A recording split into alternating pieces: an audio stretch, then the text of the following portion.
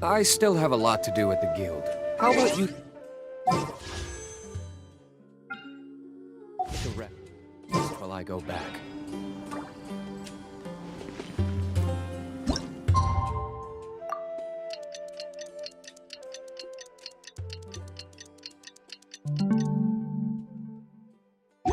So glad Grandpa's okay. Grandma, is Kate still here? Candace! We're here! Has everyone arrived? Everyone is already waiting inside. Well, what are we waiting for? Let's join them! Please, wait a moment.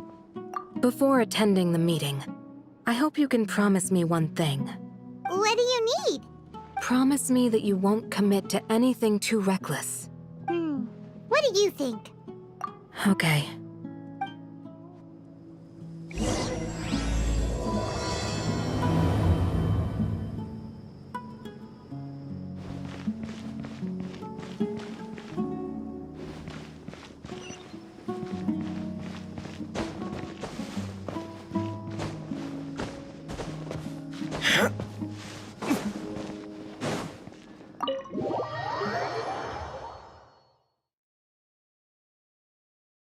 Everyone's here so early!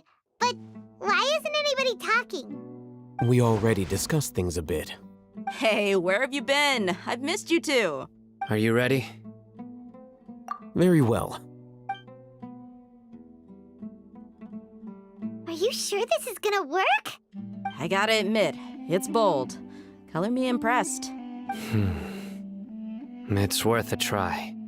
The point of discussion is to arrive at a solution. Let's cut the small talk and move to the next point. You're making Paimon nervous.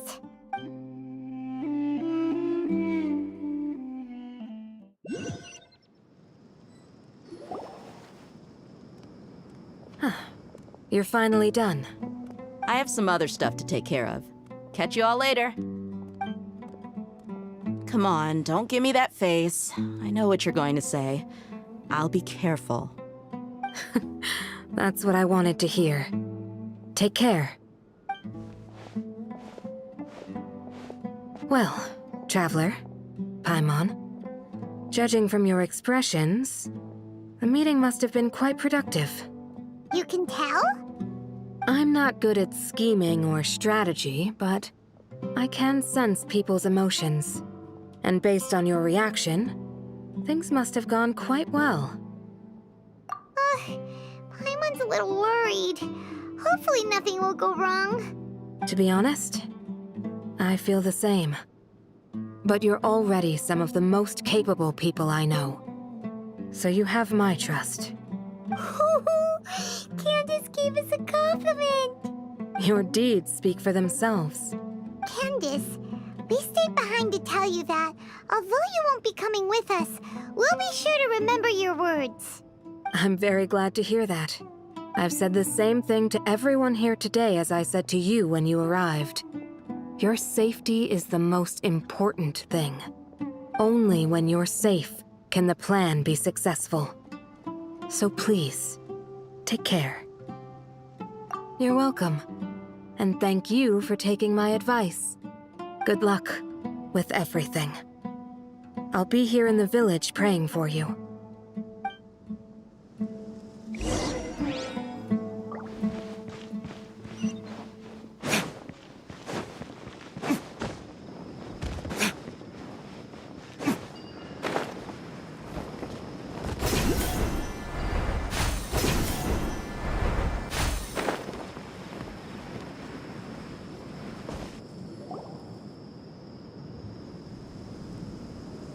Sounds good.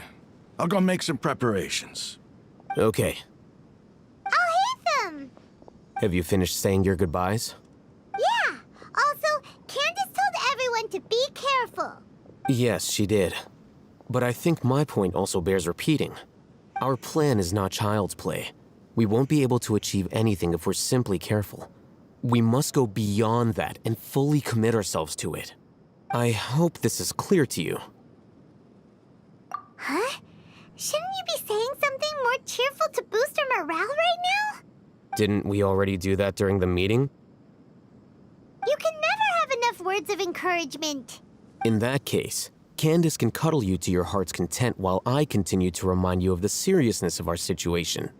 We all have our jobs to do, after all. It's like how some people can be put in charge of logistics while others will fight on the front lines.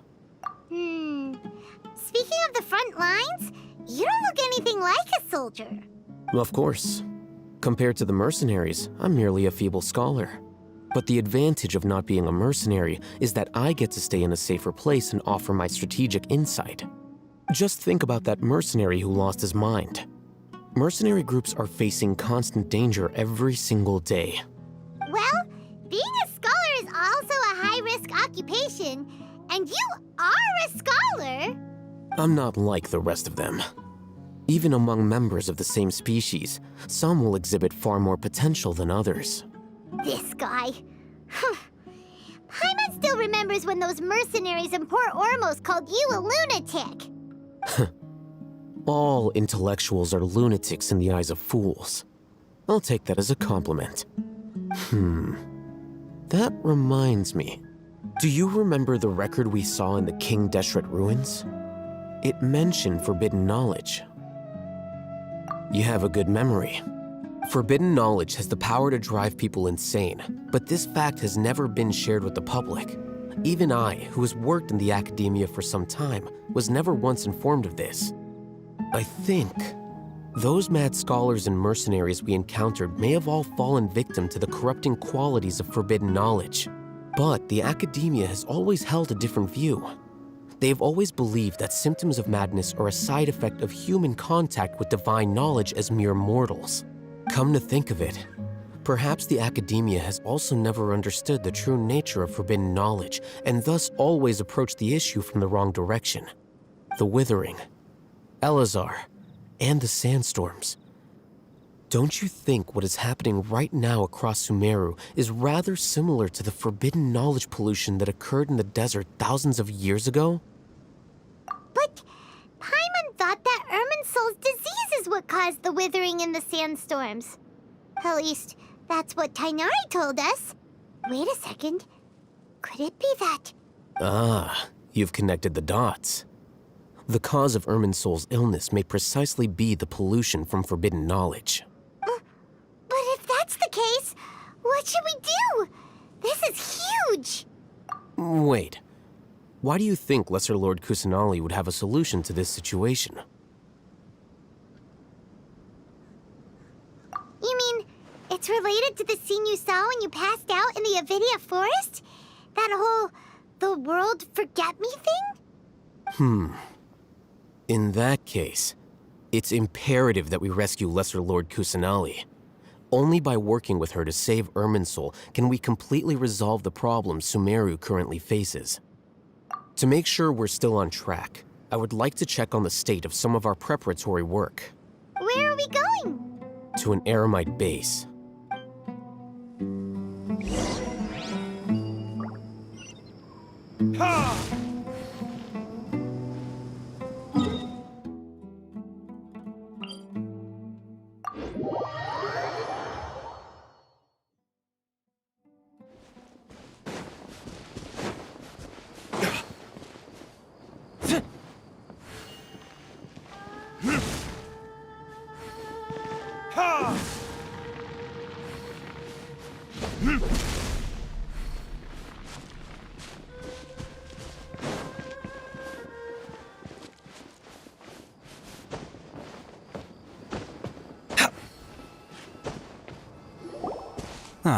They're here. Huh? What are they doing here? I gave them some technical work to do. Ah, it's the scribe. And is that the traveler I see? How's the work going? Ah, yes! We have fixed the devices according to your instructions. One of them is already ready for use, while the others are still under repair. Aren't those devices for can knowledge extraction? What are you doing with those? Look here. Huh? More can knowledge? Are you going to put more weird stuff into her head again? What's that look on your face? Are you scared? Paimon's a little scared, but very, very furious. That's an interesting response. Anyway, we're not going to use this just yet. As I mentioned during the meeting, this knowledge capsule contains a decree I drew up in the past. The academia should also have their own copy. And according to the plan we just came up with, Traveler, I want you to record something into this capsule. Do you believe we can save Lesser Lord Kusanali? Good. Conviction is the most important part of all of this. Now, please get ready and put on this device. You want us to record our conviction into the knowledge capsule? Yes, Paimon is still really worried. I understand. But trust me, Paimon, this is something we have to do. It's best if you can do as I say. Because, to achieve this impossible task, it sounds like you'll need to fool your own heart first. Although it may feel like a trick, self-encouragement may be the most important tool we have. Paimon can see the point you're trying to make. Imagine this. We have orchestrated our plan and successfully rescued Lesser Lord Kusanali. As a result, we have changed Sumeru's entire political landscape. Everything went without a hitch, and everyone recognizes and praises our achievements. Now, open your eyes.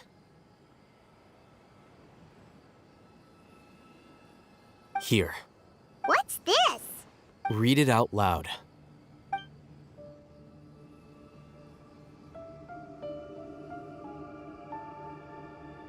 It's done.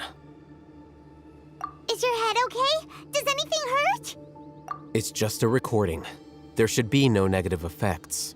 But what was the point of doing this? Paimon doesn't get it. And that's perfectly fine. In any case, these capsules aren't meant to be used by you. Huh? What do you mean? Have you forgotten? Our plan needs to account for those who have long relied on the Akasha. You may find it hard to believe, but for those people, everything the Akasha transmits to them is nothing short of absolute truth. Imagine if you've been using a device like the Akasha since the day you were born, and this device has always supported you during times of need. After all that time, what do you think you'd become? A fool? A machine? A slave to orders. And that's why rules are so important. In addition, those who understand the rules can delineate boundaries and identify gray areas. But why would you need to identify the gray areas? You could say that those kinds of ambiguous zones can be very interesting. One might even say they're advantageous in the right hands. Things you're interested in are really out there. Are all Sumeru scholars like this? Anyway, that's enough chit-chat. I'm going to take those two to work on some small projects. You can head to Caravan Rebot and start preparing for the next step. Small projects? We're going to tinker with the Akasha terminal and make a few modifications.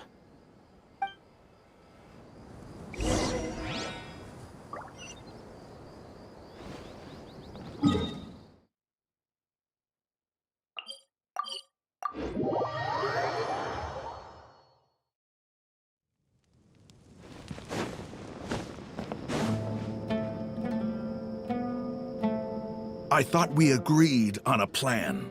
How can you go back on your word? The plan is too radical and carries a high risk for casualties. I've given it a lot of thought. And in the end, I still can't agree to it. But it's still the best plan we have. As a former Matra, you of all people should be able to see the bigger picture and recognize the innate advantages of our plan. I did. And that's how I saw the danger behind these so-called advantages. Alhaitham's plan is even more radical than I imagined. Huh? Why are you guys arguing? My friend, you're just in time. Why don't you help me persuade Sino? He's turned against our plan. We agreed to work out a plan at the meeting. As mercenaries, you're familiar with the local environment, so you'll take care of the specifics. But then, you went to Alhaitham for suggestions. Had I known Al-Haytham would give you those kinds of suggestions, I would not have agreed to the plan. Look, you already know that we're all on the same side here, don't you?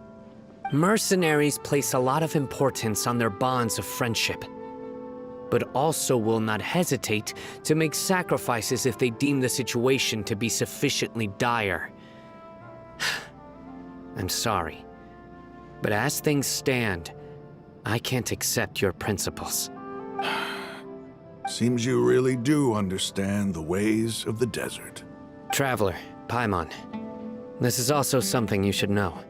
Rahman's plan is to have me work with the Caravan Reebok guards in my capacity as a Matra. We will arrest the mercenaries and escort them into Sumeru City. Wait, how can we work with the guards? We can't get through that wall easily, remember? Caravan Rebot would never let so many unregistered members of the Eremites enter Sumeru City. My plan will clear us of any possible suspicion, and also let us enter the city as a big group. There is no better way. That also sounds like something Al-Haytham told you. Am I right? Doesn't Al-Haytham know how dangerous this plan is? Of course he does. He told me, there is no perfect plan, but this can get the job done. He also said that with the help of Sino and the Traveler, our chance of success would increase significantly. I never blindly trust anyone, and I've always had a good eye for people. I think he made a number of valid points. It's my own choice to trust you. If I make the arrests alone, I can control myself and prevent you from getting hurt. But I can't guarantee that kind of discipline from the guards. To make the whole thing more convincing, you'll need to resist to some degree. Casualties are inevitable once push comes to shove. I'm okay with the deaths of enemies. But now that we're allies, I'm against the meaningless loss of our own. I can't believe a Matra would actually care about us. I've lived a hard life, and I can say that people like you are hard to come by. I've always treated my allies with honesty and respect. They have the right to know important things like this. Now you're making this hard for me. Hey, is there something we can do to help? I knew you would say that. We can help fight some of the mercenaries, which should reduce the number of times you'll have to struggle directly with the guards. That should help at least a little bit. Sino, on behalf of my people, I thank you for your kindness. But this is a mission we cannot turn our backs on. We strongly value the lives of our friends, but the goal we are about to achieve is even more important. We have no fear of casualties, because we crave the spoils of victory. So please, lend us your support. We will show you the determination of us desert dwellers. Well, now that you've put it that way, I can no longer refuse. But remember, you need to follow the plan and not do anything reckless. Candace made it very clear that we can only achieve our goals if we can ensure our safety. Since you and I both recognize the significance of this operation, there should be no more animosity between the followers of the Dendroarchon and those of King Deshret. Everyone's life is equally important. Okay, you have a deal. Let's do this for our shared dream. The guards should be stationed in the courtyard nearby. You can find them there.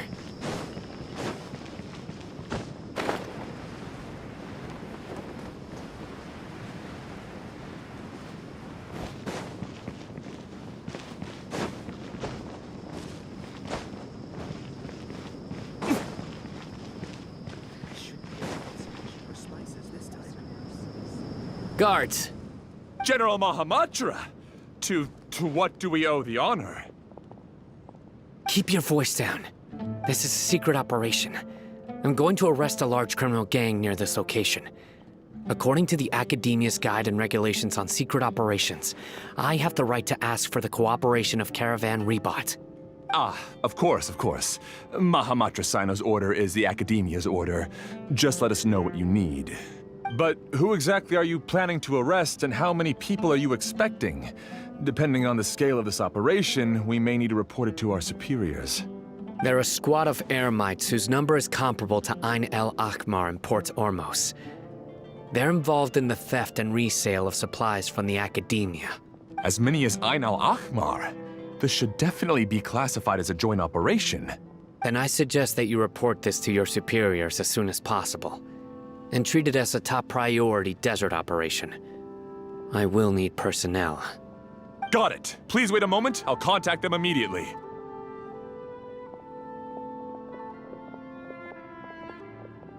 Because this is work. Because I trust you. Paimon can't believe you're still in the mood to chat. This whole thing has Paimon scared stiff. Aren't you even a little worried? What if these guards already know that you have betrayed the Academia and are no longer their General Mahamatra? Even if that guard doesn't know, their superiors might, right? We discussed this, remember? The Caravan Rebot operation is of great importance. But don't worry, the guards there shouldn't know that Sino has stepped down. How can you be so sure? First, the other Matra still don't know why Sino has left, which proves that the Academia has been covering up the matter. Second, this is a crucial moment for the Academia's God creation plan. If something were to happen to the General Mahamatra, it's bound to attract a lot of unwanted attention. No matter how you look at it, they don't seem interested in sharing the news of Sino's departure. A reasonable inference. I agree. Which brings us to our next issue. I'm sure some of you have been wondering if the prediction function of the Akasha will affect our operation. The Akasha is still in operation, so I must remain on high alert. Actually, considering the power of the Akasha, it's quite strange that it hasn't already tried to interfere with my actions. I've given that a lot of thought. For now, I don't think you'll need to worry. If you remember, when you first came to Aru Village, all your actions and routes were predicted by the Akasha. It even gave that information to those who kidnapped the village keepers. But things like that never happened again after we met up with the Traveler. That's true. But why? Look at it from a different angle. Why do you think the Akasha will predict your actions? Because my personal data has been entered into the Akasha. That's true, but the key to this question is, how well can the Akasha make predictions about a person? Haven't you ever thought about it? Just how can it do this in the first place? Because the Akasha controls the entirety of Sumeru. The Academia firmly believes that all human actions can be explained through logic.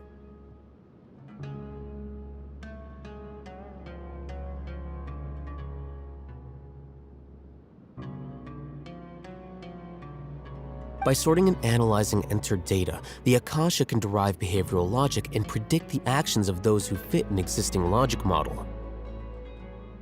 However, at the risk of sounding like an advocate for fallacies, can everyone truly be considered logical at all times? Emotions are part of our behavioral logic, but can you guarantee that every experience of the same joy or pain would be equally intense?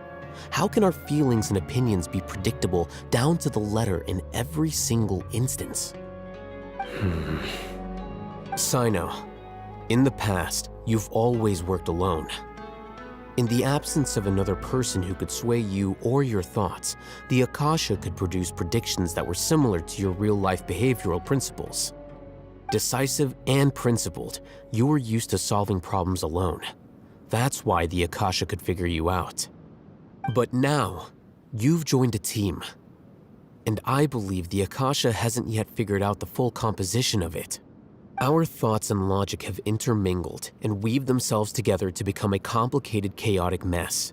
Any one of us could potentially disagree with another. The Akasha lacks data on these interactions, and it's impossible for it to predict your actions in the future based on your decisions in the past.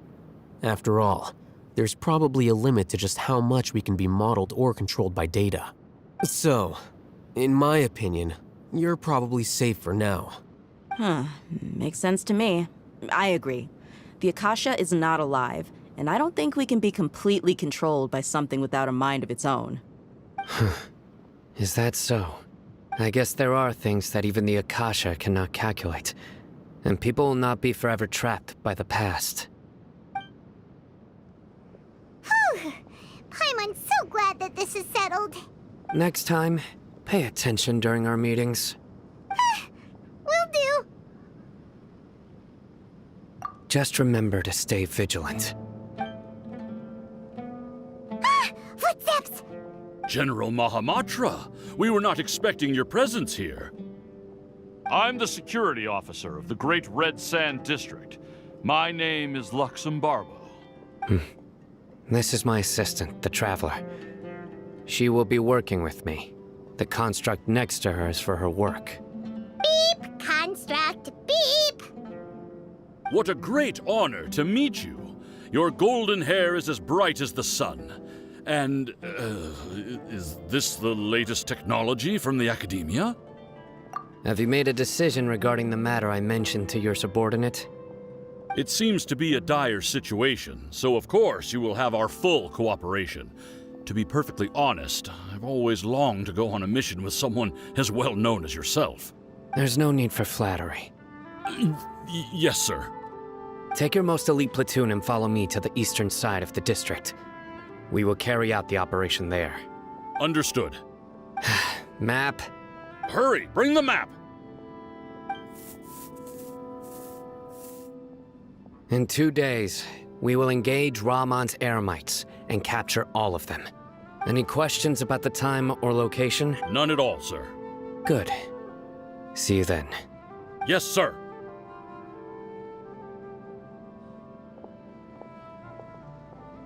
Maybe hanging around the General Mahamatra isn't so bad after all. Everyone's so respectful towards us.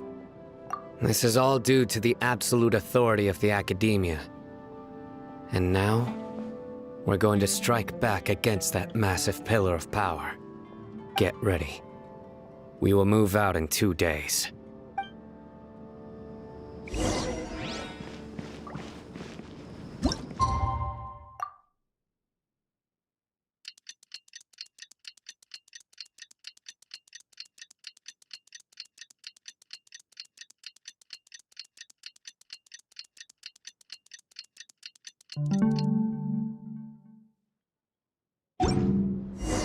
It's time for the operation! Let's go meet Sino in the desert!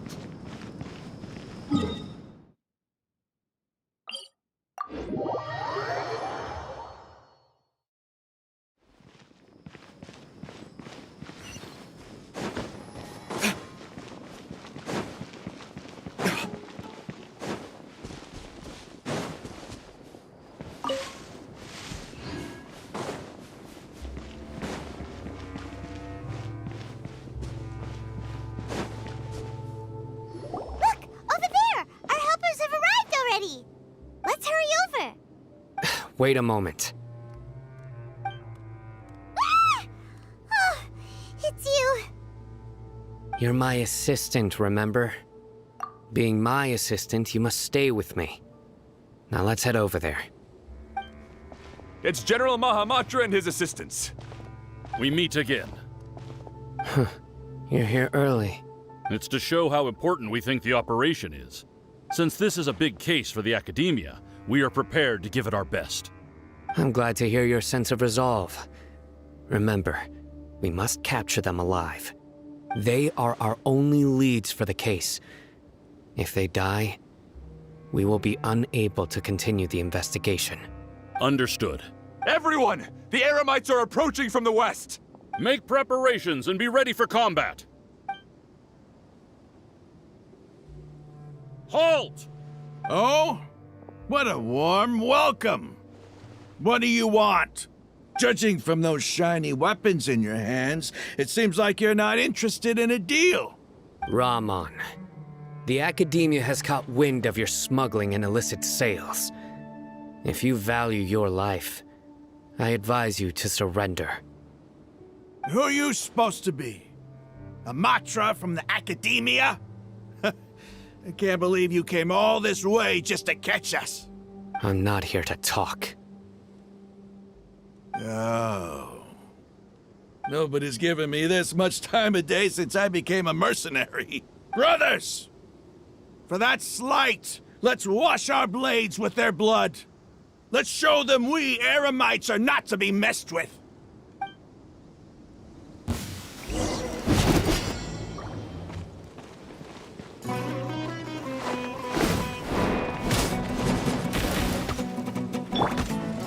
By royal decree! Burn!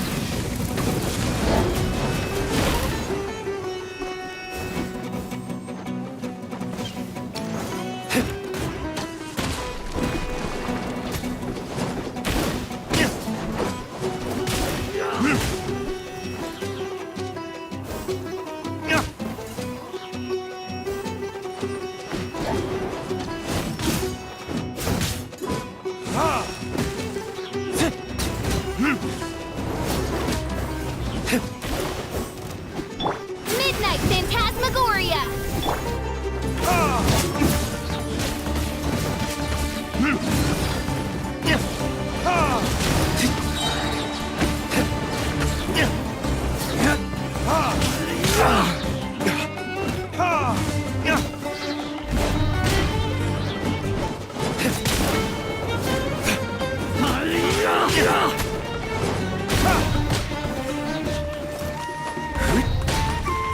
Verdict is...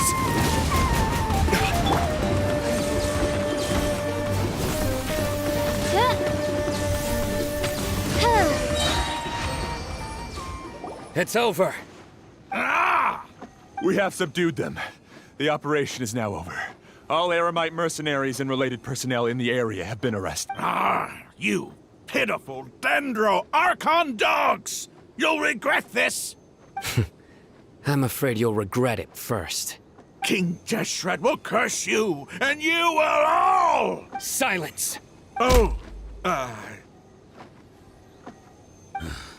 Restrain them and take them back to Caravan Rebot. Count their numbers and send them to the Academia as instructed by the General Mahamatra. Yes, sir!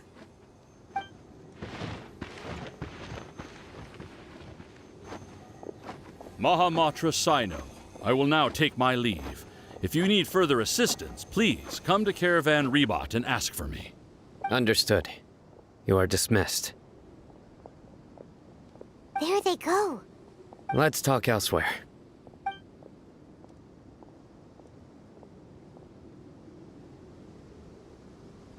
This part of the plan went really well. Yes, things went perfectly. That's fantastic! And that punch you gave Ramon there sure looked convincing enough. Once we're done here, I'll return to Caravan Rebot and oversee the group's transport. I promise. I'll get everyone into Sumeru City safely. Yeah, you're the reason why everything went so well. It's not the time to celebrate yet. I believe Dia should already be waiting for you. Go join up with her. She will need you to introduce her to Tainari. Speaking of which, is it really okay for us not to share the full plan with Tainari? What if he'll feel miffed about it and refuse to work with us? I have a very close relationship with Tainari. Given how well we know each other, I believe my message alone should be enough to bring him to our side. He knows I won't make jokes about things like this. If we need help, Tainari is the best option. Get ready for the next phase of the plan. Don't keep them waiting.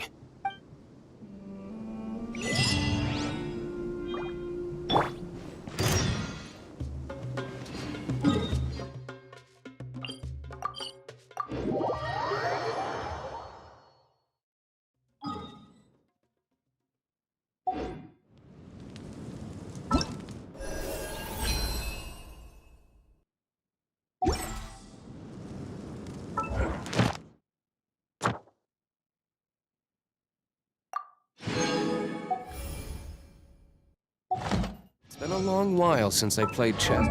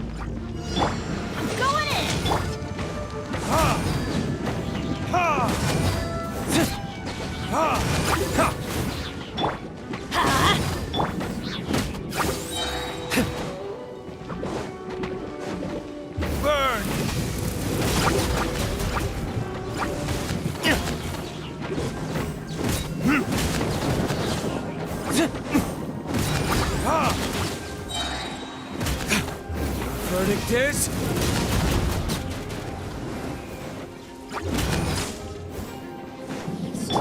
Wings of darkness! Come, sever light! Let me amuse myself a little.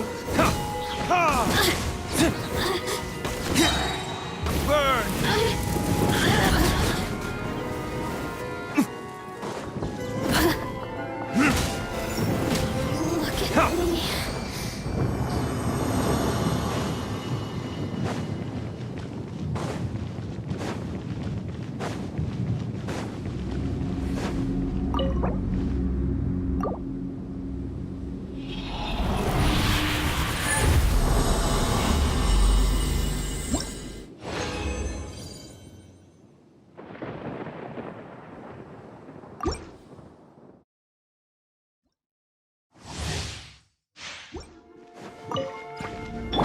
Then teamwork is teamwork!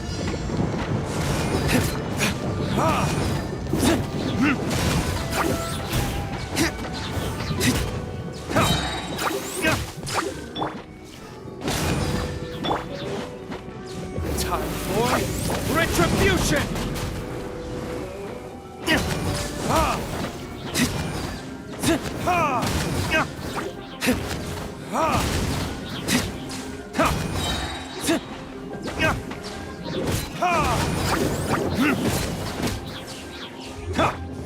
Shadow Raven, let night fall!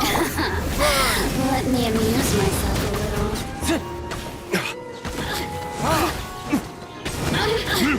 Blink! The more, the merrier. The sesame shine.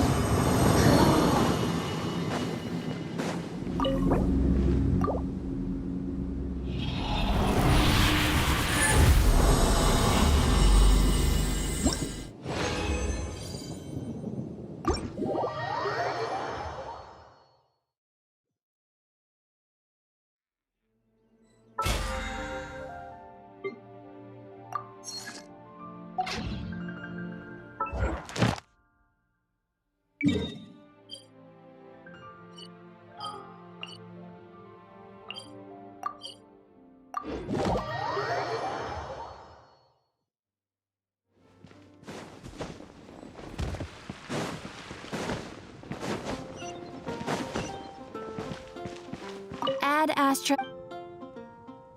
Thank you for complete. Add Astra.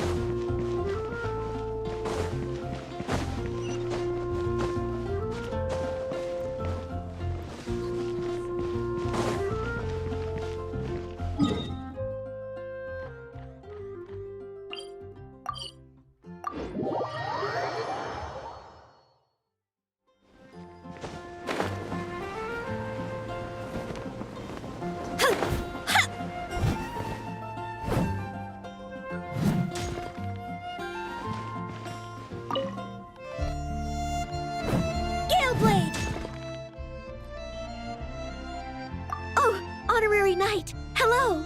Ellen's off moving some new wooden dummies in. Is there something you'd like to ask her?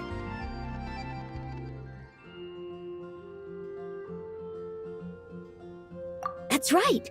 I've been discussing swordplay with Ellen over the past few days, and the topic of Master Jean's legendary Gale Blade came up. Though neither of us has an animo vision, the techniques underpinning it are still worth careful study. After talking it over, we decided to use wooden dummies to practice. Ellen's great with a sword, you know. Her every move is incredibly precise. But although I know that moves like this require exactness and finesse, and I've practiced a lot, I still can't quite accurately grasp the essence of the technique. I'm already doing my best to maintain control, but each time I swing my sword, I always end up destroying every dummy at once. I just haven't reached that level.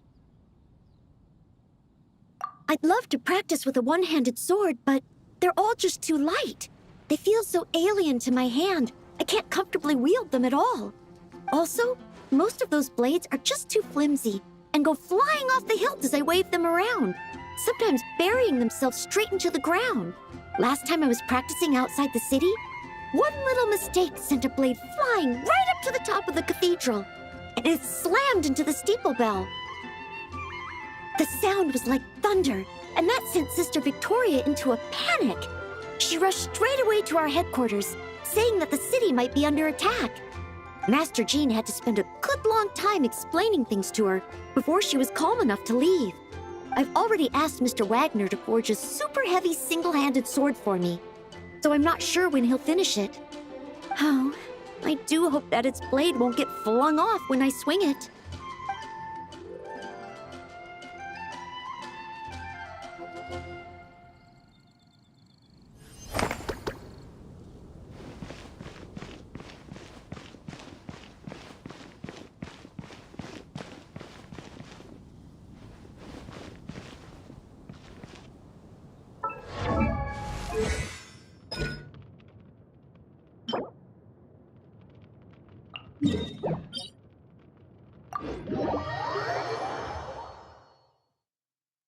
Rain.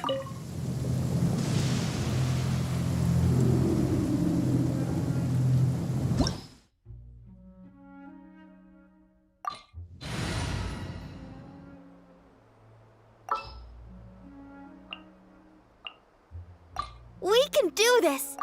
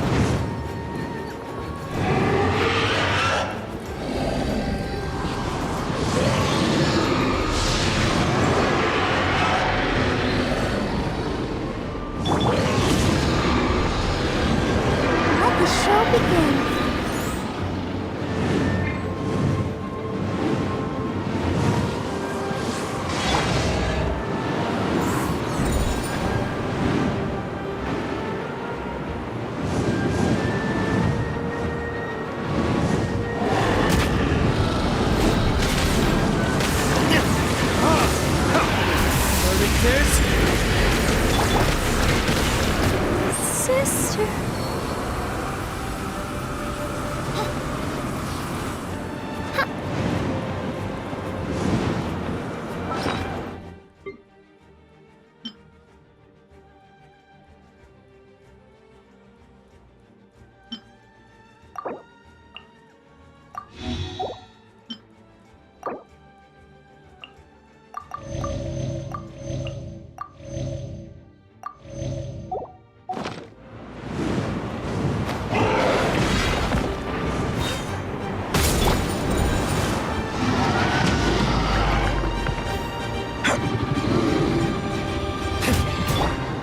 Reveal by...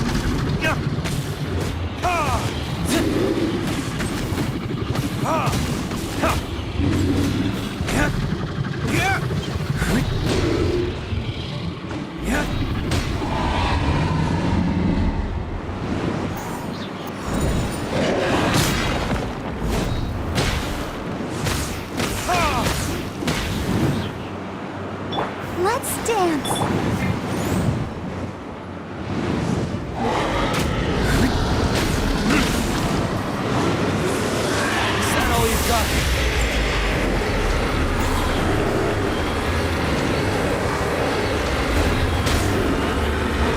Where did I go wrong?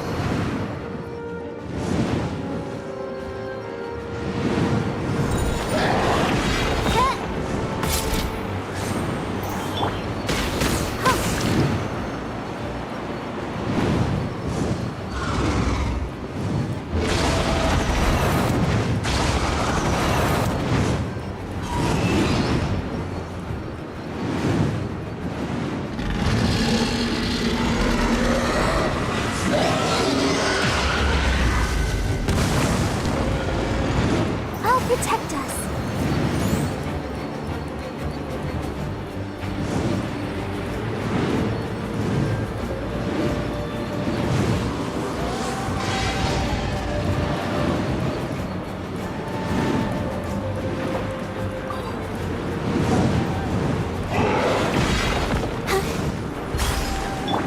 By royal decree, let's light it up!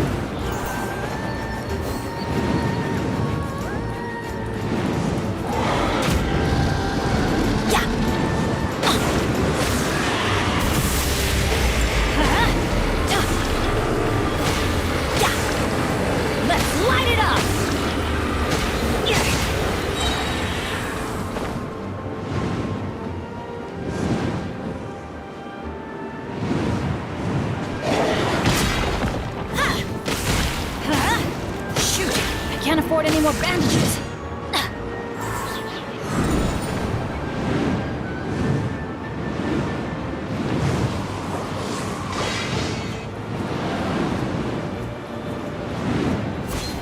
Everybody stand back!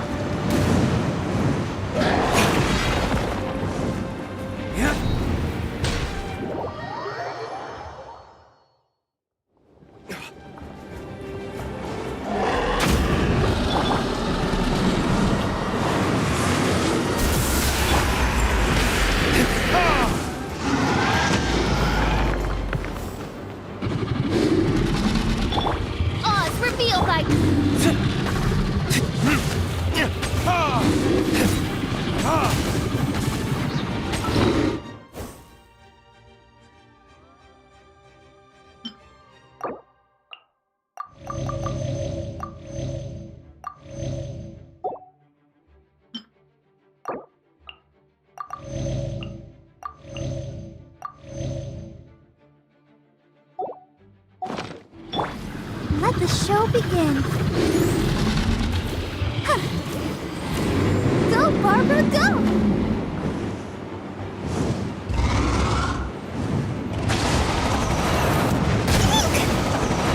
I feel a little weak.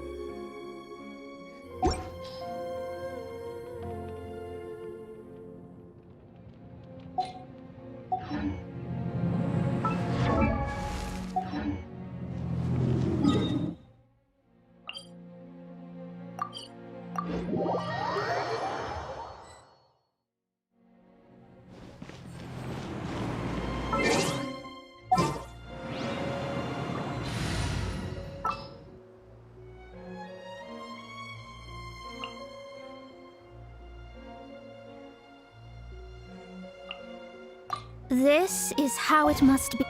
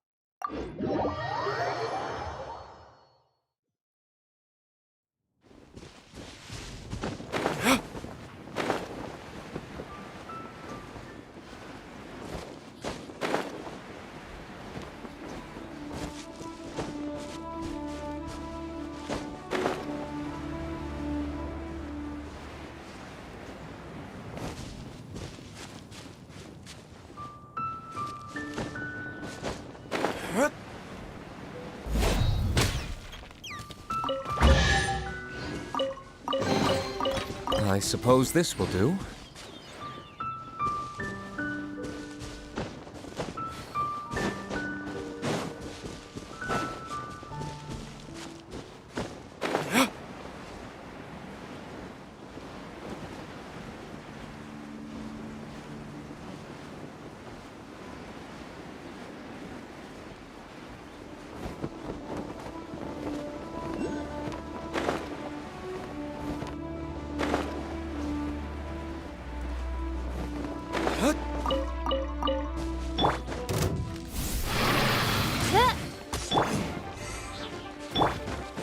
Oz, reveal thyself!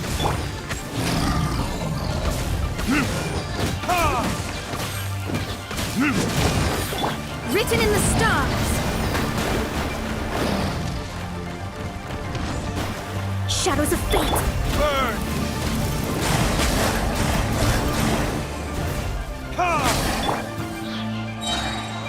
Sons of Darkness! Come!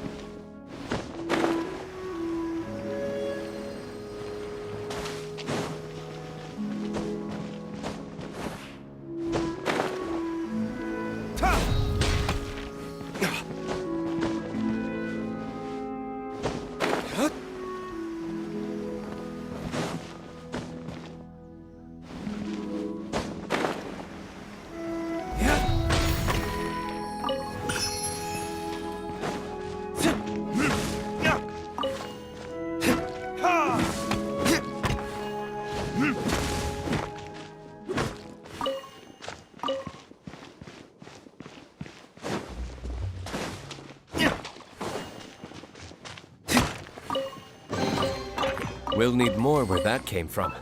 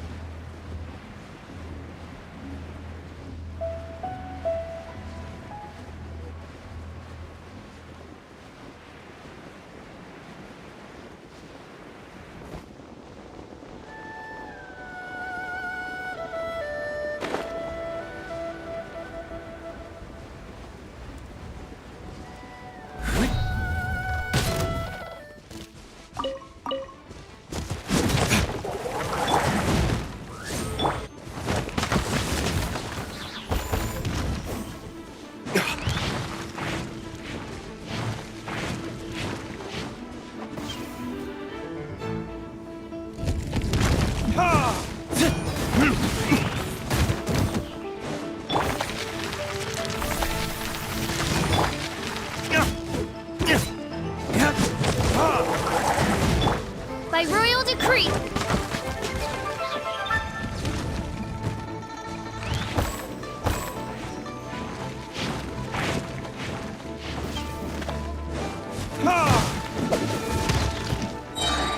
Time for retribution!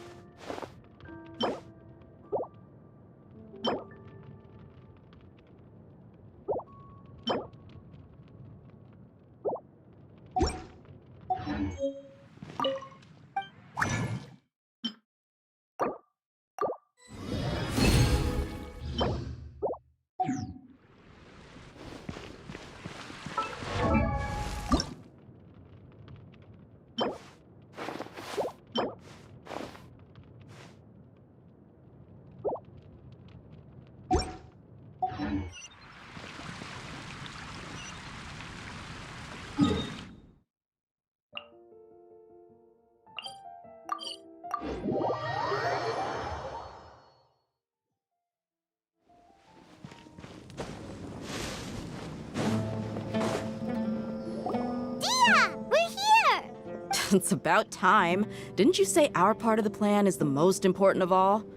And here you come rolling in late. In the time it took you to get here, I already did 5 laps around the place, downed 7 drinks, and even did some clothes shopping. Sorry. We didn't mean to keep you waiting. I just wanted to fix your attitude and rub it in a little. After all, you took your sweet time getting here, and we've got important stuff to take care of. I just like seeing that serious look on your face. All right, I'll stop. All joking aside, I'm glad you're here. Let's get moving and take care of this as soon as possible. But where should we start?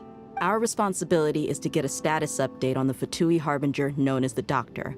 We need to make sure he won't get in our way when we rescue Lesser Lord Kusanali.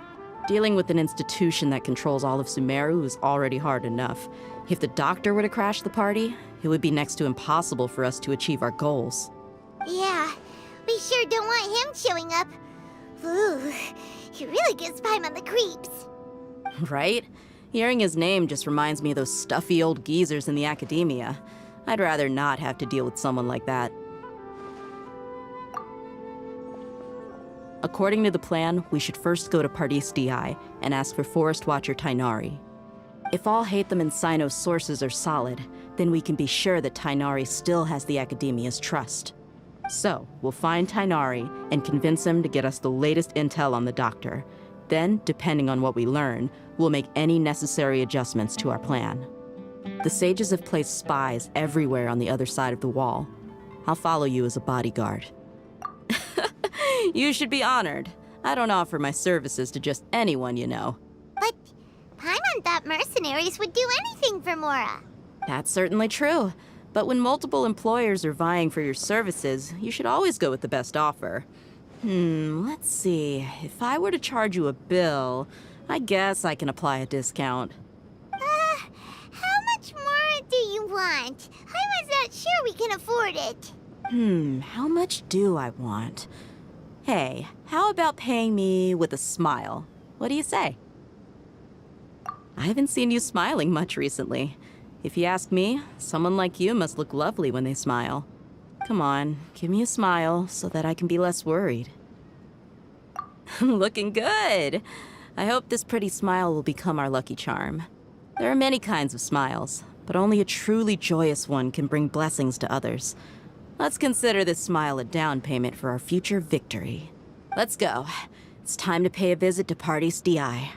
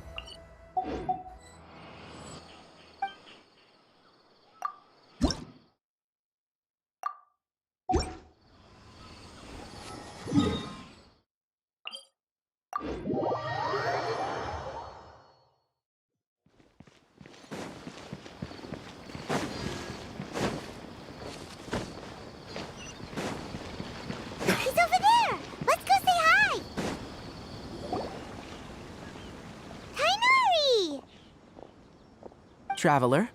Paimon. And you are? Hey there. This is our friend Dia. She's an Aramite mercenary. A mercenary? You must have some big news for me. It's something really important. Please help us out. All right. Then follow me.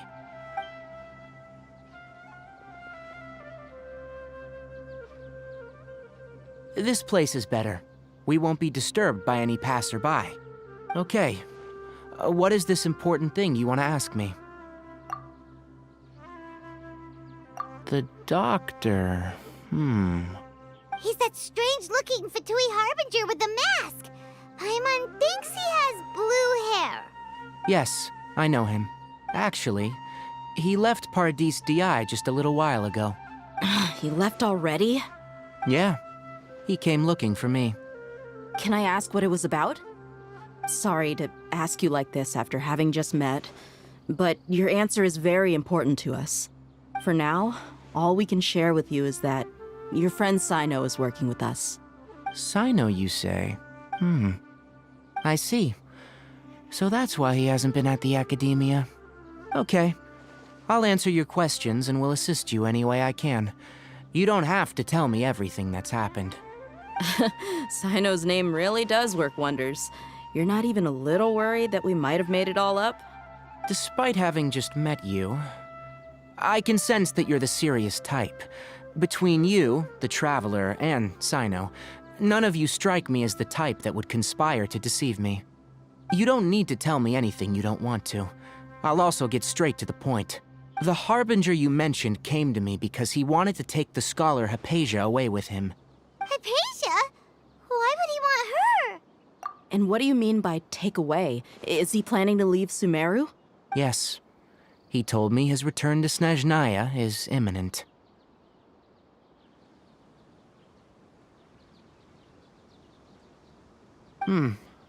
So you mean you're leaving this place soon? Indeed. Otherwise, we could have perhaps talked a little more. I was just about to set out when I remembered something important.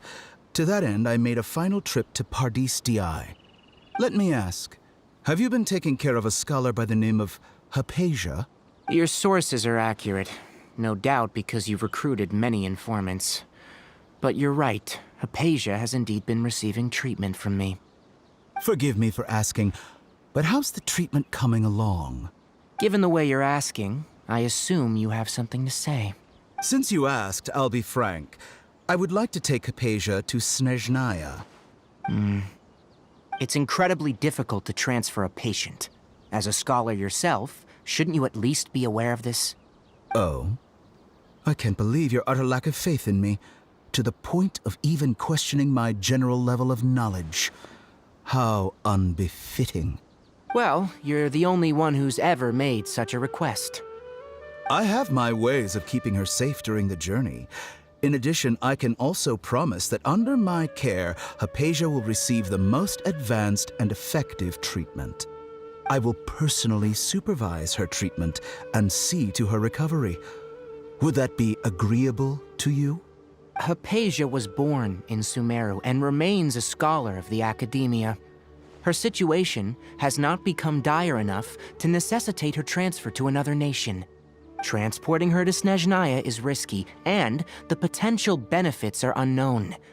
As the person currently responsible for her treatment, I cannot possibly sign off on this transfer. Your suggestion is rude and reckless. I'll pass. I don't know much about the doctor, but after talking with him, I realized that just like many other scholars, he possesses an aura of arrogance that I've come to detest. It's not so much that he's looking down on others, but more that he's confident in himself and his abilities to a point of near insanity. I would never refer a patient to someone like him. I prepared myself for a protracted battle of wits, and was really surprised to see him just give up on the topic. Still, his reaction really concerned me.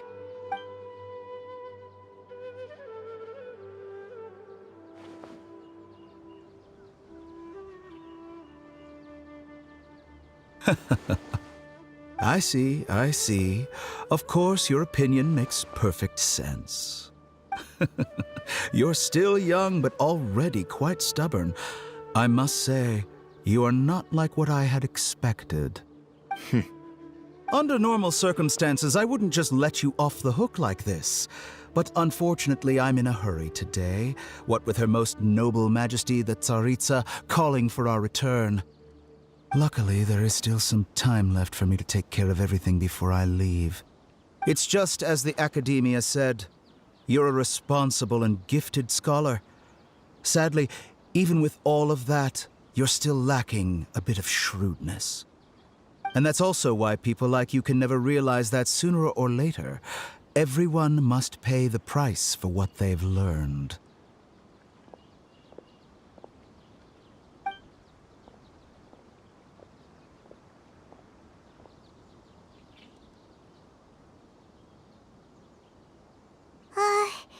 Paimon can't help but feel like he's hinting at something unpleasant. He asked a question, yet didn't care for my answer. Perhaps I'm nothing but a talking rock in his eyes. He never came off as malicious, but an utter lack of compassion permeated throughout our conversation. From his tone, I can sense that he's always looked down on others. I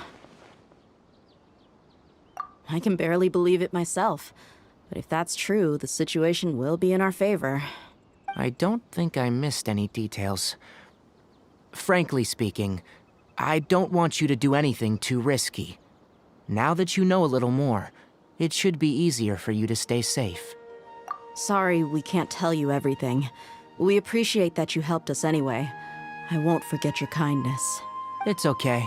I have an obligation to do so. To be perfectly honest, all of this may have started because of me.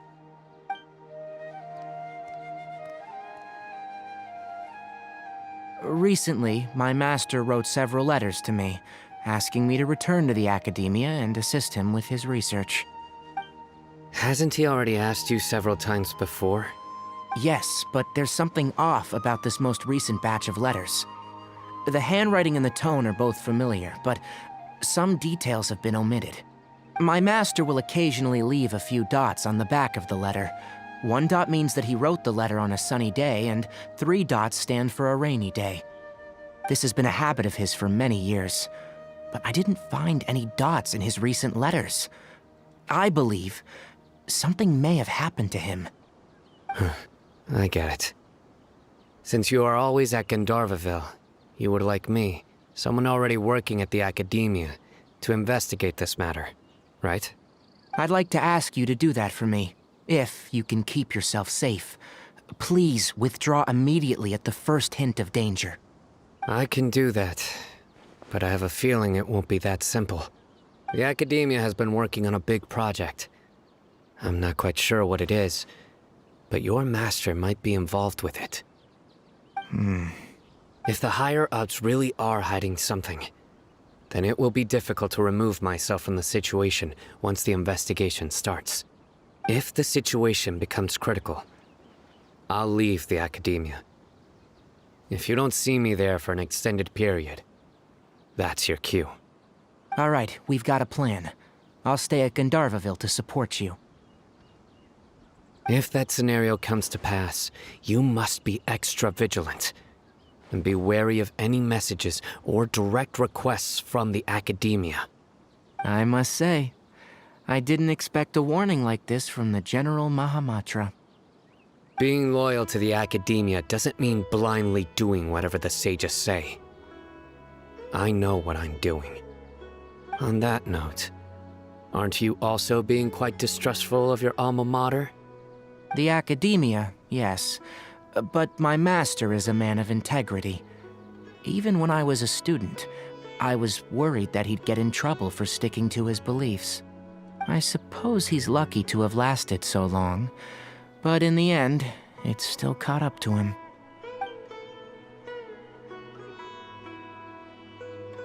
I see. So you noticed something was up with the Academia from the very beginning. This may well be how Sino became involved in all of this. In which case, I must keep my promise and help you however I can. Also, if you run into Sino again, please help me pass on a message to him. Trust your own senses and experiences. I think this may be something he needs to hear right now. Okay, we'll find a chance to tell him. Thanks. Right. Now let's go hunt down this Harbinger. Oh, by the way, which way did the doctor go when he left Pardis DI? That way.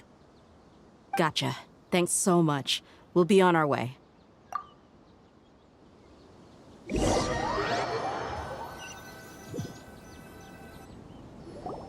According to Tighnari, the doctor is leaving Sumeru soon.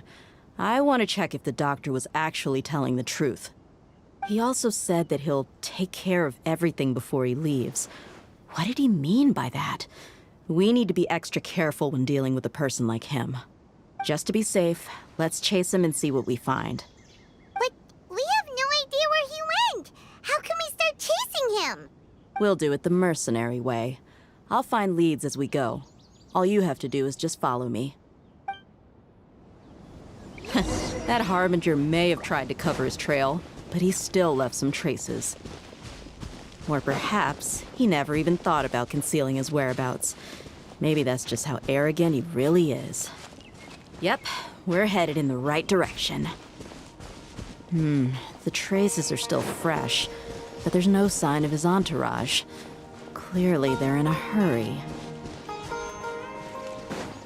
It's just as I thought.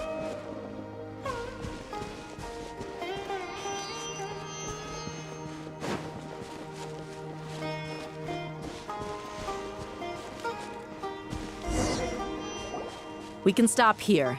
I think I know where the doctor went. To the south of here is Port Ormos, which seems to be where they're headed. Port Ormos? They're going to leave by boat? That's right. Let's go to the port and have a look for ourselves.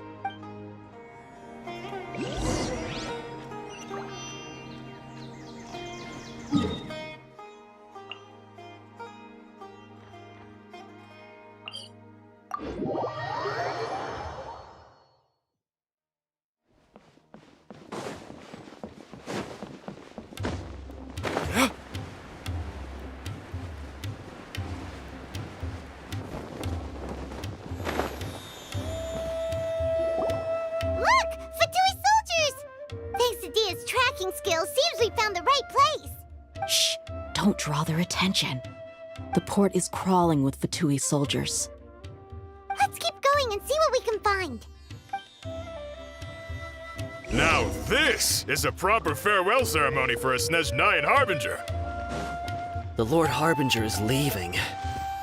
I've still only seen him once or twice. I used to hold a position in our homeland, and back then, the doctor spoke in a very different way from the way he speaks now.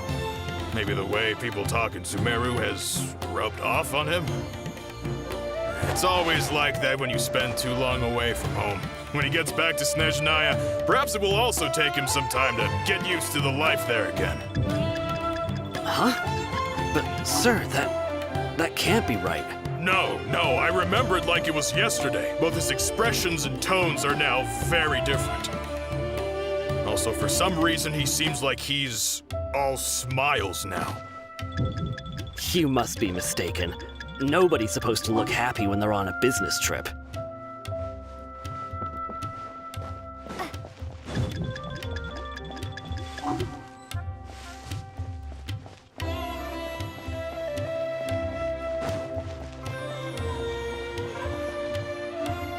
The doctor is on that boat. So he told the truth after all. He is actually leaving Sumeru. Let's get closer and find a place to hide so we can observe him.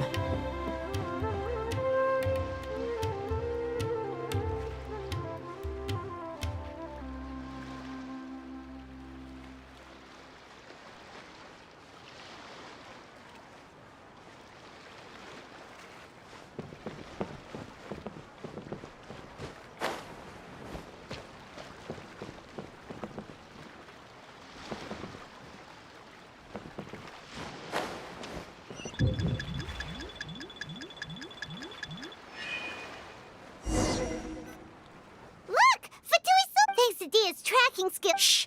Don't, the port is Let's keep going and... Now this is a proper farewell ceremony for a Snezhnayan Harbinger. The Lord Harbinger is leaving. I've still only seen him once or twice. I used to hold a position in our homeland, and back then, the doctor spoke in a very different way from the way he speaks now. Maybe the way people talk in Sumeru has rubbed off on him?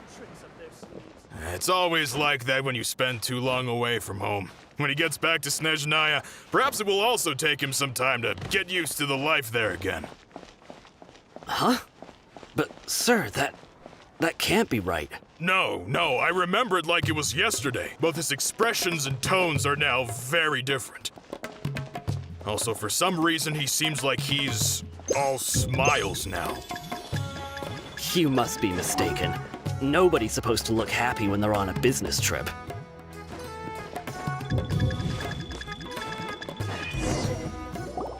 Look! Quesadilla's tracking skill. Shh! Don't, the port is Let's keep going and... Now this is a proper farewell ceremony for a Snezhnayan Harbinger. The Lord Harbinger is leaving. I've still only seen him once or twice. I used to hold a position in our homeland, and back then, the doctor spoke in a very different way from the way he speaks now. Maybe the way people talk in Sumeru has rubbed off on him? It's always like that when you spend too long away from home. When he gets back to Snezhnaya, perhaps it will also take him some time to get used to the life there again. Huh? But, sir, that can't be right. No, I remember it like it was yesterday. Both his expressions and tones are now very different. Also, for some reason, he seems like he's all smiles now. You must be mistaken. Nobody's supposed to look happy when they're on a business trip.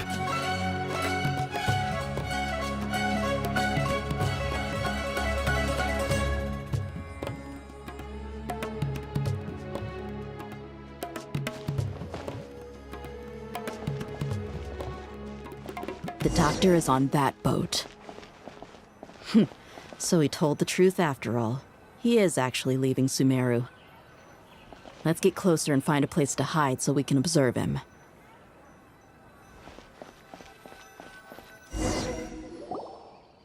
This place'll do. We can hide here while we keep an eye on the boat.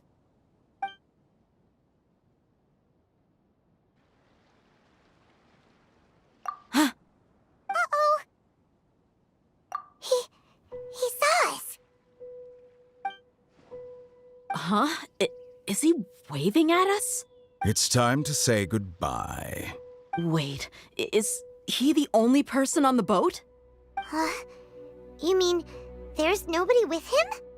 And where are all the soldiers we saw in the port just now? They were all here just a few minutes ago, but now they vanished. So this was a trap. Wait, don't tell me that. Luckily, there is still some time left for me to take care of everything before I leave. Oh no. They might be after Hypatia. Let's get back to Party's DI. Huh? What do you mean? I'm afraid that she's seen something that she wasn't supposed to see. If I were the Fatui, I would also try to take her away. And if I couldn't... Oh no! Are you saying they're going to kill her? Let's go!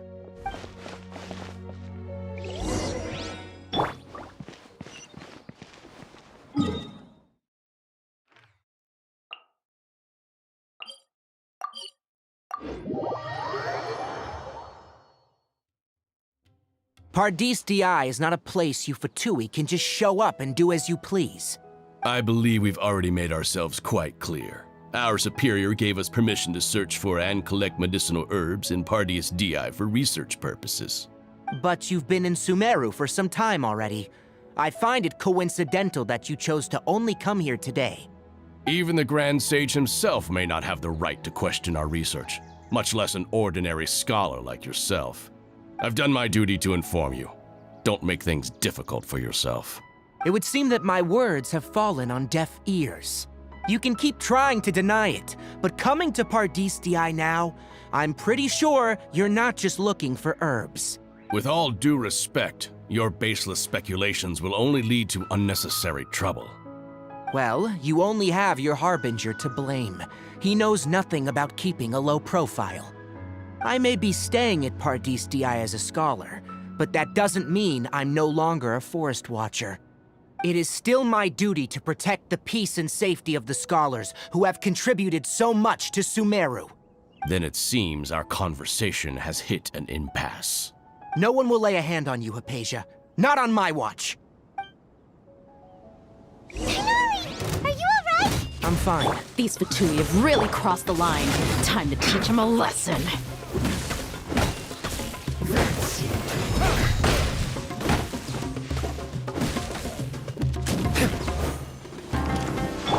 Let me scribe. This was well done. I must collect myself. Feel flogged. By royal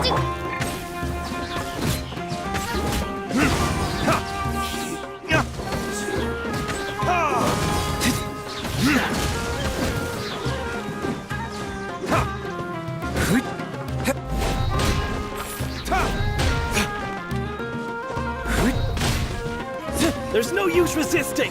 Give us Hypatia! Keep dreaming! Yeah, Tighnari, beat him up!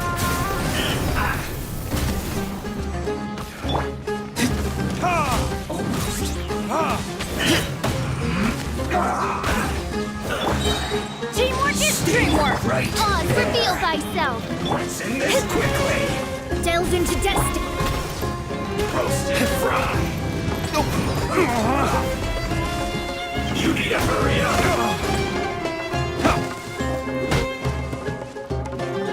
This was well done!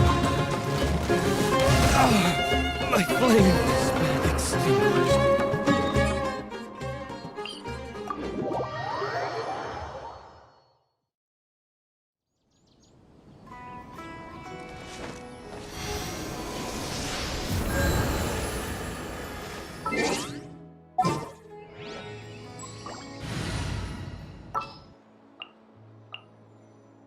Oh, I'm looking forward to...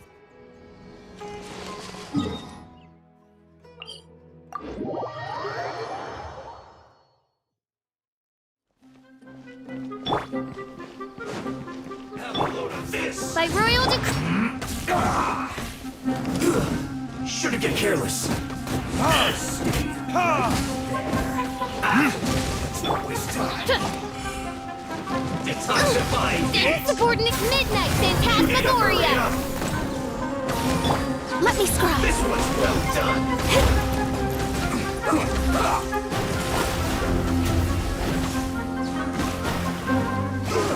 Feel flogged.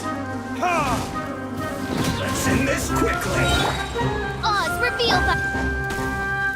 Time for retribution! Shouldn't get careless. Let's move.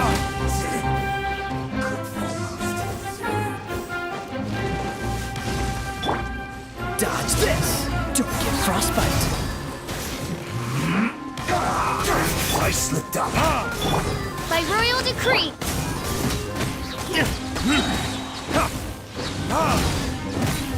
Verdict is... Wings of darkness! Come, sever night... The doctor's orders are absolute. Yeah? You've been someone's lapdog for so long that you don't know anything else now. Let's end this quickly.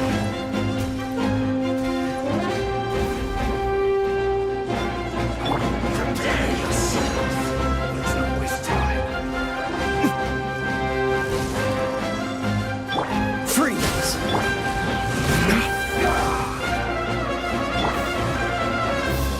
No escape. Cool it. This is bad. Oz, reveal thy...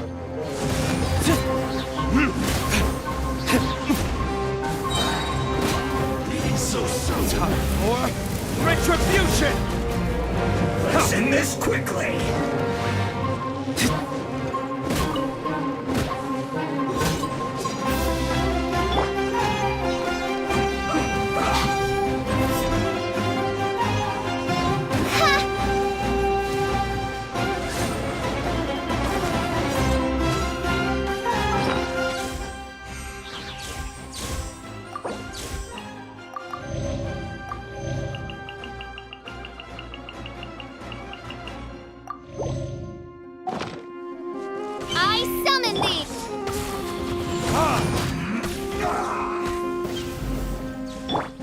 Ignite Phantasmagoria! There. No escape. Let's not waste time.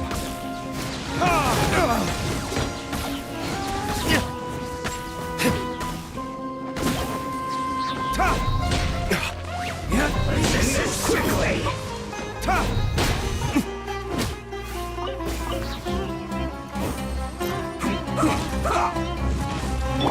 By royal decree!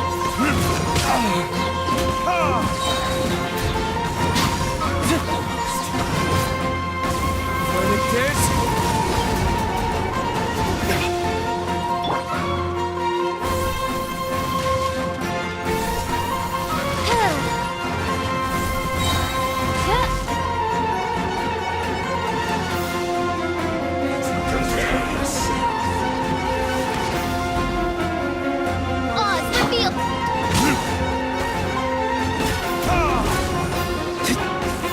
No escape. There can be no excuse.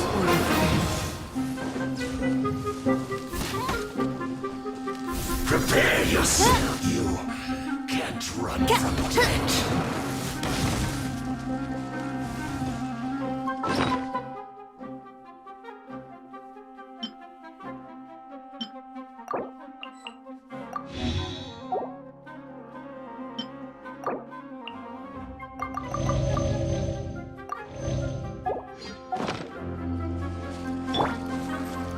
Freeze!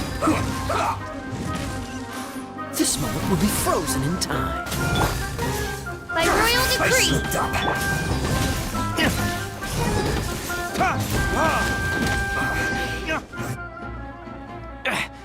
We're not getting anywhere. Traveler, Paimon, please go to Hypatia.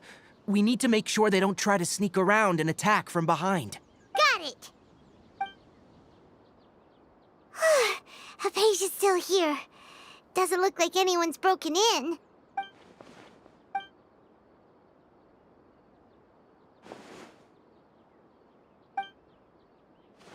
Well, how is she? Oh, that's good.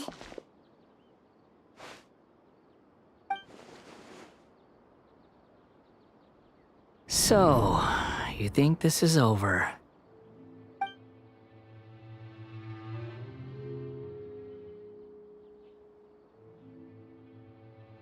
What?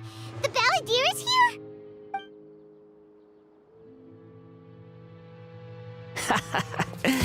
I've missed that look of abject horror. You've given me that look every time we meet. But, where is he?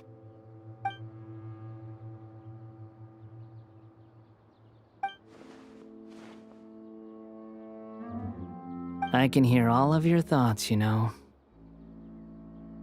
Don't you remember?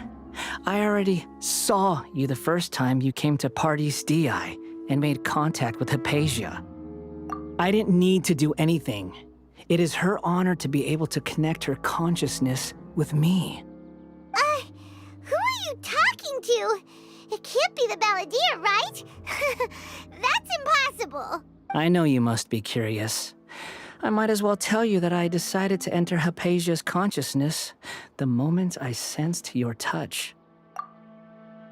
I wanted to observe you on a fool's errand. Hey, Traveler! What are you doing? My deification is nearly complete. All that's left now are just some final details. Do you understand? Even if you manage to rescue Lesser Lord Kusanali, it will be impossible for you to defeat a bona fide god like me. Is it wise to force that childlike god into a divine battle against me? Scholars consider the god of wisdom to be the sum total of their faith. It's how they can justify reverence for a god as they construct it. But this also shows that humanity's worship of gods is a combination of blasphemy and exaltation. It's truly laughable. Yes. What is it? Yeah, I'm in a good mood, which is why I'm talking to you like this. What do you mean?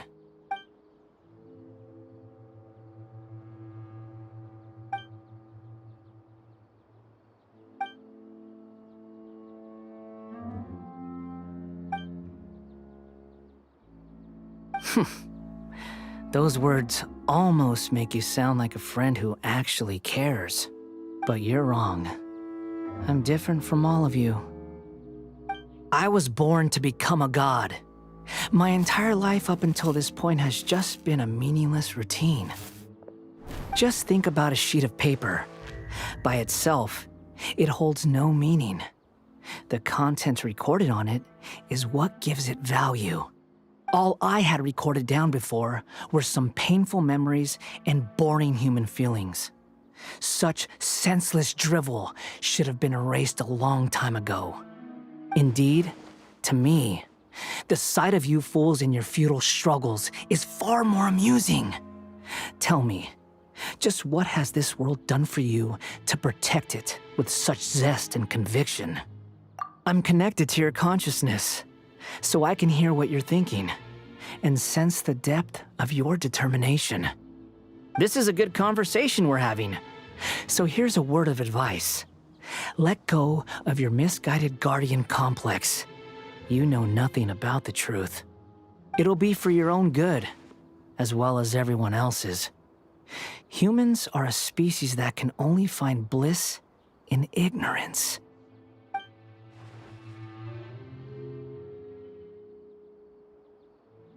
Ah, you've seen my affection for her. If you were in my position, I think you'd feel the same way. She peered into my consciousness and saw my past. Someone like that is qualified to become my first follower. All gods need followers, so Hypatia has been chosen.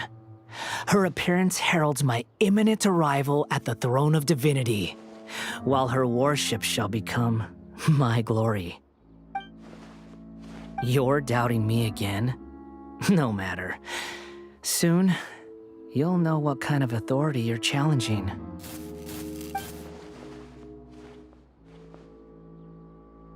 Who wants to hurt my devout follower?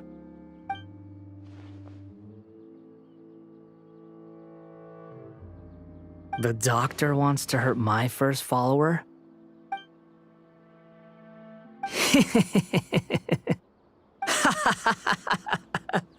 How very amusing. Has anyone ever told you that you're not good at sowing discord? The doctor has never known his place. Even now, the puny human thinks himself capable of interfering in the business of the new god. You're still too naive if you think a few words will be enough to convince me to destroy the doctor. But I'm willing to give you a gift, just like my expression of affection towards Hypatia. It is an honor for you to be able to stand here and speak with me. As my listener, you will be rewarded.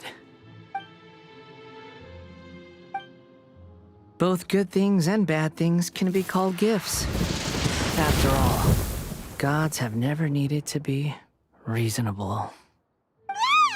Paimon hears thunder! That person Paimon couldn't see was the Balladeer? Oh, he sure chatted with you for a while.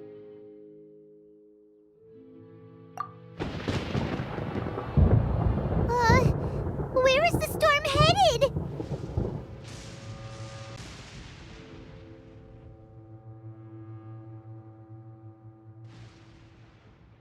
That means anyone outside is in danger!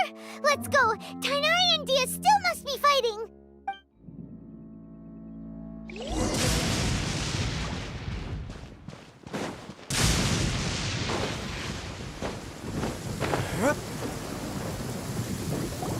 Oh!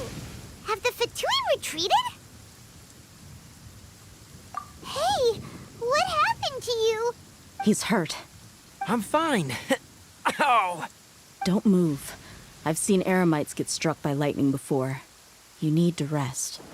Struck by lightning? We were fighting, and just as things started looking grim, the weather suddenly became extremely strange. Lightning started attacking everyone, almost as if it were alive. Luckily, there were only 2 of us, and both of us were nimble enough to dodge most of the strikes. There were a lot of Fatui, though, and they were being torn to shreds by the bolts of lightning. With that, all the Fatui soldiers were forced to retreat. It's all right. My wound aside, you look like you've seen something unpleasant. Is Hypatia all right? Hey, didn't I tell you not to move? Just in case. Let's go to Hypatia's place and talk about things there.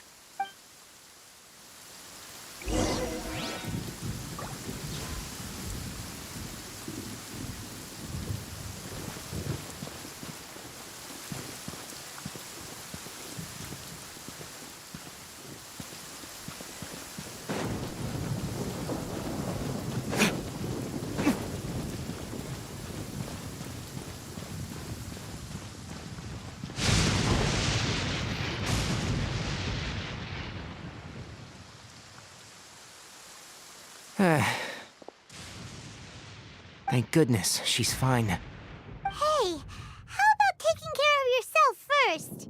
I understand my condition. The wound is not fatal. I'll be all right. Ugh. The more you understand medicine, the worse of a patient you become. I know. They always think they can push through the pain. Oh, he sat down. Let me rest for a bit. Sorry, traveler. Now you may start.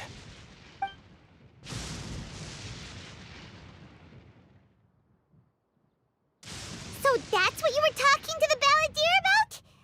Oh, Paimon can't believe what he's thinking. The Academia's God creation plan. How ridiculous. That sounds, ambitious, I guess? Anyway, this is all way beyond me. As long as I can enjoy every day with a drink in my hand, tasty food in my stomach, and a good night's rest, that's enough. I'll only work when I have to. I must be the least ambitious person who's ever set foot in Party STI. Don't say that. I haven't even thanked you for your help back there. Don't mention it. Well, if nothing else, all this proves that the doctor really did have some urgent matter to attend to and left Sumeru in a hurry.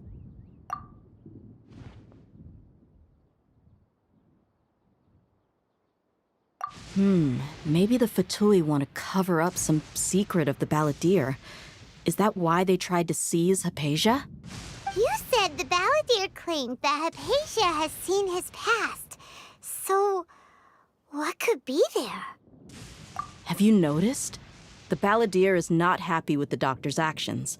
He thinks the doctor has no right to consider himself as his equal. So, if the doctor was to show up again, would the balladeer zap him with lightning? Based on what the traveler has said, I think he would. Having the doctor gone benefits him as well as us. In other words, we've successfully completed this stage of the plan. The doctor is out of the picture now. Yay! That's a big accomplishment! I'm also happy for you. Thank you for the help, Tainari. Make sure you rest up for now. Yeah, all right. Okay, that wraps things up for us here at Party STI. Traveler, it's about time we rendezvous with the others at the Grand Bazaar. Let's continue to keep a low profile. You can head there once you're ready.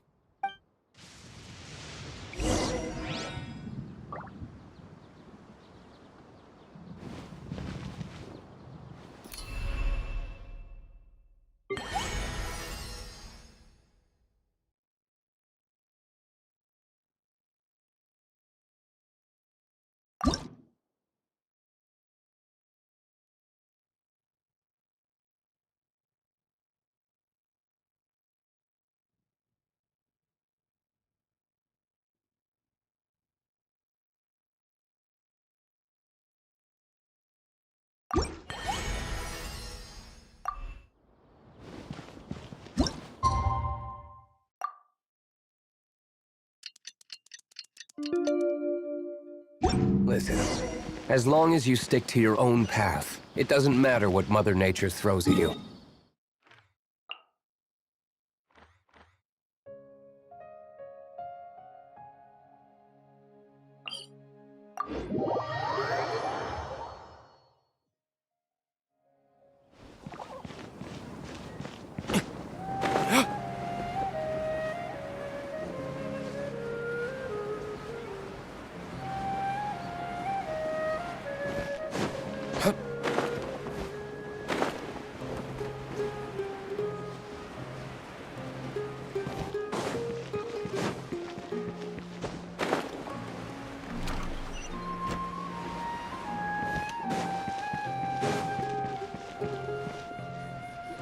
All right, everyone is here. How did everything go? Any luck with your missions? Let's report back one by one. I'll start first. We've made the necessary modifications to the Akasha terminal. In addition, the props required are also ready. I'll go next. The Traveler and I went to Party's DI. The situation was a bit complicated, but we found Tainari. Unfortunately, he was wounded during a fight. Who was behind it? Well, that's the tough part. What should I say, Traveler? The Fatui or the Balladeer? After some back and forth, we confirmed that the doctor has left Sumeru by boat. He has something urgent to attend to back in Snezhnaya.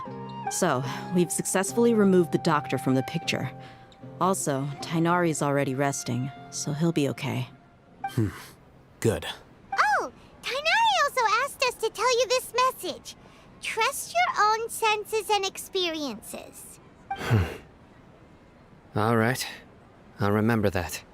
Everything also went smoothly on my side.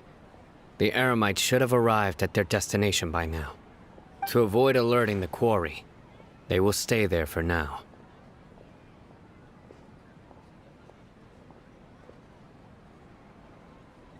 I can't believe you actually got so many Eremites into Sumeru City. It's all thanks to Rahman and his brave team, as well as their bold strategy. It appears to have been very effective. I'm glad to hear it. Well, is that everything? Okay, this meeting is adjourned. Huh? Wait, you mean that's it? Well, what else is there to discuss? Shouldn't you end with some words of encouragement? You know, to fire us up now? Personally, I'd rather we all go home and get some rest. I'll hate them, you... Oh, and if you wanted someone to say something to that effect, then I must reiterate that I'm here to strategize and not to lead. So you should find someone more suitable to do that. But I thought all of you academia big shots were great speakers. Then I should remind you that I'm the scribe. I know that. So what? A scribe is responsible for recording meetings, not speaking. Fine, whatever. Well, Sino doesn't seem to be much of a talker either. I guess that leaves it to my employer. Employer? Yep, the Traveler hired me.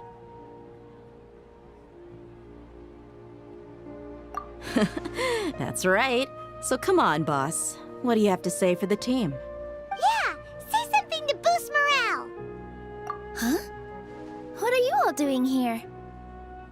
Oh, it's Nilu! Hey, everyone. I'm not disturbing you, am I? Not at all. I was actually just about to go find you. Judging from the group and all your serious faces, you were discussing something important, weren't you? But you also look like you're up to no good. Seems pretty interesting. Welcome, Nilu. Would you like to join us? Huh? Join you? You mean, you also want to discuss something important with me? Yes, something very important. Nilu, are there any breaks in your performance schedule in the upcoming days? Huh? Wait, you're seriously inviting me?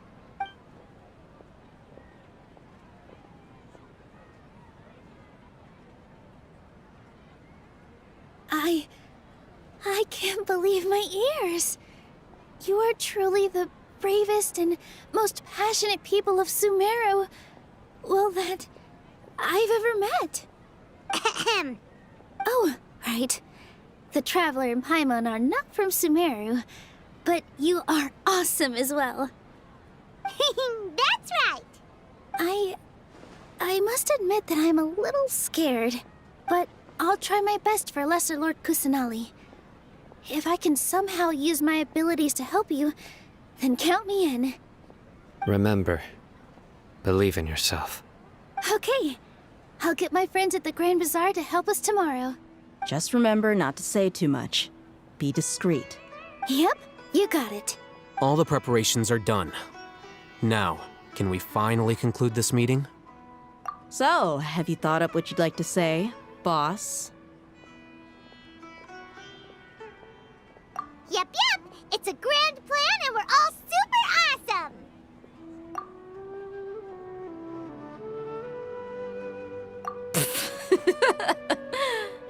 Well said.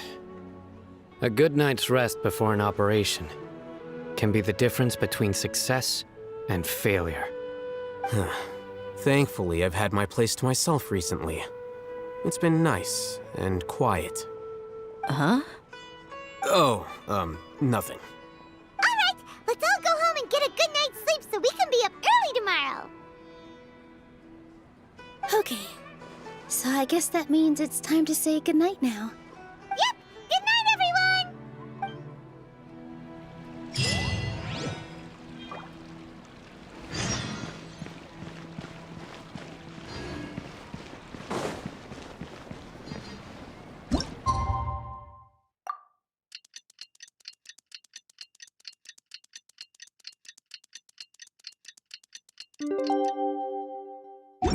Today's the Academy.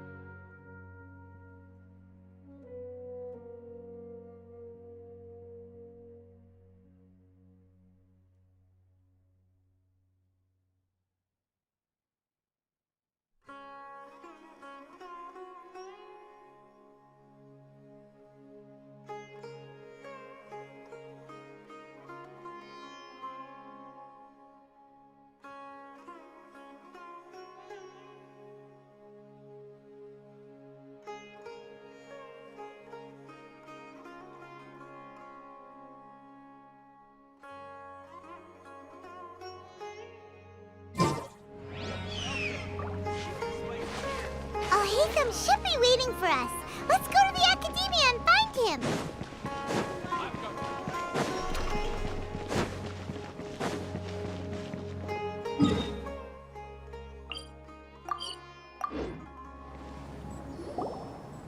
Hello, you two.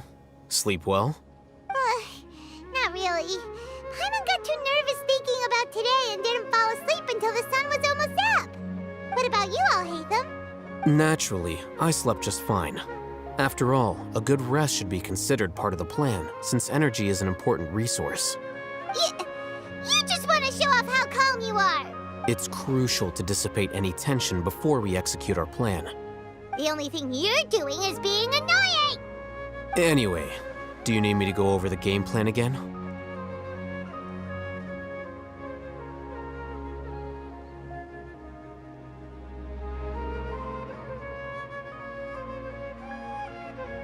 Our target is Grand Sage Azar's office. Everyone in the Academia knows that's where the Grand Sage's console is. Only they can operate it. Many restricted commands and operations are executed via that console. I'm sure that console has a way to free Lesser Lord Kusanali. You know, Paimon's been thinking, what kind of technology could let the sages imprison even a god? That isn't something they could have accomplished with their scholarly talents alone. In the sanctuary of Suristhana, there's a device of Greater Lord Rukkhadevata's that she once used to isolate herself while meditating. 500 years ago, the Grand Sage at the time modified the device so that it can no longer be controlled from the inside. They were effectively trapping one god with the power of another. So, how are we gonna get to the Grand Sage's office? Don't forget, today is Nyargarbaha Day, arguably the most important day to the Academia. The sages and core Academia personnel are busy loading the latest batch of research developments and legal decrees into knowledge capsules so that they can be entered into the Akasha. All the Darshan's researchers have their noses to the grindstone, and the Academia's grounds are flowing with all sorts of people. It's the perfect time for an infiltration. When the Grand Sage leaves his office to supervise the entering process, that's our cue to access the console and free the Dendro Archon. Well, yes. That's just the visible side of our plan, after all. If precedence holds, the Academia should have already started preparing for Nyargarbaha Day. Everyone should be in position. All that's left is for us to lead the charge. Let's go. So are we just gonna walk in through the front door, or...? Yes. Were you expecting a stealthier approach? Paimon can't think of a good comeback. Alright, it's all on Alhaitham if things go south.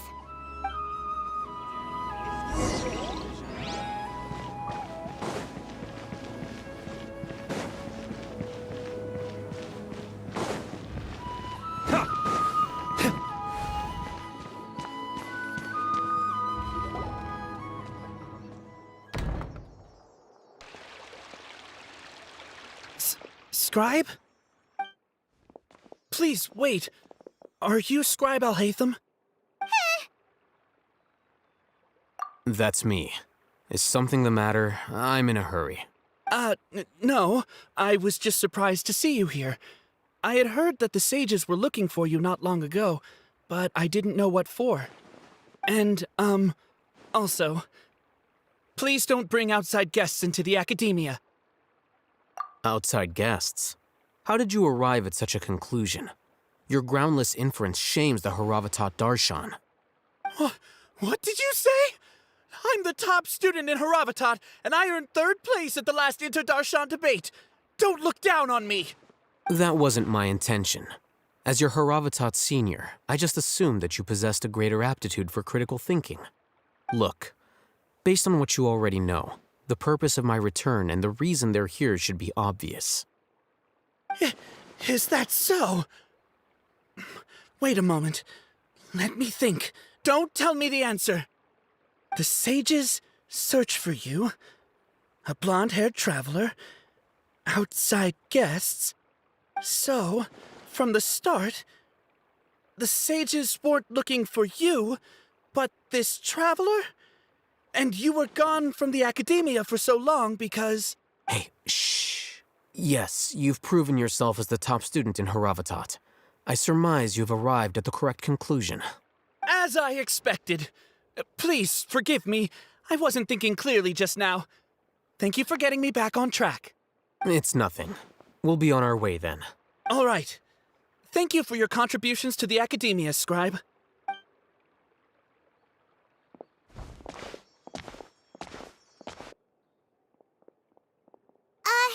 What the heck just happened now? What did he just guess?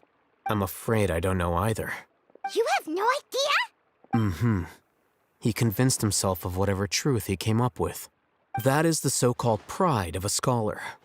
If someone questions their academic facility, they will instantly feign understanding to keep up appearances.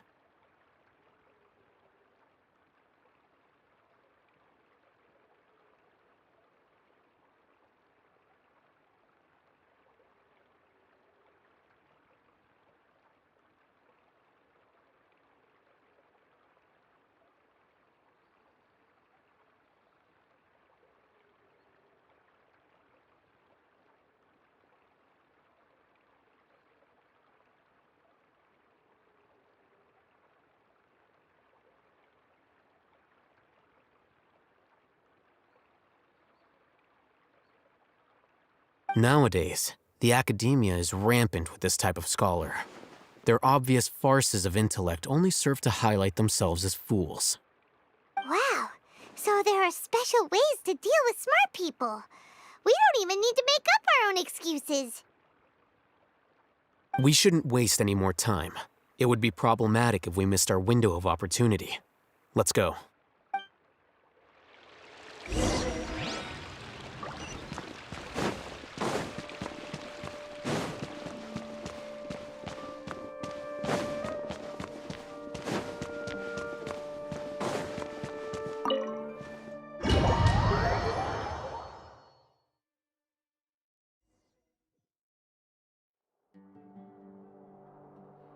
Is this the Academia's library? Indeed. Known as the House of Dana, it is quite possibly the most extensive special collections library in Teyvat. There are a lot of students going through here.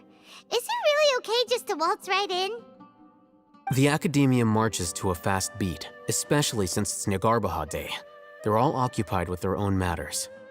Just act natural. Now, hurry along.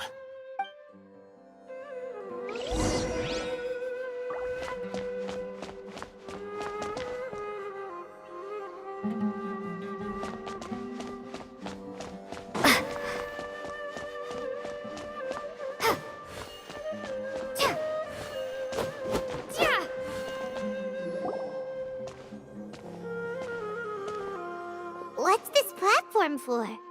It's a lift that Academia personnel use to access higher floors. Are we gonna take it then? The Grand Sage's office is up there somewhere. No, not right now. We can't guarantee that we won't run into the Grand Sage. Let's step back and observe for now.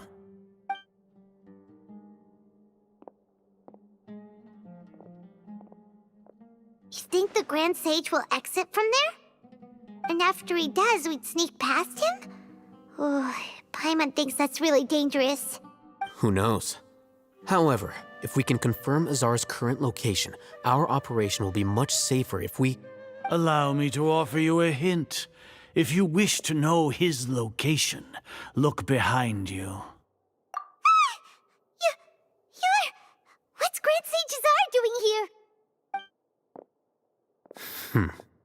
Do not tell me you believed the Academia would not grow suspicious of you after such a prolonged absence, scribe. An eyewitness had informed me of your whereabouts, so I came to personally welcome you. Grand Sage, I didn't expect you to care so much about me. I'm truly flattered. I'm sure, but compared to you, I am far more interested in these two unexpected guests. You are the Traveler and Paimon, correct? It's a pity that only now have I been afforded the opportunity to formally meet two of Sumeru's most esteemed guests. I do apologize for my lack of decorum. Excellent. You immediately initiated discussion instead of attempting to prepare some perfunctory excuse. You clearly understand the situation at hand and have no intention of making a reckless stand. The foot traffic here renders this place unsuitable for discussion. Please, follow me to my office.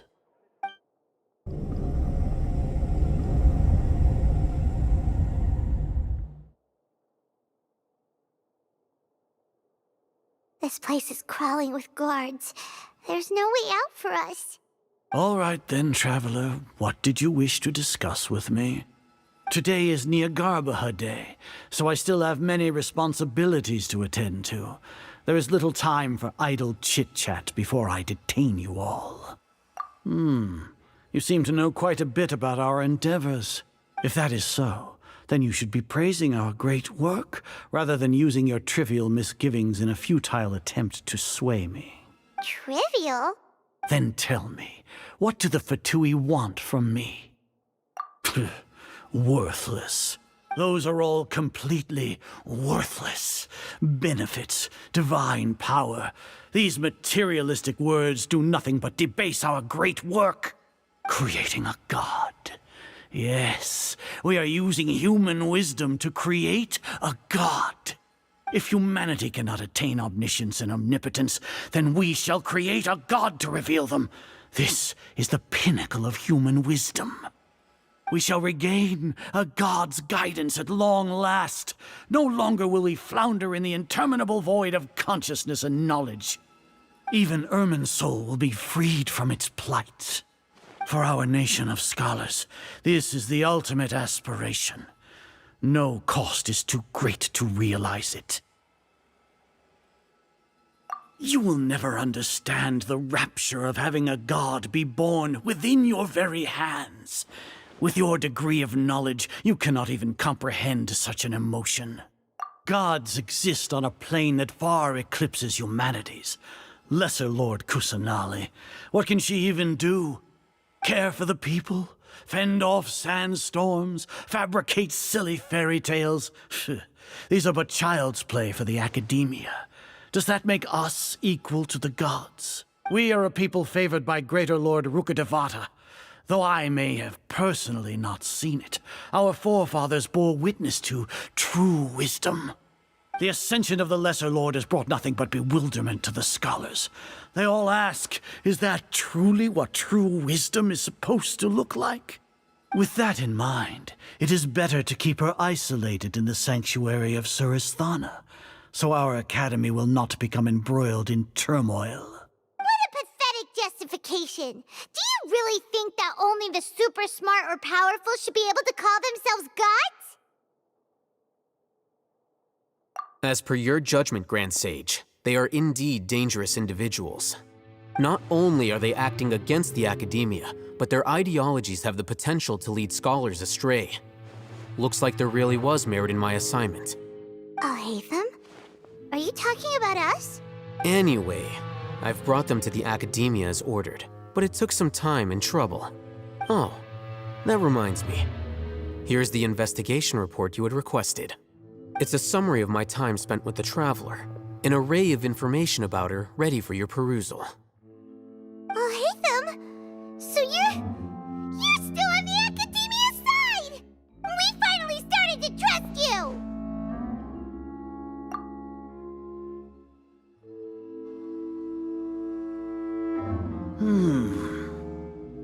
Excellent. Detailed contents with no errors. I would expect nothing less than an immaculate report from the scribe. As it is Niagarbaha Day, I'll enter the information on you into the Akasha. Surely you know what that means. We'll be monitored, just like Sino. With the Akasha's calculation prowess, all of your actions will be predicted with an accuracy of at least 98%.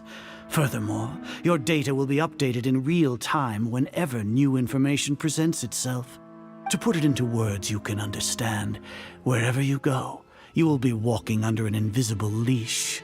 This is Sumeru's greatest penalty for dishonest persons.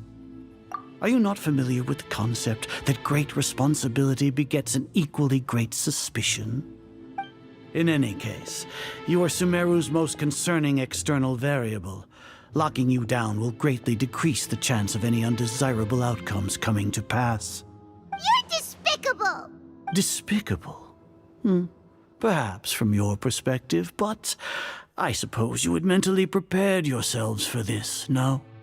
Your ploy was to sacrifice the Traveler here, was it not? Lord Azar, I know what you're trying to say, but I've been following your plan this entire time. Why are you doubting me at this juncture? Must I delineate your entire plan? Very well. I will spell things out. First off, I received an eyewitness report that you were spotted with the Traveler at Caravan Ribat. However, you immediately departed for the desert and escaped surveillance range. Judging by the time, you all likely encountered the truant General Mahamatra in the desert. Am I correct? Maybe Paimon shouldn't have mentioned Sino just now. The Academia had not received correspondence from its scribe for a prolonged time. You were also in the company of the Traveler, a close associate of Lesser Lord Kusanali and General Mahamatra Sino, who had defected from the Academia. With their instigation, what was the probability that you would betray the Academia? Rationally speaking, 50%? 70%? What do you think? Regardless, that's only a guess. The facts are that I've brought the Traveler right before you, and I gave you my report. Indeed, your boldness deserves praise. To think that despite status as an outlander, the Traveler is still willing to sacrifice for the sake of your plan. If I'm correct, you have a contingency plan to save Lesser Lord Kusanali and ruin our great work.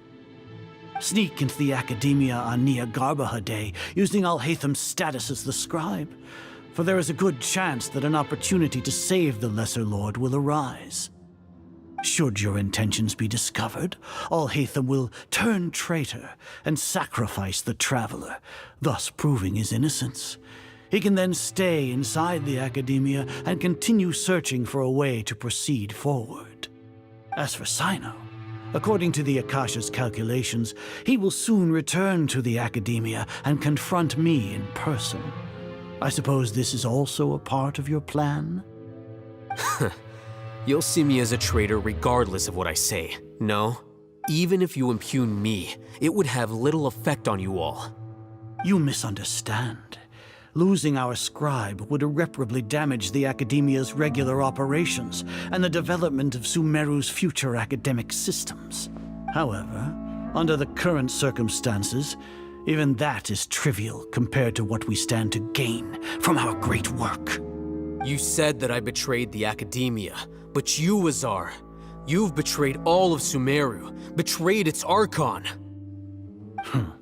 So flight has turned to fight at long last. Guards!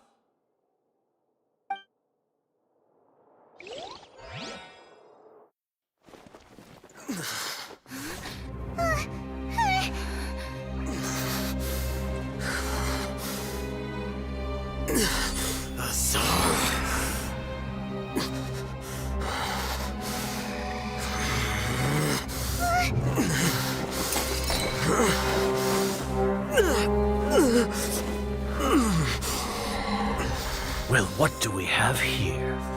So you stole that divine knowledge capsule? Traitor! You traitor! Even the most rational scholar will yearn for the power of a god in a moment of desperation.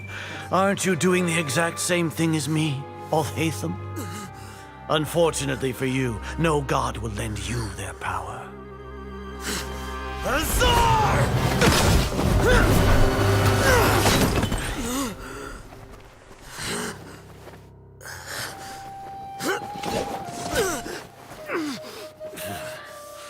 He has gone completely insane.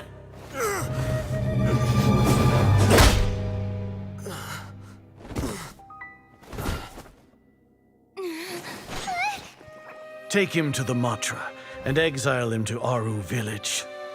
Then find someone to take these two to the confinement room. I'll deal with them later.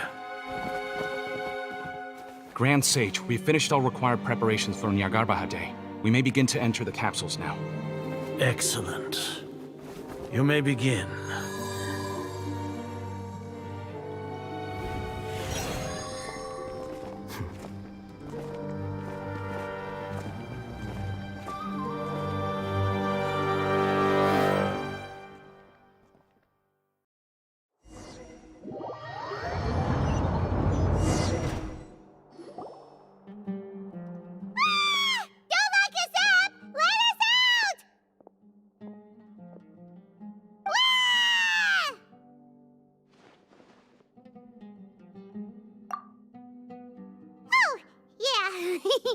Paimon got a bit carried away there.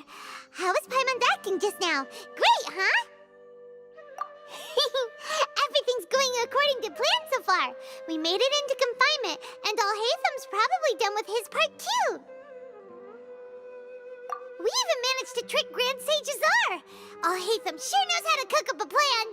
What are we doing next? Paimon has trouble remembering things when she's worked up.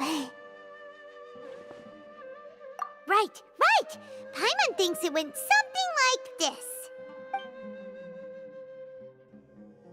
Apart from that, we still have yet another goal in the first stage of our operation, which is to send the Traveler to the confinement room. What? Why do we want to get her locked up on purpose? She's always been the person the sages are most afraid of, as well as the greatest obstacle to the successful implementation of their plan. They are very aware of the risk she poses to them. Once the traveler is imprisoned, the sages will likely think that everything is under control. And with their guard down, the next phase of our plan will have a much higher chance of success. I can already see the pompous looks on their faces. Oh, that's a super tricky plan. But Paimon still thinks it's not really worth it. That isn't the only reason, of course. She has a more important task once she's in confinement. According to the Academia scholars in Ramon's custody, Lesser Lord Kusanali has sealed off her consciousness in the Akasha ever since she was captured by the Doctor. That way, they can't pry any more information from her. Even if we break into the sanctuary of Surasthana, it will take time to awaken Lesser Lord Kusanali's consciousness. We need to do that in advance. So our job is to wake up Nahida! Okay, totally worth getting thrown in jail for. The confinement room is inside the Academia, close to the sanctuary of Surasthana. It's a completely enclosed space, and you won't be receiving any visitors. I'll work with Ramon's scholars to make some modifications to your Akasha terminal. Once you're in, get as close as you can to Lesser Lord Kusanali and try to connect to her consciousness. However, as for whether she'll actually wake up, that will depend on our luck.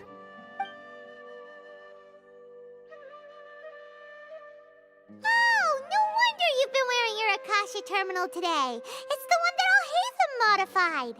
Paimon thought they'd take our Akasha terminals when they locked us up in here. Were they being careless?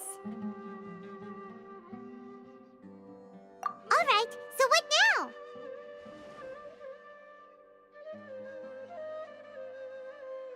Sounds easy enough. We can finally talk with Nahida after all this time. Let's do it. There's a light flashing on your Akasha terminal. It's almost like... the faster it blinks, the better the signal.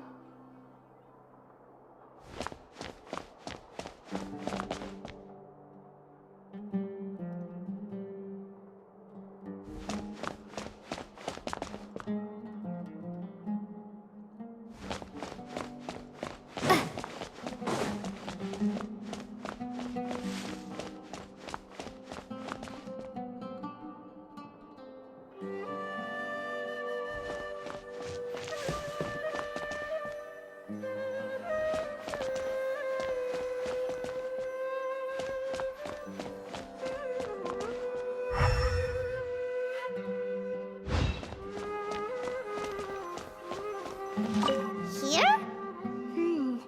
No signal again. Is it getting jammed?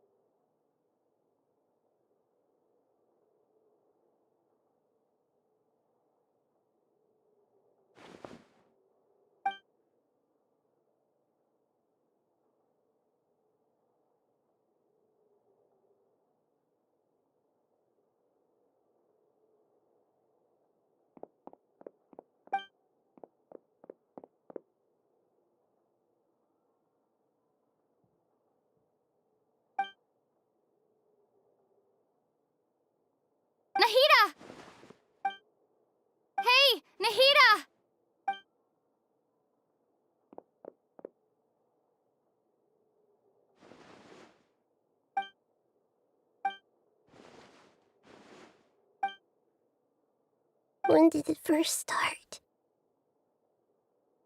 Oh, right. It started from the moment I was born. I want to become a worthy Archon.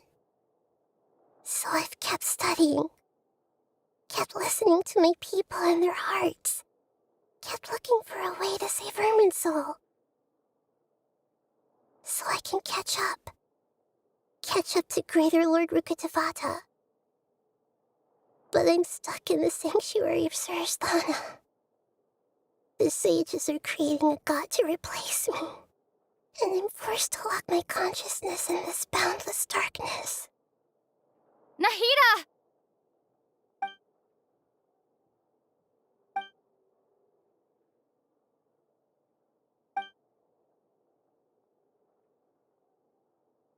Nahida!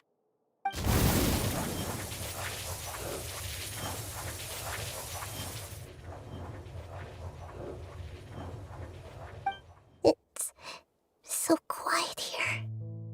Now that I think of it, I don't think I've ever actually listened to my own inner voice. Do Archons have them? Should Archons have them?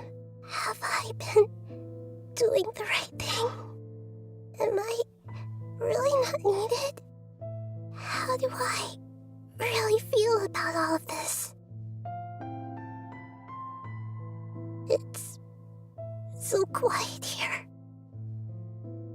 Since you're the god of wisdom, you've known the answers to all these questions since the very beginning, haven't you? Who are you? Whose voice is that? You're right, though. I won't ignore my own voice anymore.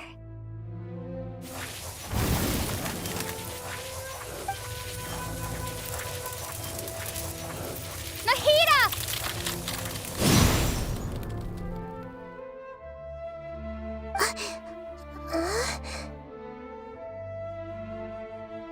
Nahida? Did you wake me up? Thank you. Why are you here? We're here to rescue you. Are you alright? I'm fine.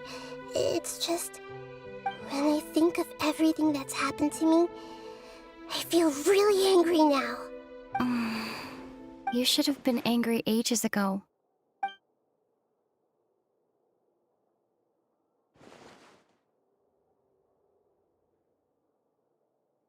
Huh? Oh, you're back! How's everything? That's wonderful news! Great! We weren't locked up for nothing! When you went to wake up Nahida, Paimon was listening for any sounds outside. You were out for a long time. There are fewer and fewer scholars going about now. You think everyone's done with their Nyagarbha Day stuff?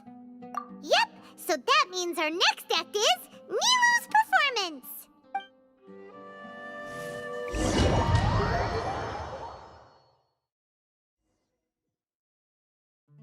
Nilu, are you sure about this? You're taking such a great risk for them. I'm sure, and I'm going. You know that I don't like to pass up any opportunity to dance, and this one is especially important. All right. You seem to have a lot of trust in them, so I won't say more on the subject. But if anything happens, the few of us here may not be able to help you. Don't worry. They've been through worse. Everything's going to be fine. All right.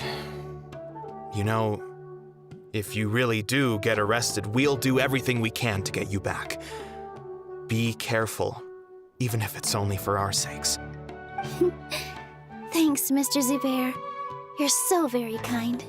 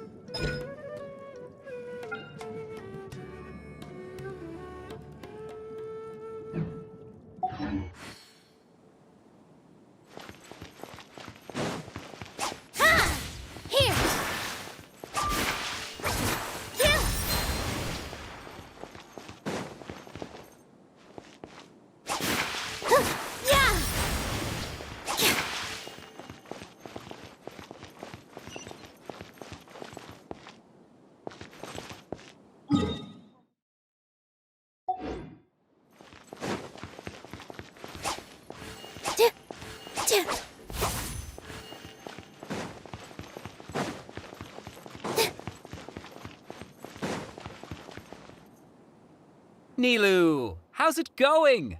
Nervous? Definitely more than usual.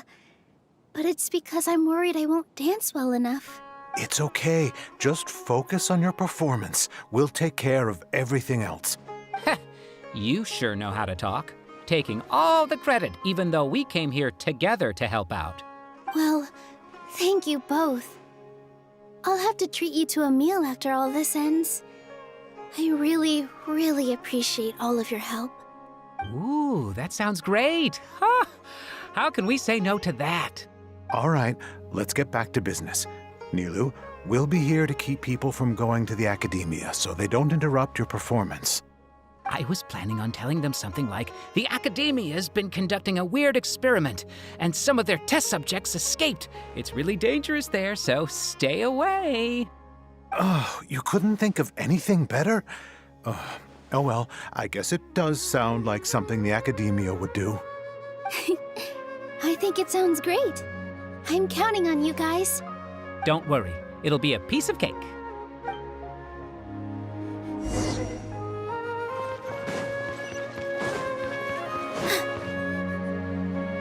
Hey, Nilu! Sorry, it's great to see you, but I'm really busy right now. Our Bait People Away with Yalda Candies plan is working beautifully. Do you want some candy? We have more than we can give out. Vihar, thank you so much for doing all of this. And even dressed up as the Knight of Flowers, no less. I'll pass on the candy, though. I cut back on sweets in the period leading up to a performance, and I'm about to start one. You have a point. The stage is cleared and everything's ready, so you can start your performance at any time.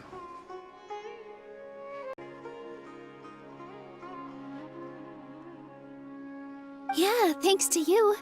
I'm really grateful. All right, time to hit the stage. You're welcome. The honor's all mine, since I'll have such a great view of the show.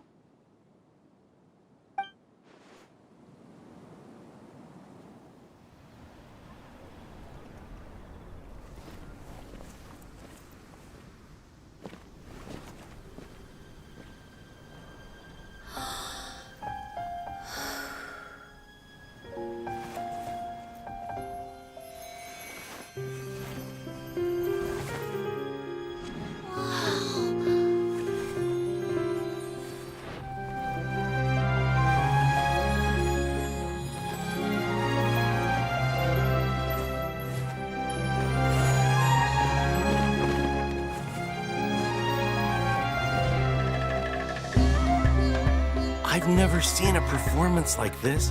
This is incredible. Yeah, but I heard that public performances like these have been banned. I can't believe she's doing this here.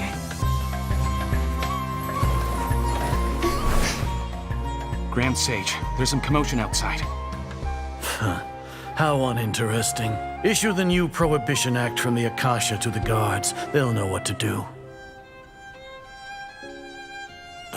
Do you think we should, stop her? Let's just watch for a little bit longer.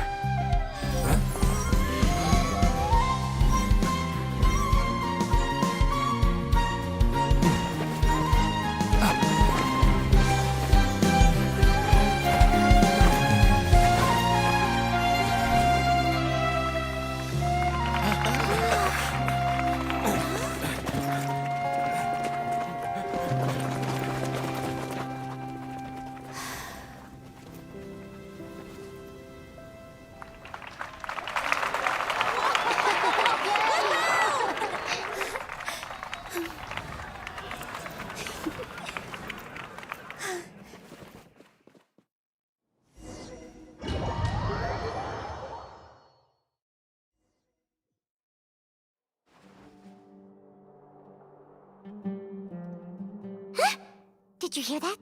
It sounds like a lot of guards just ran by. Does this mean the plan has moved on to the next stage? Yep. It's great that everything seems to be going well. Come to think of it, when did Alhaitham replace the knowledge capsule that was about to be entered into the Akasha?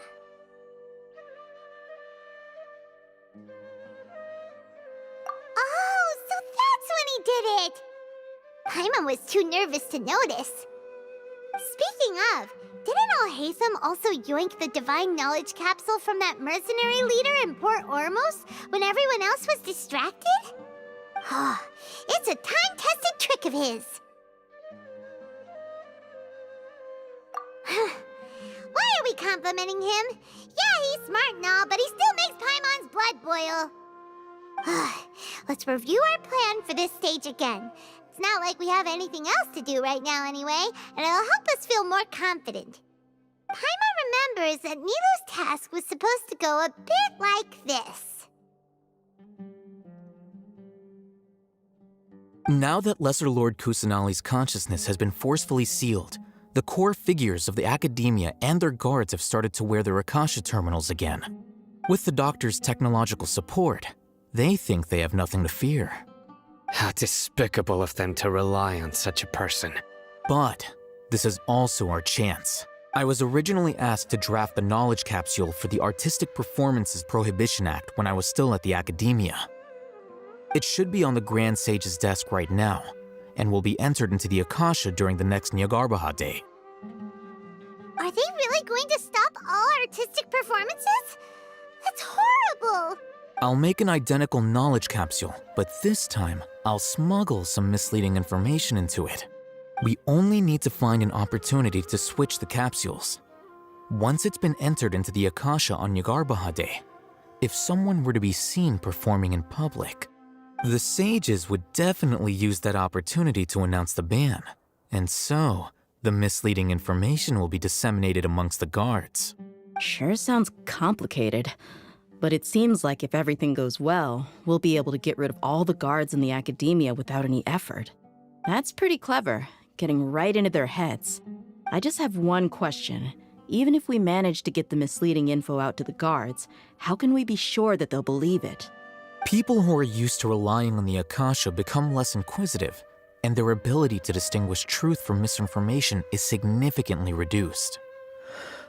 They will view everything the Akasha releases to them as the unequivocal truth.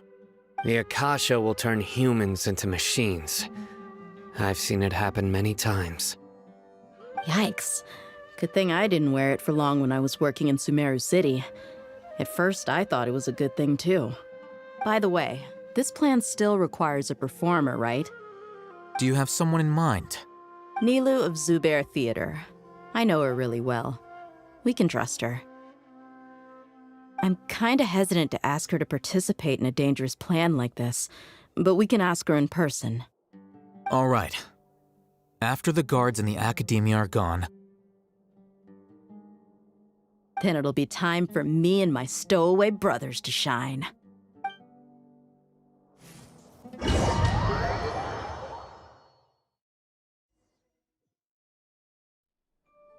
Here they come. Did you see that, Raman? They came out from the academia in droves. After laying low in the city for so long, this is the moment we've been waiting for. My brothers have already sprung into action. We couldn't do anything to them inside their coop, but outside the academia, this is our hunting ground. With a lioness like you, the prey sure won't be able to run far. We still need to eliminate the guards as soon as possible. If we give the sages enough time to realize what's happening, the plan's doomed. Yeah, all they've done is to sit on their cushy salaries and twiddle their thumbs all day while we fought and struggled every day in the desert. The only advantage they might have is their numbers. Speaking of which, most of the guards who report directly to the Six Sages belong to the Corps of 30, but they have a completely different reputation. Following those blasted sages every whim, throwing away all the principles of being a mercenary. As someone in the same profession, I'm obligated to teach them a good lesson today. Indeed, the trap has been set. All we need to do is lead them there. All right, let's each take a road and herd those scattered guards back into one place. Make sure to attract their attention. Isak will be the key. You gave such an important task to that child. Will he be okay? It'll be fine. Isak was so determined to help, so let's put our faith in him. Besides, even if he's caught, the guards would be too scared to do anything to him. They've never seen Lesser Lord Kusanali in person, after all. You've got a point. Anyway, I think I see them coming. Let's head out. Good luck.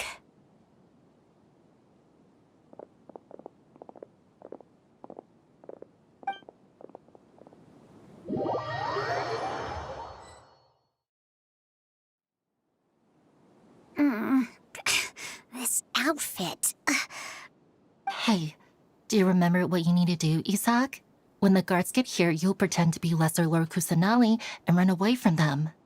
Oh, yeah, I remember. Of course I do. I'm just a little nervous. Relax. Don't think about getting caught. Even if that happens, we won't leave you behind. You only need to think about getting the guards' attention and leading them to the Grand Bazaar. Leave the rest to us. Okay, got it. I'm here to pay back Lesser Lord Kusanali for helping Grandpa. I won't get cold feet. Hey, they're here. I can see the Academia guards. All right, it's time, Isak. Take a deep breath and go. You can do this.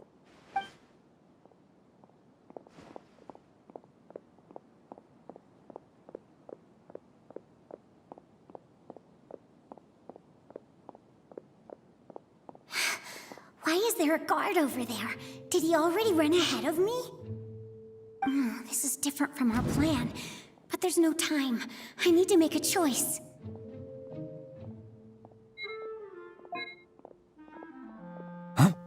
Did I just see something dart by? I'd better go have a look. Were my eyes playing tricks on me? I should go check to see if someone's hiding over there. There seems to be nothing here.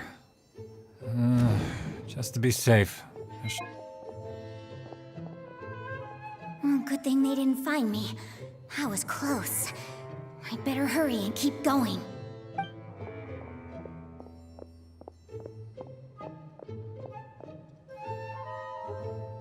Hey! Lesser Lord Kusanali's over there! Stop! What? Lesser Lord Kusanali? How did I not see anything just now? Oh no, they found me. Where should I go? The target suspected to be Lesser Lord Kusanali has escaped into the Grand Bazaar. Assemble and arrest her!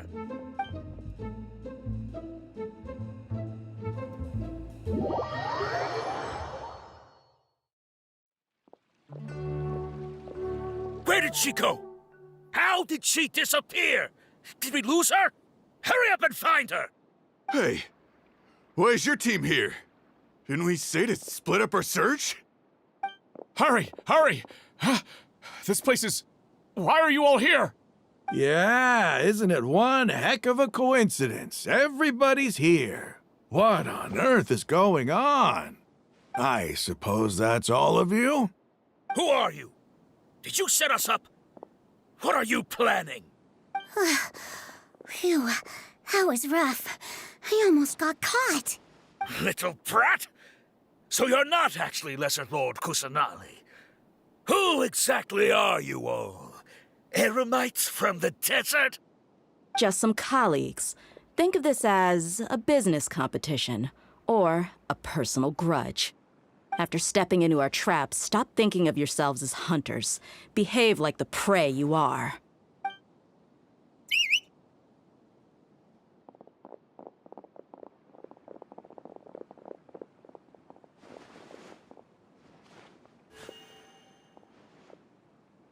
An ambush? How's that possible? This is Sumeru City, but mercenaries from the desert somehow ambushed us! You've spent all your time hiding away in the academia. This place has long since become our hunting ground. Brace yourselves!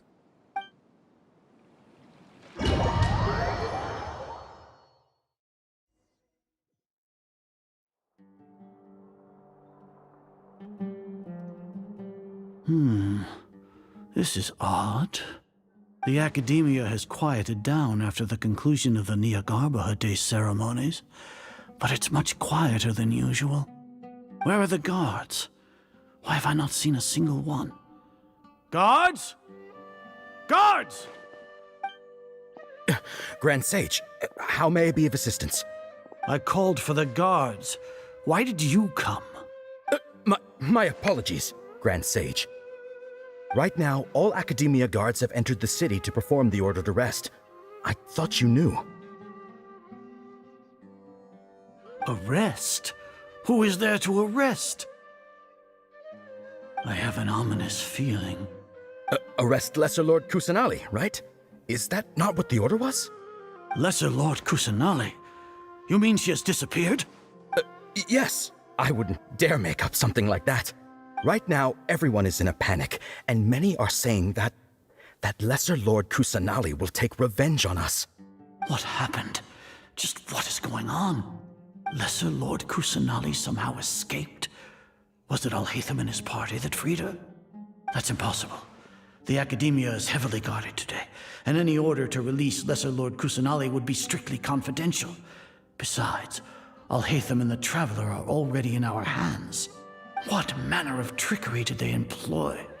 How could Lesser Lord Kusanali disappear into thin air? Disappear? Wait. How was the arrest order distributed to the guards? It was issued by the Akasha earlier today. Only you have the authority to send messages like that, so I thought it was your order. Let me check.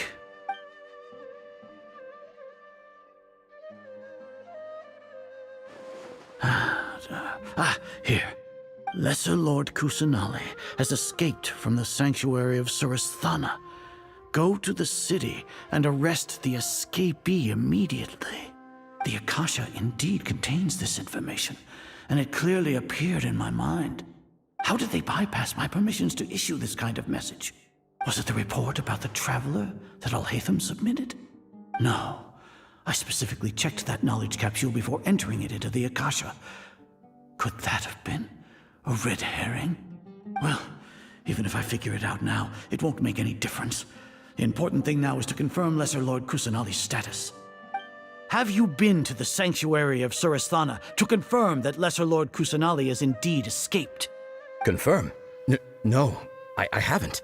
It may be a bit offensive to say this, but Grand Sage, what you're saying doesn't make any sense. How can the information in the Akasha be inaccurate?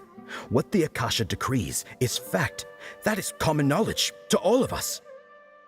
If we have to confirm the information and knowledge from the Akasha ourselves, then how is that any different from us learning that information ourselves?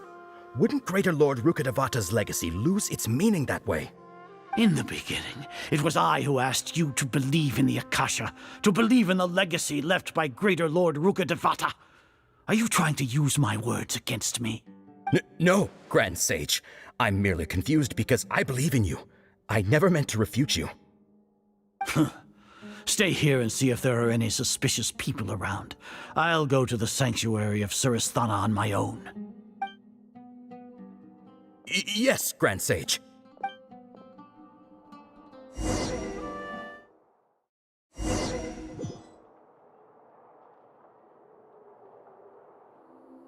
Lesser Lord Kusanali has escaped from the sanctuary of Surasthana. Go to the city and arrest the escapee immediately.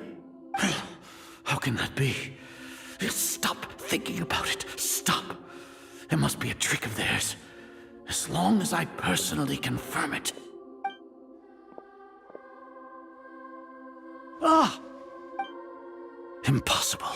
That's impossible. There must be something wrong with my eyes.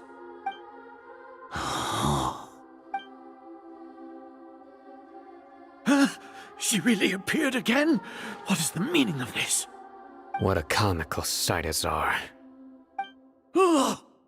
Once the Akasha has put certain thoughts into your head, even the Grand Sage can no longer see what's right in front of him. You all can only see the world in your mind, the one you think you know. And precisely because of this, you disregarded Lesser Lord Kusanali's existence.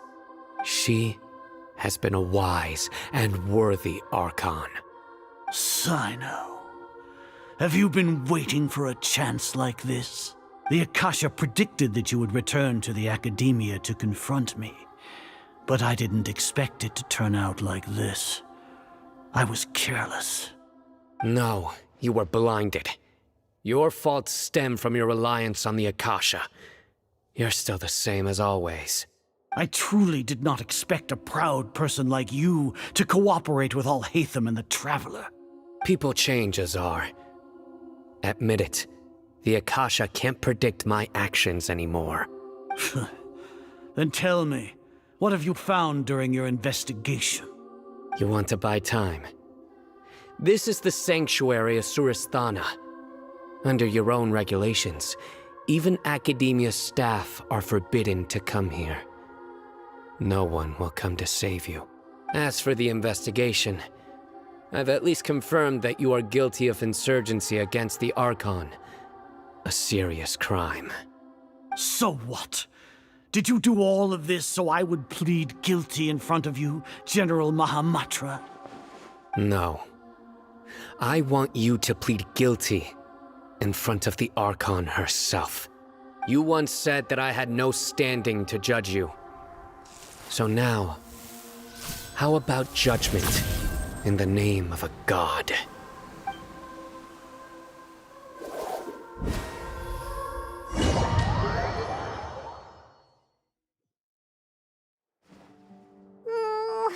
How long do we have to wait? Paimon wants to know how things are going out there. Paimon hasn't heard any sounds outside for a while. Hopefully something bad didn't happen. Yeah, but aren't you scared that we might be locked up in here for the rest of our lives? Thinking about it, at least Paimon has you. We could still chat like this. When Paimon thinks of Nahida being imprisoned alone in the sanctuary of Suristhana, Paimon can't help but feel sorry for her.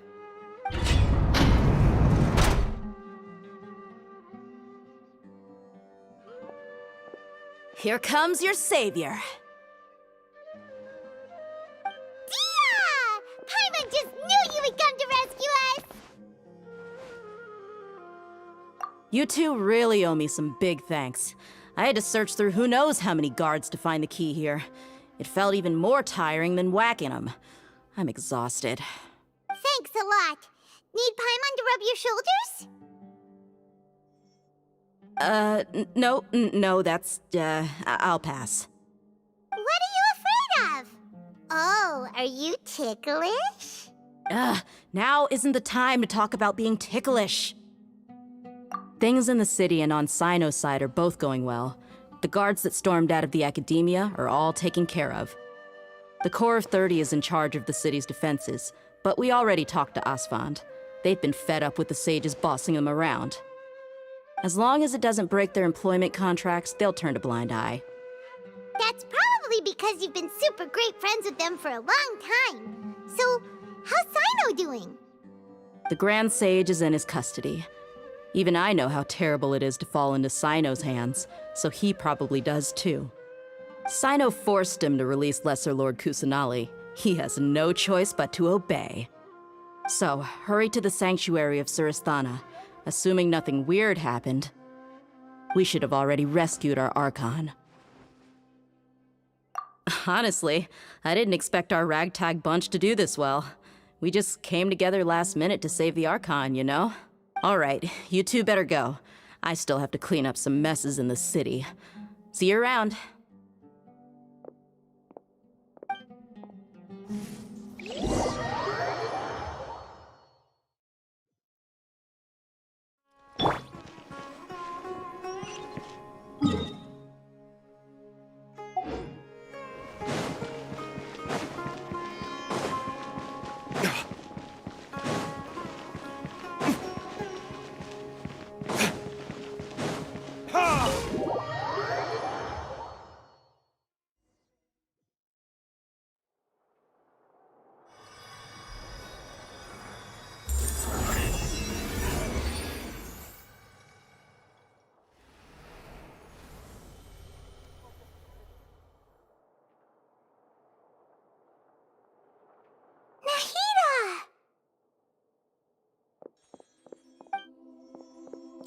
They say it's nice to meet you.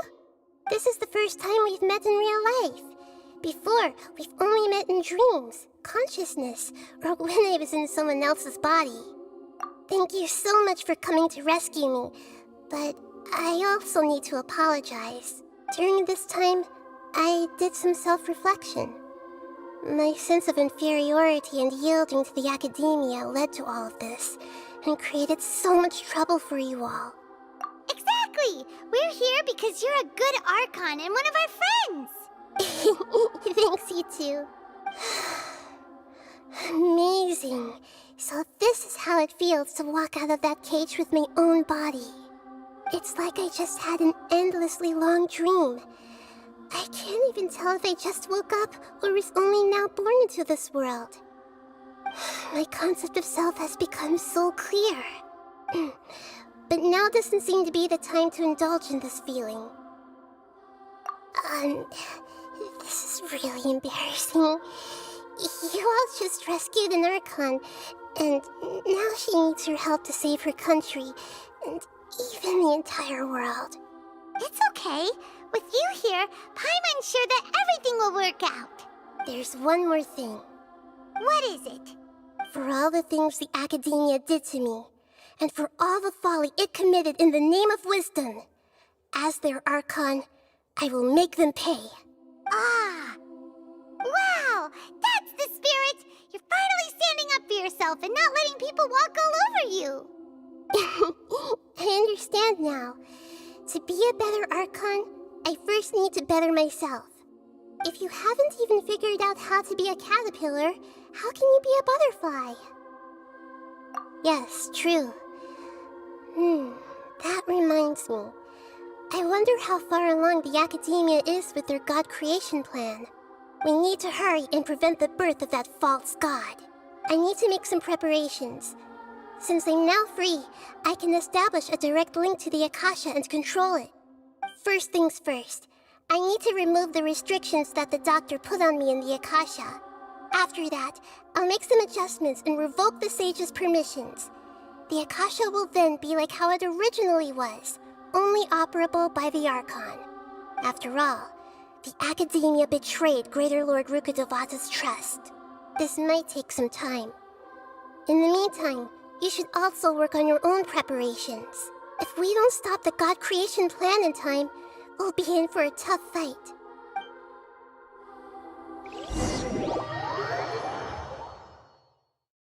You might as well prepare for a fight. When we're done, we can take a walk around. After all, we missed out on a lot of stuff when we were locked up.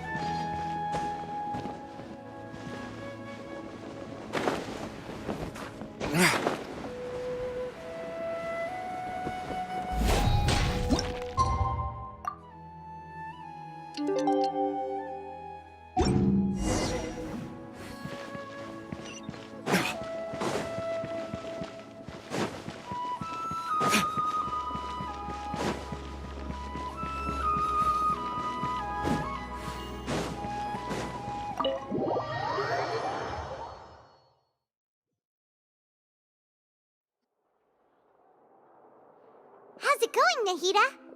I'm done with the parts that needed my involvement to complete. Although it's my first time working with the Akasha like this, its internal structure and operation procedures are easy for me to understand. Greater Lord Rukkhadevata's design is truly brilliant. Oh, also, this is for you. Huh? What's this little floaty thingy? It's a small device I put together just now. You can think of it as an upgraded Akasha terminal. You may not need it right now, but it should be helpful in certain situations. Wait! This thing has the same characteristics as Paimon! We're both small things that float! Oh, all the things that make Paimon special got copied! When Paimon appears with the Traveler from now on, people won't remember Paimon because she isn't unique anymore! It's alright, Paimon. It can't replace you. It's only a flying device, but you're the Traveler's irreplaceable friend. You're so good at comforting people, Nahida. If only the Traveler was as smart as you. I was simply telling you what I feel to be the truth. I wasn't trying to comfort you. Nahida, you're natural at this. What you just said made Paimon even happier. By the way, there's something I need to confess. Even though I'm the Archon and in control of myself again, I'm not very good at fighting. You may have heard that an Archon's power is derived from their people's faith. However, I'm not as well loved as Greater Lord Rukkhadevata. If we get into a situation where combat is our only option, I'll have to count on you, and I'll do my best to provide support. I'm glad I can rely on you. So the God of Wisdom isn't good at fighting? That actually sounds about right. I've located where the false god is. Time is of the essence, so let's skip to it.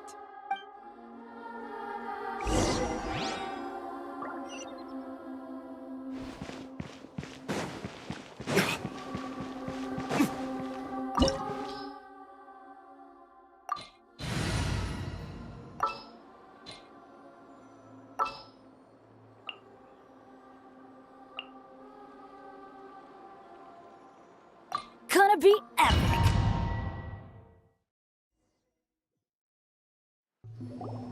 What is this place? Is this really the way we need to go? Wow. Who would have thought there'd be a place like this hidden right slap bang in the middle of the city? The sages wanted to realize their god creation plan without being discovered. The safest and most convenient way would be to build within the academia itself. That's true. They were already hiding one god, so why not two? Judging from the structure here, the project is a huge undertaking. The sages really saw the god creation plan as their ultimate goal. But this place doesn't look like it could have been constructed by the academia alone. The Fatui under the doctor sure didn't hold back. They provided a lot of technological support. Yeah, or else they wouldn't have been that generous. Is that it, though? I've always felt that this doctor is different from the academia sages. He doesn't seem to share their sense of urgency. Instead of being interested in the end product, it's like he's enjoying the experimental process.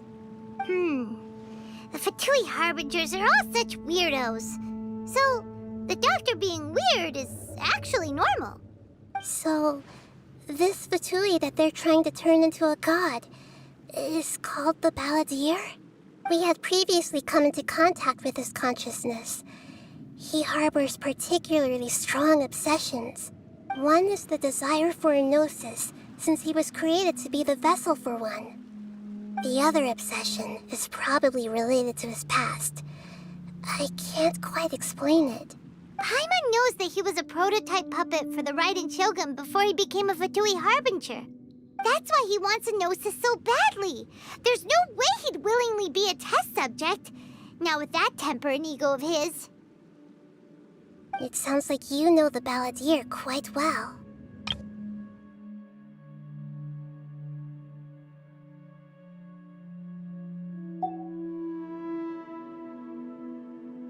I see. Tell me more about him and what he's like. The more we know now, the better we can plan for and react to any future situation.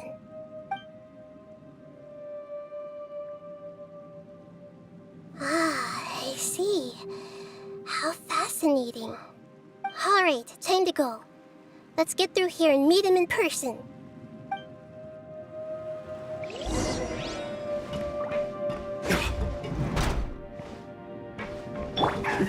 Wings of darkness! Come, sever night from day! Let's end this quickly! Burn! No slacking off! I will end you. Let's not Oz, waste reveal time. thyself!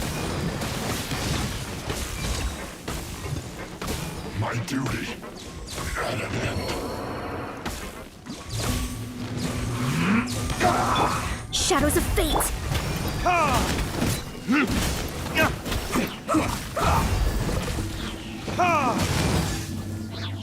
Decided by destiny! Let's end this quickly!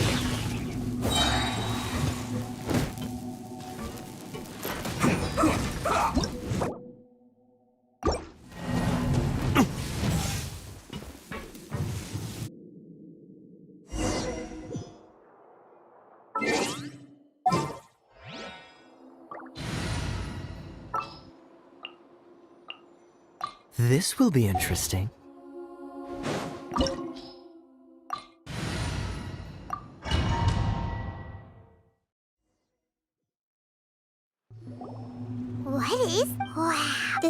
just wanted to realize their...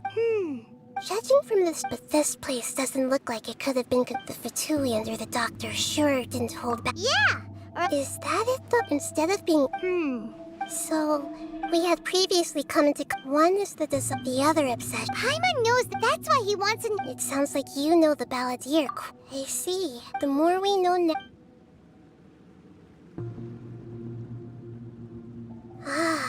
Alright.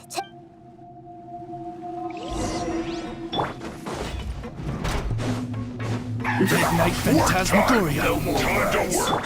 Put your back into it quickly. Retribution. Time to fulfill my duty. It isn't time for a break yet. By royal decree. Stay right. Not breaking a sweat. Almost. No slacking off. This is bad. Wings of darkness. Come, Sever Knight. I'm going in. My work. Finished. Dodge this. Let's end this quickly. Cool it. This is bad. Oz, reveal light.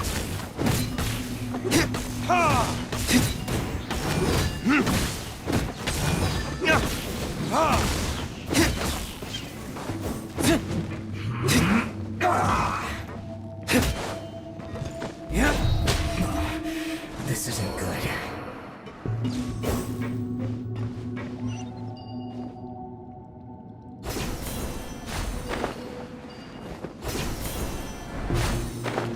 It looks like we can climb up these pipes.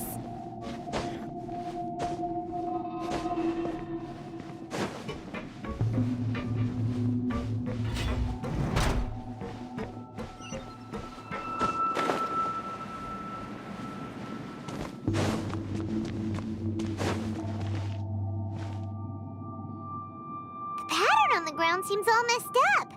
Let's go around and see if there's a way to fix it.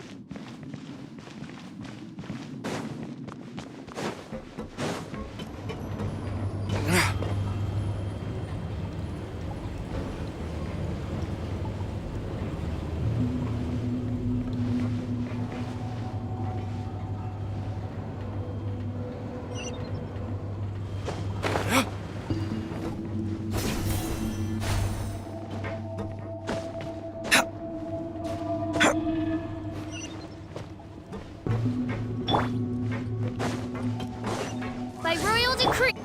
Let's begin.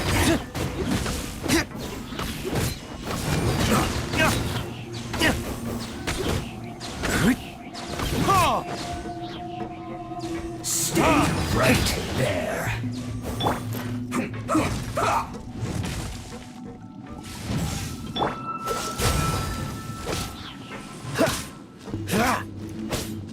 Let's end this quickly. Dodge this. This is bad. This isn't good.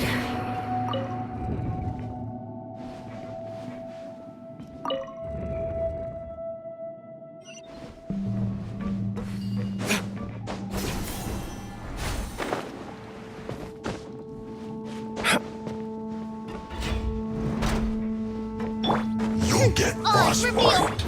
Frozen. Retribution!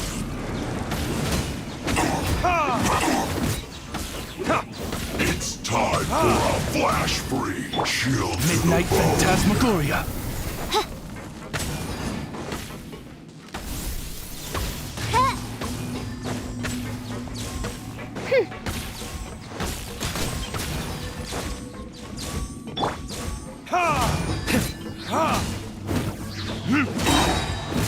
Burn!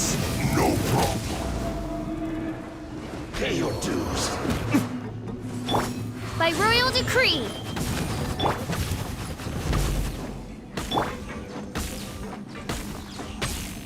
Leaving so soon?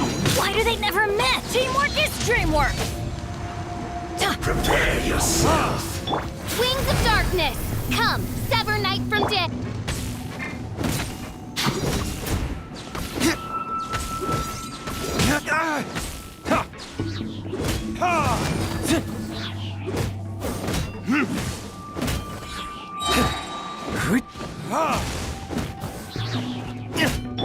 Odds revealed by...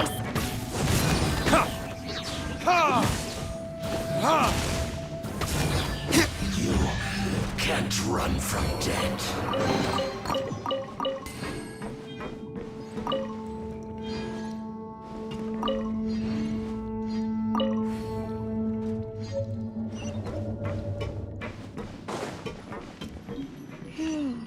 The cart is stuck.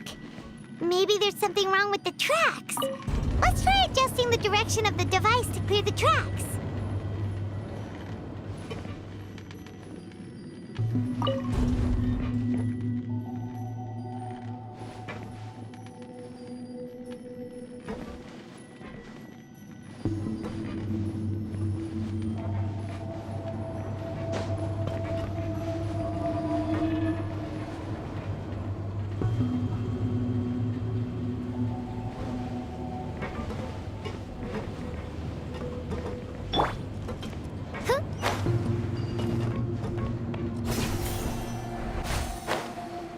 I'll put you on have a load of this! By royal decree!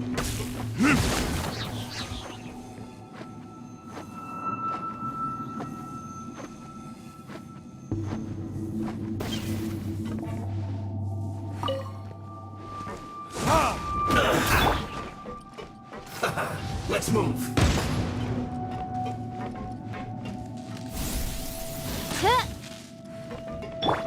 Have a load of this. Detoxifying heat. Roast and fry. This was well done.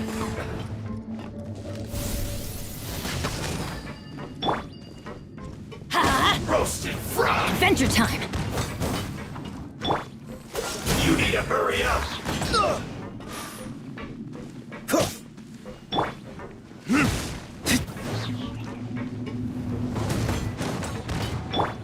Odds revealed by This self! was well done. You need to hurry up.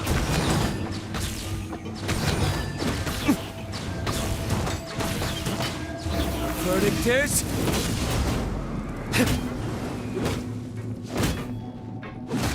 You need to hurry up.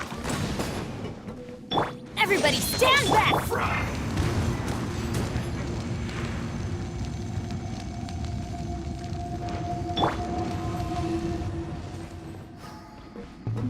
Have a load of this. As you wish, main Fräulein.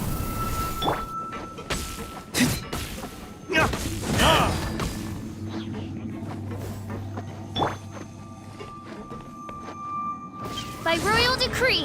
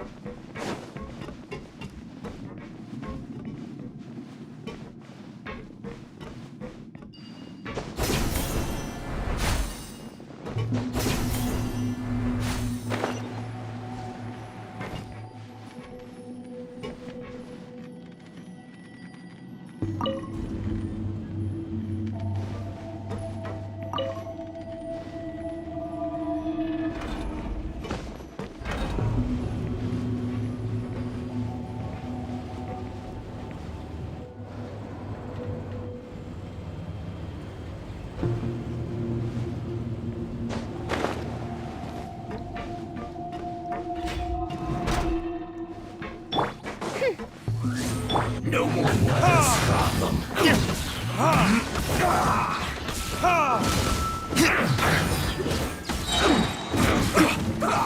Burn!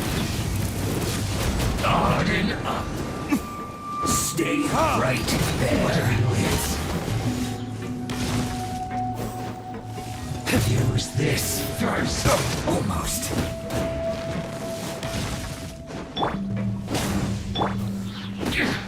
This is trouble.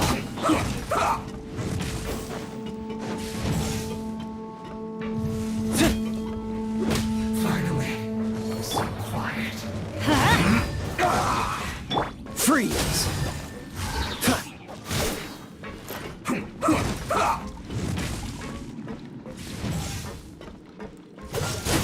This is bad. Oz, reveal that.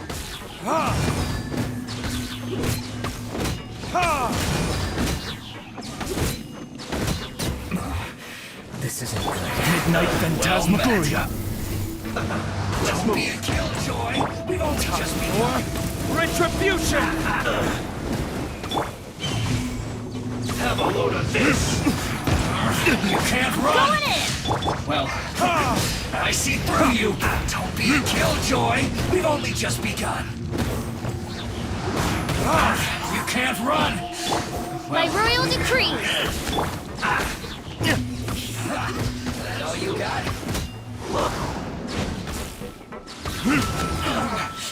Looks like I...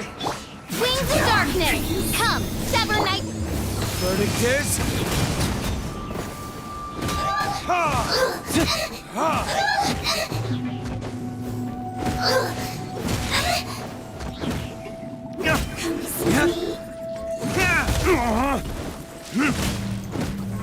One after another. Oz, reveal by.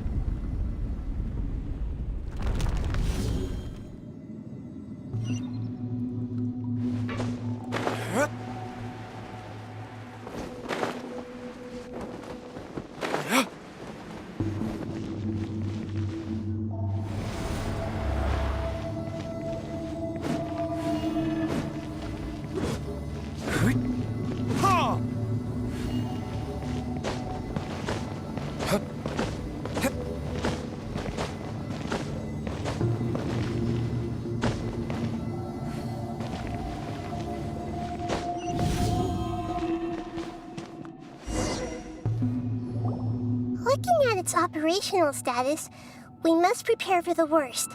The god they wanted to create is likely close to completion or already completed. Oh no! What should we do? Paimon can't imagine how hard it would be to fight against a Fatui Harbinger with a Gnosis. Are you nervous, Paimon? If you really want to know, of course Paimon's nervous. Aren't you too, Nahida? Yes, I am. This is probably the first time I faced with a calamity of this degree since my birth. I feel not just nervous, but curious as well. Curious? Curious about what? Curious about our fate. To me, everything we perceive in this world, everything we learn, and everything that happens to us is considered knowledge. And if it's a form of knowledge, then it can be understood. However, only fate is about that which has yet to occur, so it has always drawn my curiosity.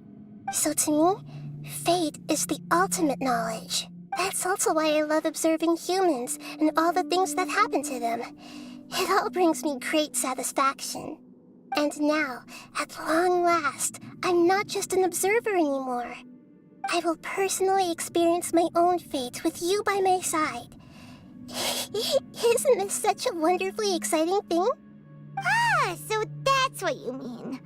Paimon thinks she understands what you're feeling. Agreed. Okay, let's continue on. I can sense his aura from here.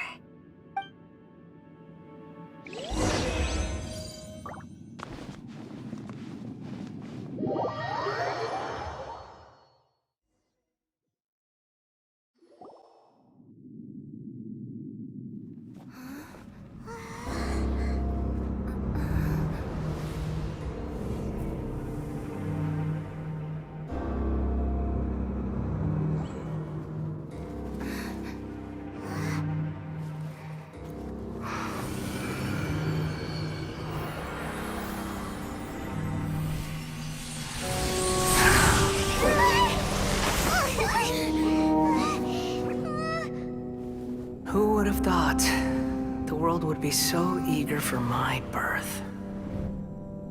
I remember you, Booer, the god of wisdom, and standing beside you, the traveler. Is he all-knowing and powerful now like Greater Lord Rukkhadevata? No, I can't feel the same kind of divinity I felt from the Greater Lord.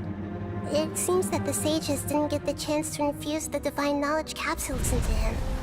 But even still, he has undoubtedly become a true god now. So we're too late? The Balladeer has already become a god? The Balladeer. A long bygone title. When my spirit ascended to divinity, I felt as if I had existed for the same number of epochs as heaven and earth. Looking back, the existence of what once called itself Kunikazushi appears infinitely small and ugly.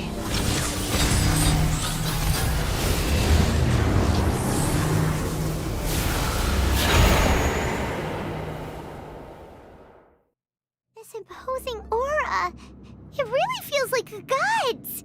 A body that capitalizes on the Balladeer's original construction as a mechanical puppet, with the Gnosis serving as a constant power supply. How much effort and resources did the sages put into this? From a purely technological perspective, it's a commendable achievement indeed. It's no exaggeration to say, this is the culmination of human wisdom. You sure are something! Dishing out compliments at a time like this? But I don't think he's reached the spiritual height of a god.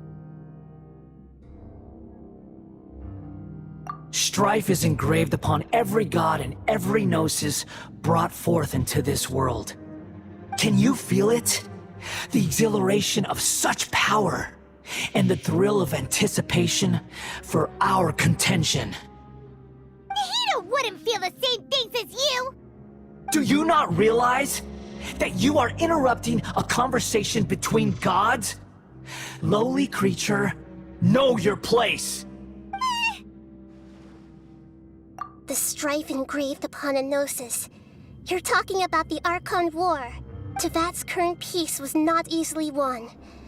I didn't personally participate in the Archon War, but the way I see it, all those losses were meaningless, driven by the demands of the laws. There's no point in bringing it up again. Is that so? Yet I am deeply disappointed that I was never allowed the fortuity to personally participate in the Archon War. This is a first. Encountering a god in this world who does not crave power.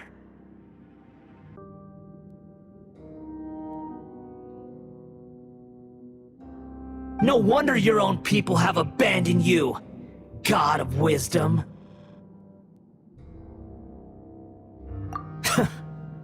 Your judgment is as your existence, unsubstantial. This is where everything ends, Booer, the God of Wisdom. You should know that wisdom cannot solve every problem. Like now, where your only option is to face me in combat. Come! Let us reenact a scene of the Archon War. Come and inaugurate my birth as a god. Shadow Raven, Let night fall! Insignificant pest!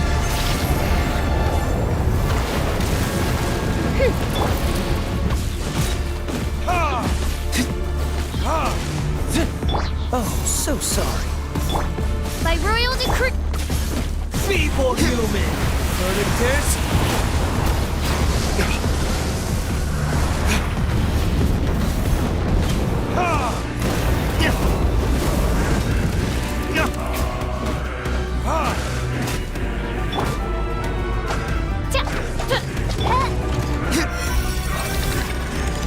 At my command, you reveal shall thyself. fall!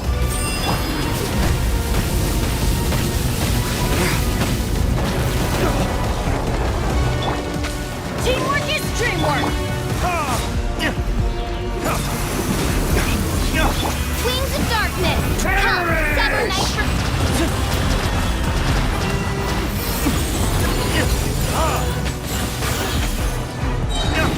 for... Feeble human!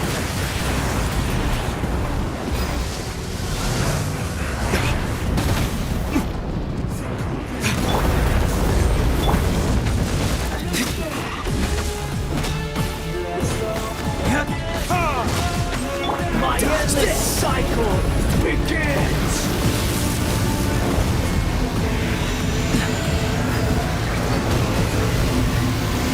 Don't push your luck.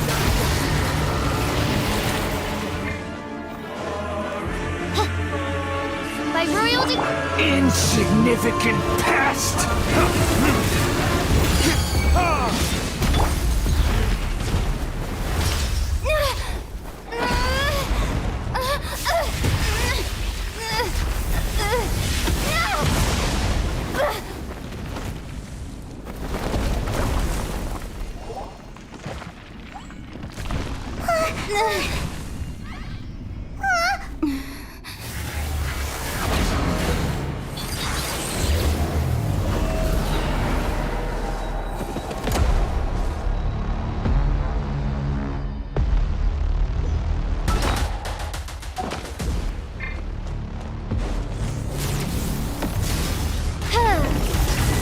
Midnight Phantasmagoria!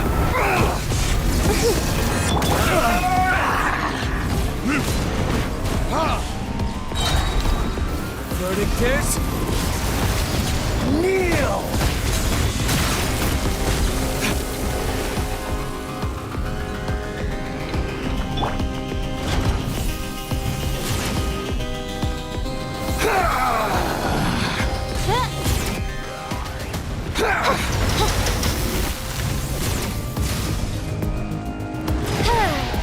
Burn to oblivion! Is that all you've got? Kneel!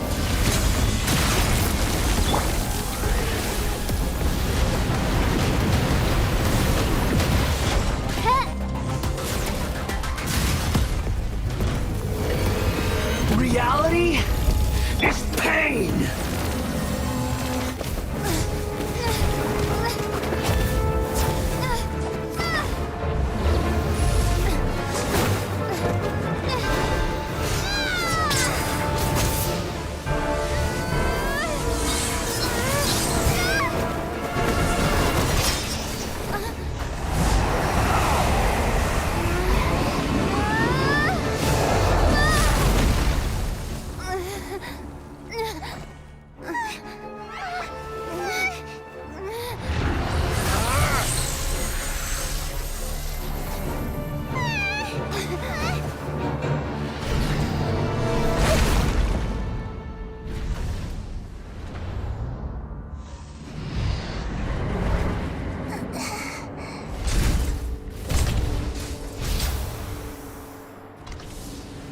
This is supposed to be a battle between gods, yet you choose to hide behind a mortal.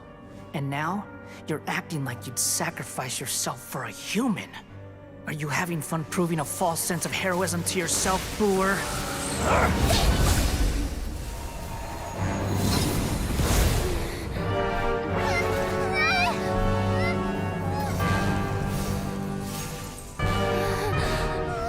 The data collection is almost complete.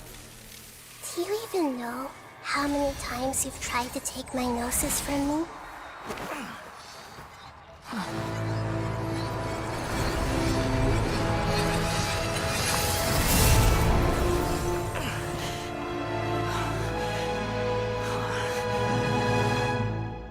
We just concluded the 168th loop. Did you know that in the effort to create you, the people of Sumeru were forced to live through the exact same number of Sabzeruz festivals and Samsara cycles? The power of dreams. When did you use it on me?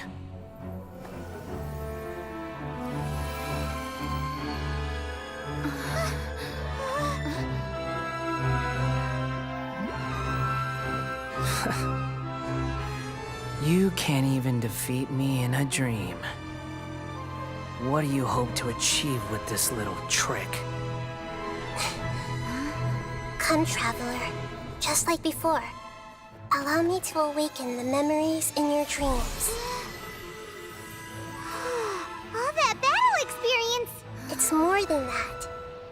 Compile everyone's wisdom in the name of the Archon. That is the original function of the Akasha. I've sent everything that happened just now to the people of Sumeru in the form of knowledge. I've asked them to help you find a way to defeat the false god.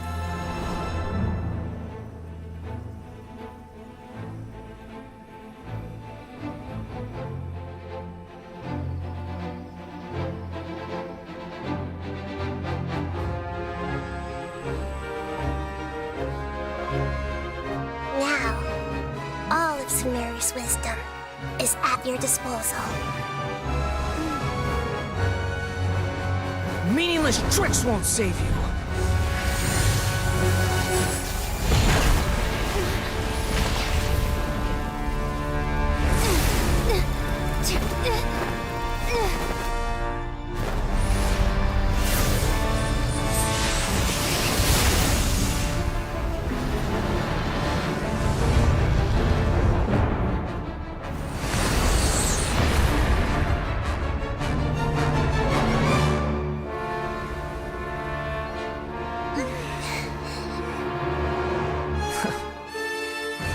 Are you done with your tricks?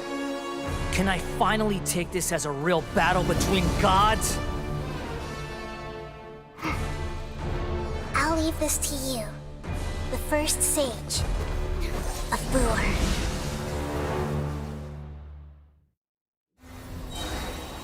1,000 eons, mine to dominate!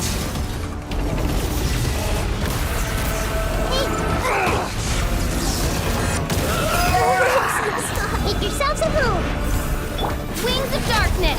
Come, sever night from death! Burn to oblivion! I'm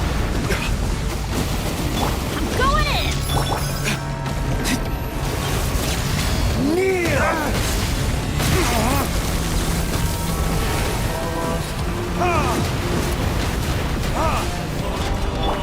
Grow, grow, grow!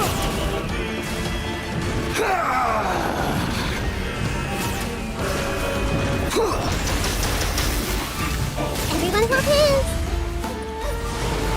Tremble!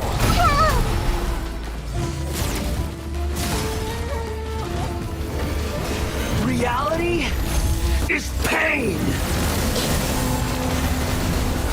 I see everything!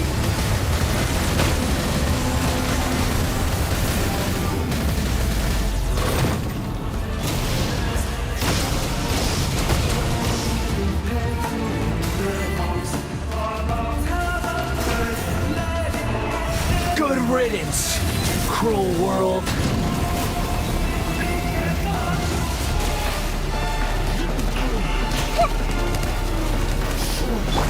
Oz revealed by...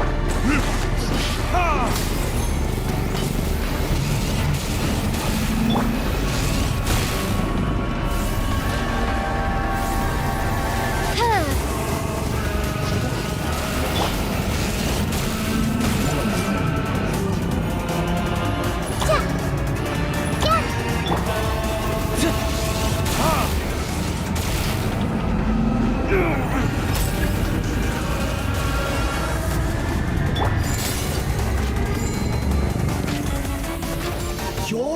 God awakens!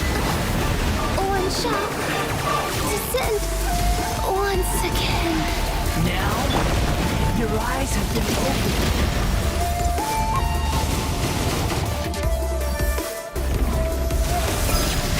Kneel!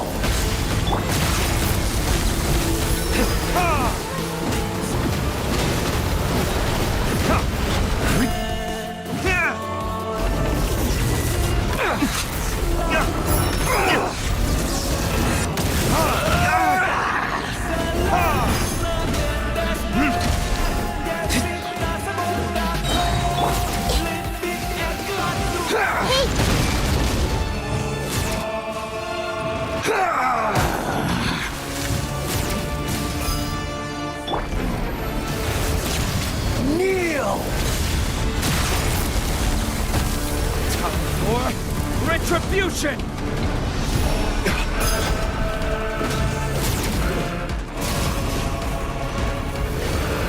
Reality is pain!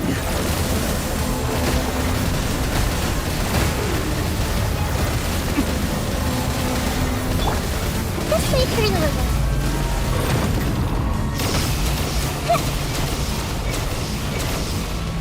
I see everything. Tremble!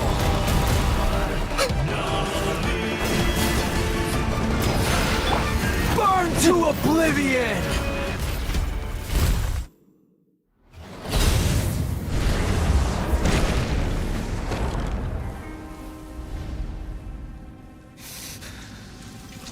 Humans. Filthy humans.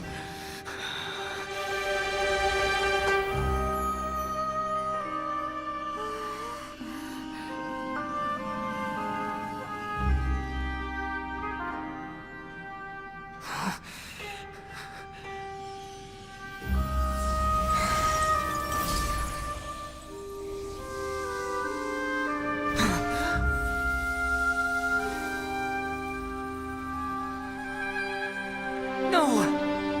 Wait! Please! Anything but the Gnosis!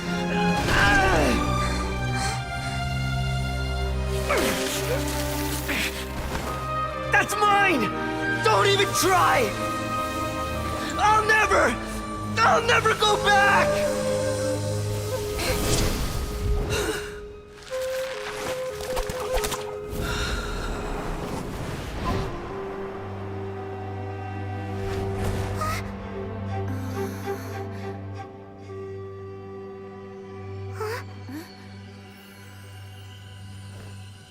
We haven't yet found the answer to the most important mystery. Irminsul is still waiting to be saved. With the power of another Gnosis, we may now finally understand the last memory of Greater Lord Rukkhadevata.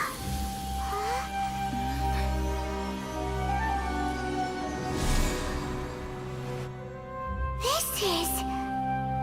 That's right. This is the last memory of my predecessor.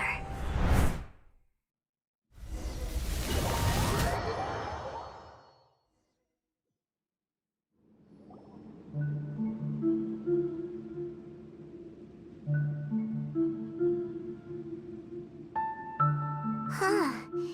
This sure seems very different from what Paimon imagined. Shouldn't Irminsul be in this realm of consciousness? Yes, that is our destination. But I didn't expect the remaining consciousness of Greater Lord Rukkhadevata to be as polluted as this.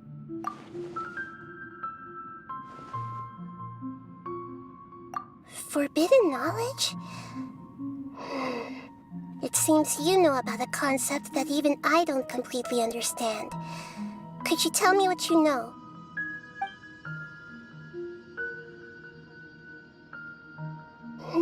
Your inference seems logical enough. Forbidden knowledge once polluted the desert thousands of years ago, but was successfully repelled thanks to King Deshret's self-sacrifice, and Greater Lord Rukkhadevata nearly exhausting her power. Then, a second instance of forbidden knowledge pollution occurred during the Conria Cataclysm 500 years ago. But I'm afraid it is much more serious this time, with Irminsul itself already in danger. So, if we're in the remaining consciousness of Greater Lord Rukkhadevata, and it's also been affected by forbidden knowledge pollution, then does that mean, in order to save us, Greater Lord Rukkhadevata? Yes.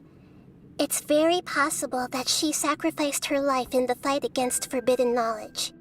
She didn't completely eradicate forbidden knowledge, but if it weren't for her actions, the pollution would have been far more rampant over these past 500 years. The way that everyone, including me, has forgotten everything about forbidden knowledge may very well be due to her restoration of Irminsul. Aww. Do you feel sad, Nahida? I'm just sharing her pain. The pollution of her consciousness here is severe. There is madness, chaos, and pain all around us. Did she fight to resist the forbidden knowledge pollution in such terrible conditions, all the way up to her last breath? She even used her last remnant of lucid consciousness to leave a clue for us to follow.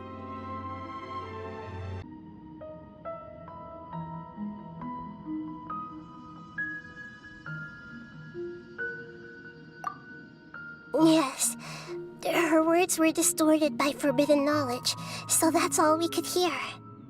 But now, we have a chance to find the answer to this mystery. We can cross the polluted consciousness until we found the right path to meet with her lucid consciousness. And then, we'll let Greater Lord Rukkhadevata tell us the truth in person. Each of us need to be mindful of the state of our own consciousness while we are here. Even with the Gnosis' protection, we must always keep a clear mind. Otherwise, we could go mad at any moment. That's so scary. Don't worry. It should be easy enough for you to keep that mind of yours clear, Paimon. Let's go.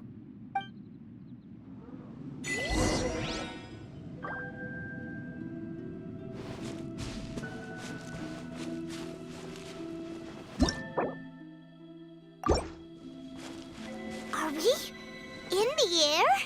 And why is there a huge boat? That's the boat of consciousness, which symbolizes reason here. Its course is the direction our consciousness is traveling towards. If we lose control over our consciousness, we will fall into madness. So let's make sure the boat stays on course.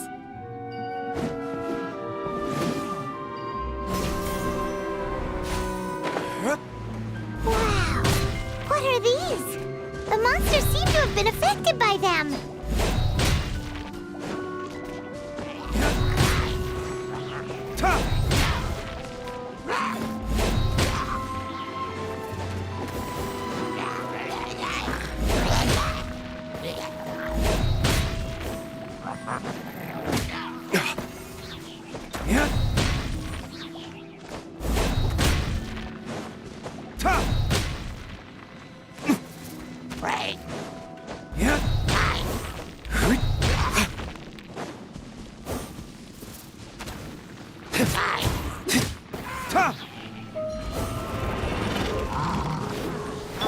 By royal decree.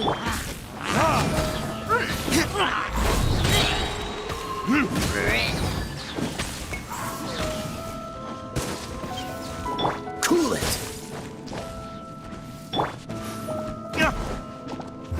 Verdict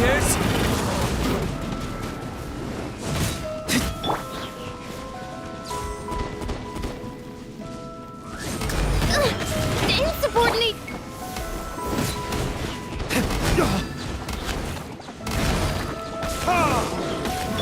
Midnight Phantasmagoria.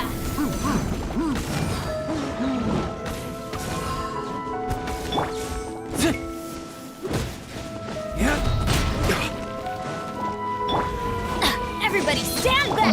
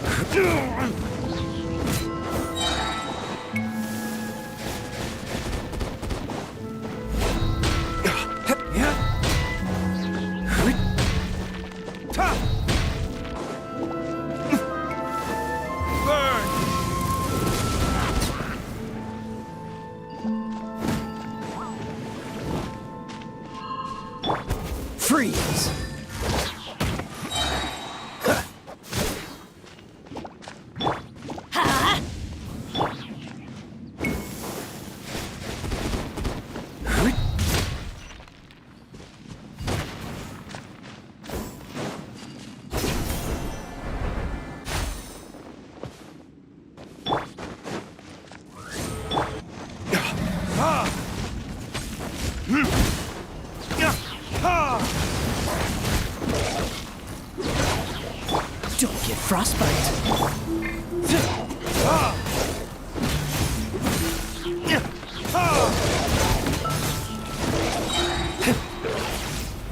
Verdict is...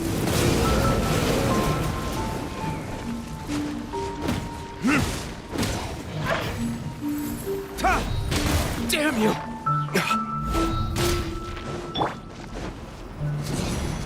Out of the way!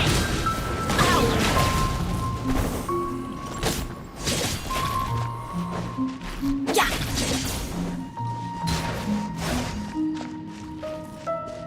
Let's light it up!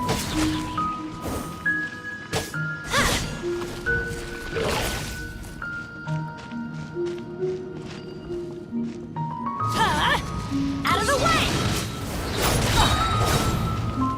Teamwork is dreamwork!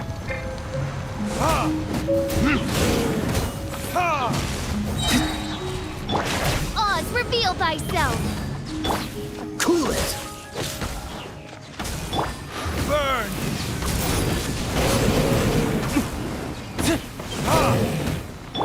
Shadow Raven, let night fall!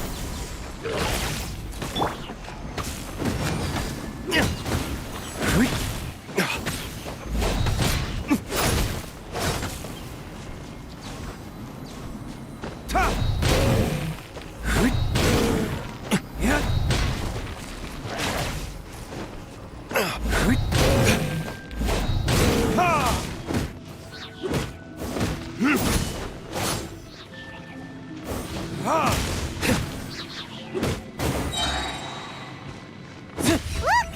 4-leaf sigils have appeared in the sky!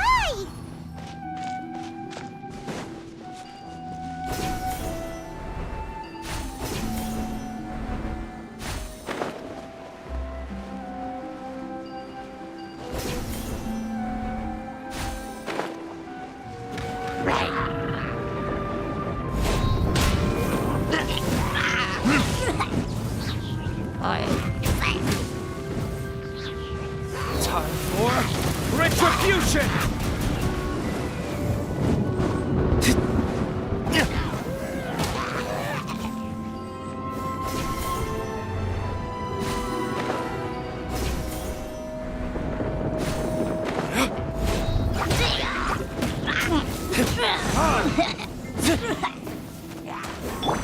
By royal decree!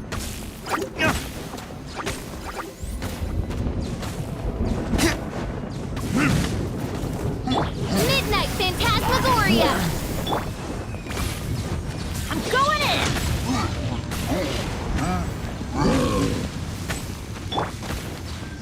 Burn!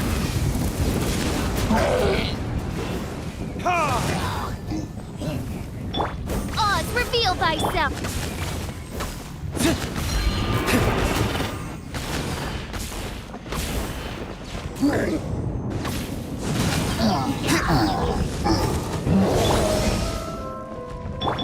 Oh, so sorry.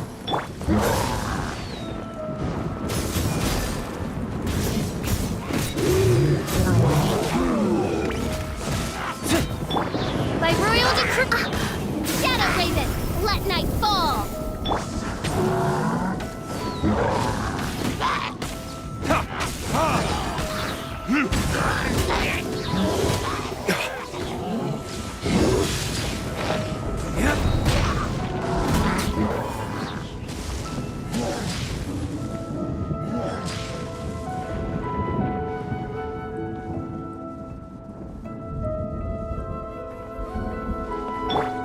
What's the hurry? Time for retribution! Dodge this!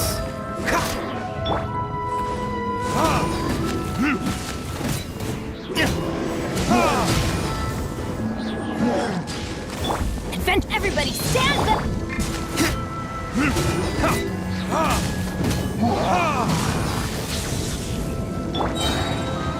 Oz, reveal thyself! Cool it! Burn! Midnight Phantasmagoria.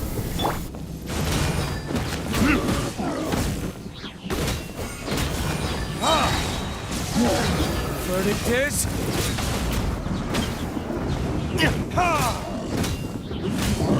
To control the boat of consciousness, we need to find the helm first.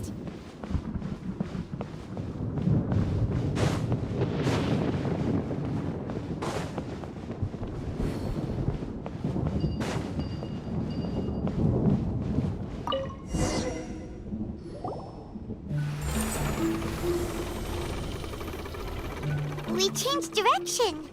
Are we still going the right way, Nahida? Mm-hmm. Judging from the current route, the boat of consciousness will soon take us out of here.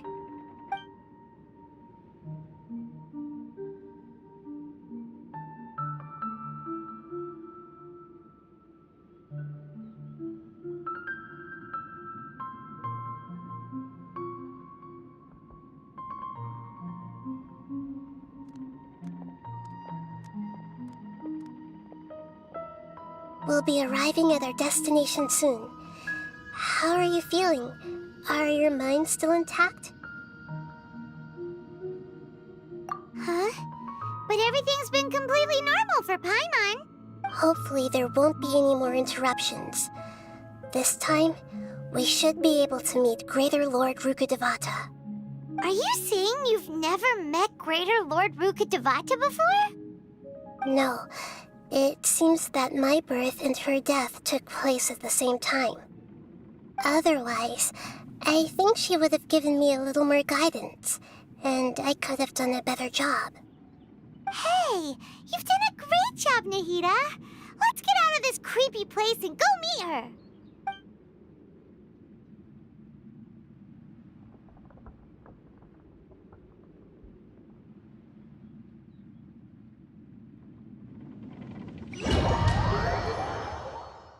So, is this the place you were talking about? The base of Irminsul?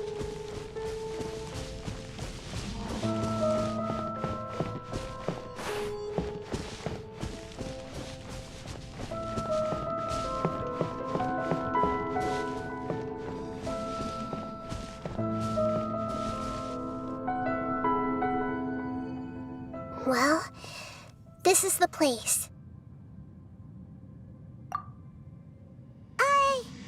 We're here to find Greater Lord Rukkhadevata, right? But the one standing over there is... Is that... me? She looks exactly like me. Are you Greater Lord Rukkhadevata? Yes, that's me. Are you surprised by my appearance? Irminsul and the surrounding lands have been reproduced here as they were years ago. But this is just a realm of consciousness. We are manifestations of the same nature, hence why we would appear exactly the same.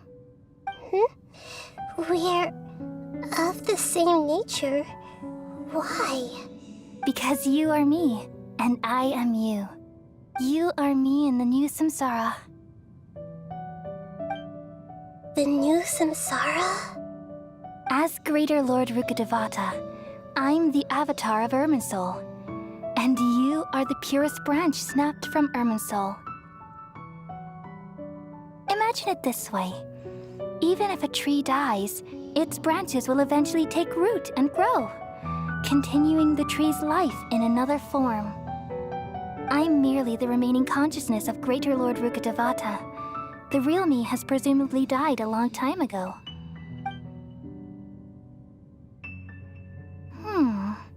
Judging from your appearance, I've probably been dead for 500 years.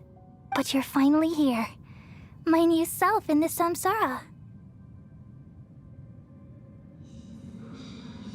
If this is true, then am I going to be a great Archon like you someday? Though we share the same nature, our fates are bound to be different. All things have their own fate. When a branch grows into a mature tree, it won't be the same as the original tree. That's why fate is the ultimate knowledge, isn't it? That's a great insight. Yes, very good. It's also precisely why you won't become like me. Really? But perhaps you may become an even greater Archon than I. I already see a determination in you that I didn't possess in my time, and the future that it leads you to will be yours alone, along with the blessings from your past experiences. Don't worry. The growth of wisdom is like that of a plant. You only need to wait quietly for the flower to bloom. Come to think of it, the sages never had the faintest inkling of the meaning of wisdom. Thank you. Nothing makes me happier than discovering that the Archon I always admired was in fact myself in another fate. It's so nice to speak with you, Greater Lord Rukkhadevata. I've always wanted to meet you. The feeling is mutual. From the moment I snapped the branch off Irminsul and created you, I've also looked forward to talking with you. Could you tell me why you wanted to create me? And what exactly happened when you died? Ah, I see. You're here seeking answers, right? Everything that day, even the sky itself, changed into a color like this. At that time, the 7 were all summoned to the nation of Conria. Except for me. I had a more important task to attend to. I had to protect Irminsul. The disaster occurred together with the pollution of forbidden knowledge. At that very moment, with my consciousness connected to Irminsul, I sensed something was wrong. The pain started to torment my mind. By the time I reached Irminsul, it was already displaying signs of corruption. Had I not repelled the pollution of forbidden knowledge with King Deshret thousands of years ago, I might have felt even more hopeless and lost. So what exactly is forbidden knowledge? It's a kind of knowledge that doesn't belong to this world, and a form of truth that can't be understood. It came from the very bottom of the abyss. Even I could never understand it. The world is constantly rejecting it, leading to all kinds of bad phenomena. If we allow forbidden knowledge to pollute Irminsul, I'm afraid the entirety of Tevat could fall apart. So, there's knowledge that even the God of Wisdom can't understand? At that time, I knew I couldn't repel the forbidden knowledge with my strength alone, which is why I created a device that compiled human wisdom and named it the Akasha. It's truly the world's most amazing invention. Thank you. For a long time, I thought dreams were the fruit of human wisdom. Though it was selfish to do so, I borrowed people's dreams using the Akasha. Then I compiled their wisdom and all of my own power. Well, did it work? Thanks to the wisdom of the people of Sumeru, almost all the forbidden knowledge was cleared from Irminsul. But things didn't go as smoothly as I thought. I had a terrible headache, which gave me an uneasy feeling. And then I remembered that my consciousness was also connected with Irminsul. It brought me knowledge and wisdom, but vile corruption as well. From the very beginning, my existence had been polluted by the forbidden knowledge. Oh no! How could that happen? I've experienced that pain in your consciousness. It must have been a horrible experience. Yes, but my feelings weren't important. The important thing was that even if I died, my existence and everything related to me would continue to exist in Irminsul as memories and knowledge, meaning that the forbidden knowledge couldn't ever be permanently eradicated. And there's no way for me to eliminate myself. It would be a sort of paradox. So, I took the purest branch of Irminsul as my incarnation in the next samsara and left a trail of clues, all in hopes that you would come here and remove me and my pollution from Irminsul forever. Wait, no, I can't. So you realize what that implies? You are very smart indeed. Ermin's soul has all the knowledge and memories of this world. And as you've realized just now, removing me from Ermin's soul means I essentially will never have existed in this world. But this is the only way to save Ermin's soul. People love you so much, and they've missed you so much over the past 500 years. I am exactly the same. So how can we just forget you like this? Is there really no other way? There must be something else I can do. You're the god of wisdom, Booer. You should know that there is no other way. But this is so cruel. I don't want to forget you. No need to feel so sad, Booer. As someone who delights in wisdom, you should feel joy at finally finding the answer. These are the words in their entirety. The answer you've been seeking all along. Let the world completely forget me.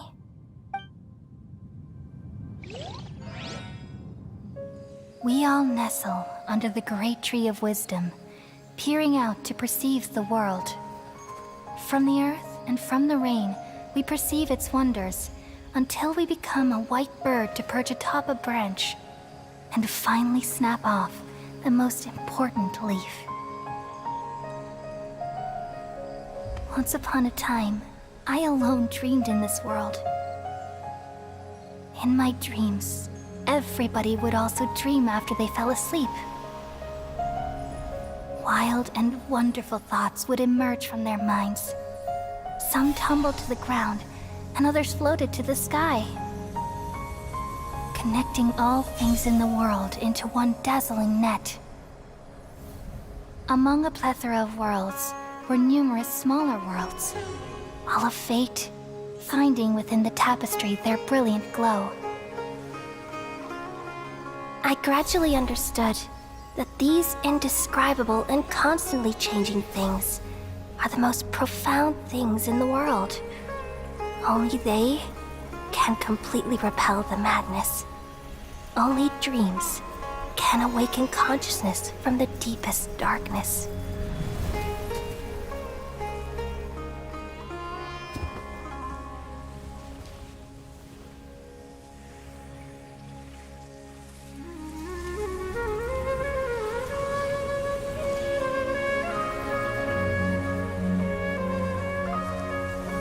I'm the one who posed this question, yet also the one who sought a solution.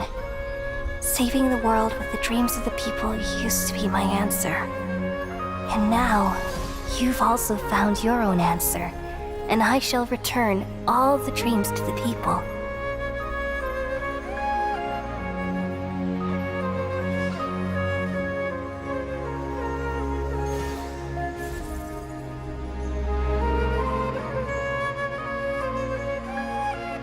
Goodbye, people of Sumeru. May you be blessed tonight with the sweetest of dreams.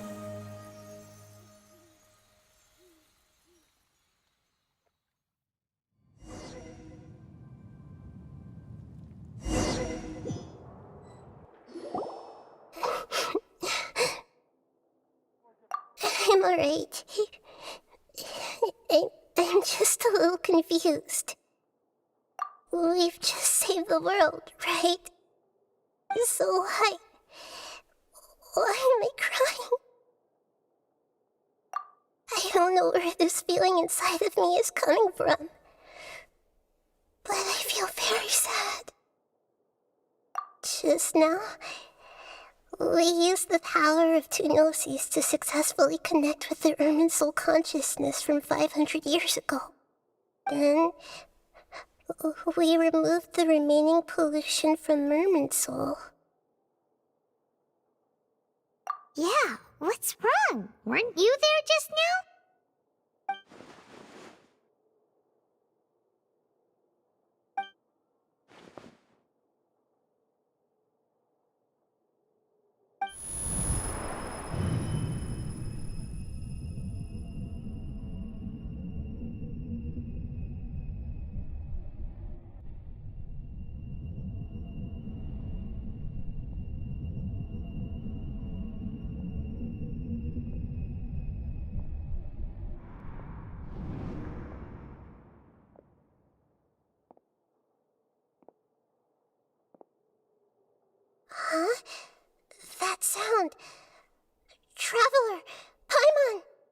I've been waiting here far too long. But finally I have the chance to be alone with you. All the precious time I wasted has finally paid off. The doctor! What have you done? Just a type of sound wave that can quickly put defenseless people into a dream. As I expected, it doesn't have any effect on gods. This is the only thing of interest I found among the sage's research. I thought I'd take it for a little spin. Don't worry. I know you would never forgive me if I actually killed them. I'm here to negotiate with you. Naturally, I won't do anything dangerous that could potentially damage our relationship. Negotiate with me? I heard you had already left Sumeru. Why are you here again now? I left Sumeru, but I also stayed in Sumeru. Even the God of Wisdom is restricted by the habits of cognition. How disappointing. You mean there are many different versions of you in this world? An astute guess. Even the same individual will have different cognitions at different ages. A long time ago, I made a major decision in hopes of preserving all my perspectives of how I observed the world. Observation is the first step of any experiment, but observing the current world doesn't satisfy me. It lacks an important dimension, that of time. So I saved segments of all my ages and made them into independent individuals. That's all there is to it. Indulge me. How does the God of Wisdom find my method of seeking knowledge?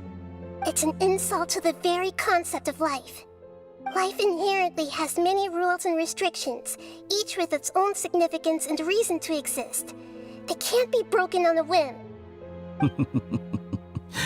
Good. Amazing, even.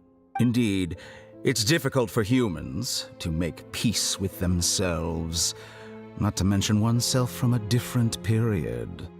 Since you are in the academia, why wait until now to show up? You could very well have stopped us and helped that fake god. Simple. Let me ask you this. Would any staff member ever help the subject in the middle of an experiment? It was my experiment. So why should I interfere with the results? The academia saw the plan to create a god as their ultimate goal, yet you only saw it as an ordinary experiment. You really are crazy. If the experiment succeeded, you would have had a new god on your hands. How would you have faced your own god then? Would you still take the same stance? Would you still hold the same view of yourself? I'm first and foremost a scholar. These results should be left to the judgment of the hypothetical me confronted with that outcome. But you're right. And that's exactly why I'm disappointed with the conclusion of this experiment. As an individual, you don't have any sense of belonging. You seem to have even fewer convictions than a typical scholar. Oh no, I certainly have my own convictions. They just don't fit your standards, that's all. All right, that's enough conversation for today. The experiment is over, and it's time to tidy up the equipment and reclaim any useful materials. For example, the Gnosis. Lesser Lord Kusanali, you're an intelligent Archon. I'm sure you understand the disparity in our combat abilities at this time. Besides, you have no way to use that Electro-Gnosis in battle. Didn't you say you were here to negotiate with me? Somehow, it's starting to seem like you intend to take it by force now. I'm merely stating a fact. After all, I'm also a scholar. Naturally, I hope to show proper respect and dignity to the God of Wisdom. Your hypocrisy is built on absolute confidence. I understand your scheme, but... what if I were to destroy the Gnosis now and awaken the heavenly principles? Awaken the heavenly principles? Do you think that's really possible? The heavenly principles have been silent for many years, but the Gnosis are symbols of their control over Tevat and all the laws. Will the destruction of a Gnosis attract the attention of the heavenly principles? And if so, how do the Fatui plan to deal with the consequences? Do you dare to gamble such a possibility with me? Gamble? How surprising. I thought you would show evidence or use rigorous reasoning to prove your point. The word gamble is the last thing I expected to hear from the God of Wisdom. But this is a clever move. You must have seen through me when I first captured your consciousness. As a scholar, I respect all possibilities. This has always been my principle and is an essential trait as an experimenter. Indeed, I can't ignore this possibility. So tell me then, what are your conditions?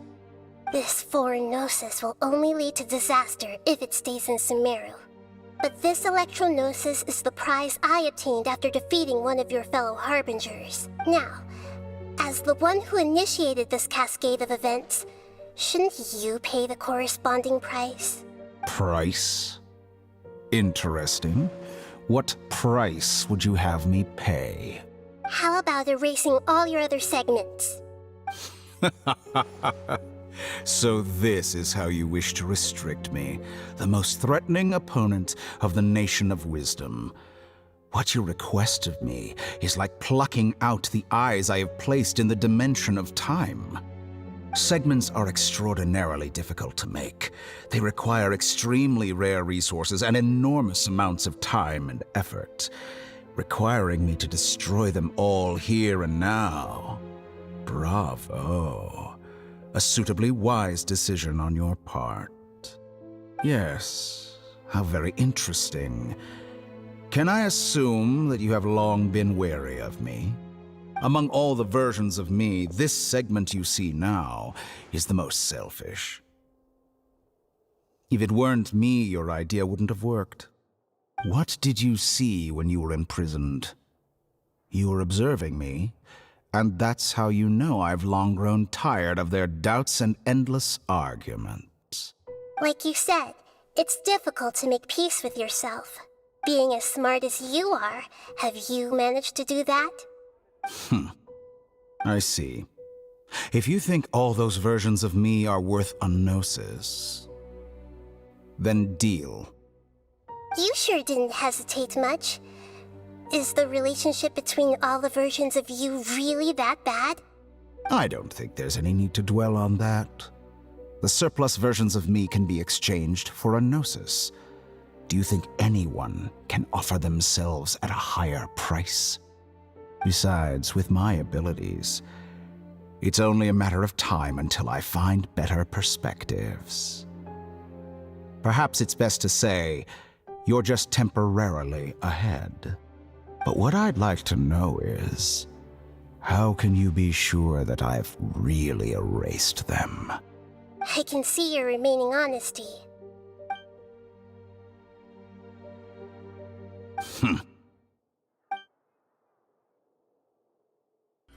What a ridiculous decision! You can't be serious! How could I have been so short-sighted? You think this is the end? Wait, I'll have my revenge! You'll make this moment count. You will regret this! Well, have you confirmed that it's complete? Here, take it. The future of Sumeru City will be in my hands alone. I will shut down the Akasha and let curiosity and the thirst for knowledge drive the realm of academics once again.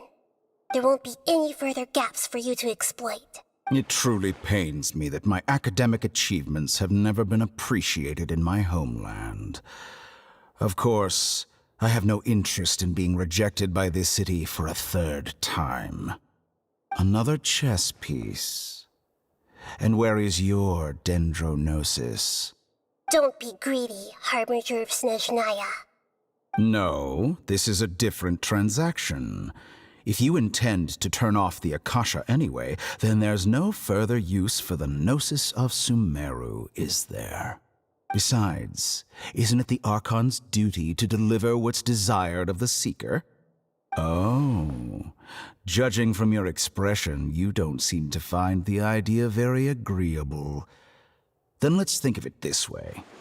Since you're the God of Wisdom, how about I exchange some knowledge with you? People exchanging knowledge with the God of Wisdom is the stuff of legends. Yet here you wish to exchange knowledge for the God of Wisdom's property.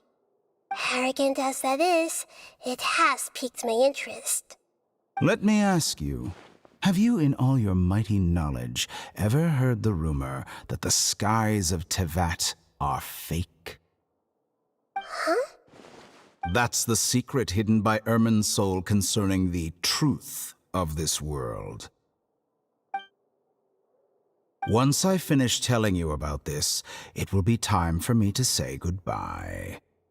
With negotiations, we've all gotten what we wanted.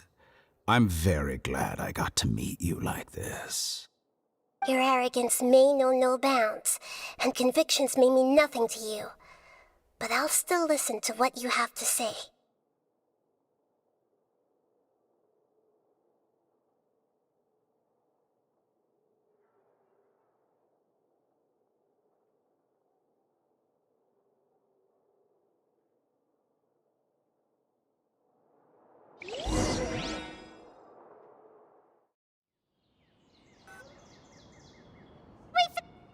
Together! Okay, wake her up.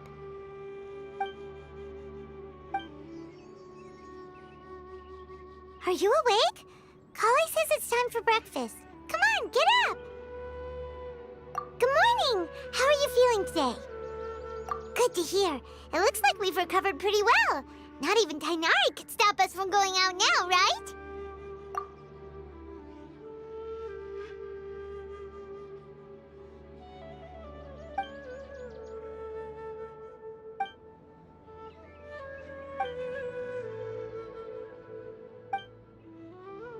Come on, Traveler, let's go!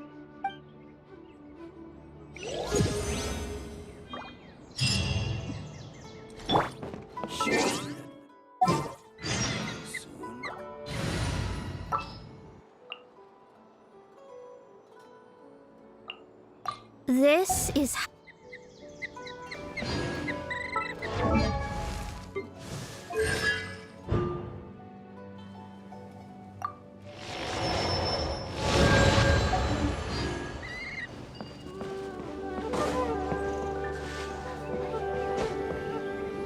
Good morning. Looks like you're awake. Yep. I prepared some breakfast today. Please have a taste. I hope you like it. It's nice to have you here so we can eat something yummy. Well, now that I've recovered from Alizar, I'm feeling better than ever. I can even prepare 4 or 5 meals a day now. And Paimon bets they're all delicious. Oh, by the way, someone brought a letter for you after you went to sleep last night. Nope. Paimon wanted to read the letter with you after you woke up, so Paimon didn't open it.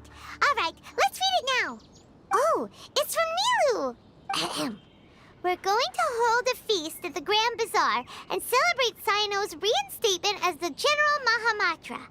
As heroes of Sumeru, please be sure to attend. I'll wait for you. The date of the banquet is written on the back. It's in 2 days. Oh, I've also heard that you've become heroes here as well. That's amazing. Everyone's aware of your abilities. There's no need to be modest. Anyway, let's go to the Grand Bazaar to have a look. Oh, before you leave, be sure to inform Master Tainari.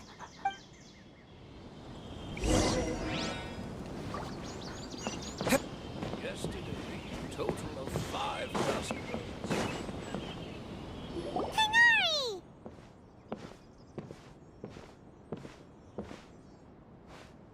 Ah, good morning. How do you feel today? We feel much better. How about you? I'm recovering well, thanks for asking. But from the looks of it, you seem to be already busy with work again. It's fine. I'm not that busy, really. The Elazar patients have recovered, as well as Hypatia. For now, I only need to tend to my Forest Watcher duties.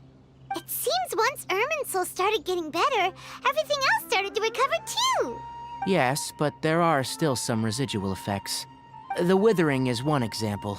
Though it won't spread anymore, the existing zones won't just disappear. We forest rangers will still need to do the work. By the way, we have some good news. Sino got his position back. This news is hardly new. He had already mentioned it to me before. Huh? You mean he was already here? Why didn't he come to say hi to us? He visited once, but he was afraid of disturbing you while you were resting.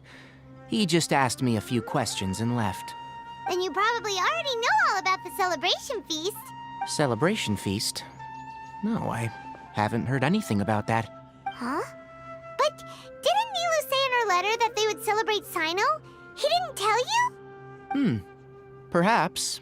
Or, alternatively, he doesn't know about it either. Come to think of it, Sino doesn't seem like the type who'd enjoy a celebration feast. You and Kale are both Sino's close friends. Why don't you come to the feast with us? Kale has taken over some of my tasks these days. I don't think she'll have time for it, not to mention me. You see, some VIPs have come to the forest recently. Huh? VIPs? Very important Paimons? Well, technically speaking, they are former VIPs. The sages involved in recent incidents have begun their training in the Avidia Forest, and the people they had previously imprisoned have all been released. Huh? Yes, he's a little weak, but he isn't injured and his condition is stable. Lesser Lord Kusanali, in her boundless mercy, has decided to spare Azar and the other wrongdoers.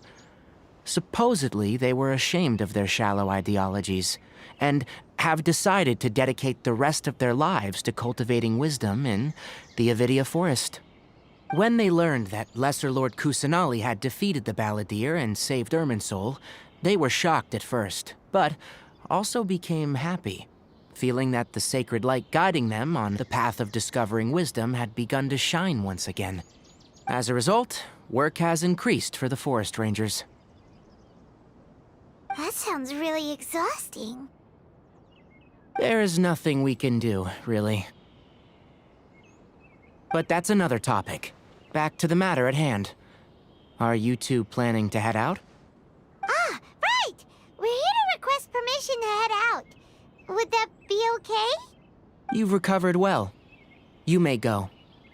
But be careful. Yay! Will do! The rainforest is the best.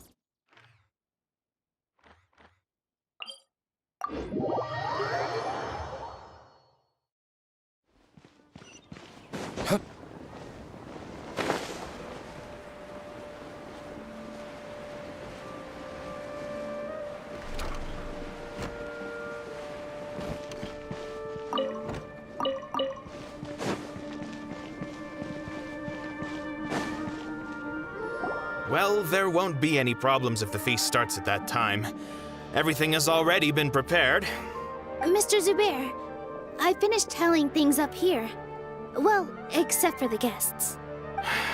Is a simple reply really that much to ask of our guests? It's affecting our arrangements. Oh, it'll be fine. Besides, it never hurts to get things ready in advance. I was thinking the same thing. The feast will be held sooner or later, right? Hey, Nilu! Traveler, Paimon! We got your letters, so here we are! You're the best! The other guests haven't even replied yet. Huh? Are we the only ones that have arrived? Yeah. I had someone deliver letters to all of our guests. But maybe everyone is still busy with other things. Look, I get it. Sumeru is in an extremely important period of transition right now, but even if your friends are important figures, they shouldn't just ignore your request like this. Nilu is Sumeru's #1 celebrity after all. You have no idea how happy I am to talk to people with good taste. If you consider enjoying Nilu's dances having good taste, then almost everybody has good taste. Because Paimon thinks everybody will love her performance. That's right. We all think she's amazing too. Nilu is an absolute favorite among those of us who frequent the Grand Bazaar. For Outlanders, you have a great eye. Master Zubair, let's have a vote for the most outstanding audience members next time. I think these two may win. Nonsense! It is not for us to determine the value of an audience. But indeed, we could try giving gifts to people with particularly good taste. I heard there's a device in Fontaine called a camera that can record people's appearances as pictures. Such pictures would make superb gifts. Ooh, good idea. I wonder where we can find one. You guys are so funny. There's really no need for that. I'm satisfied just being able to perform here. There's always a lot going on at the Grand Bazaar. Yeah, and that's why I love it here. Traveler and Paimon, could you help confirm if the letters were actually delivered? If for some reason they didn't receive the letters, then please tell everyone that there will be a feast here. Yeah, we can also check out how everything in Sumeru is going now. When I wrote the letters, I heard that Dia was in Port Ormos, and Alhaitham was at the Academia. As for Sino, we've only heard that he appears at the Academia from time to time. I'm not too sure about Rahman's whereabouts. My guess is that he's with Dia. As for Dunyarzad, I just hope she's feeling better. I sent her a letter, but I was afraid of disturbing her. If you have time, please ask about her for me. Okay, got it. Let's go, Traveler.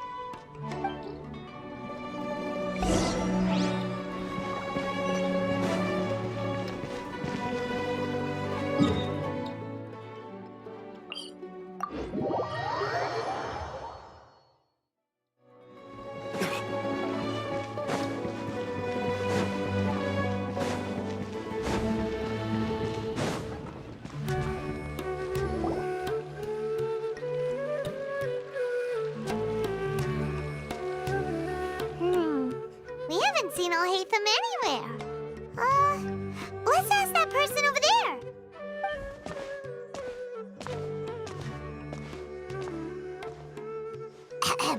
Hey there, have you seen Alhaitham around? Yes, it seems Scribe Alhaitham has gone to the House of Dana. You should be able to find him there. But you're already the second group of people I've seen looking for him today. He must be quite the busy man. Oh? Who else was looking for him? Mr. Cavey was just here asking about him. You wouldn't believe how terrible their relationship is. And now you two are here. Don't tell me everyone's here looking for gossip about the sages. No way! We're strictly here on business. Ah, I see. Sorry, I thought maybe everyone's as interested in rumors about the sages as I am.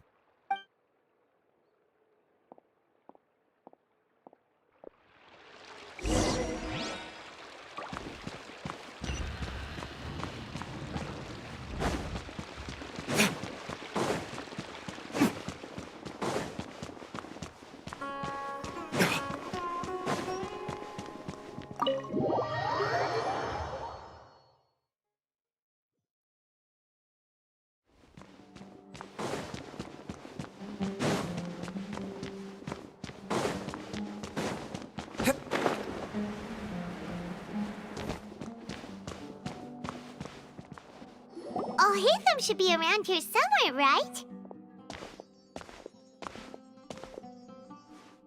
Oh, he's over there! But it looks like he might not have time for us. Just put down that worthless book and tell me what happened in the Academia. This is not just some worthless book. Do you have any idea how difficult it is to find a physical book like this in Sumeru? It doesn't matter. It's probably just another thing that you used your authority to get your hands on anyway. Just put it aside. Listen, I came back today only to hear that the sages have disappeared. Oh? You sound surprised. I thought you would already know the inside story. Would I be here asking you if I knew? You're the scribe, not me. So just tell me what you know already. Well, I almost became a sage. Huh? Oh, don't sound too surprised now. You're the renowned Kaveh, light of the Ksharawar. Besides, as a master builder and craftsman, chances are you'll be appointed as a sage too. Why do I feel like you don't really mean it? Huh. What makes you say that? Why would you question my heartfelt sincerity? Maybe it's because you've never said anything good about me before. Yeah, well, I share a similar sentiment, and anyone who knows you as well as I do would surely do the same. Ugh, you... See? This is why I hate discussing anything with you. Your ridiculous and arrogant attitude always gets in the way. It seems that you really can't stand my personality. Ha! What was your first clue? Well, then you might as well move out of my house. Are you threatening me? Stooping to a new low, I see. Ugh, and don't change the subject. You, a sage? What a joke. The academia might as well just close tomorrow.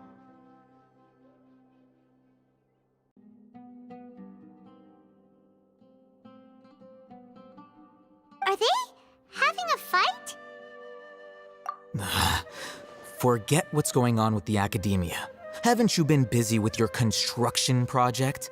Tell me, when are you going to build yourself a mansion? Don't get me started. I get angry just thinking about it.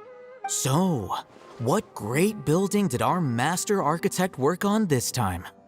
Like I need to tell you. Keep your nose out of my business. No, I think we deserve to know. Where were you when Sumeru needed you most?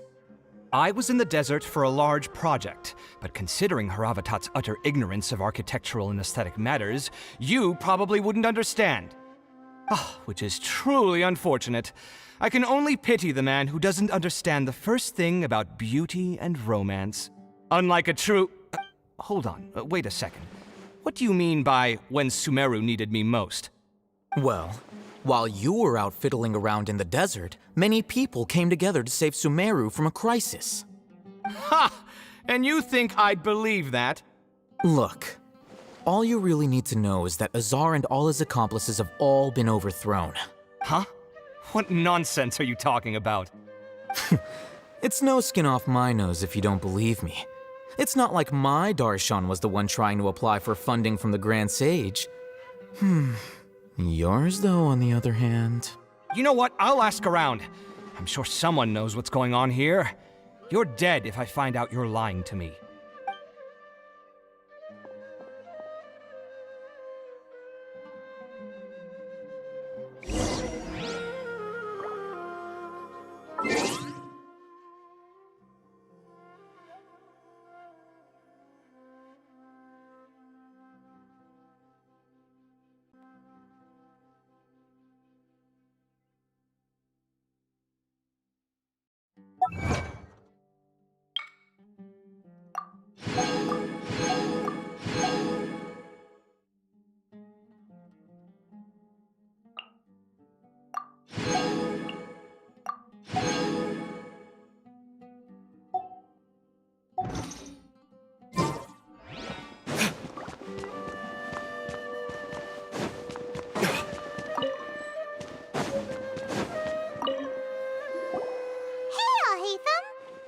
Oh, it's you two. What's the matter? We're running some errands for Nilu. Have you received her letter? Letter? Nilu said she sent out a letter inviting everyone to a celebration feast in 2 days at the Grand Bazaar. We'll also be celebrating Zaino's reinstatement as General Mahamatra. If she addressed the letter to all Hatham of the Academia, then the letter should have gone to my office. I've been busy these days, so I haven't had time to check for any new mail at my office. I only now have some free time to attend to personal matters. Have you always been so busy with your work? Of course not. I'm only busy these days because several sages have been dismissed recently and the whole academia was practically turned upside down. Tainari told us they all went to train in the Avidia Forest. Apparently they will spend the rest of their lives there. That is already the best possible ending for the likes of them. 4 of the 6 great sages were possessed by their desire for power and attempted to create a new god. In order to pull it off, they even imprisoned the other 2 rational sages. To imagine such things could take place in the academia. I don't know where to begin. Yeah, you're right. Huh. Feels kind of strange to hear them called that after all this time. But then again, the 6th grade school sounded pretty impressive too. Yes, at least that's how they're supposed to sound. It's said that when the academia was first founded, the Dendro Archon herself established the 6 great schools, each representing one of the 6 different types of wisdom. Numerous Darshans have sprung up and faded. Only the 6 Darshans attaching themselves to the 6 great schools have stood the test of time and obtained permanent seats in the academia. Now, the 6 Darshans are nearly synonymous with the 6 great schools, and the leaders selected for the schools are the 6 great sages. Among the 6 great sages, there is one central leader, the Grand Sage. Unfortunately, only the sages from Vahumana and Amorta remain now. They were imprisoned for opposing Azar and were only rescued after Azar's downfall. So who's managing things in the other 4 schools now? Do they need to find someone new? Yes. Normally, new sages are selected based on a strict set of criteria. Oh, didn't you just say something about becoming a sage? If they pick you, then we'd have a huge connection in Sumeru.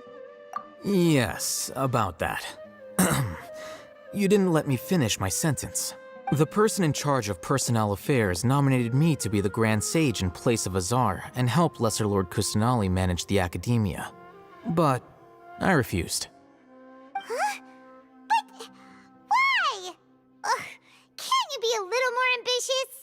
I'm not even interested in being one of the 6 great sages. Like I said before, I don't like being a leader.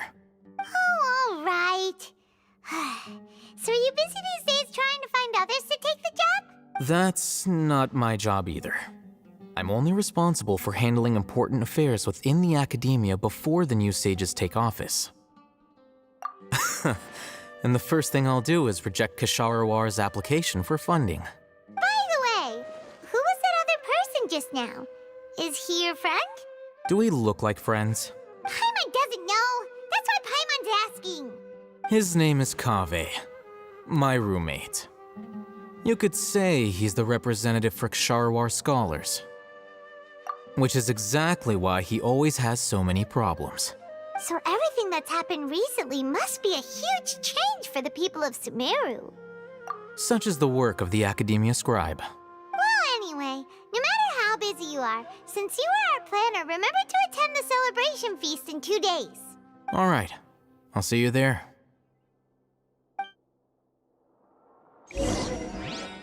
Ha!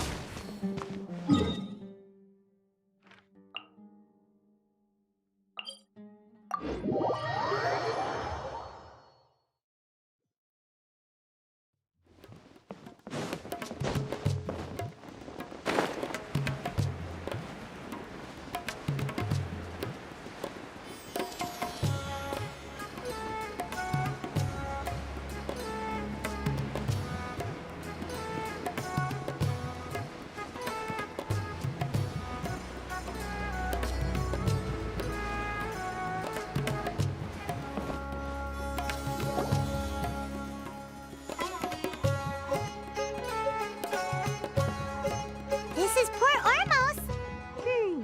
Now where could... Is that Paimon I hear? Huh? Oh, it's been a while. How are you doing? Dinyarzad! It's been so long since we've seen you! I'm doing well. I can go as far as saying I have never been happier in my entire life. I don't know if you've heard, but Elazar has completely disappeared, and all the patients have recovered. You kidding? Knowing them and the connections they've got, I'm sure they've heard about it. Yeah! That's right. My lady is feeling better now, so I'm accompanying her for a walk. Why do you still call me that, Dia? You've already informed my father of your resignation. I guess I'm just used to calling you my lady. Old habits die hard. Resignation? You mean you're quitting? Yeah, I might start losing my edge if I keep being a bodyguard for the Homayanis. You know that my parents and I are fond of you, and that we appreciate you very much. It wouldn't be a problem if you wish to continue to be our bodyguard. I'm not a woman that's easily persuaded. You should know that by now, my lady. When I took this job, I had already decided that I'd quit as soon as you'd recovered. It's time for me to get back out there and chase that horizon. So what are you gonna do now if you're not gonna be a bodyguard anymore? I want to take a risky job and put my body to the test again. Huh? But we literally just finished one of the most dangerous jobs ever. Are you getting bored already? I know. If I hadn't joined in that plan with you, I wouldn't have come up with this idea. I guess I still get fired up by that feeling of going all out in a fight. It made me realize that I'm still a mercenary through and through. Life is short, and I'm happy that I got to be a part of that operation. But the whole thing also made me realize that there are still many problems in Sumeru. And as a desert dweller, I'm still not completely ready to settle down on this side of the wall.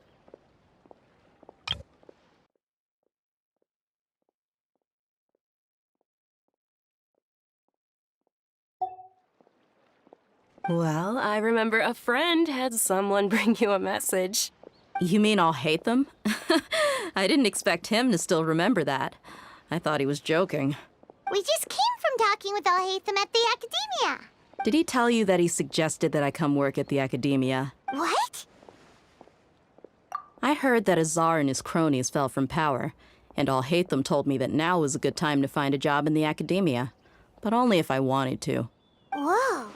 Paimon can't see you being anything other than a mercenary. Me neither. But I think Dia would look great dressed up as a scholar. Ugh, forget about it. I wouldn't last 10 seconds in there. Alhaitham probably just liked the way I worked and knew I'm good in a fight. So he suggested I find some work in the Academia. But you know, if you take him up on the offer, Sino might actually agree and let you become a Matra. Because you're super amazing! The Matra have all the talent they need as long as they have Sino. I prefer to be free to live however I choose. In fact, I chose this job from the very start because I knew it'd be right up my alley. Even if being a mercenary means facing all kinds of danger. A lion has to return to the wild sooner or later. If anything, being your bodyguard has been unfamiliar territory for me. I don't want to see you go, but I'll respect your decision. I'm glad to hear you say that. Come on, no need for the sad face. It's not like we'll never meet again. Once the whole Dendro Archon thing is settled, everything in Sumeru will take a turn for the better. That makes me happy too. But a peaceful society will probably mean less demand for mercenaries like me. Before long, we'll be a dying breed. So I'd better get to work while I still can. Huh? But wait a second! You make it sound like you're leaving now! Well, no, not yet at least. I promised my lady I'd stick around until next week. So, have you been in Port Ormos this entire time? We were wondering if you had received a letter from Nilu. Oh, did Nilu write to us? She heard that you were seen in Port Ormos, so she sent the letter here. Huh. It was probably sent to the inn that we're staying at. My lady has been very energetic lately and keeps taking me on hikes, staying out even into the night. By the time we get back, the receptionist is usually off napping on the job. Right, and we tend to leave quite early in the morning, so the old man on duty is also usually dozing off. So what it really sounds like is that the person on duty is always asleep. I bet the letter's at the reception desk. I'll go check later. No wonder there wasn't a reply. You never received the letter. Good thing Nilu asked us to come and check on that. Sorry to make you two come all the way out here. It must be something important for Nilu to specifically write to us like that. Yes, she said they were preparing a victory feast in the Grand Bazaar, and will also be celebrating Sino's reinstatement as General Mahamatra. She was hoping you could come. Great! I'll be sure to attend. Count me in too. But is there some sort of dress code or anything for the feast? Can I just show up looking like this? Since it's being organized by Nilu, I don't think she'll be too picky about that. If anything, I think she wants to see us as our most natural selves. All right, then this is how I'll show up. The feast will be held in 2 days, so don't forget. Sure. Thank you so much for letting us know. We'll see you there. Oh, by the way, do you happen to know where Sino and Raman are? The General Mahamatra always comes and goes without a trace. Normally no one knows his whereabouts. Oh. But last time we met, he mentioned that he had something to do in Aru Village. You can try your luck there. As for Raman, your guess is as good as mine. I only remember he said that he had something to discuss with Sino. You can ask Sino when you meet him. Don't mention it. You'd better get going. All right, on to our next stop.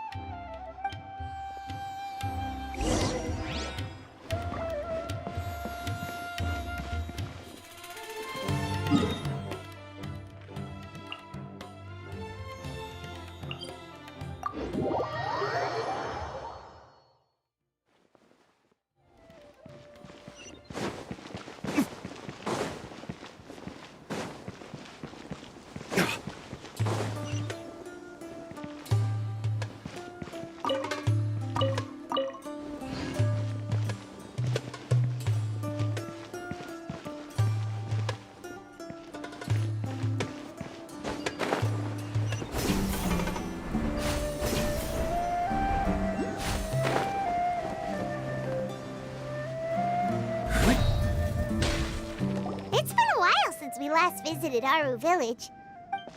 Ah, there's Sino!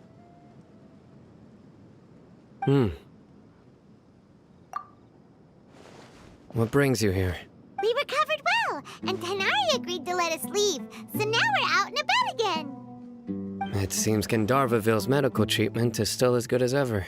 Mm-hmm, and Tainari is recovering well, too. That's good to hear. Yeah, you're the one who brought us to him when we lost consciousness, right? Thanks for that. You're welcome. Tainari has excellent medical skills, and Kale is quite attentive. It was the best place for you. But why are you just standing here like a dead tree? I'm meeting some people. Oh, you mean Candace? I've already talked with Candace and the village chief. They're still at the usual place. You can go there if you'd like to see them. But you know one of the people I'm meeting as well. Oh, by King Deshret's blessing, my friend suddenly appears in the desert. Don't tell me you've run into trouble and need us to help now. Raman! And, huh? Sataria? Oh, you know me? Oh, well, you're pretty famous in the academia. Don't worry, these are our friends. No need to be so guarded. I see. I'm doing well. Many good things have happened recently. Same here. Really, I feel that my whole life has started to shine after suddenly finding a new direction. Oh, tell us everything. Yeah, you go ahead. All right, well, I suppose I should start by saying I've decided to leave the academia. What? It's not that I've given up on being a scholar. Instead, you could say I've found a new identity. I will no longer pursue research like a typical scholar, but I have not completely given up on my relationship to knowledge either. I can see what you're saying now. What do you mean? I plan to leave the academia and return to teach here in the desert. Wow, so you want to become a teacher? Sataria will return to support education here and teach people from the desert. She can't teach everyone on her own, but there are many of us Eremites all over Sumeru. She came to discuss a collaboration with me and hoped that I could bring her ideas to the Eremites. Yes, it's my hope that the Eremites can help me select a group of smart people with the best aptitude for teaching. I'll teach them, and after they've finished learning from me, they can go educate more people. That is the true meaning of education and the spreading of knowledge. The people of King Deshret suffer from sandstorms, exile, and ignorance. Miss Sataria is more than welcome to come teach here. Her arrival is like a star shining in the desert night. The stars have always guided caravans, thieves, soldiers, and travelers who get lost in the night. They lead those in the dark out of trouble and back to safety. Oh, please. Where's all of this coming from? I'm starting to feel a little embarrassed. You deserve these compliments. Mercenaries are accustomed to danger and don't fear death, which is why we recognize extraordinary actions that common people would easily overlook. Sataria's idea will bring much good to many people. At first, I feared it was destined to fail. Everyone knows that the Academia doesn't allow scholars to teach in the desert without permission. As you know, all knowledge is under their surveillance and control, and very few desert dwellers are as lucky as me. But what I heard at that time has been haunting my heart, as if there were lightning bolts constantly bombarding my soul. Sataria, you tread a treacherous path, and the longer you ignore it, the tighter the Academia's grasp on you will become. Sataria, why haven't you gone home? Never forget that the desert that belongs to you lies elsewhere. Miss. These words sparked something in me, and I knew that I had to bring something back to my people after going home. I gathered up the courage to approach the Grand Sage, only to find that he was no longer at the Academia. Lord Sino told me that Azar didn't belong there anymore. Azar has received much-needed punishment. Though, if you ask me, it may have been too light.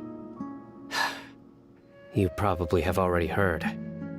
Lord Sino helped me obtain permission to leave the Academia for the desert, and accompanied me here to discuss collaboration with members of the Eremites. My plan was able to go smoothly thanks to him and Rahman. You're all doing so much for the desert. Aside from that, I also have some other business to discuss with Sino. Lesser Lord Kusanali has allocated many resources to support and develop the desert. I've done some business for her, and part of it required the assistance of the Eremites. I applied for a few batches of educational materials from the Academia, and sent them to several groups in the desert, as instructed by Lesser Lord Kusanali. I believe the people will make good use of them. That's exactly what the people here need. Physical books and other related items. If it weren't for Sino and Lesser Lord Kusanali, I'm afraid we'd never be able to get our hands on them.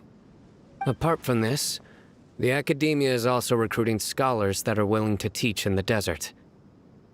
I'll let you and Sataria know as soon as I have any more news. We must be persistent about this, and maintain these resources to ensure long-term effectiveness. This is the first time in hundreds of years we've had a glimmer of hope. I think this may be the turning point for the desert. Remember these words. Here lies our faithful priest, Kasala. His wisdom is a miracle among the people, deserving of high praise and admiration. I hope people with wisdom like that priest will rise again among the desert dwellers. Then we'll once again see the wisdom and glory that once shook the world. Enough about us. Are you here to discuss some business too? No, not at all. We're actually here on behalf of Nilu. Nilu wanted to write to everyone, but she wasn't sure where the letters should be sent, so she asked us to come find everyone personally. A celebration feast will be held in 2 days at the Grand Bazaar. She hopes that all of you will be able to attend. At the feast, we'll also be celebrating Sino's reinstatement as General Mahamatra. Although, judging from your appearance, it seems you've already been reinstated. Paimon thought you would only start working for the Academia after the feast. Celebration? Feast? It's the first I've heard of it. Tighnari was right. He really didn't know. This feast is for you, Sino. Sounds to me like you'll have to be there. It's rare to see that kind of expression from Lord Sino. You must not like feasts very much. No, not really. But I'll go. Well, I still have a lot to handle here. Besides, I need to look after Miss Sataria in the desert, so I'll have to pass. I'm afraid I won't be able to join you. Although, if you'd be so kind, please give a message to Miss Nilu for me. The message is, I'm sorry for how I treated you before, but now I understand the beauty of your dance. It's like a light shining in the sky. You and the art you symbolize are not only beautiful, but also lively and powerful, so much so that it was prohibited. Please keep dancing, and someday I'll be able to appreciate your art in person. Okay, we've got all that down. Our job here is complete as well. Oh, Sino, remember, party's in 2 days. Make sure you're there. Got it.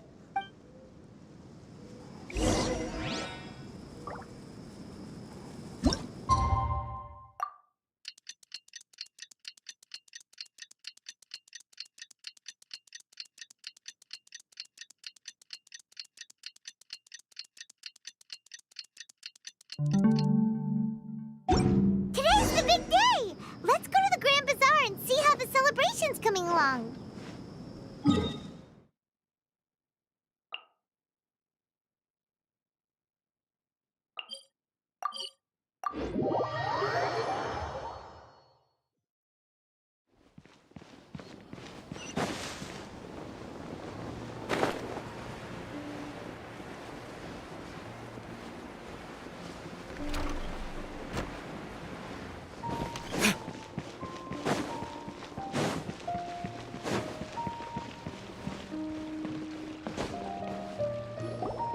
Everybody's already here. Looks like we're the last ones to arrive. You're here. Ah, there you are. Well, look who finally decided to show up. You look like you came here immediately after finishing up some work. I'm very happy to see you here. But we're not late, are we? It's just that everyone else arrived ahead of time. I propose that the last one who arrived be put in charge of today's speeches. Nah, there won't be any speeches today. Oh, really? Well, even better. Come join us over here. Let's share some great food and drinks, and chat about all sorts of fun things. Everything looks quite good.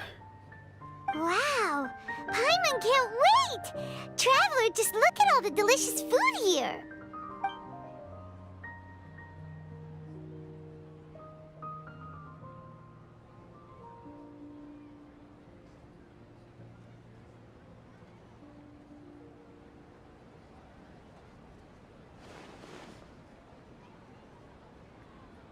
Whoa, it's so delicious!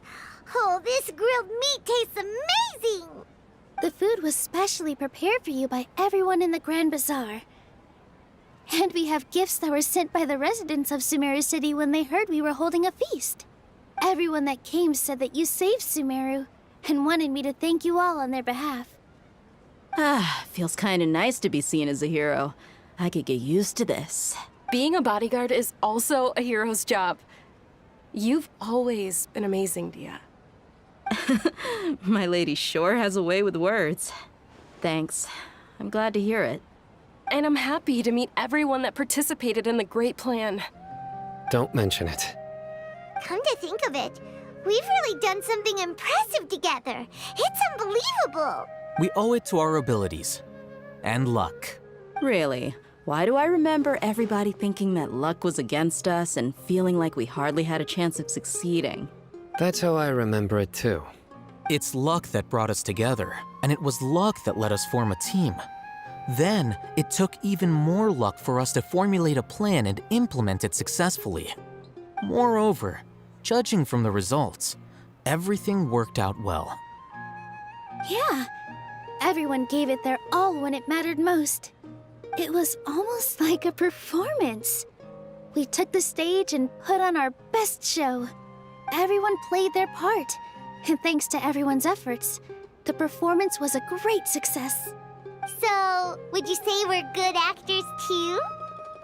It's such a blessing that Lesser Lord Kusanali was able to return to power at the Academia. Yes, even after being abandoned and neglected so many times, she's finally returned. Uh-huh. Lesser Lord Kusanali once used all her power in a great disaster, which resulted in her losing all her wisdom and memories of the past. The Academia basically abandoned her because of it. This should be something everybody should remember. Huh? You look surprised. I didn't say anything wrong, did I? No, everything you said is correct. That's good. Something wrong? Yeah, what's with that face? You knew all of this already.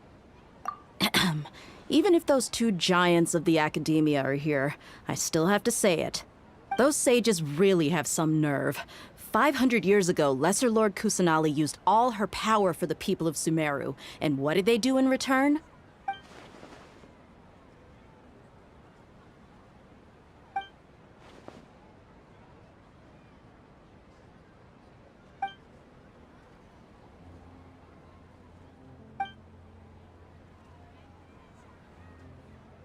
If you bite the hand that feeds you, don't act surprised when it turns into a knuckle sandwich, right, Sino? Perhaps I shouldn't say this, but their treatment of Lesser Lord Kusanali calls for a more severe punishment. You could simply tell Lesser Lord Kusanali that you wish to have Azar and his accomplices severely punished. I respect our deity's decision, and won't interfere in any way. While we're on this topic, why didn't you accept the Academia's invitation to become the Grand Sage? Are you trying to say that I'm fit to be a sage? Not at all. But every person handling the selection process has said that you are the most suitable candidate to lead the Academia right now. Why? Because he dethroned Azar from power? Could you try to put it another way? This is a good thing, yet you're making it sound like I overthrew Azar for my own personal gain. But seriously, though, I always wondered if you had some personal motives behind it. I did have my own motive, but it had nothing to do with being a sage. If the rules of our nation were suddenly cast by the wayside, then it wouldn't be long until chaos ensued. I had no intention of letting their dreams disrupt my life. By that, you mean your life working as the Academia's scribe. Precisely. Wait, is that all? So, that's the only reason why you joined us and came up with all those plans? It's reason enough. You've certainly got quite the personality. You flatter me. All right then. How about you? You've already resumed work as the General Mahamatra, right? That's right. Will you be happy with that life? It's not about being happy. There are merely a lot of things that I must do. Even so, keep your spirits up and try to be happy, okay? And try to smile more every day, just like I'm doing now. Thank you. I'll keep that in mind.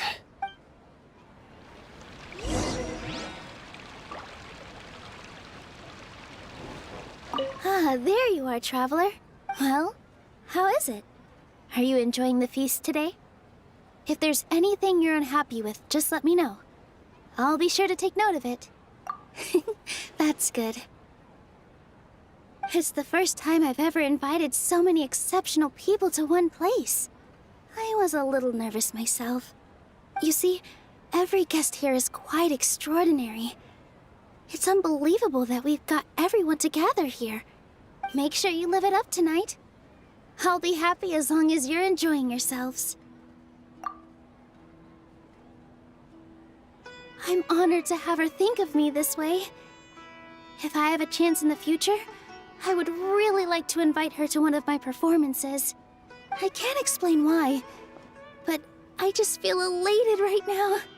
Thank you.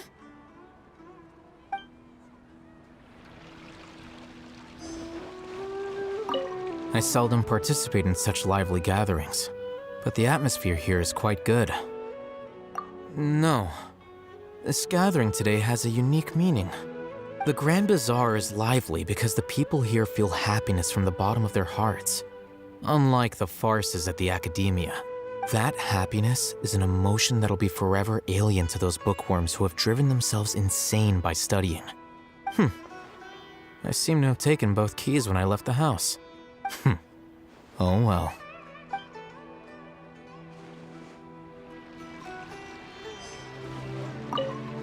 My lady, the grilled meat over there is delicious. Have you tried it? Yes, I also tried some fruit just now. Oh, they're very sweet. What an amazing place to relax. No wonder everybody likes to rest at the Grand Bazaar. You said it. Oh, look who else is here. Hello. Oh, I'm so happy Nilu invited everybody. Oh, now I have the chance to meet all the heroes. Hey, less of that polite chit-chat and more eating and drinking. The feast is about having fun, not stuffy formalities.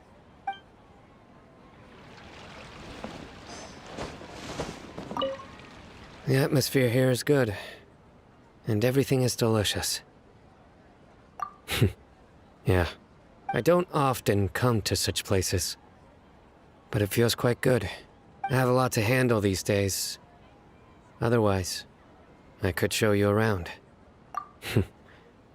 There's always next time. We're friends after all.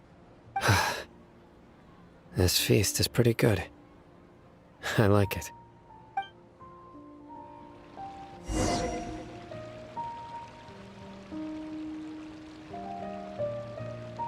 Hey, what's wrong? Your head is starting to droop.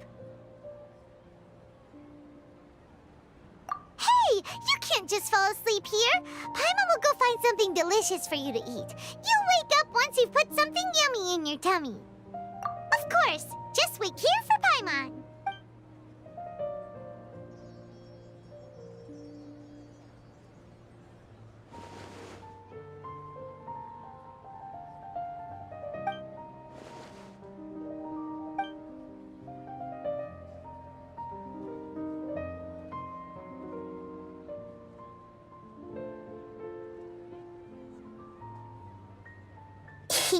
It's me.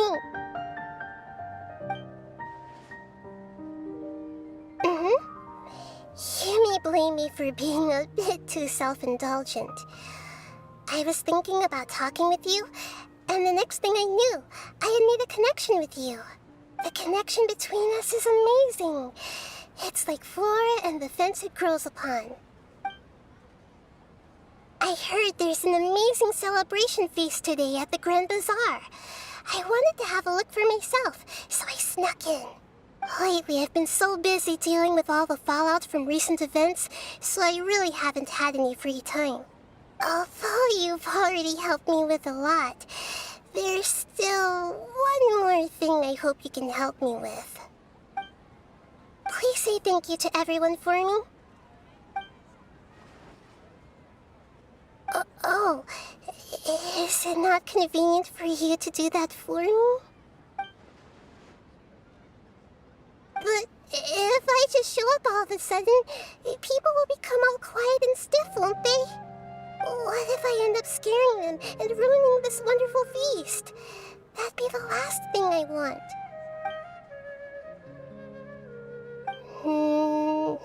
Let me think about it. Okay. Yes, I have.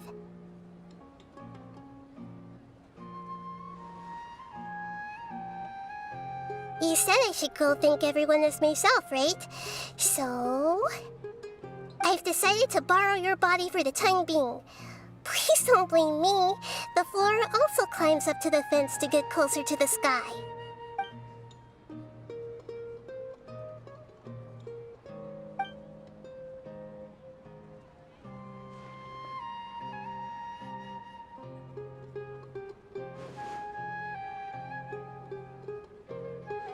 Everyone!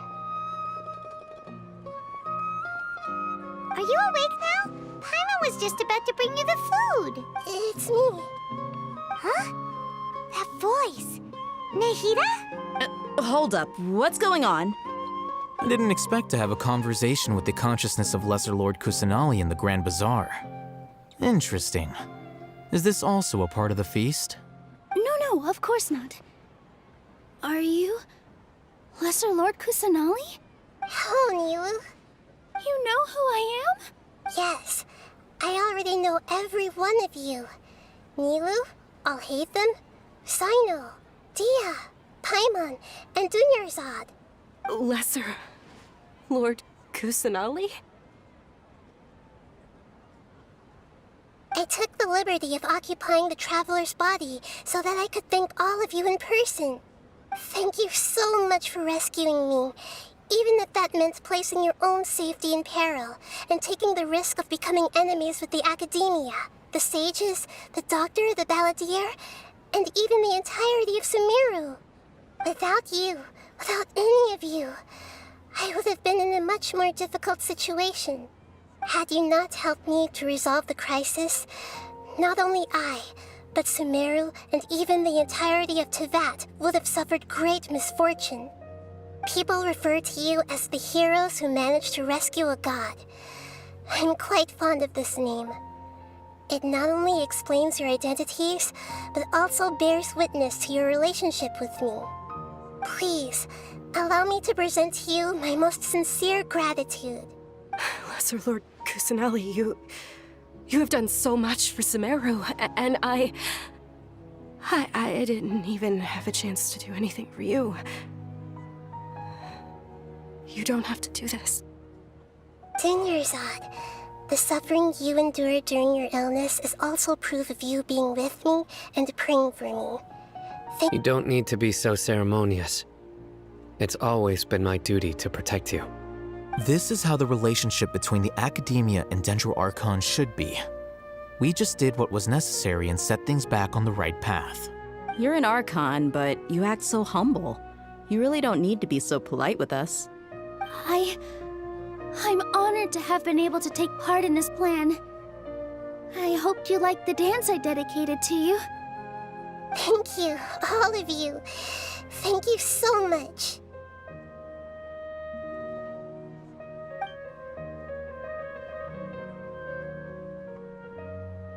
Yeah.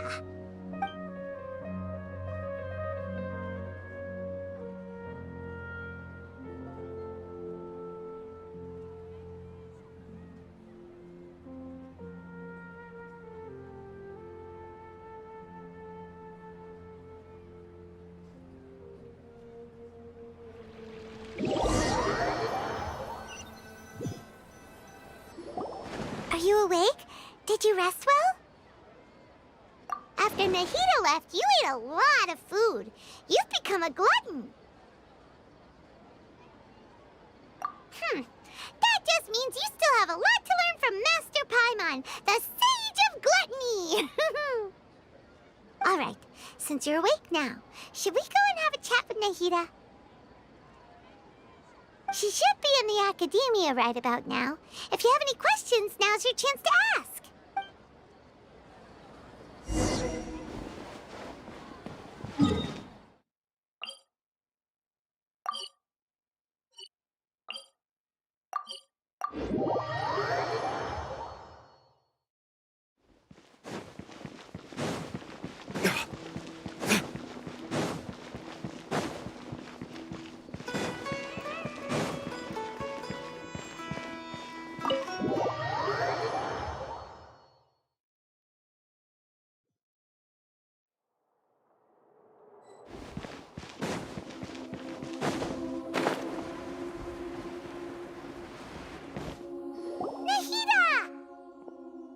Hello, Traveler and Paimon.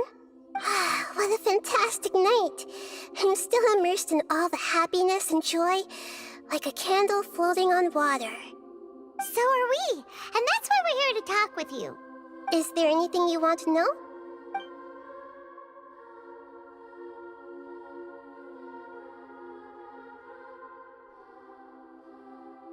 Is that where you're headed next? Fontaine, the Nation of Justice? As far as I know, that nation operates on a judicial system. Does their Archon personally judge people? No, there's a Chief Justice in Fontaine.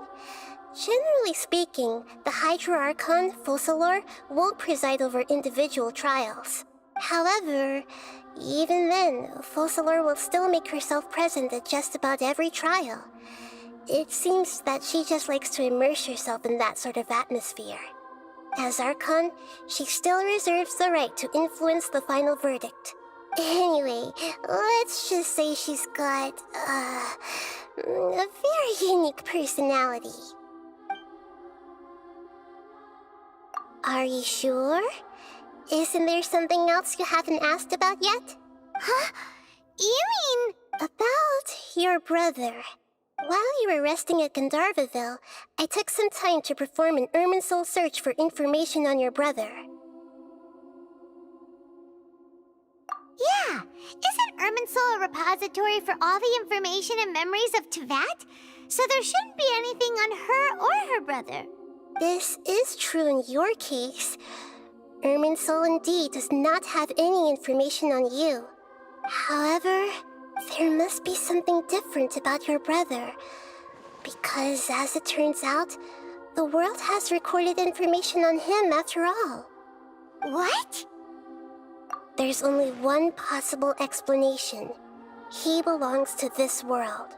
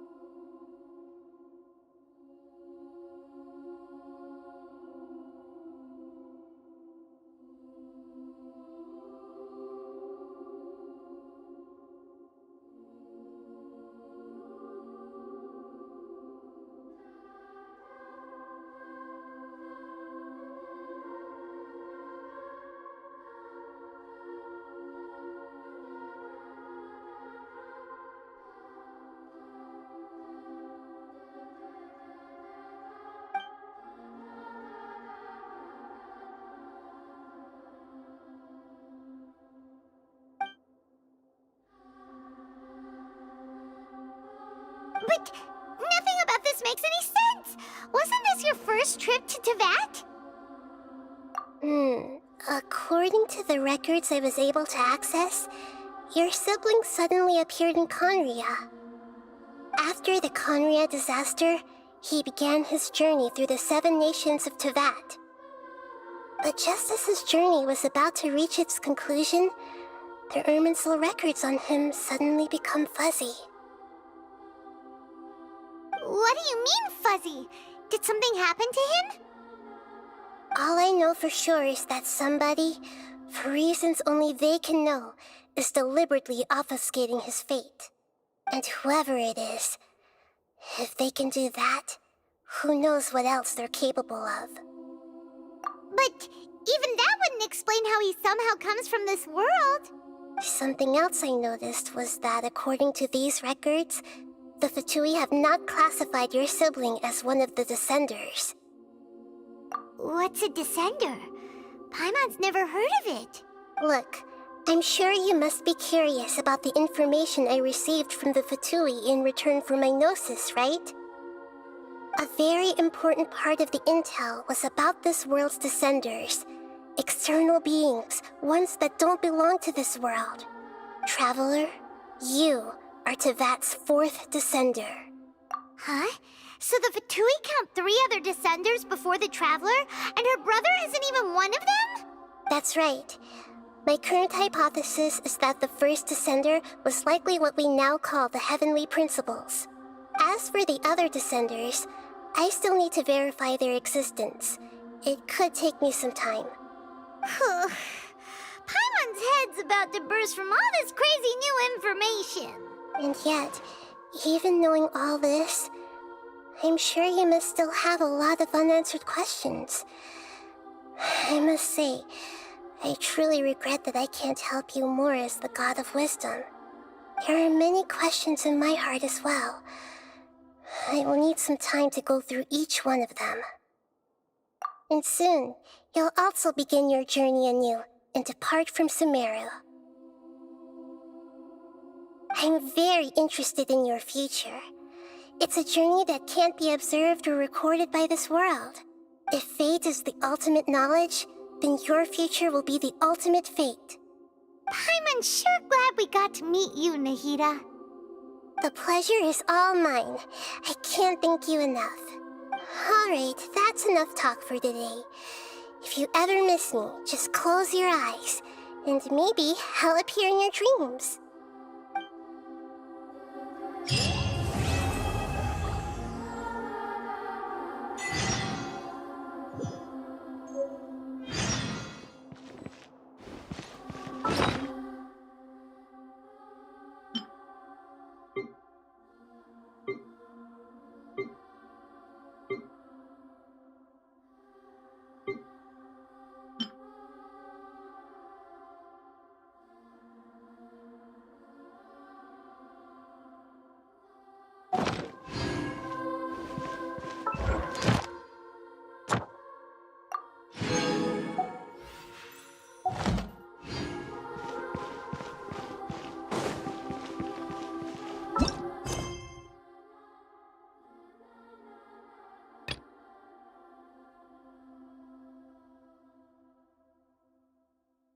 Time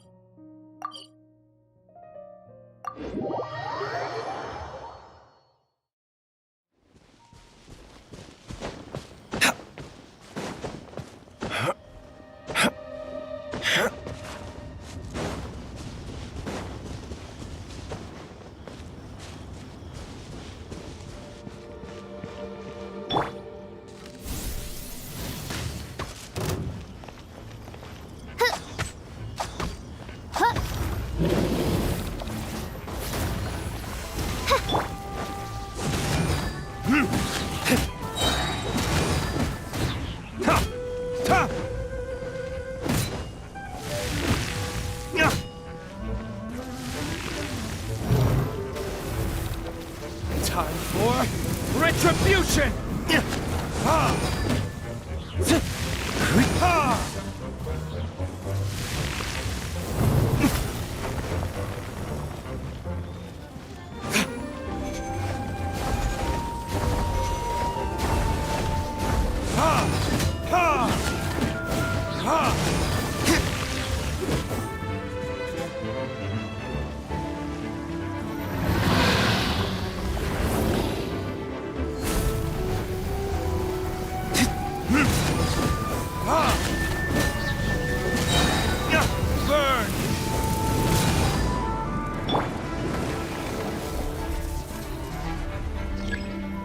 Teamwork is dreamwork!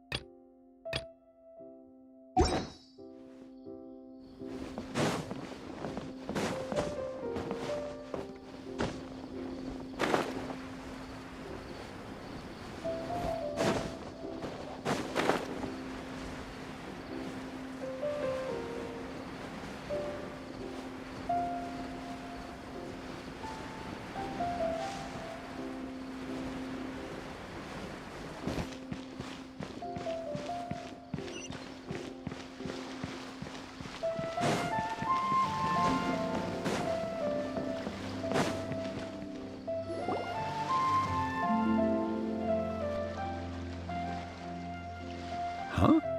Wait, you're that blonde traveler who's on a journey to all corners of Tevat, right? Who's asking? Do you need something from us? You bet I do. I was worried I wouldn't be able to find you. I have a letter for you, you see.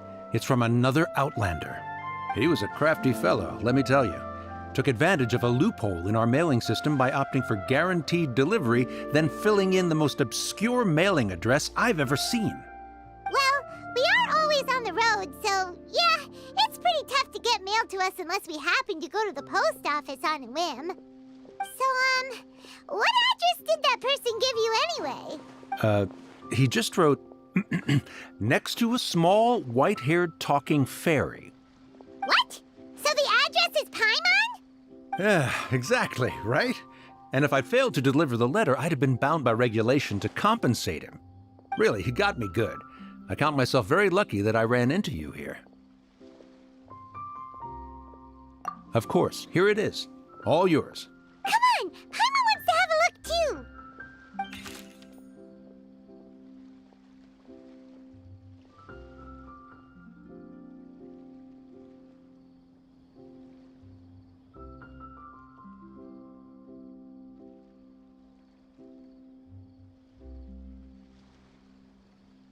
Kaya, huh? So he's here in Sumeru. Now that Paimon thinks about it, Crafty does describe him pretty well. From what he wrote in the letter, it looks like he didn't think there was much chance of it reaching us.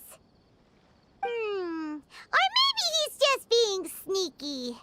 Do you think he's making this sound like a miracle of fate so that we'd have to go meet up with him? Yeah, you're right. It's always nice to see old friends. The letter says that he hangs out at Jafar Tavern every afternoon. Perhaps we should drop in on him then, huh?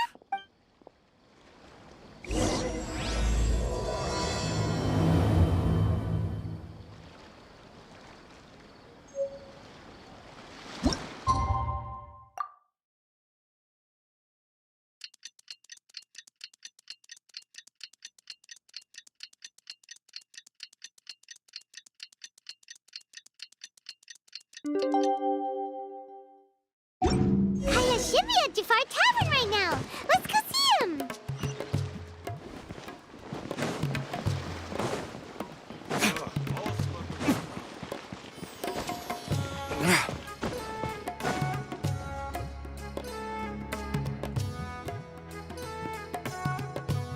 I'll have something I haven't tried yet, boss.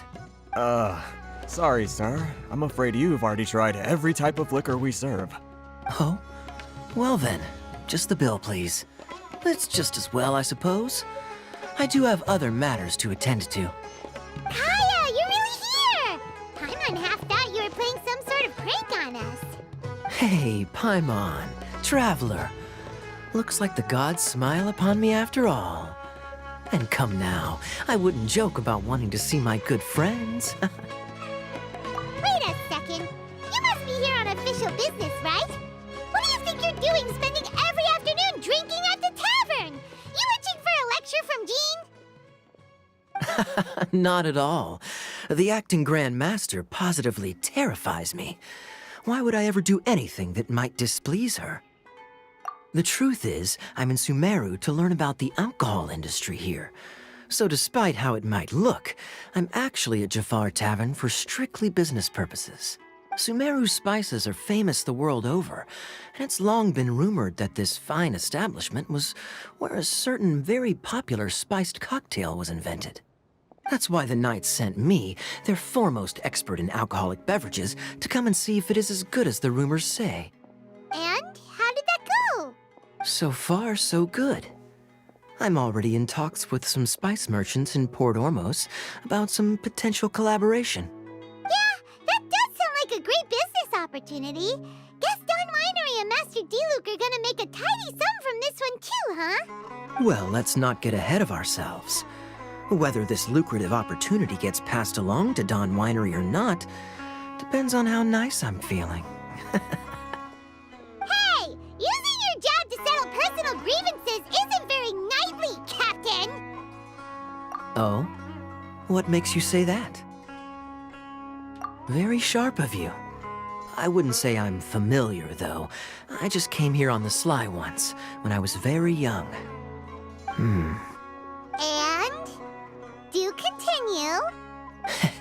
Do I have to?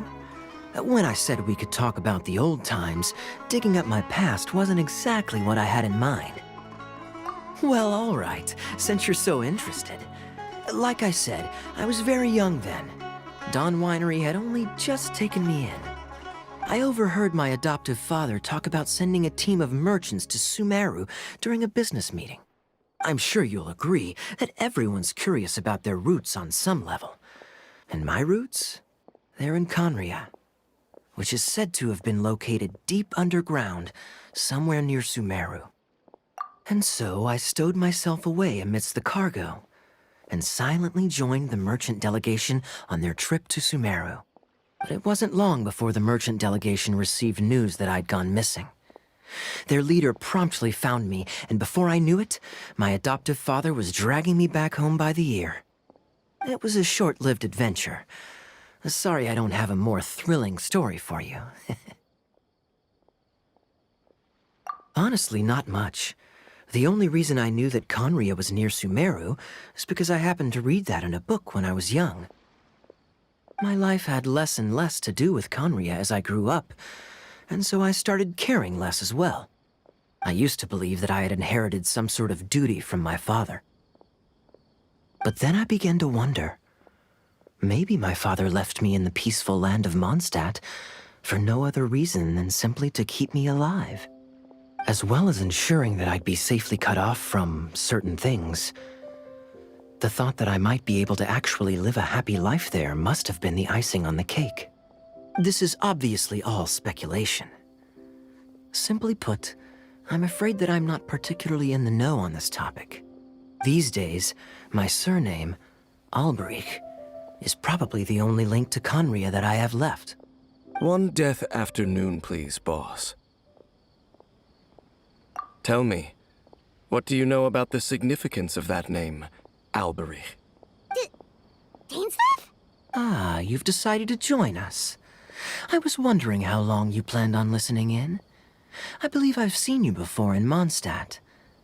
Dainsleif, if I'm not mistaken. So you remember me. Then we are already acquainted, Kaya Alberich, descendant of the Abyss Order's founder. Huh? What? I take it that you weren't aware of this until now, Kaya. Or you wouldn't have been so forthcoming with your surname. Oh my. That's quite a lot of baggage for a surname, isn't it? Though I must say, it does confirm an old suspicion of mine. I suppose that was why my father left me in Mondstadt after all. I'm surprised that you take me at my word without the faintest hint of skepticism. Well, perhaps what you told me just happens to answer some questions I carry in my memories. And in any case, I recognize your eyes. You're a pure-blood Conrian, aren't you? Very clever. Forgive me for being direct, but I sincerely hope this new knowledge doesn't change anything. If you've already let go of your ties to the past, then keep it that way. Kaya, you're not involved with the Abyss Order in any way, are you? Hey, hold on now. This conversation has taken a rather sudden turn for the deadly serious. And I'm afraid that as someone from Mondstadt, I'm not accustomed to this sort of atmosphere. So what if I know my ancestry? Do I strike you as the type who would be bound by that kind of thing? Relax. I'll be just as delighted to hunt down the Abyss Order tomorrow as I have always been. Either way, looks like we're out of time. I've got a spice merchant to meet in a minute, so I'll leave the three of you to carry on the conversation without me.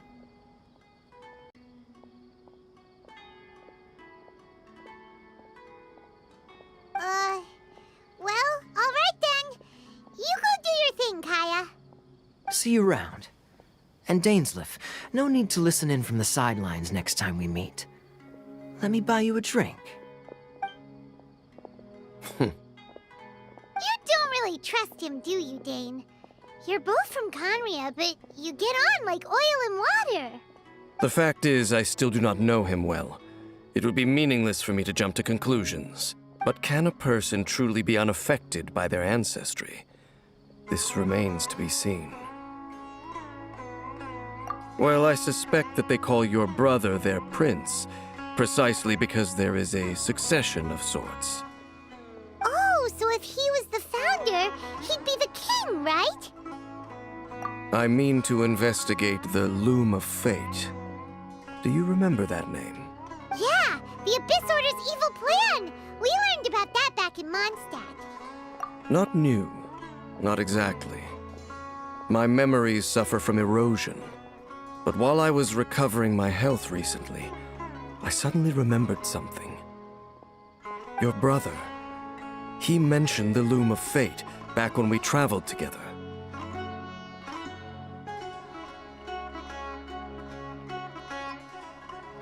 Apparently so. I was also quite surprised when these memories tallied up. I recall that we were traveling to Sumeru when the matter was brought up. So, you're going to the place that he mentioned back then? Correct. At that time, they must have been introduced in one way or another to this concept. If I recall correctly, we were somewhere in Avidya Forest then. Well, what are we waiting for? Let's go! Maybe we'll discover some secret that's lain hidden for hundreds of years! No. Now is not the time. No, it's just... I'm still waiting for my drink. Seriously?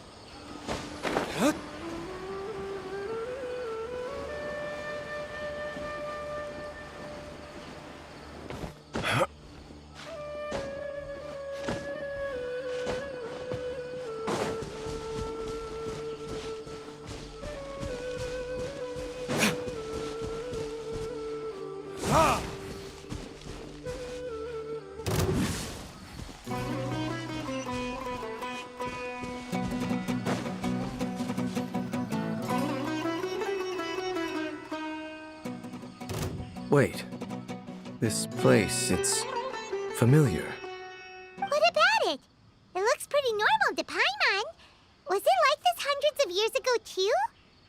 Yes. The forest has barely changed from how I remember it. There is very little human activity here, after all. Let's search the area and see what we can find. Is this a field? It must belong to whoever owns that house over there. But it looks like it's been abandoned for a long time. You could be forgiven for thinking nothing was ever grown here. Or, wait, maybe nothing ever was grown here. It's an extinguished bonfire. Forest rangers, perhaps? Looks like it's been ages since it was last lit. And clearly they put it out carefully to prevent a forest fire, too. That's... Nothing else stands out in this area. All that's left is that building. Come on. Wait, we're just gonna go barging in?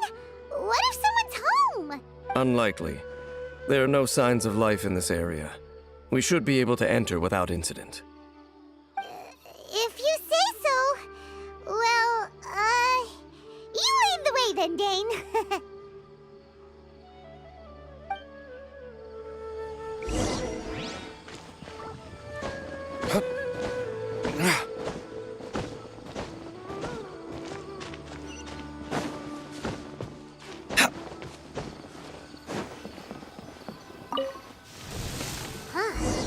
So there really isn't anyone home.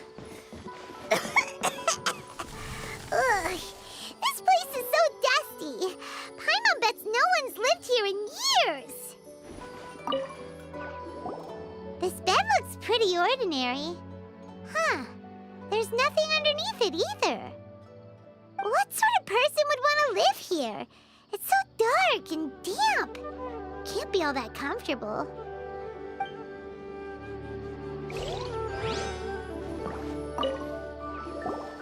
There's a box over here. Why don't we open it? And by we, Paimon means you. Paimon's just scared that whatever's inside might bite her fingertips off.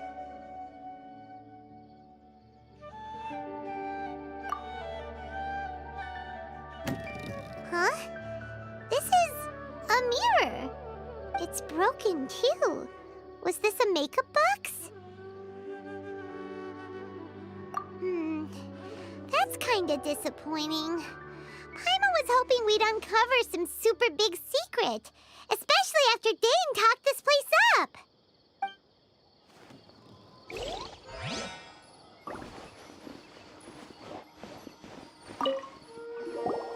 Hey, look! It's a bowl! Guess whoever used to live here liked to cook, huh? Can't you smell it? There's a heavy scent of medicinal herbs in here. Oh, so it's a medicine bowl? Seems you're right. You've got a good nose on you, Dane.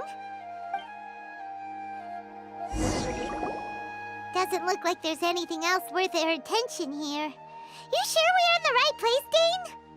My memories are quite foggy, but my subconscious and instincts both assert that something once happened here. But we'll exhaust ourselves if we search aimlessly. I hear noises outside. Let's go and check. Noises? Is it? It's not much. Just some minor adversaries.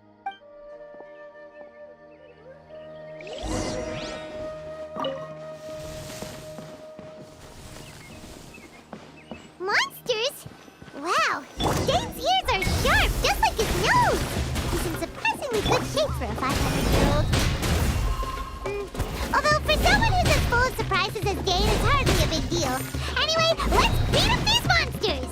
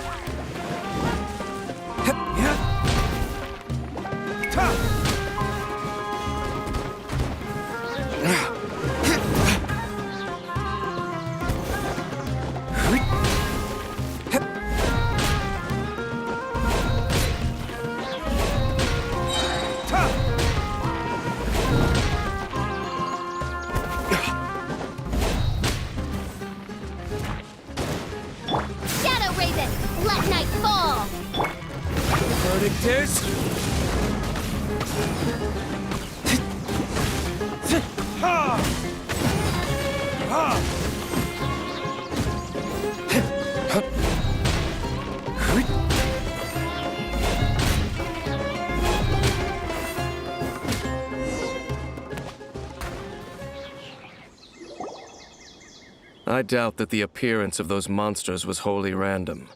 There must be something nearby that attracted them. A ley line anomaly, perhaps.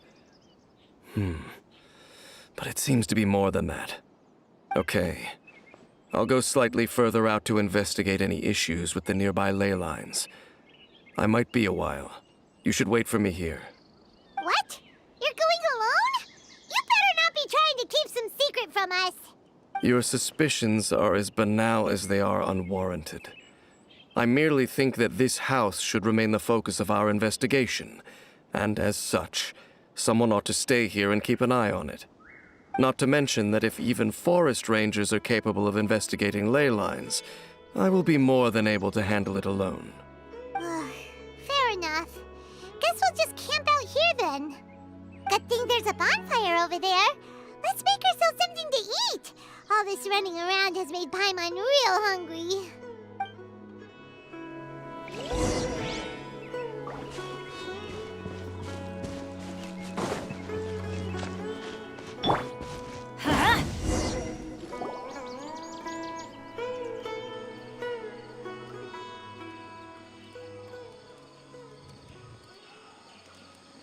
Your cooking is as good as ever. Even if there was no other reason, the food alone would be enough for Paimon to stick with you. Changing the subject, Dane's taking forever. He said that there might be an issue with the nearby ley lines. How bad do you think it could be? We came together, but now it's back to just being the two of us again. You know, Now that Paimon mentions it, we really have spent lots and lots of time together, haven't we? So... Don't take this the wrong way or anything, but, do you ever get tired of Paimon being around? Oh, you stop it! Now you're embarrassing, Paimon. So, next question. Don't know if it's okay to ask this, but Paimon's curious. What was it like traveling with your brother? The stars? Wow.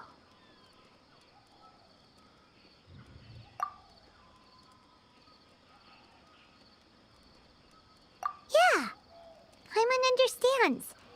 Being separated without even knowing the reason why, it's just terrible. But we'll find the truth together. Sure as Paimon's your guide. Just you wait, Heavenly Principles! And you too, Teyvat!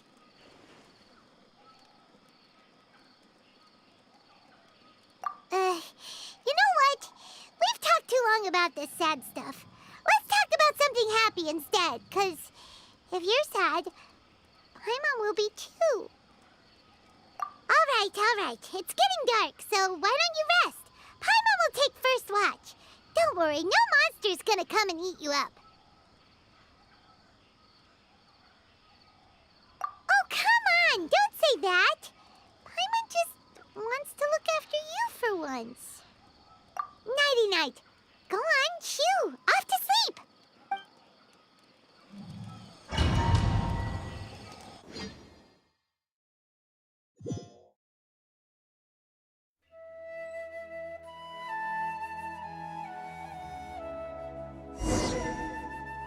Hey, time to wake up. The sun has risen.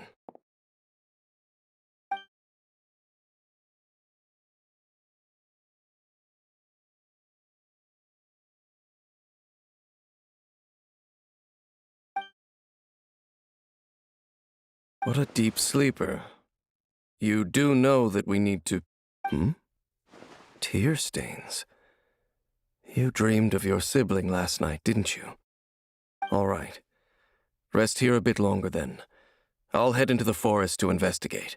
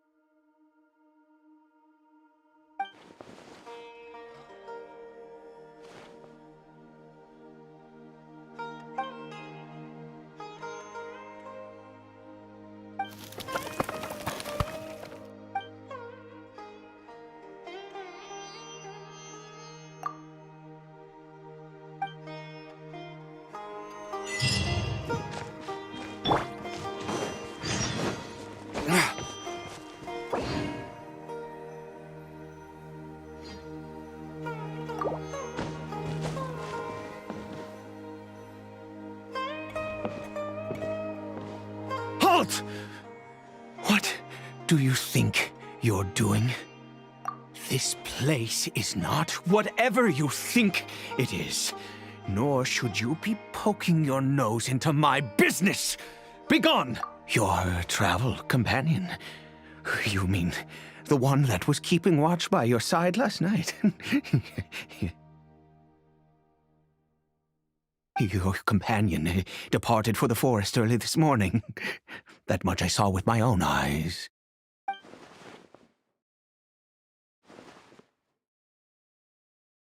What business is that of yours, All you need to know is that I claimed this place first, and what I do here is none of your concern.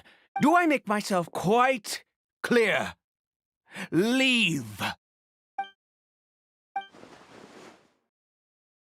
Well, what are you waiting for?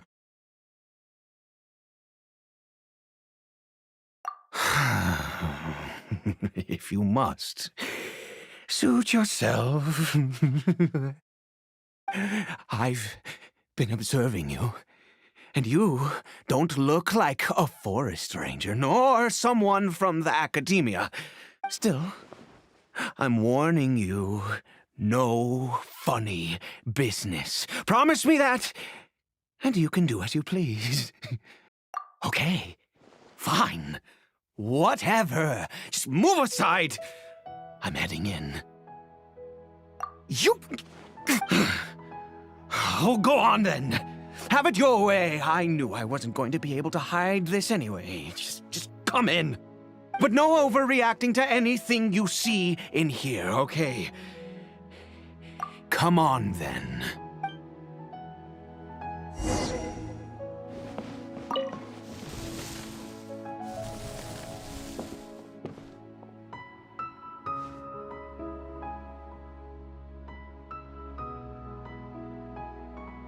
Mind your own business. Don't worry. He isn't aggressive. How could he be? He was too young for anything like that. So don't you lay a finger on him. Just find yourself a corner to rest if you're tired or cold. Huh? You know Conria? Who are you? Exactly. And how do you know I'm from Conria?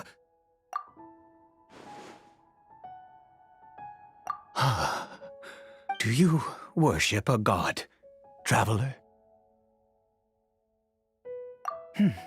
Sounds like you've had an eventful life. All right, well, my name is Ida, and you are correct. I was once Conrian.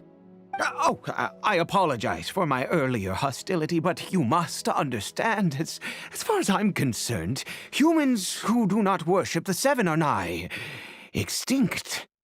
And all who place faith in the gods are my enemies. That may be. But the fact is that chances to talk to people like yourself have been few and far between since the cataclysm. This wretched curse of immortality. Who knows how long I must continue to suffer like this? The curse.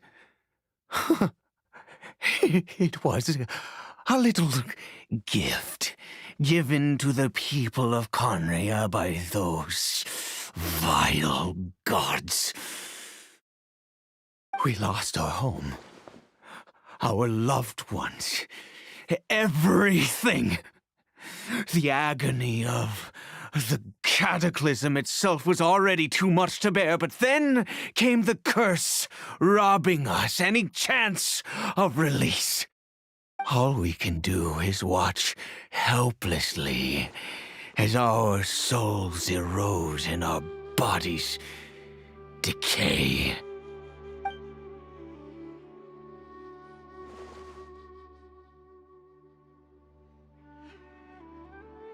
Because, although Conria began with a single bloodline, it was a home to others too. Any who forsook their gods and came to Conria were welcomed as our fellow citizens. When the cataclysm came, we pure-blood Conrians were declared the greater sinners. Upon us the gods placed the curse of immortality. But those whose ancestry belonged to the domains of other gods were punished with the curse of the wilderness as they fled, turning them into monsters. He is Caribert, my illegitimate son. How times have changed. I can say that out loud with no consequence now, but it was once a matter of unspeakable shame. I was a noble of Conria, by blood, but I resented the life that my family had arranged for me. And then, one day, I met a beautiful woman amongst the people. Her roots were in Mondstadt, but that mattered not to me. It was love at first sight. Caribert faced great hardship from the very moment of his birth. All due to my selfish desires, and I was never able to be there by his side for any of it. After all that, he turned into a hilichurl right before my very eyes. I always owed him much, and now at least I can finally be close to him. She was. We were separated. I do not wish to dwell on it. It could be worse. I suffer the pain of loss because I once had everything I could wish for. And now that I have lost almost everything, the little that remains I see with new clarity. If nothing else, at least I still have Caribert. Yes, that reminds me. I only returned here to check on Caribert, but I do have other things I wish to do. You may come with me, if you're so inclined.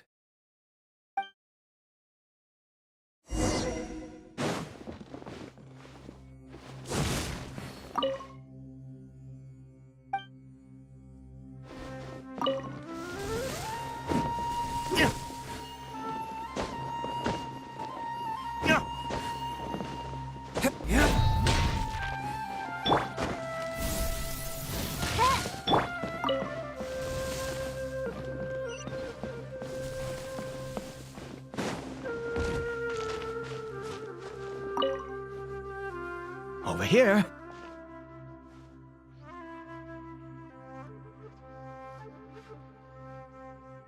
I'm sure you're wondering why I brought Caribert here to Sumeru. Well, it's because he needs a medicine that can only be made here. One which will help him to recover his clarity of mind.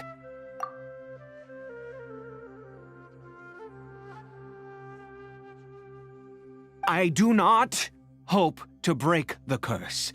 I am well aware of my powerlessness against the punishment of the gods. But it is said that this medicine is imbued with the power of Sumeru's god of wisdom and can awaken the mind from a state of deep stupor.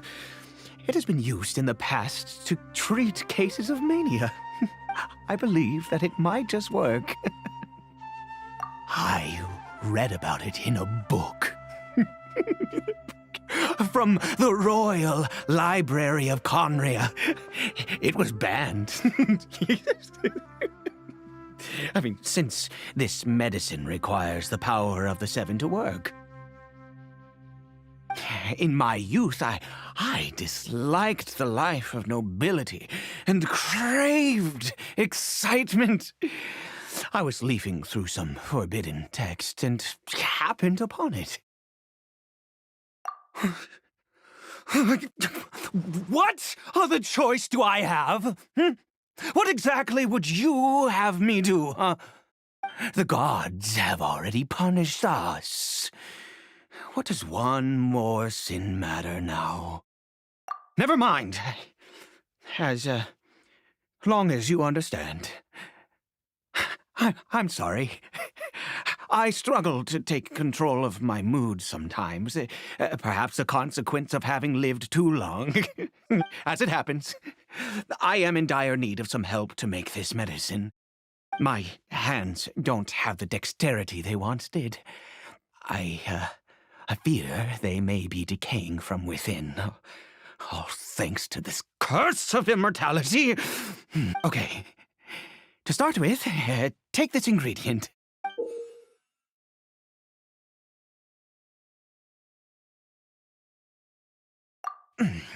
Also, do you have any, of Sumeru's regional specialties on hand? I believe they're called Kalpalata lotuses and Sumeru roses.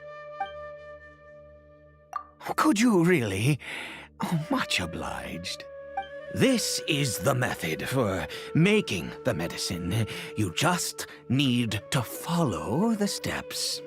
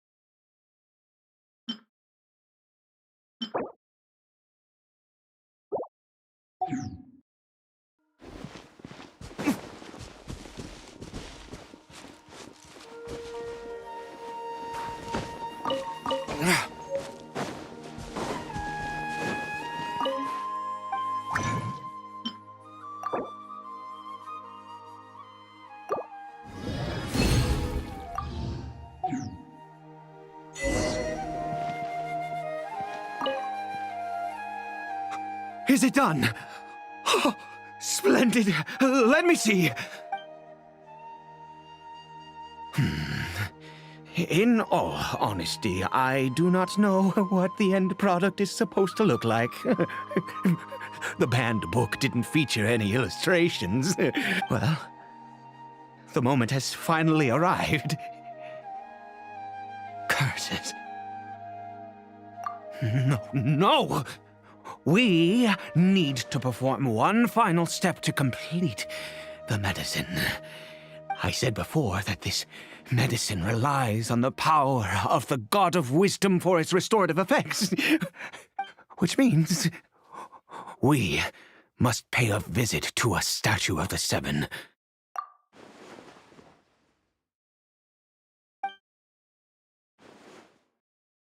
Let's go. Bring the medicine with you.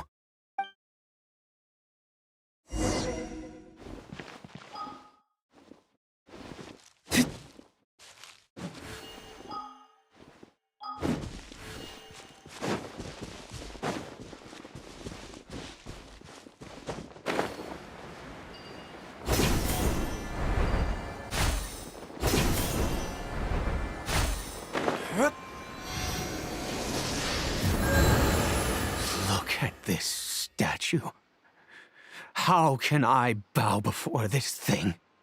God of wisdom, look at me! I will utter no prayer, nor will I sing your praises.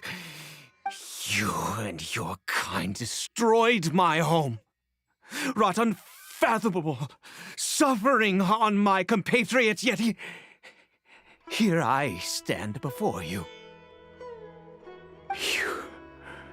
You cannot mock me more than fate itself already has. God of wisdom, I seek not to disavow myself of the sinful blood that flows through my veins. I wish only to beseech you to have pity upon a young and unfortunate soul. My son, Caribert. He was turned into a monster before he had the chance to witness anything beautiful in this world. This is no fate for a child. If everything the gods have done was in order to have the impious people of Conria bow their heads, then I bow to you now. I have given up all I ever stood for. All I ask is for a tiny miracle. For Caribert to see this world once more. Please, God!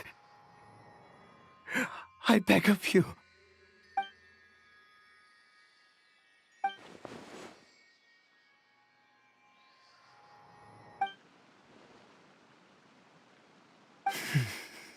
I have made quite enough of a fool of myself for one day.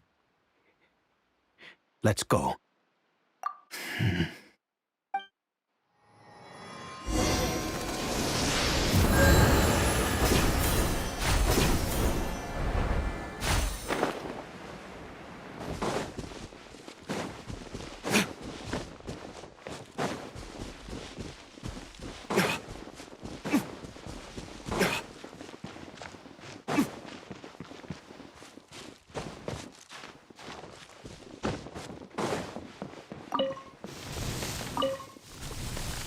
Caribert?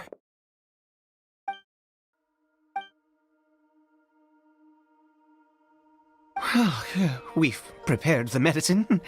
We might as well try it.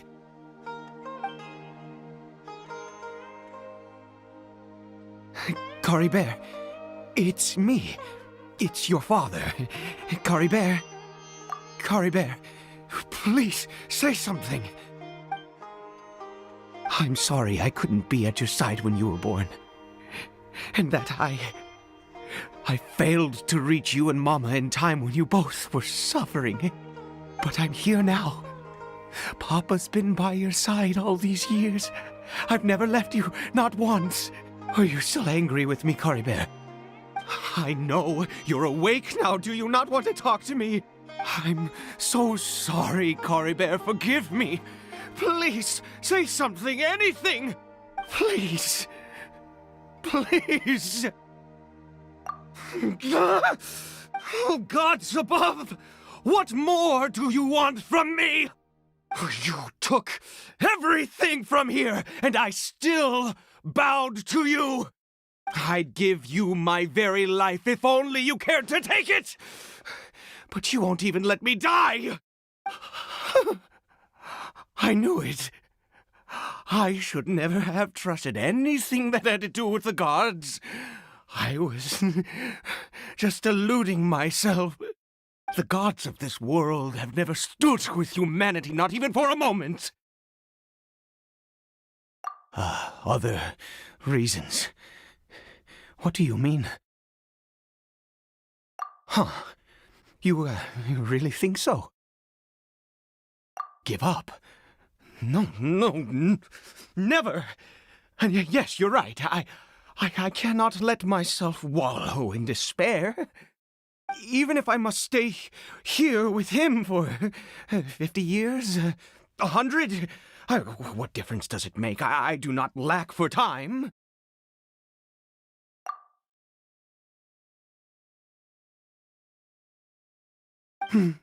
Let's go. We'll make another dose. The most crucial ingredient in this medicine is the unusual mushroom, which makes things complicated, but not impossible.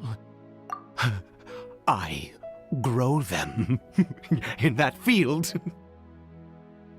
The details don't matter, right? Curb your curiosity and just do as I instruct. If you truly wish to help me, that is how you can do it. There is a waterfall near the statue I prayed at.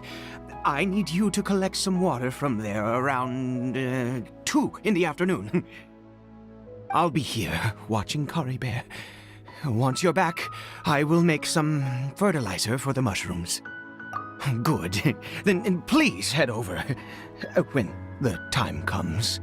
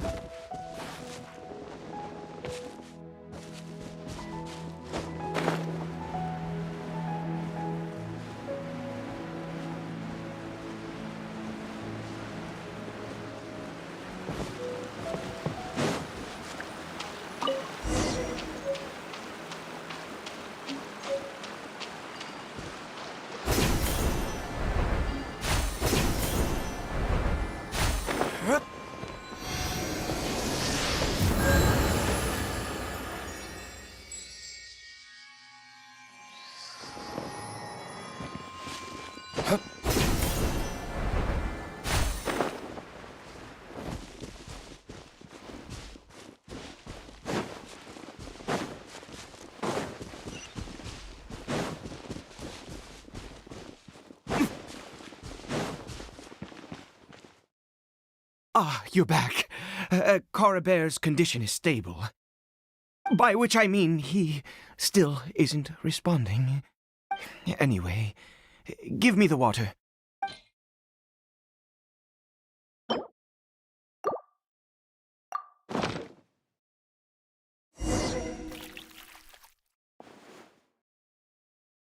I need you to stand guard here for a while. Whatever you do, don't let any forest rangers approach the house. Understand? Ah, good. I'll be back soon. The fertilizer won't take but a moment to make.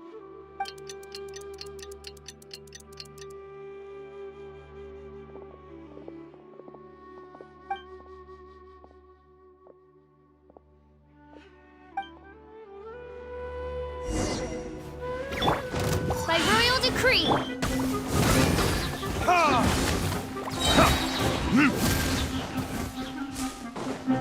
Time for retribution!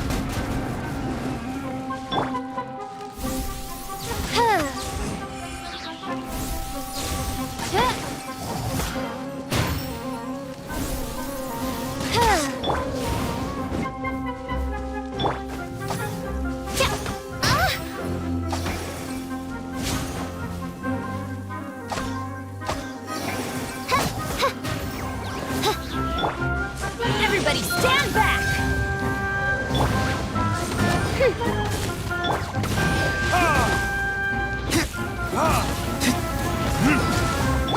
Midnight Phantasmagoria!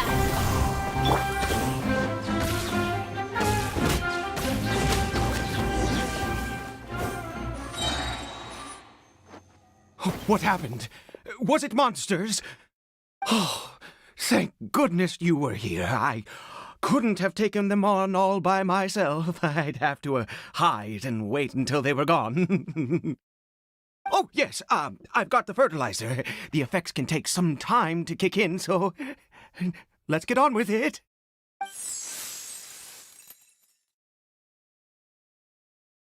Next, we pick the mushrooms and repeat the same steps as before to make another dose.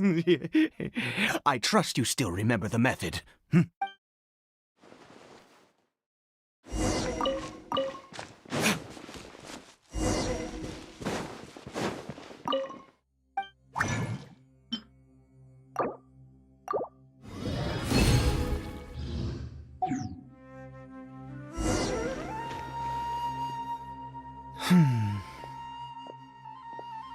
Oh, sorry. I just, after resting in this field for a while, my thoughts began to wander. I have been so very wary for many years. If only I could fall asleep here in this field and never wake up again. I do indeed. That's why it was just a fleeting thought. Thank you for your help once again. And now, for the final step. Back to the Statue of the Seven.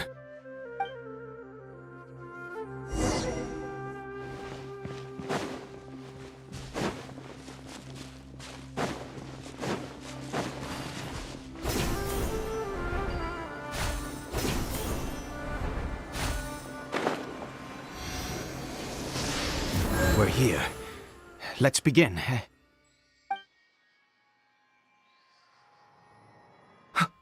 Wait a moment. Hey, what was that? Cory Bear! Oh no, he must have left while we were too busy preparing the medicine to notice. Come on, we have to catch up with him.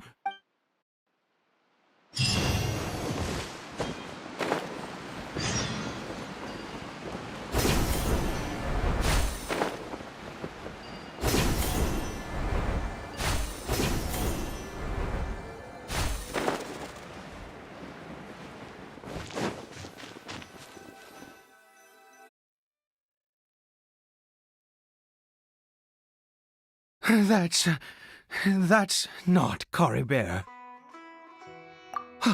Right. Cory Bear's scarf was a gift I once gave to his mother. I use it now as a marker of sorts. My eyes must be going. How could I not recognize my own son? This decrepit body of mine. Ah, yes. It doesn't seem interested in us in the least. It seems intent on walking in that direction. Where could it be going?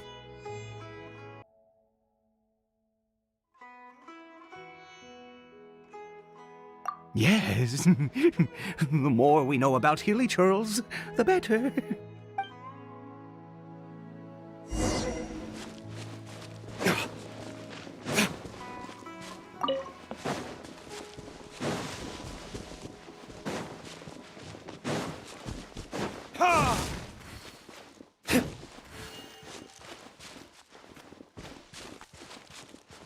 Did it go in here? Well, let's head in.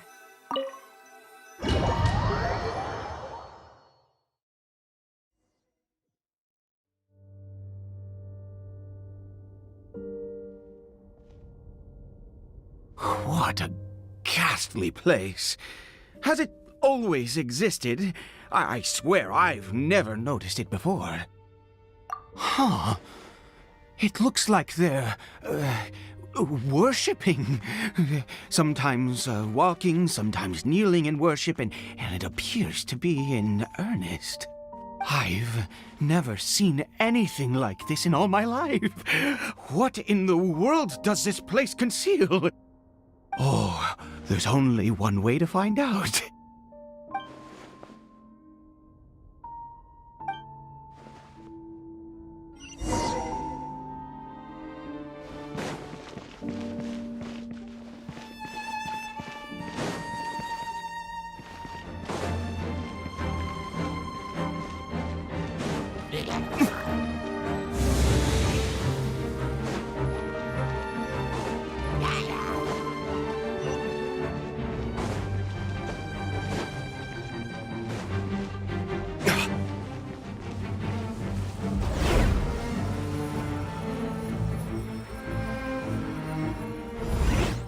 Is this a teleportation device? What energy is powering it?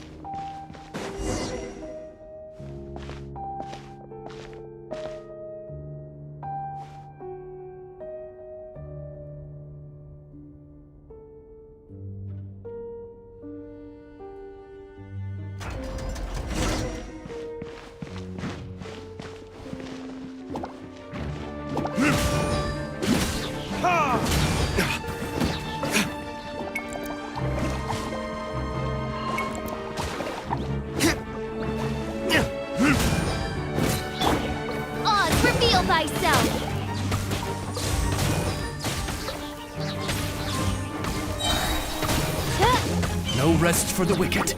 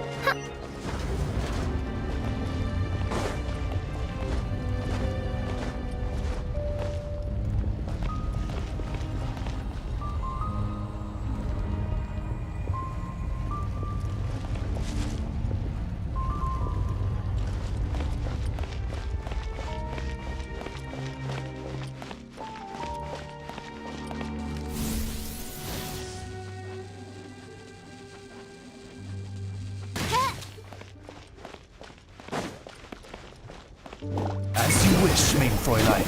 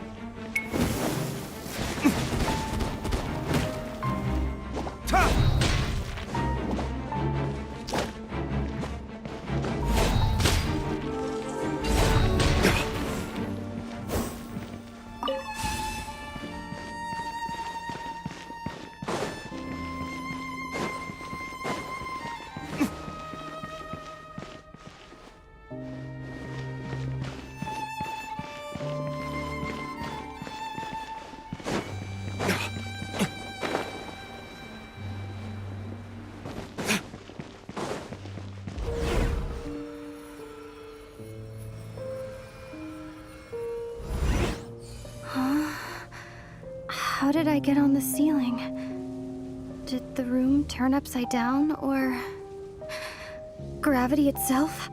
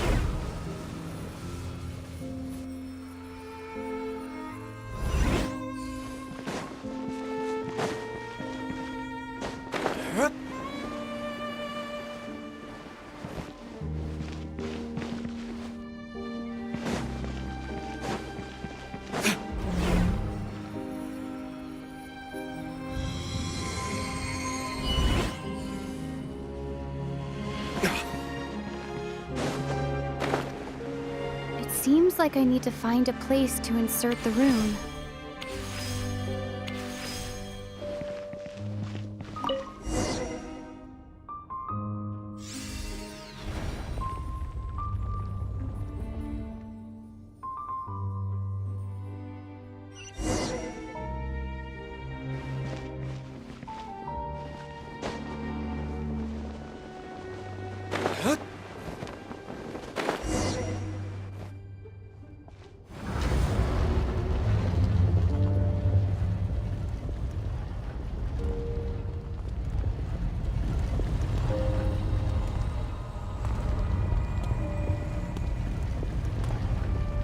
humans.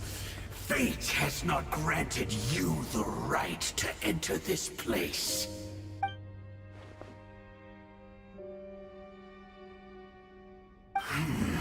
Do you insist on an audience? Very well. And I grant you the trial of destiny.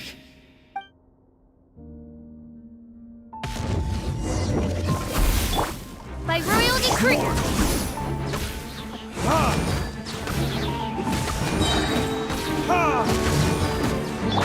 I summon thee!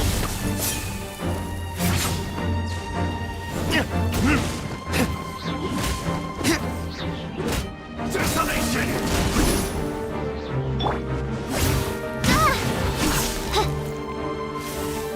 Oz, reveal! Time for retribution!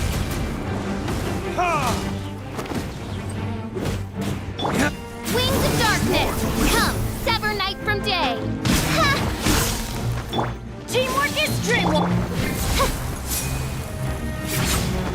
No rest for the wicked.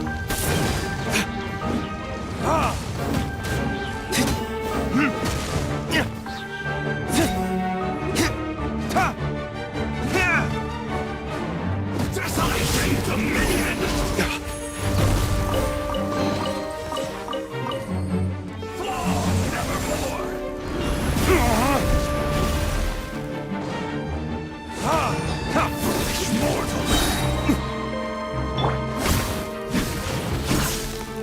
By royal decree!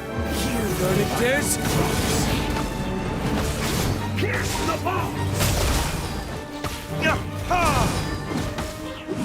Desolation!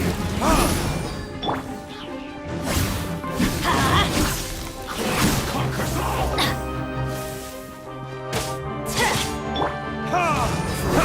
Endless power! Flesh mortal!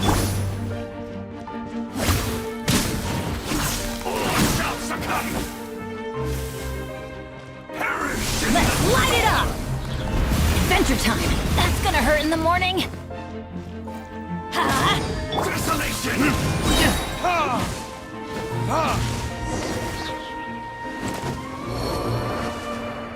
Who was that? He was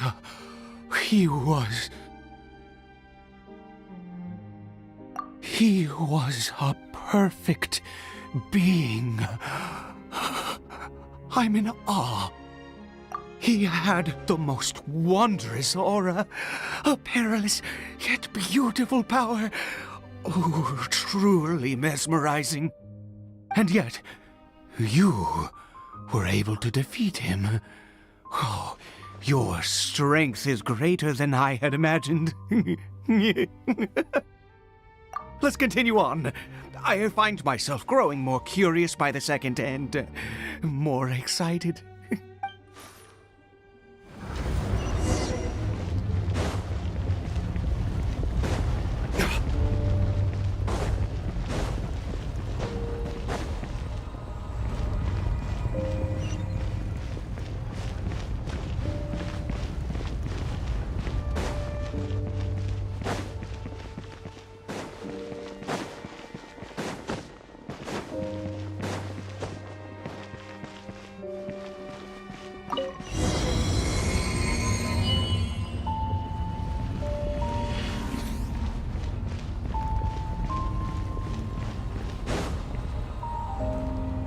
I think we've made it to the end.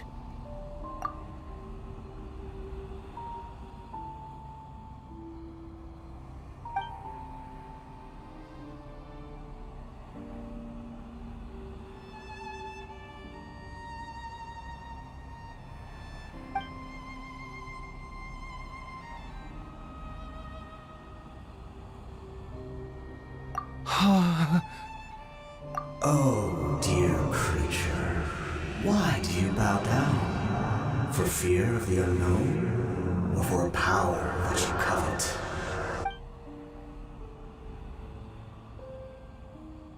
Oh, dear creature, why do you bow down? For I am no god, I am but a sinner. You are like a flower, born in sin, yet pure, spotless.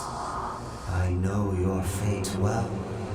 You need no longer hold back your resentment, nor accept the countless lies. Go forth, become a transcendent one. Rise beyond the fate bestowed upon you. And I shall shed a tear at the end of time, as I gaze back upon your life.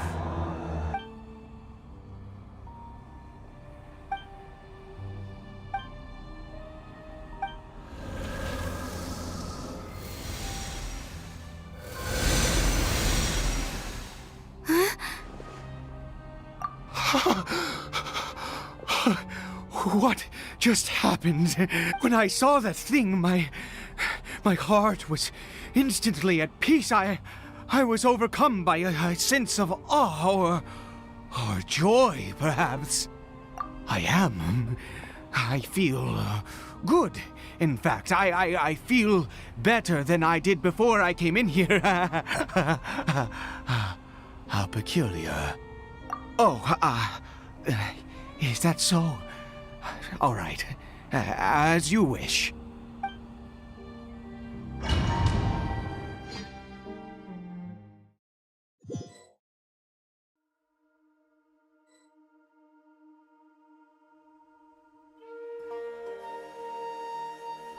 Cory Bear! Oh, thank goodness! He's still okay. I have a strange feeling that what just happened was meant to be. For this to happen, right at the moment when I was dreading worshipping at a statue of the Seven, it's as if fate was calling to me. You say that I bowed before that thing, so perhaps it might be just as effective. Well, I have to try.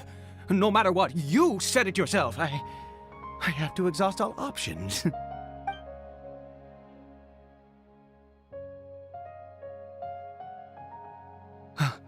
Cory Bear?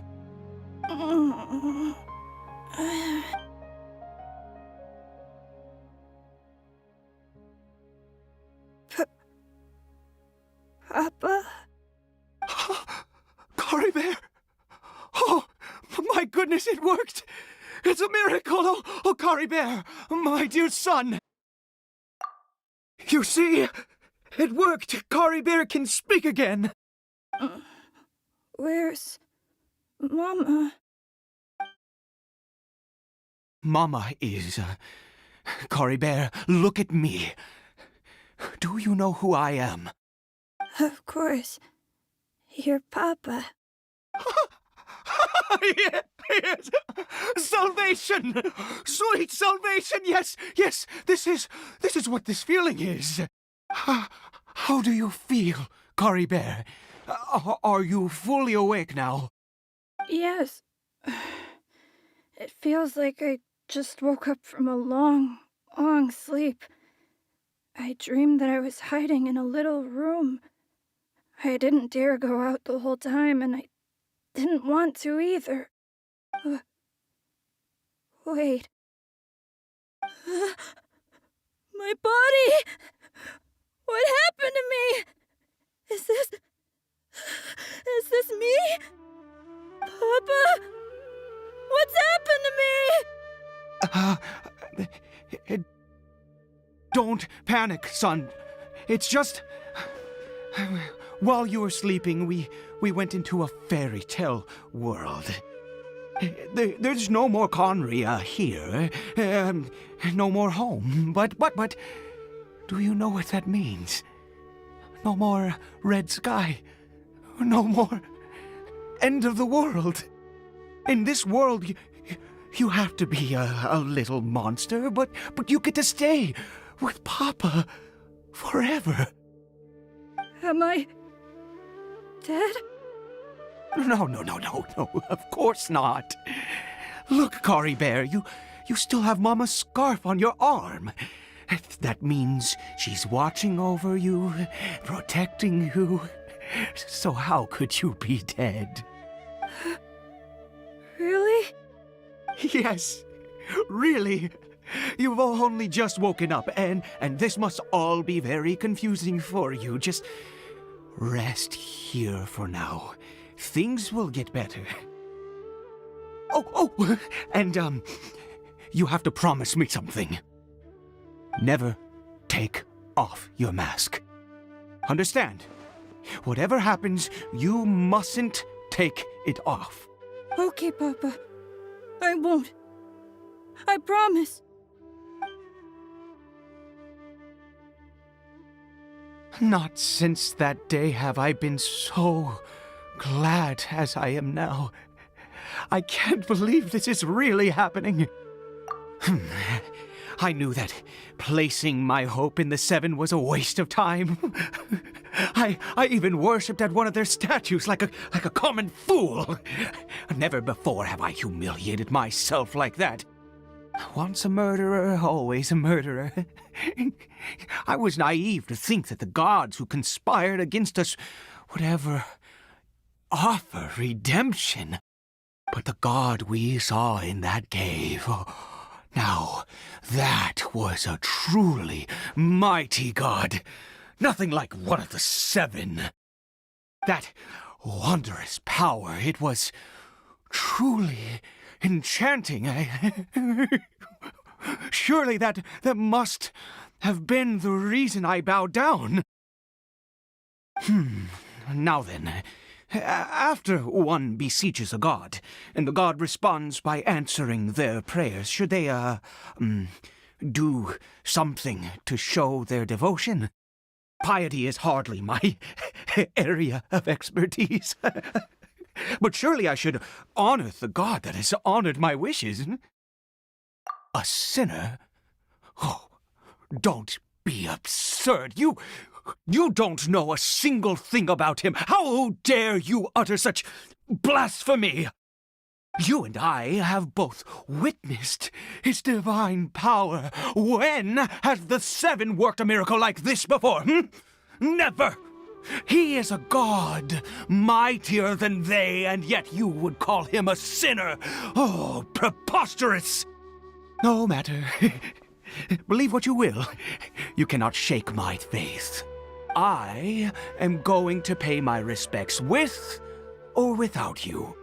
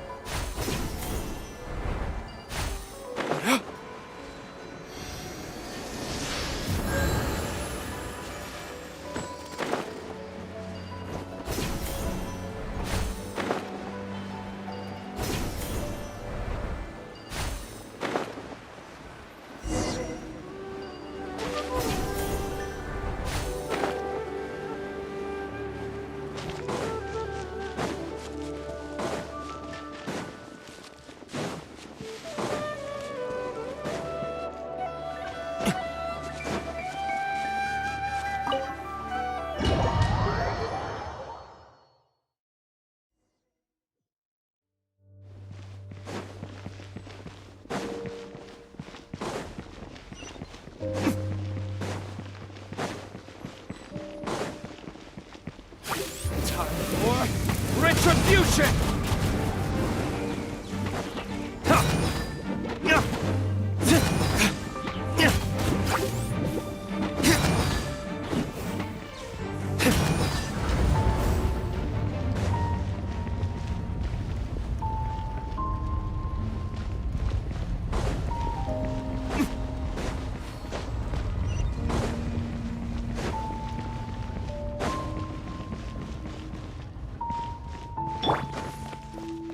Midnight Phantasmagoria.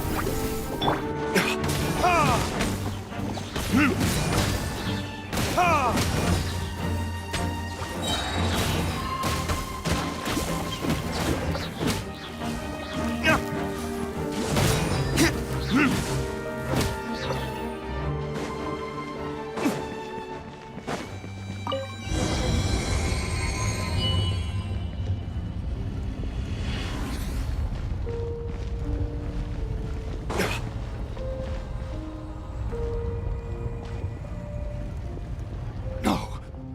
Impossible! What happened? The Hilichurl worshippers have disappeared too? Was it all an illusion? That's true. Yes, it can't have been an illusion. I still feel that awesome and wondrous power flowing through my mind and body. It was neither illusion nor coincidence, and certainly no dream. It was a wonder. Yes, a divine wonder. Let's go, traveler.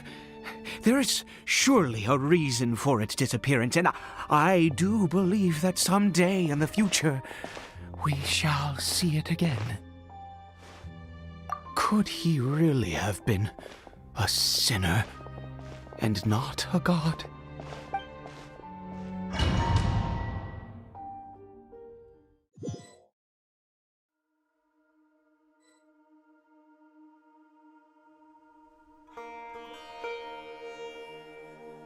Kari Bear? Where has he gone?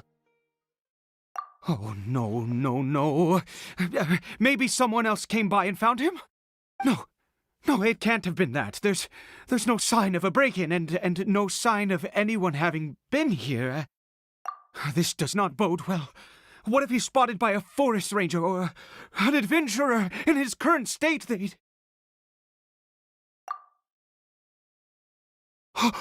Wait a minute.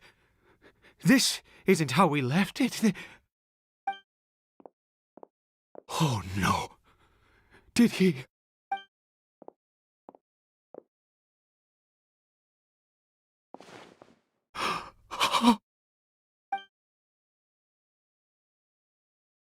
The mirror! It's broken!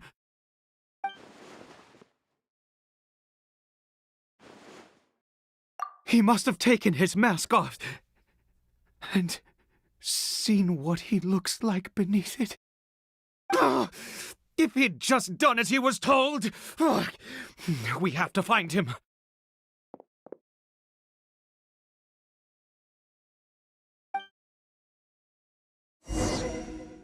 Ha!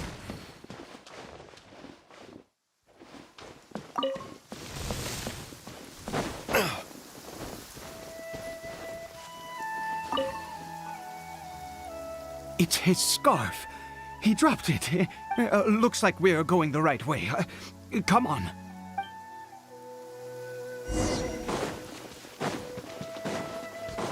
Kari Bear! Kari Bear! Where are you?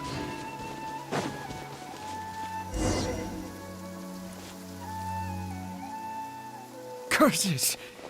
Forest rangers. Hey! Who are you? We haven't seen you around here before.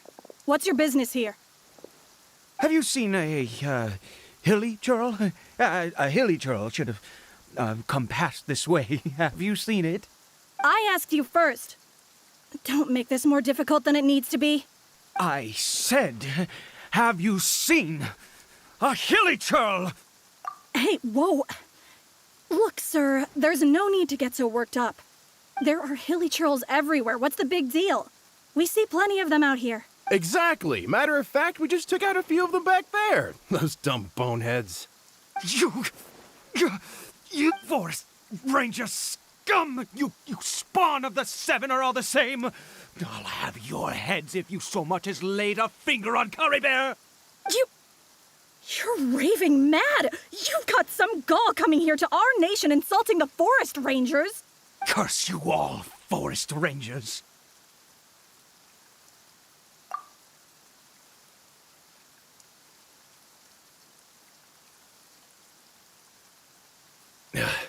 I don't get it. Why make such a huge fuss over a few Hilichurls? Makes no sense.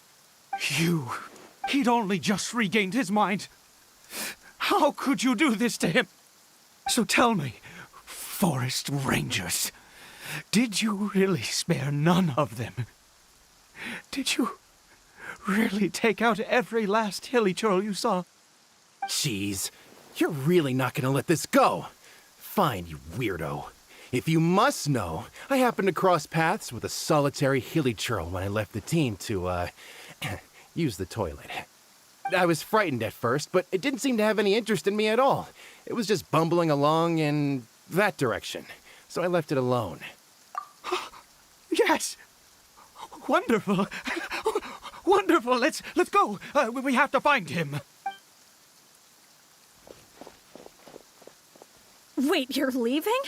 Not even a thanks for the info, goodbye?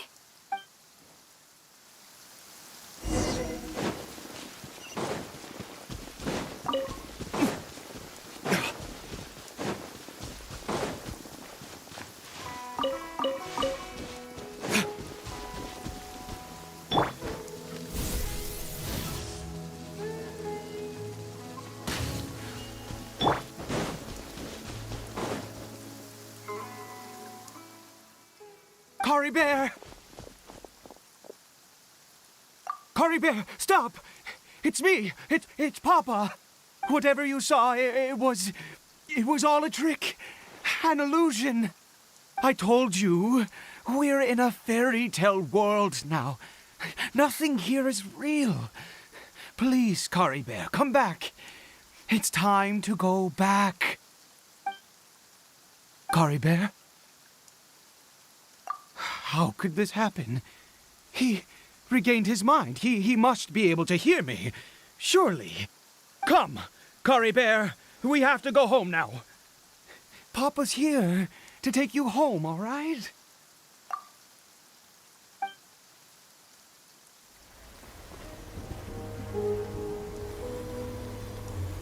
Papa? Cory Bear. Papa, I can't take it. Please, Cory Bear. It's my fault. I'm so sorry. If only I'd known. It's all too much. Papa!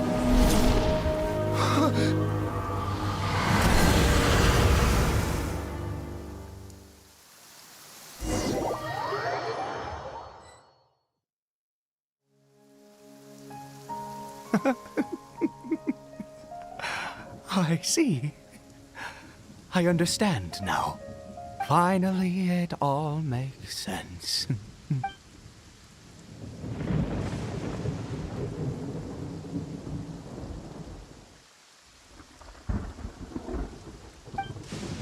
Ah, Traveler, you're awake.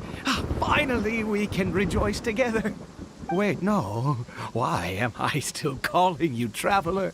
Oh, I have known your true identity for some time now.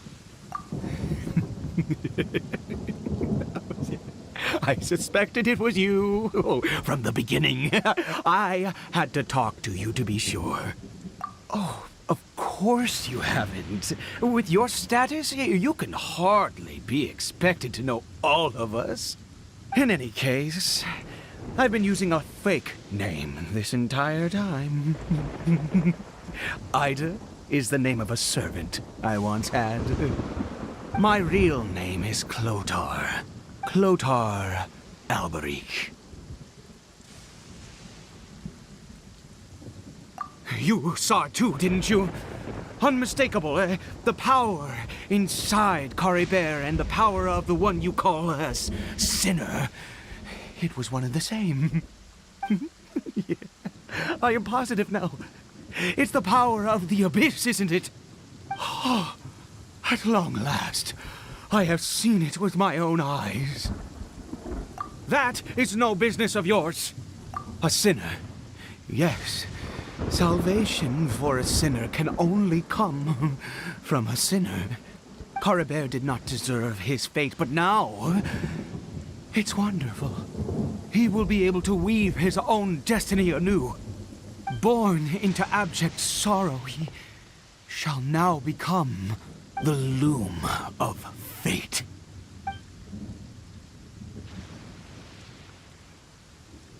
Huh? Sinister. Dangerous. Oh, I never imagined that you, of all people, would deny the Abyss. How ridiculous!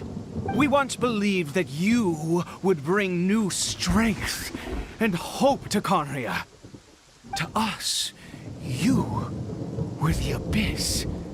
A wondrous mystery far beyond our imagination and comprehension. And the one who controls the Abyss can control everything. We yearned for that future. We looked to you to take us there. But what did you bring us instead? Oh, Prince of Conria?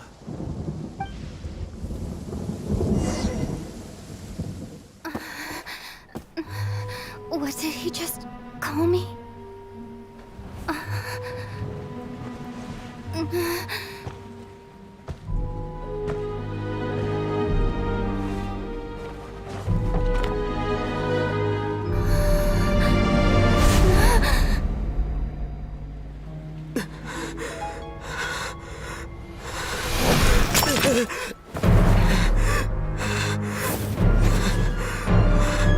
Traveler!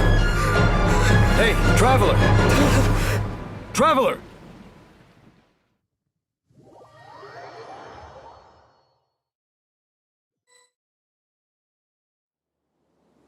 You're awake! Oh, thank goodness you're awake! Paimon was worried sick! Traveler? Traveler? What happened while you were unconscious? I checked the ley lines nearby. It appears that the Abyss tampered with them, and they've been in turmoil ever since. Information and memories flow within the ley lines. What did you witness? You mean Clotar Alberich? After founding the Abyss Order, his faith in the Abyss led him to do a great many things. But the curse of immortality continued to torment his body and mind. And in the end, neither his faith nor the Abyss he worshipped could save him. After 100 years, he lost his mind completely and was never seen again. Yet his dark legacy lived on. The defiled statue that we encountered previously was just one perverse product of his use of abyssal power during his life. You could say that. He wouldn't be the Abyss Order's prince otherwise. Are you alright? You have a troubled look on your face. What happened?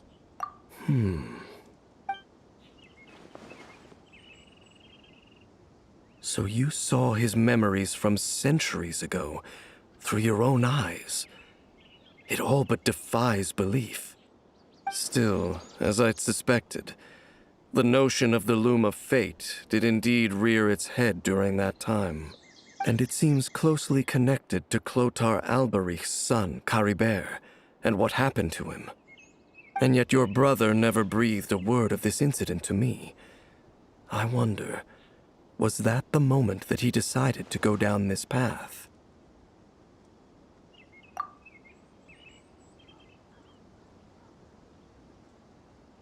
Indeed. Clearly, this series of events sparked a long period of deep contemplation. This was where it all began. What is it? The field? What does that have to do with anything? You mean here? Well, let's start digging and see. You scared the Duke out of Paimon! Did you rebury them yet? A male and female skeleton, buried together. Interestingly, the male skeleton appears to have been interred much later, and it's holding a silk scarf in its hand. But what does this mean? And how did you know that there were bodies buried here? What? That's impossible, unless Clotar Alberich finally found a way to rid himself of the curse. This all raises far too many questions. I need time to think, and to search my memories for some missing pieces. We should part ways here. Huh? You're just gonna leave? Why? You could come with us, you know. It's better that we split up for now. I think that he might have seen you. Who's he? Yes. I have my suspicions as to his identity, but I need to confirm some other details before I can be sure. If the time is right, I will tell you when we next meet. But what do you mean that he saw the Traveler? How is that possible?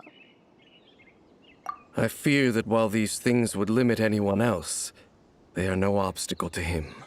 What? Why? What is he?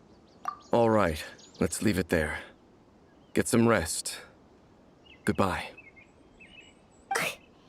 There goes Dane. And just like that, it's back to being the two of us again, huh? What is it? Huh?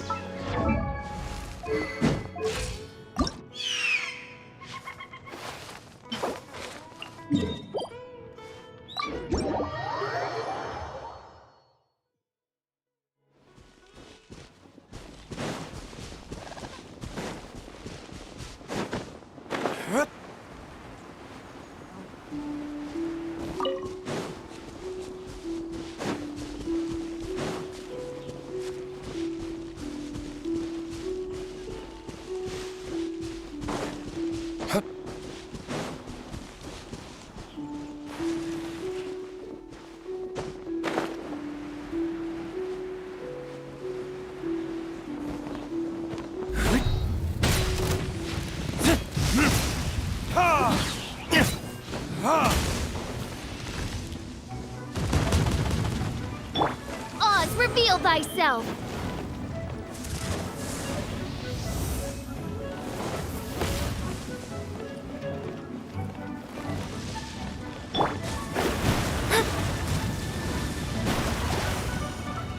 Shadows of fate!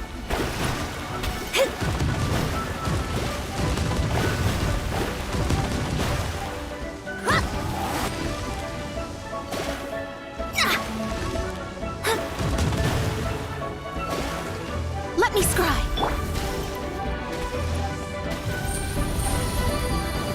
By royal Everybody stand back!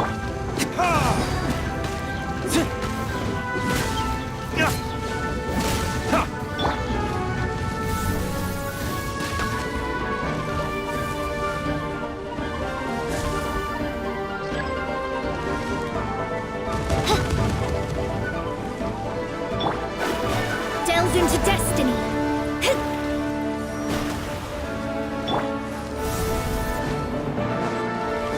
Shadow Raven, let night fall! Time for retribution!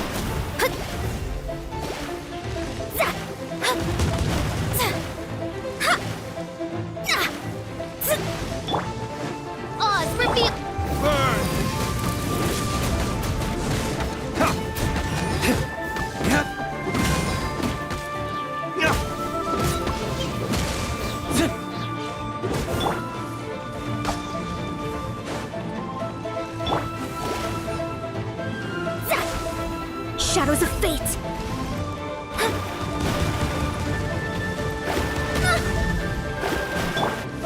Midnight Phantasmagoria. I'm going in! Fate is upon you! Delve into destiny! Verdict is...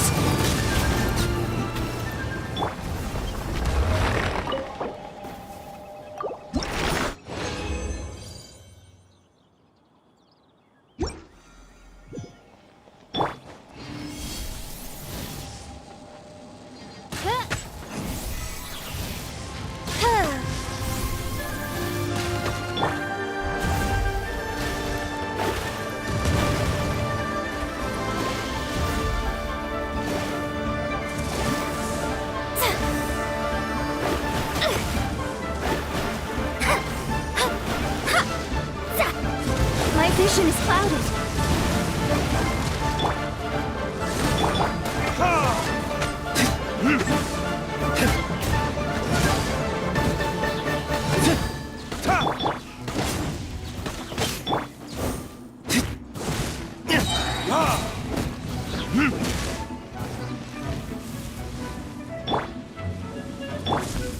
Shadows of fate!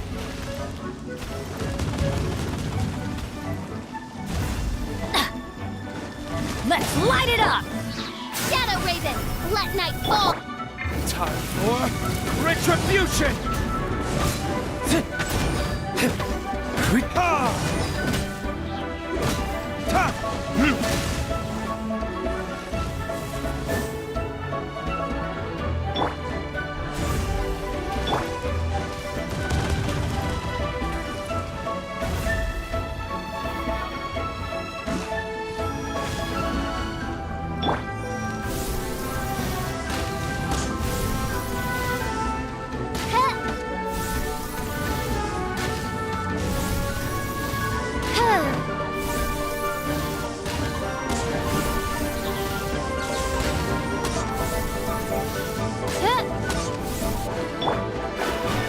Delve into destiny!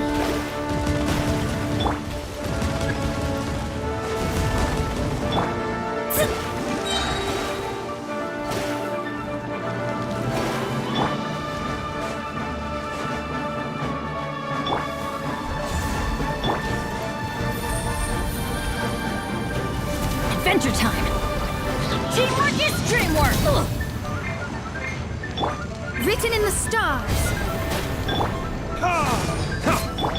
By royal decree! Verdict is...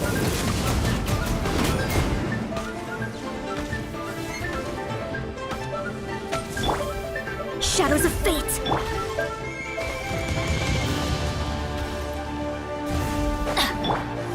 Midnight Phantasmagoria!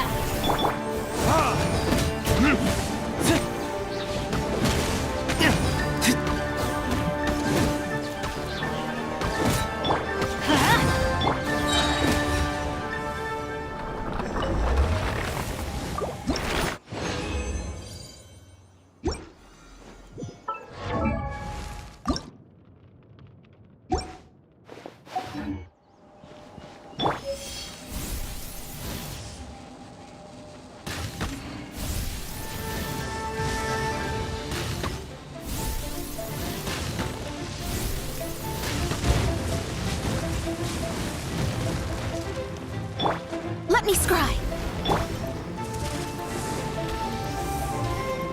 Adventure time!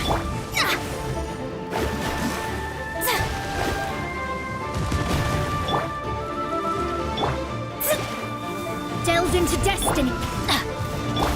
Oz revealed the... Time for retribution!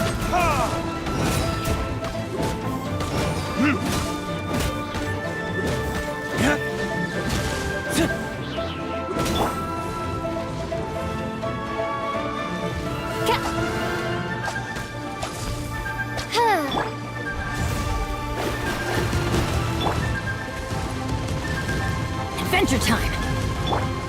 Wings of darkness! Come, sever night... Verdict is...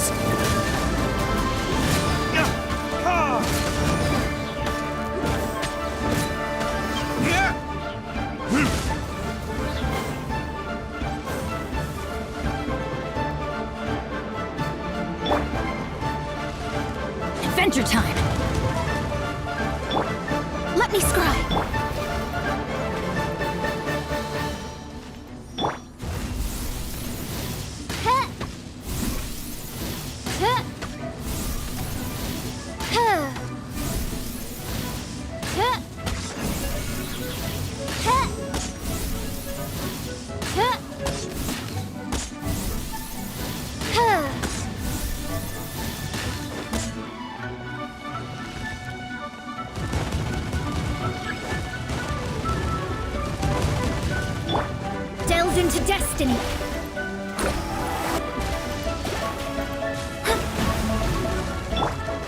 By royal Time for retribution!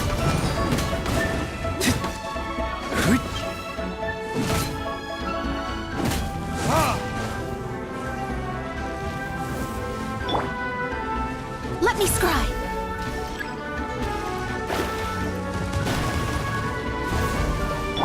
Midnight Phantasmagoria.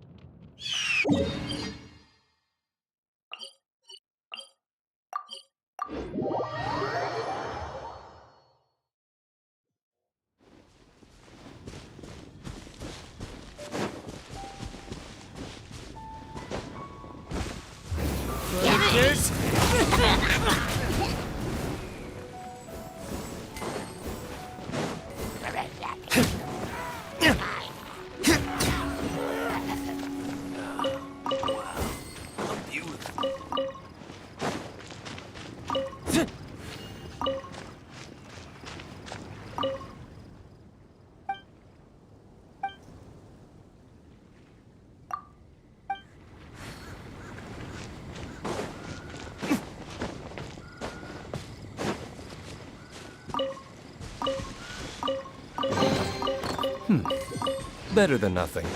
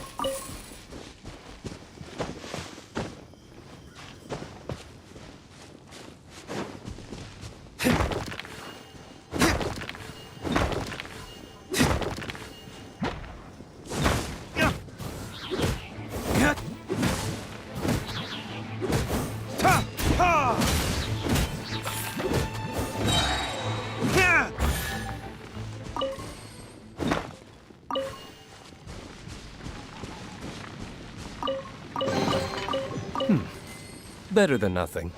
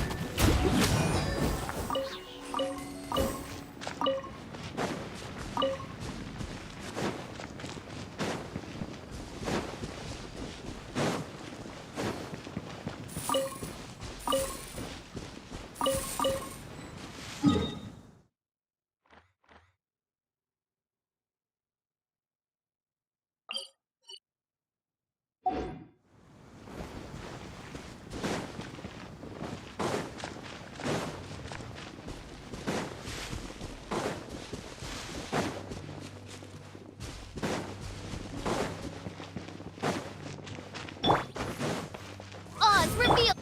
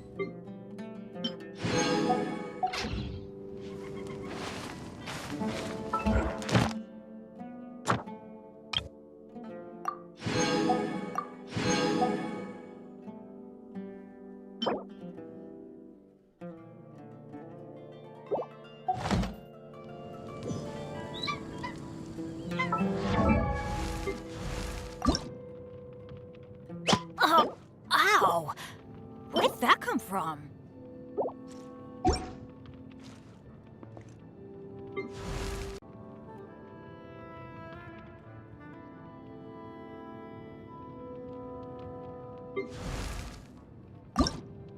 Oh, ow! Where did that come from? Good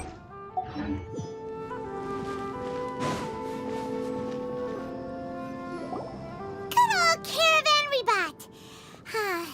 Now let Paimon think. What were we up to the first time we came here? Oh, Paimon remembers! Nahita's consciousness had been trapped by the doctor, but we followed the clues she left behind to help her. So much time has already passed since then, and it seems Sumeru's changing for the better now that Nahita's in charge, right? Paimon just hopes this peace will last a long time, and then Nahita won't have any more new problems to deal with. Yeah, guess you're right. We somehow always find ourselves right in the thick of it. Who knows what will happen next? Come to think of it, maybe it's all because of you. Maybe you're just a magnet for trouble. Huh? Me? Before Paimon ran into you, Paimon never ran into any trouble.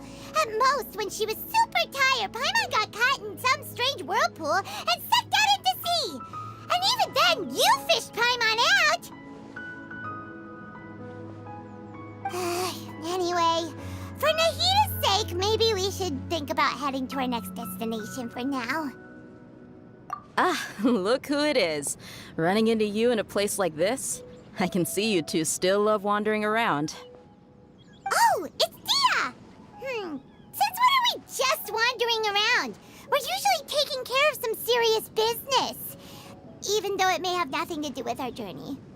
But never mind that. What brings you here? I just finished a commission in the desert for a usual client of mine. Nothing too interesting. Just escorting a shipment of goods. I'm on my way to report back. That's when I saw you two all the way over there, chatting away. What were you two talking about anyway? Huh? You serious? Can't say I saw that coming.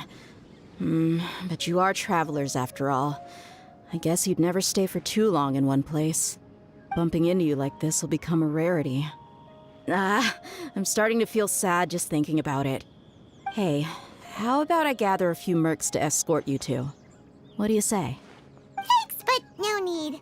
Oh, Paimon had no clue you'd miss us so much. But don't worry, we'll come back to see everyone when we get a chance. Sounds good. All you need to do to get to Fontaine is cross this stretch of desert and navigate some waterways. Knowing you two, I'm sure it won't be anything you can't handle. So, when are you leaving? Oh, wait a sec. Paimon just remembered there are still a few dishes in Sumeru that Paimon hasn't tried yet. Now, where's that list Paimon made?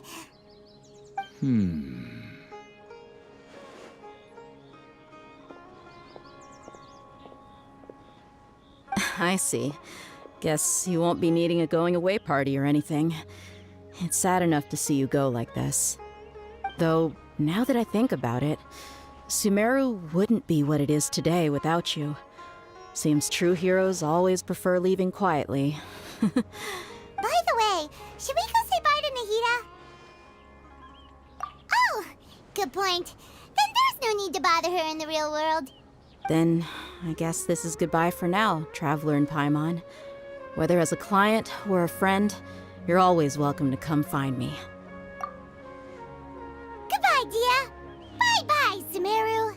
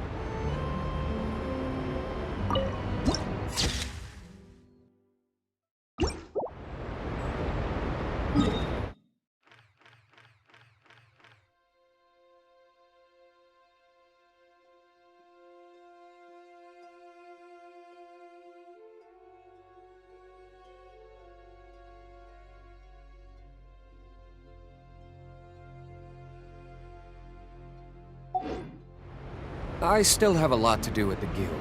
How about you take a rest while I go back?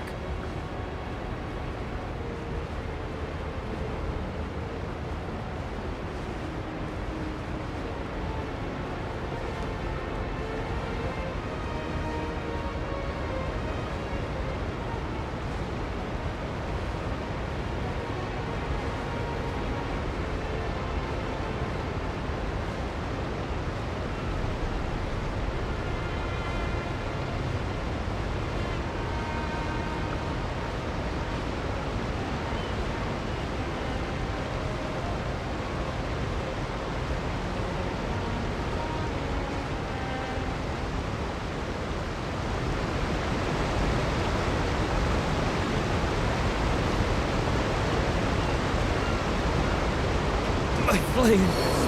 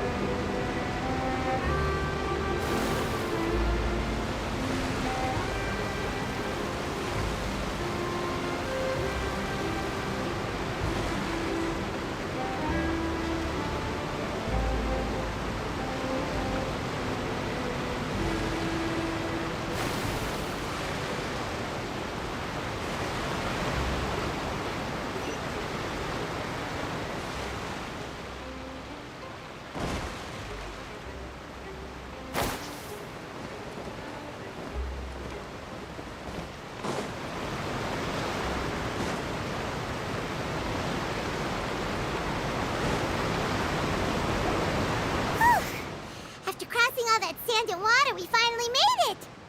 Oh, this must be Fontaine's port. Wow, everything looks so advanced in Fontaine. Paimon's heard that the industry here is extremely developed, and there are all kinds of unusual machines. Just seeing the sights as a tourist is nice, but maybe it would be better if we found something to do. What do you think? Good idea! Nahida gave us loads of useful information. Seeking out the Seven is probably still our best source for information at this point. Yeah, the more we can learn, the better. So, what do you think the Hydro Archon's like? Will we get along? Nahida said that she has a very unique personality, whatever that means. To learn about a nation's god, start with the nation's people. There seems to be some locals talking over there. Let's go see if we can join the party.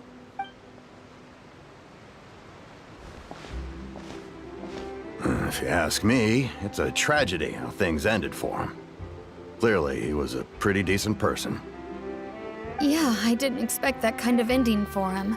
I thought he would at least fight on a little longer for his family. I was expecting a sudden plot twist, but it's a pity that it never happened. Still, his story is quite the tearjerker.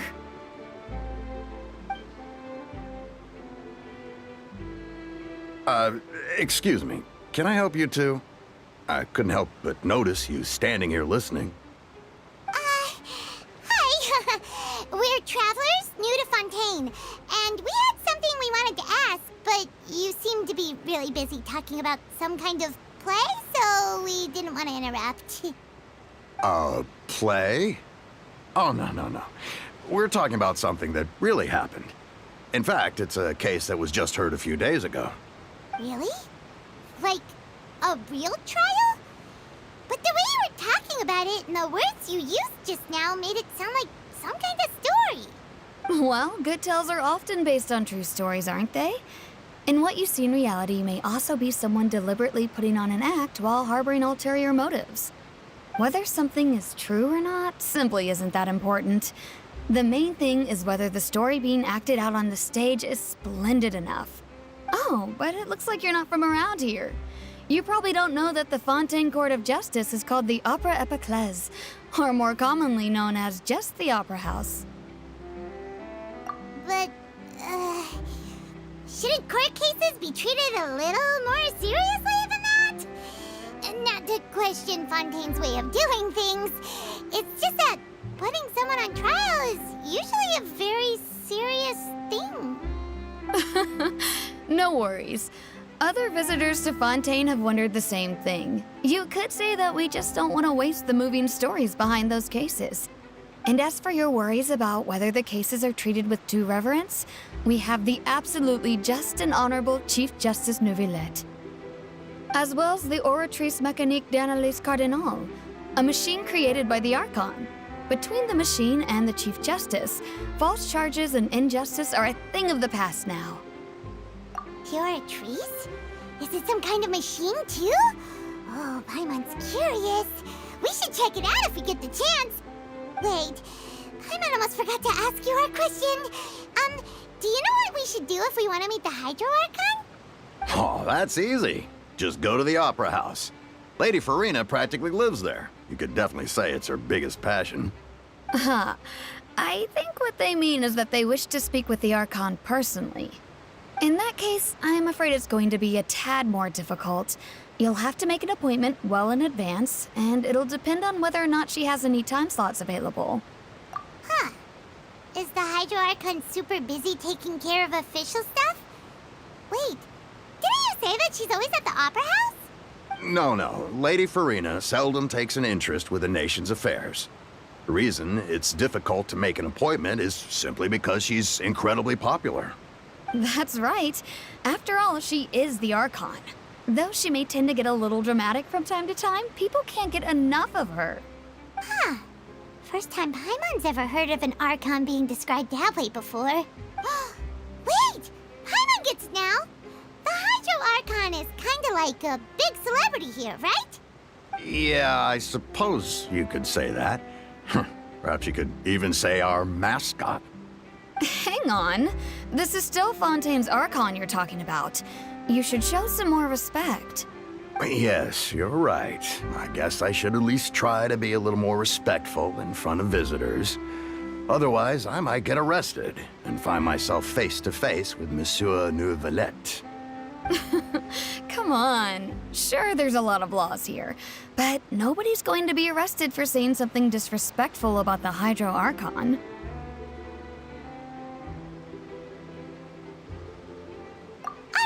I think we get it. Thank you! At least we now know that we can find the Hydro Archon at the Opera House. But who knows how long making an appointment will take? Guess we could have a look around the city in the meantime. Hey! What are you looking over there for?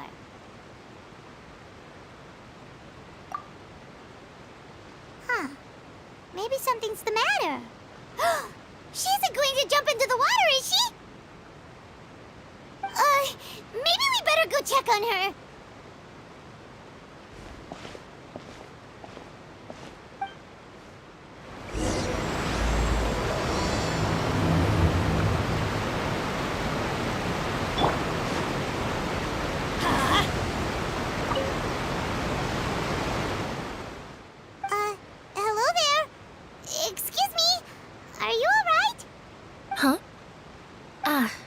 fine. Thanks. Oh, okay then. We just noticed that you seem to be worried about something. About many things, actually. But there's nothing I can do but just keep my troubles to myself. I was just reminiscing about a place my brother and I would play when we were kids. It was just atop that hill over there. See? You're pointing at the sea. Wait, are you saying that you and your brother lived in the water? No, people call the waters around Fontaine a sea. It's actually just an inland lake that's filled with fresh water. And no, I can still see that hill clearly in my memories. Now, it's been completely submerged. He would skip and jump, tossing sand in the wind. The sun shone brightly, and the air was filled with the scent of the sea. But now, the water is gradually swallowing our memories. It won't be long before it swallows us. Sorry. Paimon doesn't really get what you mean. Ah, I don't believe we've had the pleasure of meeting. Are you Lynette's new friends? Oh, and you are? Thanks for looking after my sister. She often comes here to reminisce about our childhood, that's all. There's no need for any concern. Allow me to introduce myself. I'm Linny, and this is my sister Lynette. If I had to guess, I'd say you must be travelers from abroad. Nice to meet you. Paimon is Paimon, and this is the Traveler. We just arrived in Fontaine. We were just talking with your sister. Even though we didn't really get what she was saying. I see. It's unusual for Lynette to be so willing to talk with anyone. In fact, she seldom speaks at all. I'm usually the only one she ever talks to. Oh, really? Then you two are just like us! Paimon's always the one talking for some reason.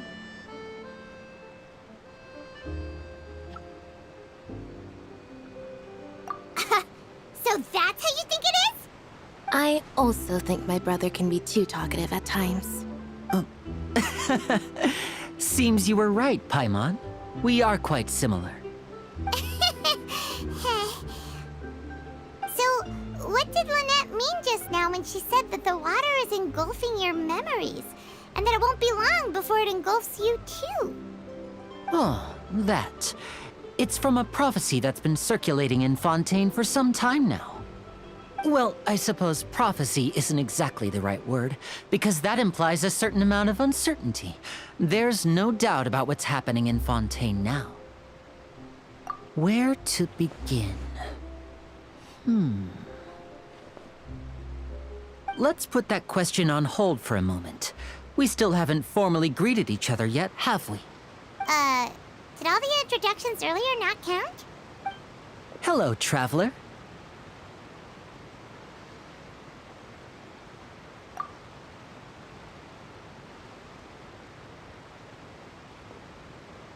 And hello, Paimon. Hey! Why didn't Paimon get a handshake? You're not poking fun at Paimon, are you? Please, don't take offense. Just consider it a sort of etiquette we have here in Fontaine when making new friends. You should remember it. It might prove useful. Oh!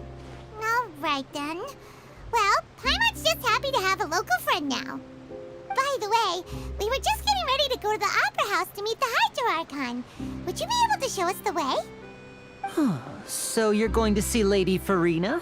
No problem at all. In fact, I was planning to go to the Opera House later myself.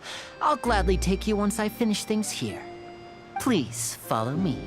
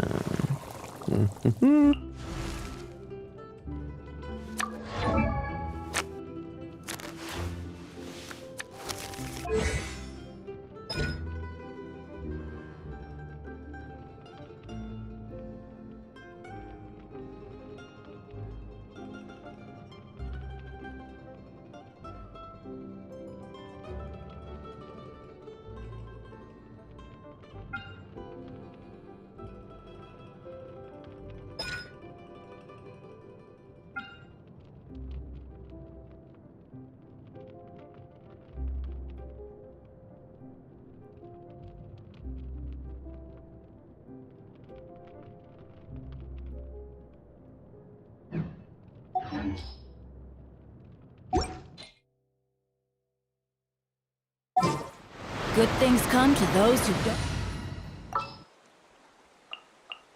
Time for afternoon tea.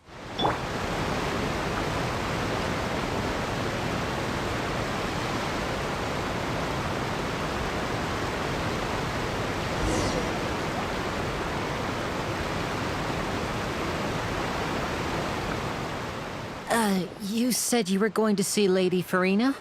Well, it seems Lady Farina has come to see you.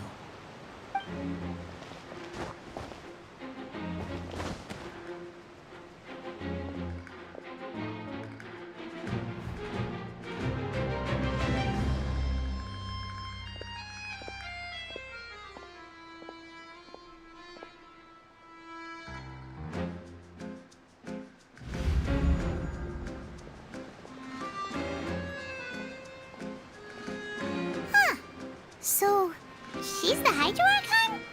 But how did she know we were looking for her?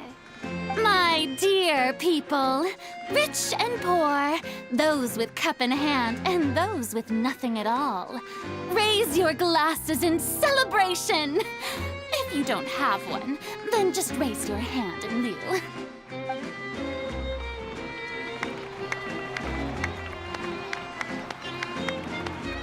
As you can all see, 2 unfamiliar travelers have arrived in our nation. Come, let us make a toast in honor of this traveler and her companion who have journeyed here from distant lands.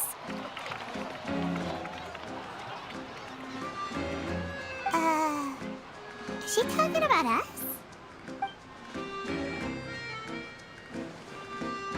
I've long heard of the turmoil and chaos you've left in your wake as you visited other nations. But I welcome you nevertheless. No, I have come to receive you personally.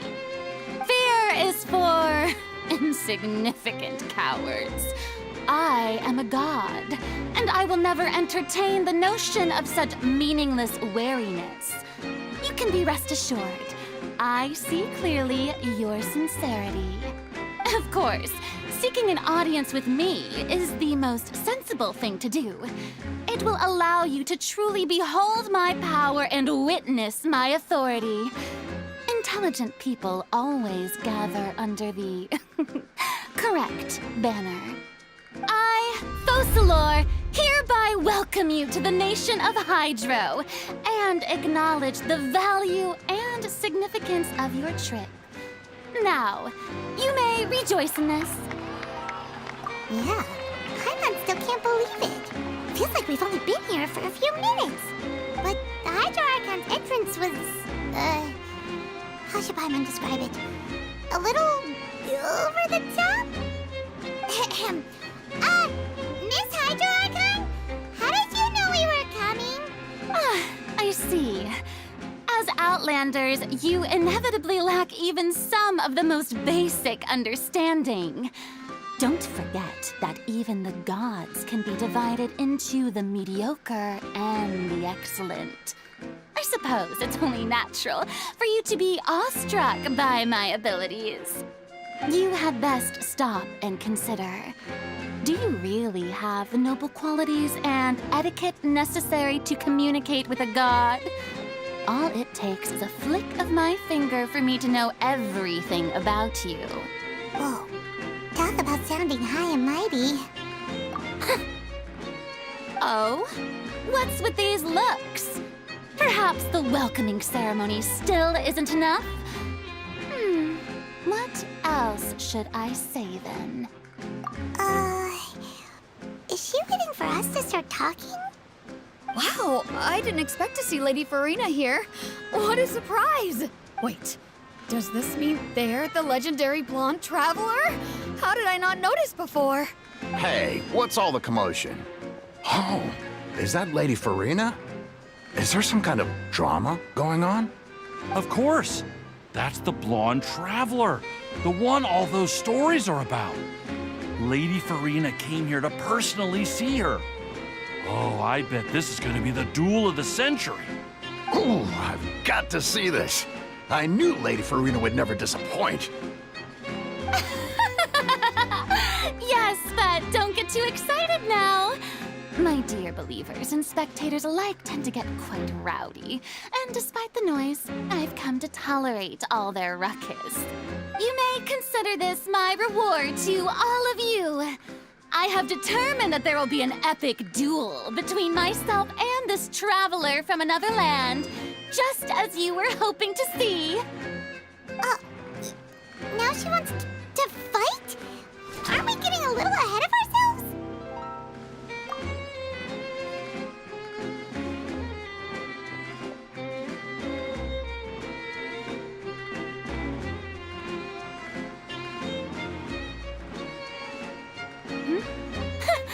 Are you not afraid?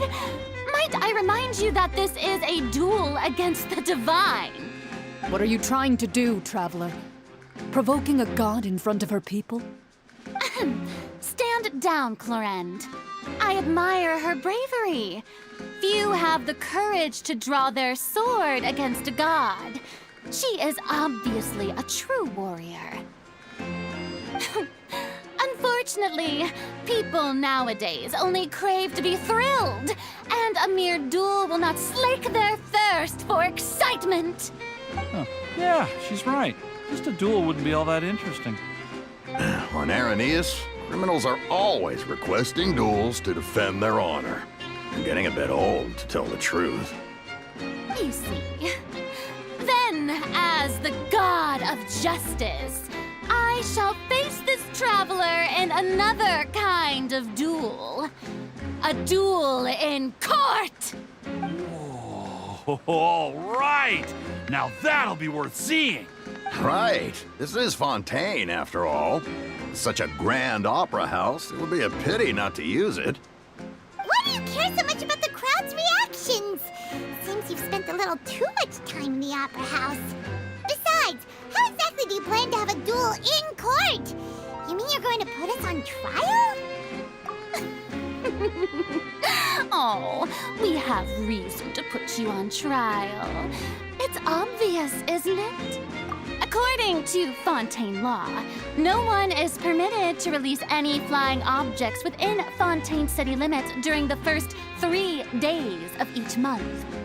You are clearly guilty of violating this law, no? Oh, so that's what they've done wrong.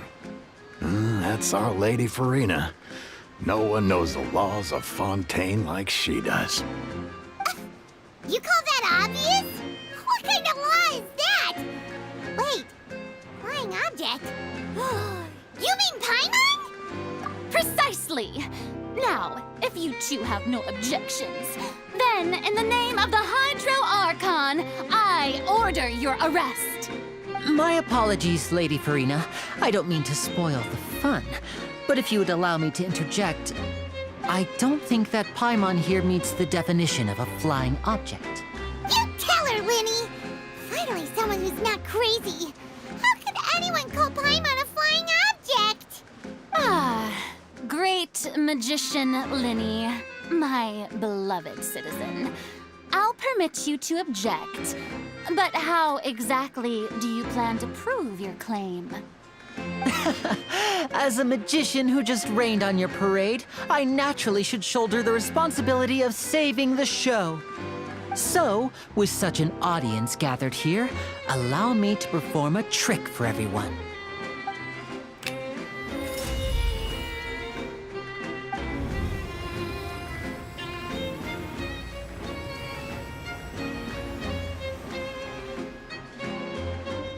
Ta-da! What's that on Paimon's back? Hey, when did Linny do that?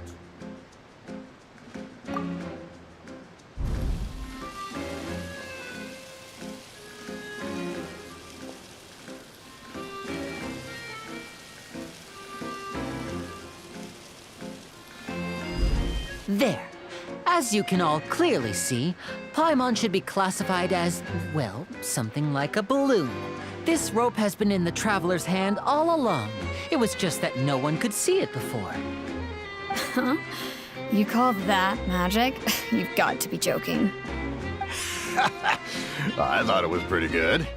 Nice one. Huh. I'm not sure what to think. It seems Lady Farina's charges no longer hold water.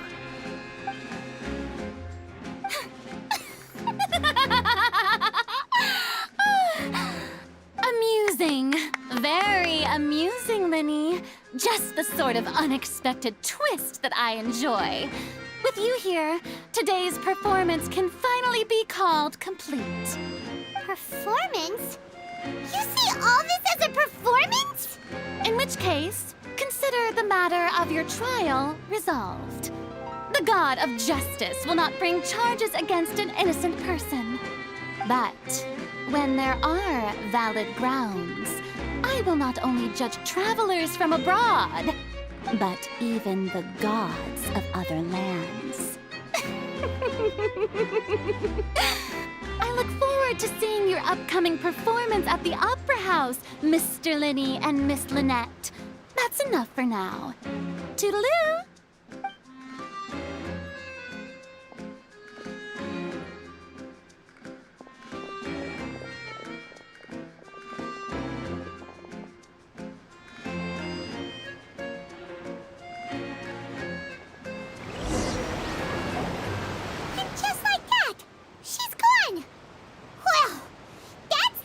Unpredictable Archon Paimon's ever seen. You never even had a chance to ask her anything.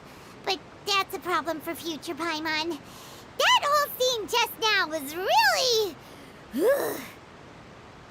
Don't mention it. I just happened to remember that there was such a law, so I did a little preparation, just in case. I didn't think it would actually come in handy. So, now do you see what kind of god Lady Farina is? She can be a bit confusing at times, but she is still amenable to reason. Anyway, Paimon had no idea you were a magician, Linny. It sounded like you'll be performing at the Opera House, right? I just know a few simple tricks I use to make a living. Lynette is my assistant. It will actually be my first time performing on the most prestigious stage in Fontaine, the Opera House. But isn't the Opera House where criminal trials are held in Fontaine? When there are no public trials being held, the Opera House hosts a variety of other performances. To the people of Fontaine, the line between a trial and a performance can be a little blurred. And speaking of performances, I would be remiss to forego this opportunity gifted by fate. Might I invite the two of you to see my performance? My brother's always excited to make new friends. Oh, sure. We don't really have anything to do now, and we wanted to go to the Opera House anyway. Splendid. In that case, why don't we go together? I'll show you the way. I just have something to take care of first. You really mean it? Then I'll take you up on your offer. This is a magical item known as a magic pocket. Perhaps you can help me distribute them to the people here. Huh? What are they going to use it for? About that... You asked me before about the prophecy, right? Let me start by telling you a little more about what it entails. I'm not sure exactly when it began, but a prophecy has been circulating around Fontaine.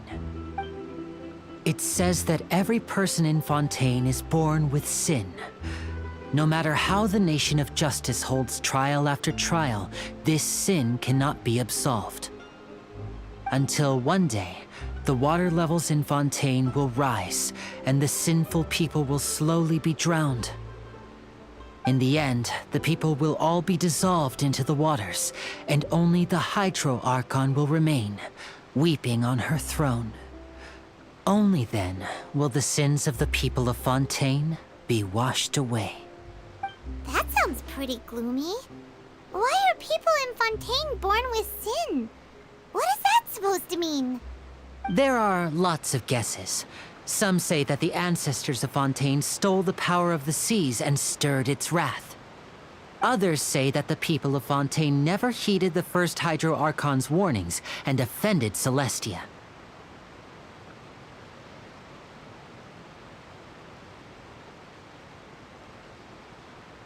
But here in Fontaine, evidence is what matters. There hasn't been concrete evidence for any of these claims, so they can only be regarded as conjecture. If even the people in Fontaine don't know what sin they committed, wouldn't it be better just to ignore the prophecy completely? Why bother feeling guilty all the time? That's exactly what the people did at first. But in the last few years, the water levels in Fontaine have actually started rising.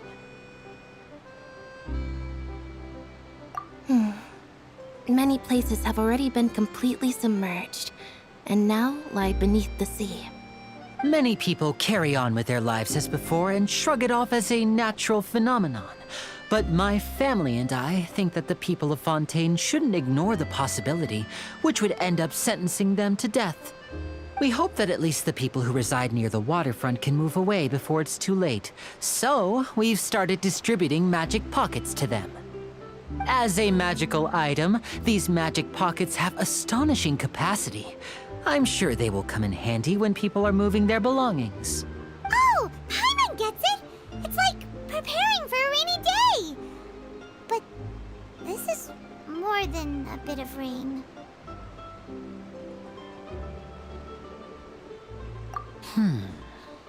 Perhaps only absolute power could ever contend with such a catastrophe. But who knows? We're just tiny specks in the grand scheme of things. Now, if you'd like to help, then please give these magic pockets to anyone nearby. Be sure to convince them to take it, regardless of what they say.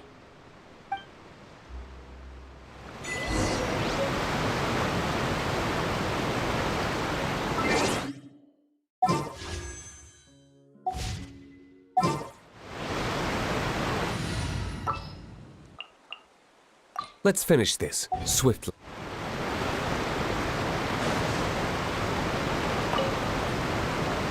What's this? So you also believe in the prophecy.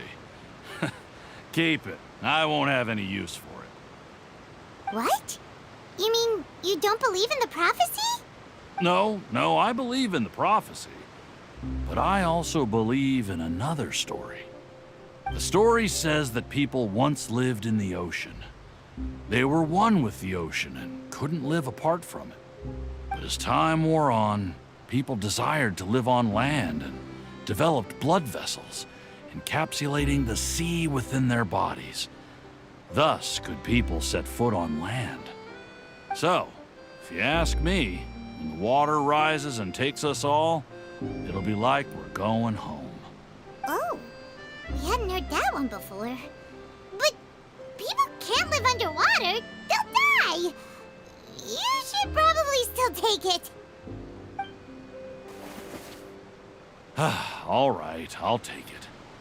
I guess I just feel that being dissolved into the water doesn't necessarily mean death.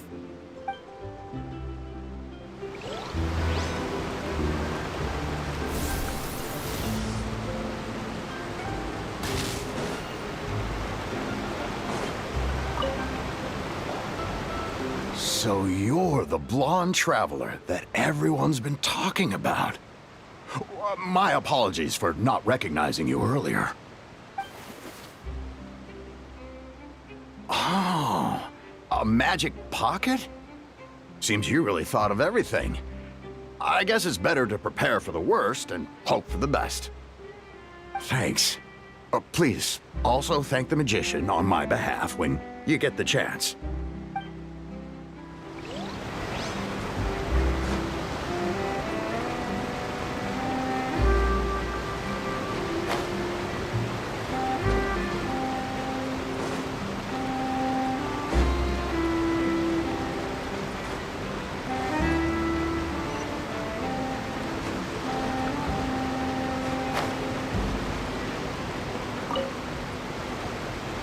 Huh? I don't want that thing. Way I see it, if the prophecy's true, it's still gonna be a long time before the water can cover everything. Life is all about living in the moment. What use is there in worrying about the future all the time? We'll cross that bridge when we get to it.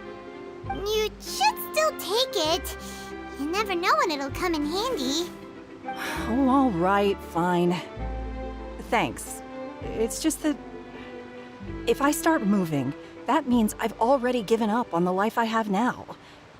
I'd really rather not.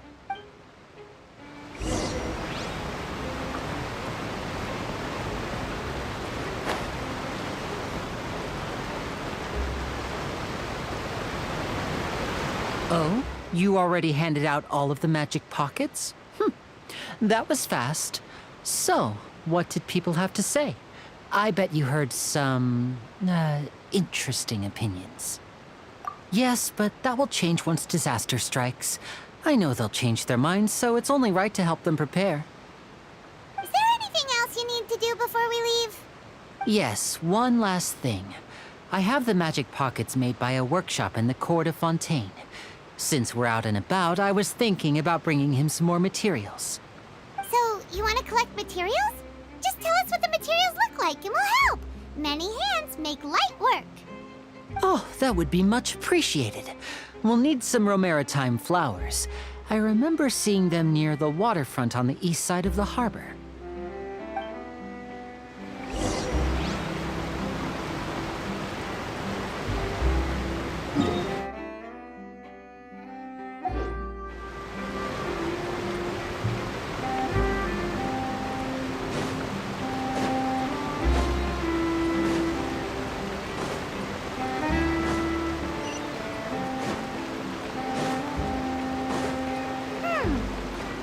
We have to use Hydro to collect Romaritime flowers.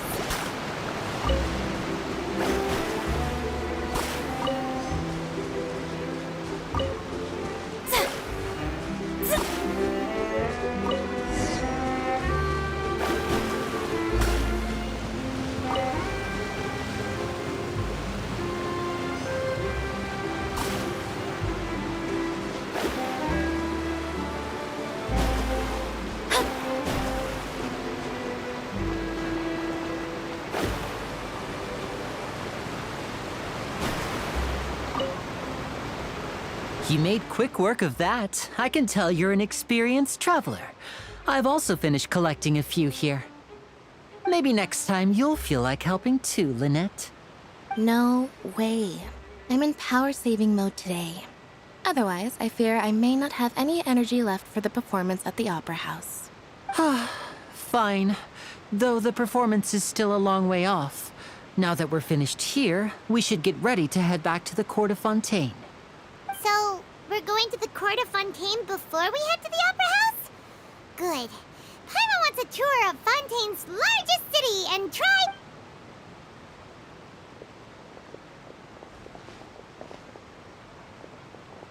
Wait, shh. Have you noticed that person over there? The young girl. Huh? What's wrong with her? Paimon didn't notice anything. She's obviously a thief. Magicians and thieves practice similar methods. We divert attention, and a distracted audience is one that won't discover what you're really doing. Watch her movements carefully.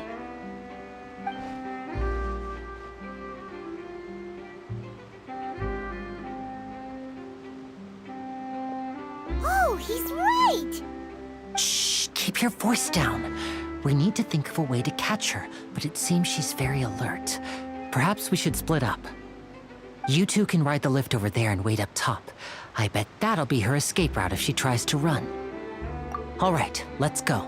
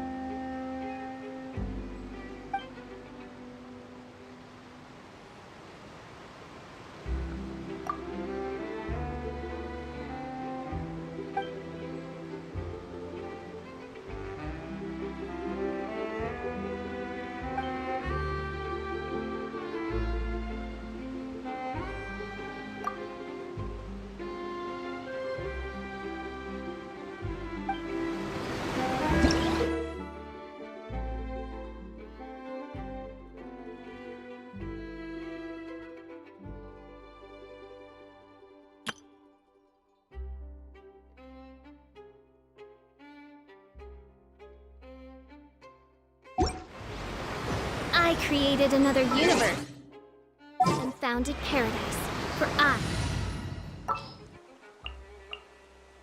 There's still a long...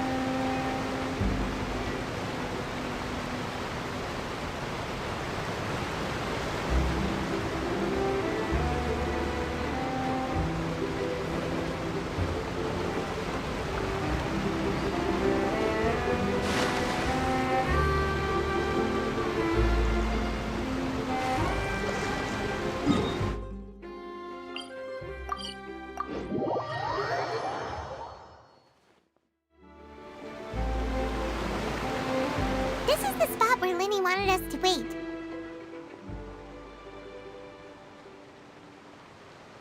Oh, look! Isn't that her?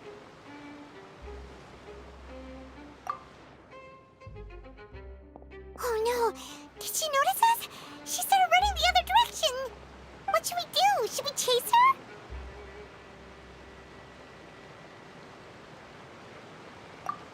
You're right. She might also be trying to lure us away.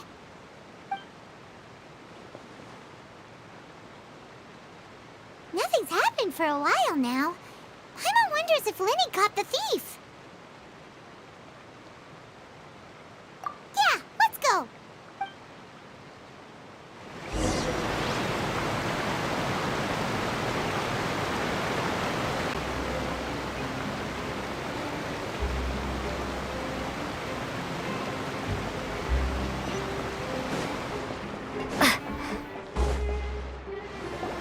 Are you sure that's all she took?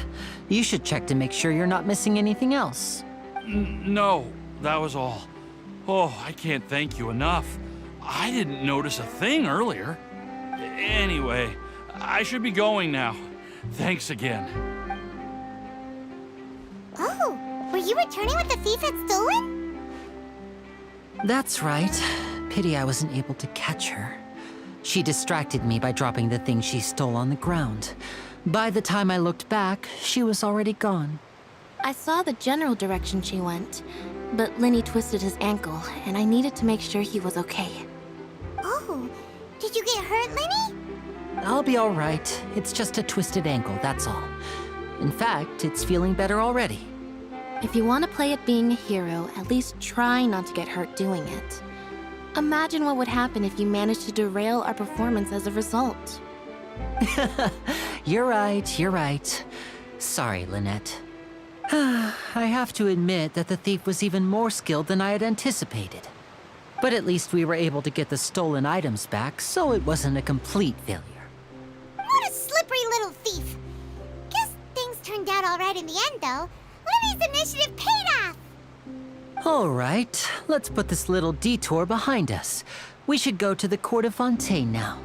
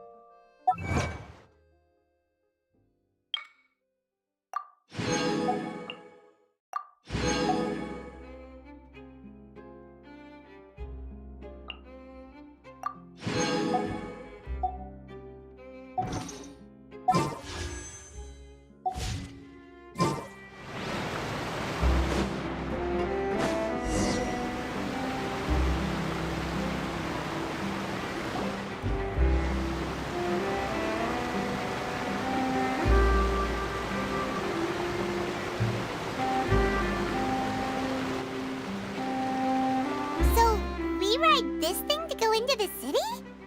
What an ingenious way to get around! People in Fontaine really know how to use water! This is an aquabus. It allows people to travel between several key locations around Fontaine. It's pretty convenient, but the ride can become a little dull after a while. The scenery is always the same. That's why it's better to travel with friends. So you mean it's still boring even when I'm riding with you? No, that's not what I meant. It's just that, well, you don't really talk that much. Besides, it doesn't really feel like a real trip when it's just the two of us. It's the same as being at home. Whatever.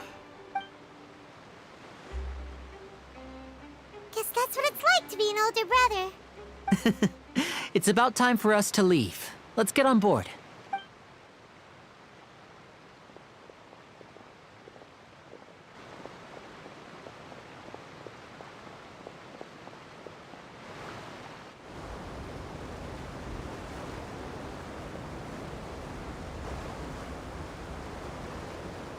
Oh, excuse me!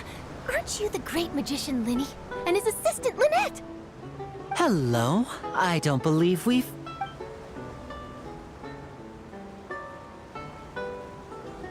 I'm Charlotte, a reporter for the Steambird. Nice to meet you. From the Steambird, huh? We've often relied on your paper to promote our performances. It's an honor to meet you. Wait, could that be the legendary traveler who's been making headline after headline in their journey across Tibet? Amazing! You recognize everybody almost immediately! I wouldn't be much of a reporter if I didn't know who's who, would I? Wow, today must be my day! Who knew I would end up on the same boat as so many VIPs? Could my vision finally be showing me some favor? So, Charlotte, what do you usually report on? Well, when there isn't any breaking news, I mainly cover the trials at the Opera House. You can still manage to keep readers' attention as long as you tell things from a clever enough angle, even if it's the same old topics.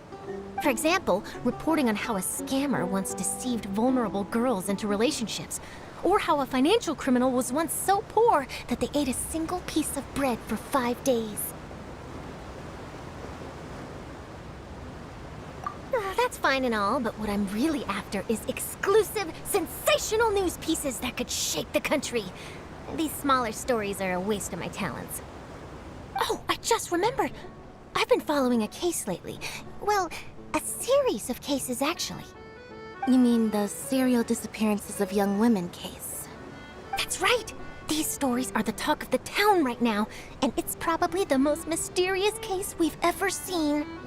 If I'm the first with a draft ready to publish when the case is finally cracked, and it's the headline story in the Steambird, oh, when that happens, I bet all the other reporters will shed tears of envy.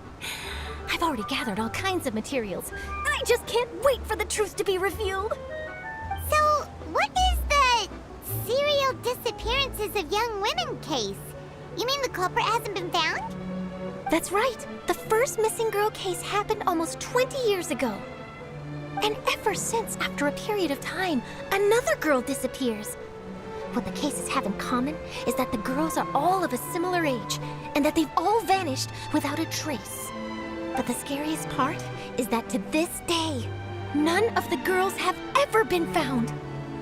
Many suspects have been arrested over the years in connection with this case, but shortly after each arrest, another disappearance would always happen.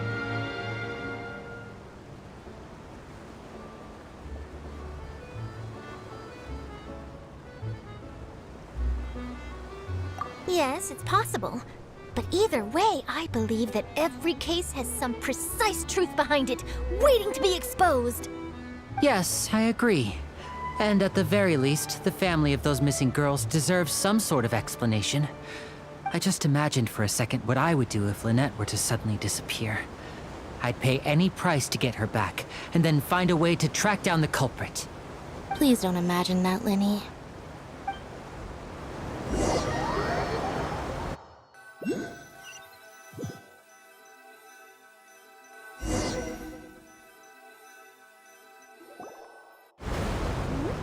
Hey, we're almost there! Look!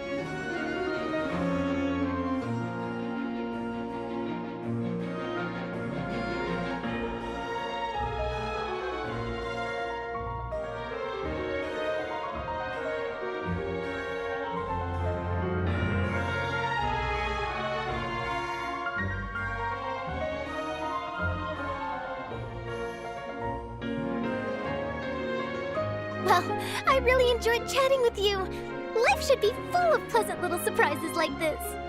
Yeah, us as well. The ride went by too quickly. I have an interview to get to. I should get going before I'm late. Okay, Paimon hopes we can chat again soon, Charlotte. See ya! Bye now. Oh, be sure to stop by and see me at the Steambird when you have time. What a tough job. Always running around and interviewing everyone. Well, where should we go now? If you don't mind, how about we stop by my home first? Besides, I still have all the materials we collected. Sure, we wouldn't mind at all. This city is so huge, Paimon wouldn't know where to start anyway.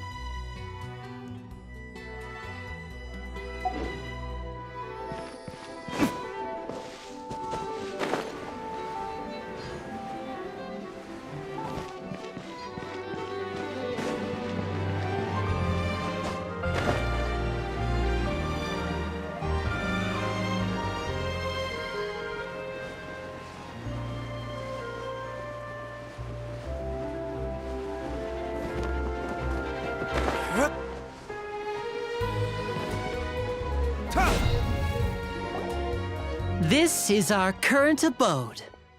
Ah, Fremine, you're home. Where did everyone else go? I have some new friends that I would like to introduce. Oh, they all just went out a moment ago. I see. Everyone is getting busier now that Father will be returning soon. I suppose that can't be helped. Allow me to introduce you to my little brother, Fremine. He is a phenomenal diver. Hello. Nice to meet you! Paimon is Paimon, and this is the Traveler!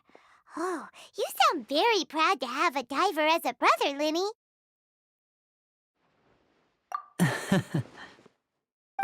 Linny, could you come here for a moment? What is it, Fremine? Do you have something to tell me?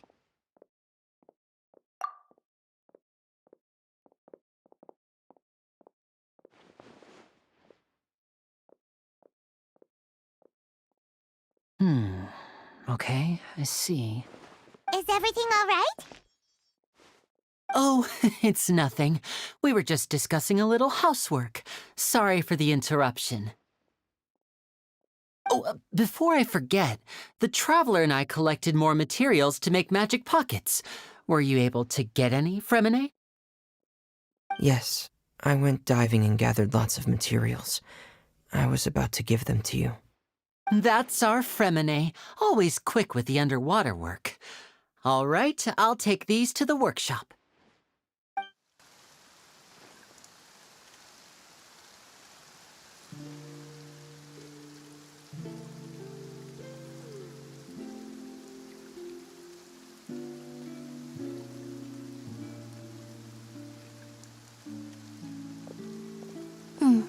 Looks like rain. Oh, you're right. But wasn't it clear and sunny just a moment ago? Fontaine's weather sure is weird. I'm afraid that's just how it is here. It often rains on days where there are trials being held in the Opera House, but don't worry, it'll clear up soon enough. What's wrong, Fremine? There's a legend about the rain that I tend to believe. It said that a dragon of water once resided in Fontaine. Though we don't know where the dragon went, every time it weeps, the skies will cloud up and pour out rain. When I was a child, my mother told me that if I wanted to go outside and play, I should yell toward the sky at the top of my lungs. Hydro Dragon! Hydro Dragon! Don't cry!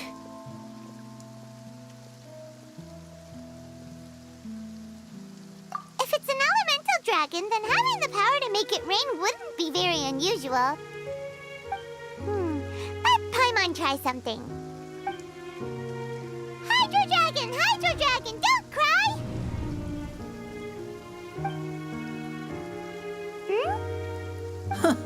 Doesn't seem to be of any use.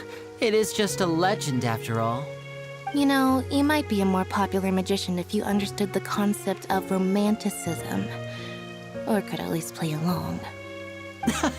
Sorry. It might be because we've never met the Hydro Dragon. Perhaps it can't be comforted by the words of strangers.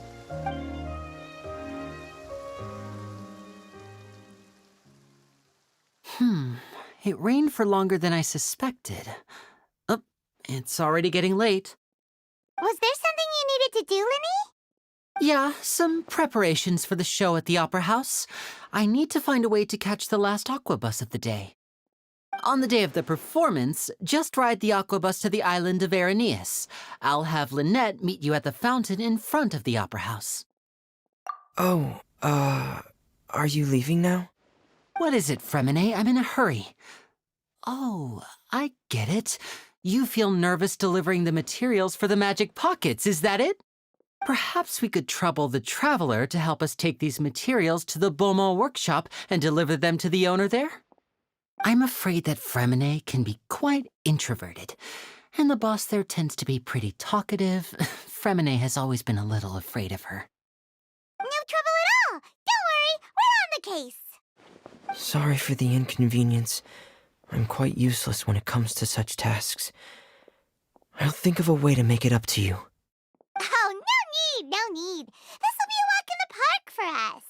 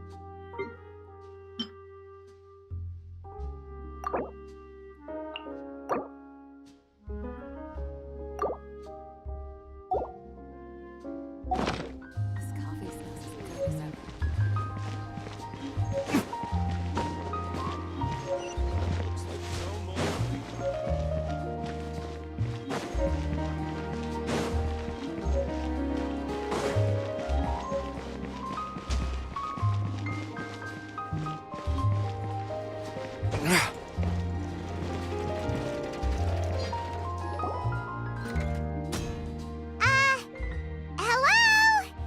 Is there anyone here? Oh, hello there. New customers? Looking to buy, or do you need something made? Or perhaps you're just looking for a chat with me. Oh no, we're just here to deliver some materials. Here they are. They're for making... what were they called again? Ah, these must be for magic pockets. I could tell right away. I've already made several orders worth now. No need. They've already prepaid several batches worth. When they told me what they'd be using them for, I even offered them a discount. But they insisted on paying the full amount, saying that I had a business to run. It seems both their hearts and their pockets are made of gold. Whoa. So, is Linny actually loaded? I can't say for sure, but who knows? Maybe there's good money to be made being a magician in Fontaine. Hey! Is this machine what you use to make stuff here? It looks really advanced. Why use your hands when a machine can do the work? It would be a waste not to use the latest technology, and wasting is a kind of crime. But where does a big machine like that get its power from? Well, it's a little complicated.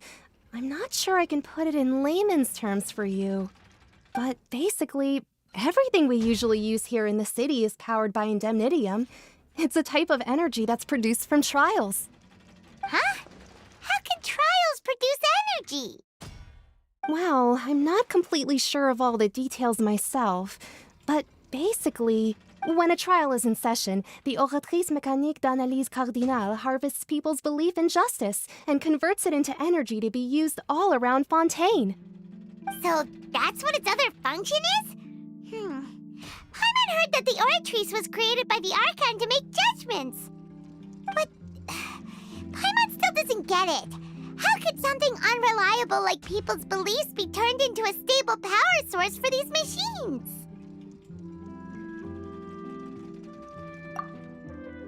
Oh, yeah!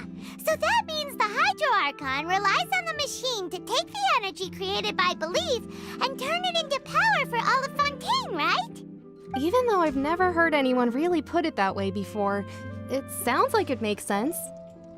Besides indemnitium, we have another type of energy called pneumosia. It isn't produced by the power of the Archon, but it is unstable by nature. Even now, it still cannot be widely used by civilians. I thought I'd find you hard at work, but here you are chatting the day away. Since you're already talking, I'm sure you wouldn't mind a few words with me. You again?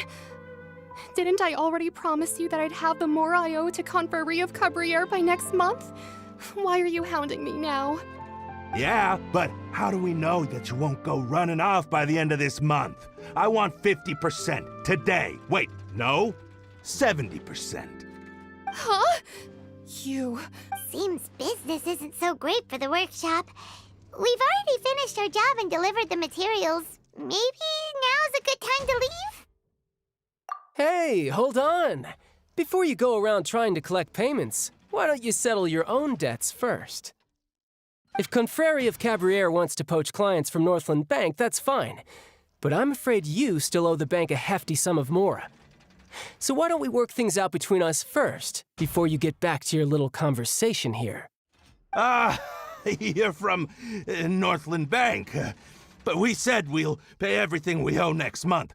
Why are you hounding me now? Traveler, Paimon! I didn't think I'd run into you here in Fontaine. What are the chances? We're surprised to see you too! What are you doing here in Fontaine?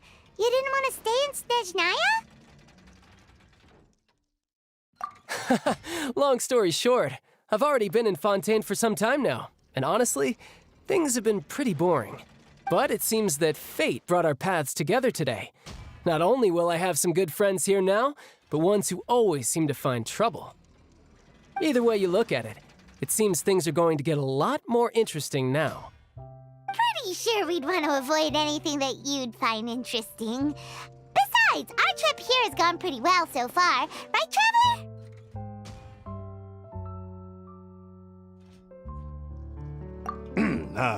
Hey, you, Northland Bank boy.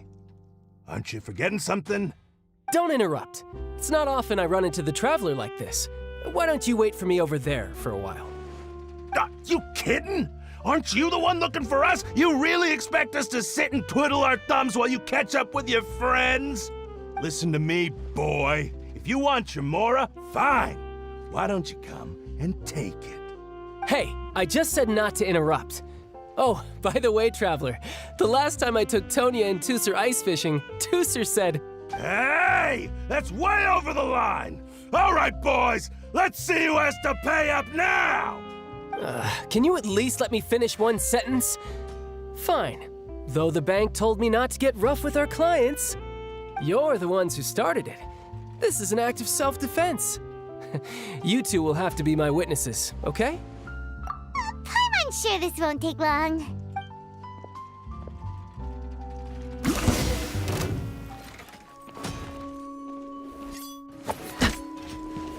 You can run, but you can't hide. Yeah! Yeah!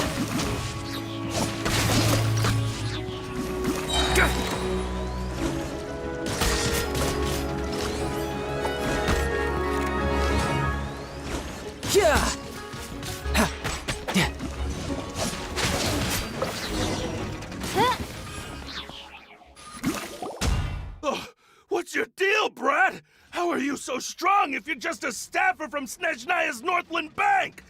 Wait, don't tell me you're... Oh, now you notice. It's a little late, don't you think? Just make sure you understand that you don't mess with Northland Bank. Got it?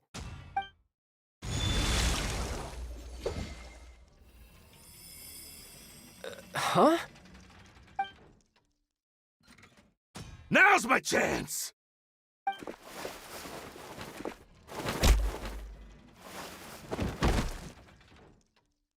Huh. That was weird.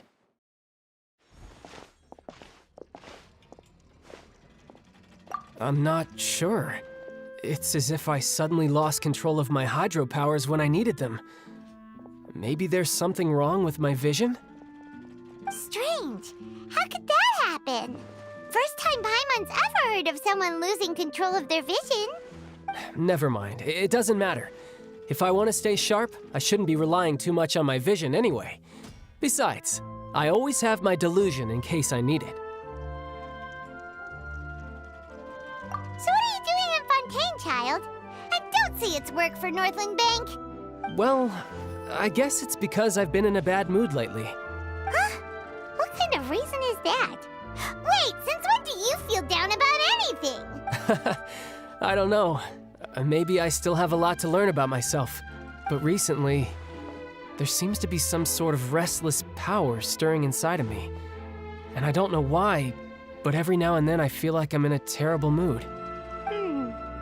Maybe you losing control of your vision just now is connected with that power you're feeling inside. That is a possibility. I can't remember if I ever mentioned it before, but when I was 14, I fell into some unknown abyss. It was during that time I learned nearly all of my abilities. The one who took me under her wing and taught me was named Skirk. She was always quiet and very mysterious. Nobody knew where she came from or what she had been through, and she was always very strict when teaching me combat techniques. One time, I asked her why she was willing to take me on as an apprentice. From what I could make of her answer, it was because I had awakened it, and traces of it remained on me. She said that all my combat training would be useful in the future. But what is it? What did you awaken? She never explained that, but my guess is that it's related to a dream I saw when I had just fallen into that abyss. In my dream, I was in the deepest depths of the sea, and the boundless seabed was all around me. But in front of me appeared a whale that was so massive, I felt like I couldn't breathe. A whale? Oh, that sounds familiar! When we fought against you before, you summoned a huge whale that seemed to leap at us. Is that the one?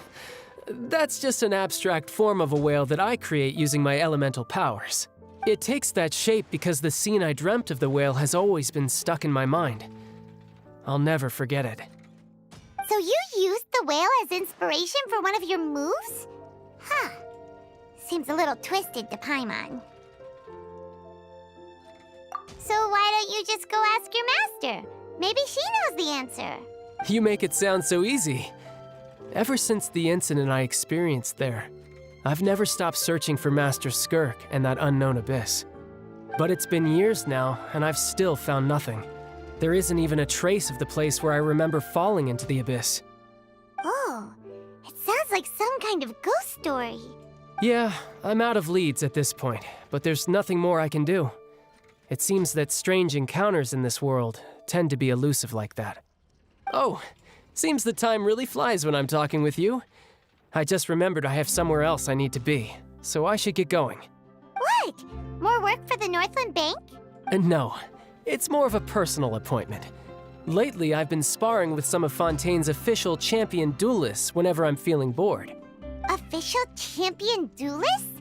You mean it's their job to duel? Yep, in Fontaine, before a criminal goes to court, they're given one chance to defend their honor by requesting a duel with an official champion duelist. The champion duelists are all-powerful fighters selected from among the nation's best, and the duel itself is a no-holds-barred fight with no specified stopping point. So engaging in such a duel is regarded as a symbol of defending your honor. If a criminal manages to win the duel, they'll be acquitted, but if they lose, they'll have no choice but to stand trial. And the worst-case scenario is that you're simply killed in the duel. Though it's rumored that Fontaine has a death penalty, from what I can tell, no one has ever been officially sentenced to death. So really, the only people who opt to duel are those who have suffered a grave injustice in being accused, or those who greatly value their honor. Otherwise, why gamble with your life? So, do many people actually get out of their trials by winning the duel? Apparently, it's exceedingly rare for anyone to actually win. Fontaine probably enacted this system as a way to show that the nation respects the honor of its citizens. Besides, none of the champion duelists are to be trifled with, which is exactly why I was itching to face them as soon as I got to Fontaine. Apparently the one I'm meeting today, Clorinde, is the strongest of the champion duelists. I had been asking her for some time before she finally agreed to face me today.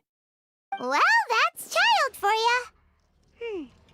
Paimon feels like we heard that name somewhere before. Clorinde. Oh, before I forget, I want you to have this. Huh? Your vision? You're seriously just giving it away? I'm just worried that it could become uncontrollable again. I'd be pretty upset if it got in the way of my duel, so I think I'll be better off without it for now. Besides, I just need you to hold on to it for a short while. I'll come retrieve it when I have some time later. Paimon knows what you're up to. You just want an excuse to come talk to us again, don't you? Whatever gave you that idea? I'll be in touch later.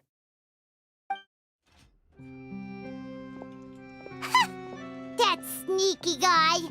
He said he's been feeling down lately, but he seemed the same as ever to Paimon. Well, since we don't have much to do for now, we might as well walk around and see the city before Lenny's performance.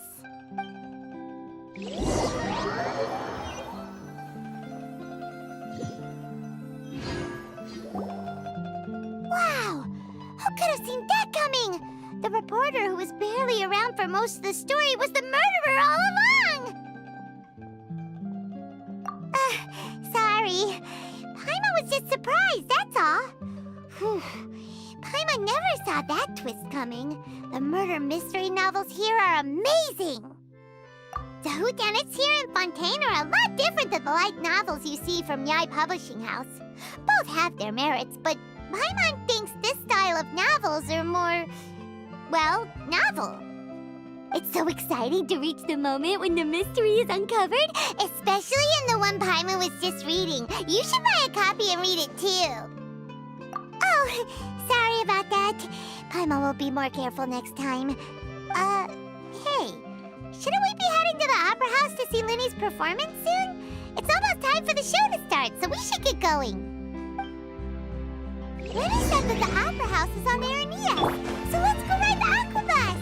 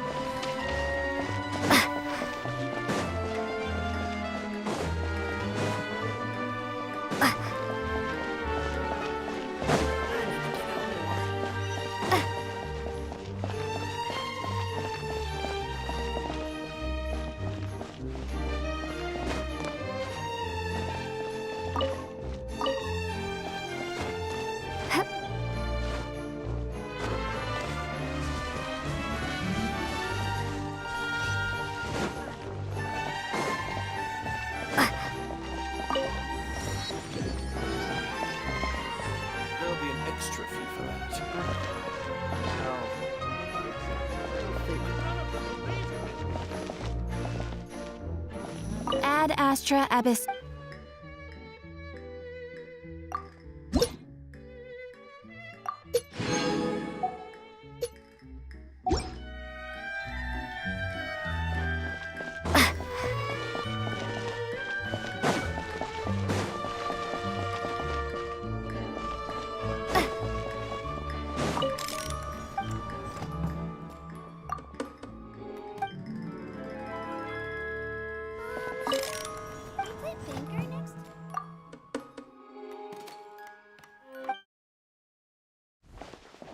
Time itself is a science.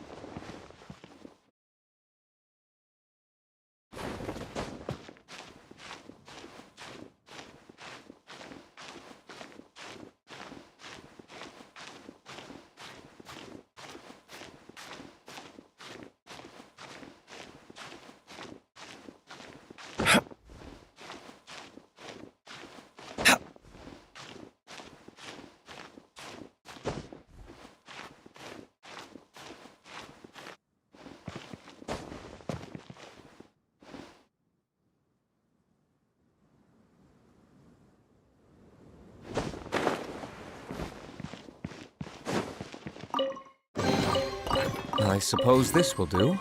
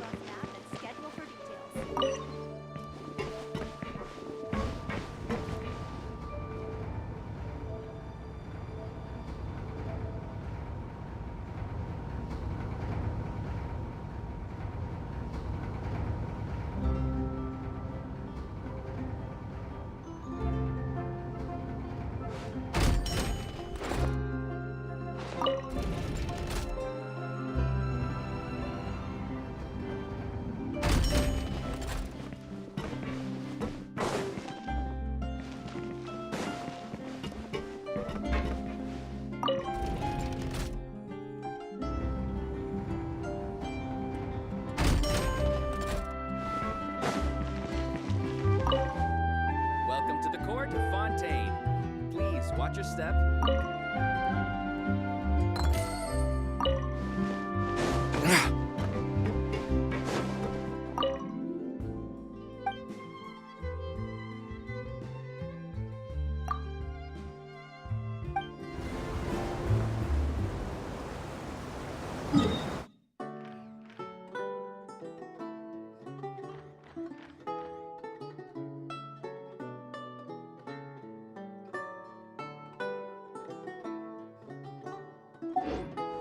You should really bring the Knights of Favonius with you next time.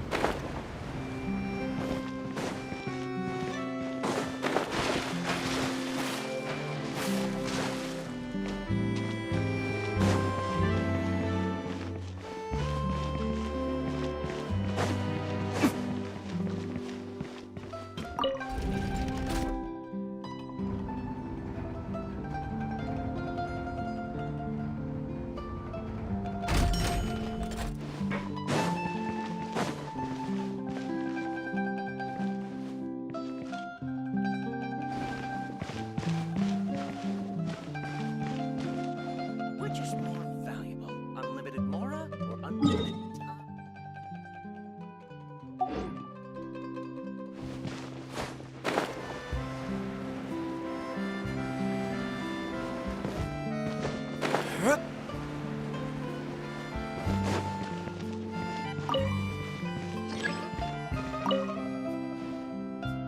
Welcome to the court, Fontaine.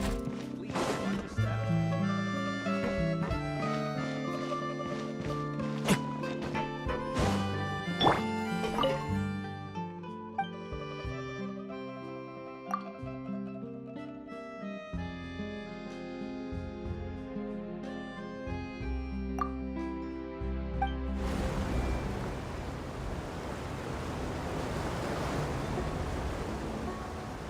Welcome to the Navia line.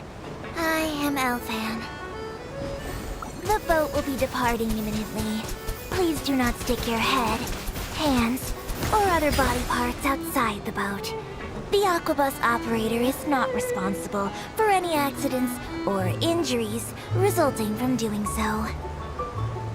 Also, please remember to buy the Steambird, though I don't read it myself. The destination of the current tour is Erinias. Points of interest worth visiting include the Fountain of Lucine and the Opera Epiclese. If you look to the left in the direction we are currently traveling, you will see the famous Fontaine Research Institute up in the sky.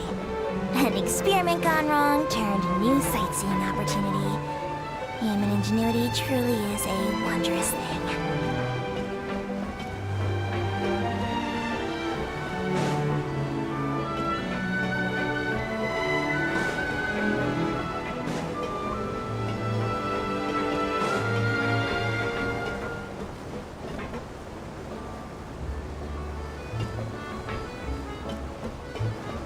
We are now approaching our final destination. Please be sure to bring all your personal belongings with you as you disembark. Even though I will take any forgotten items to the lost and found, the paperwork is rather annoying, as Melusine hands are not suitable for grasping pens. Please be careful when disembarking.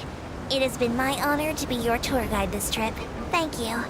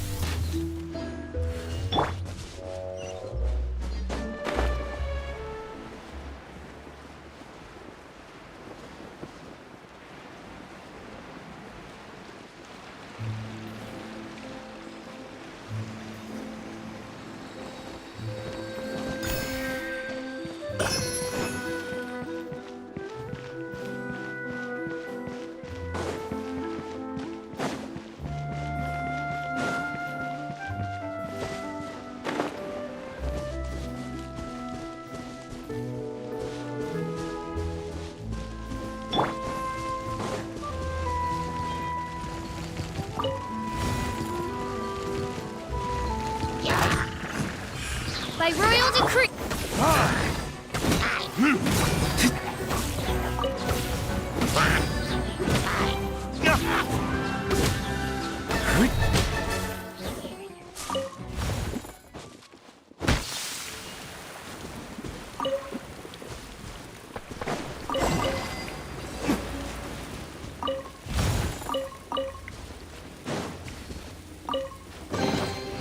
We'll need more where that came from.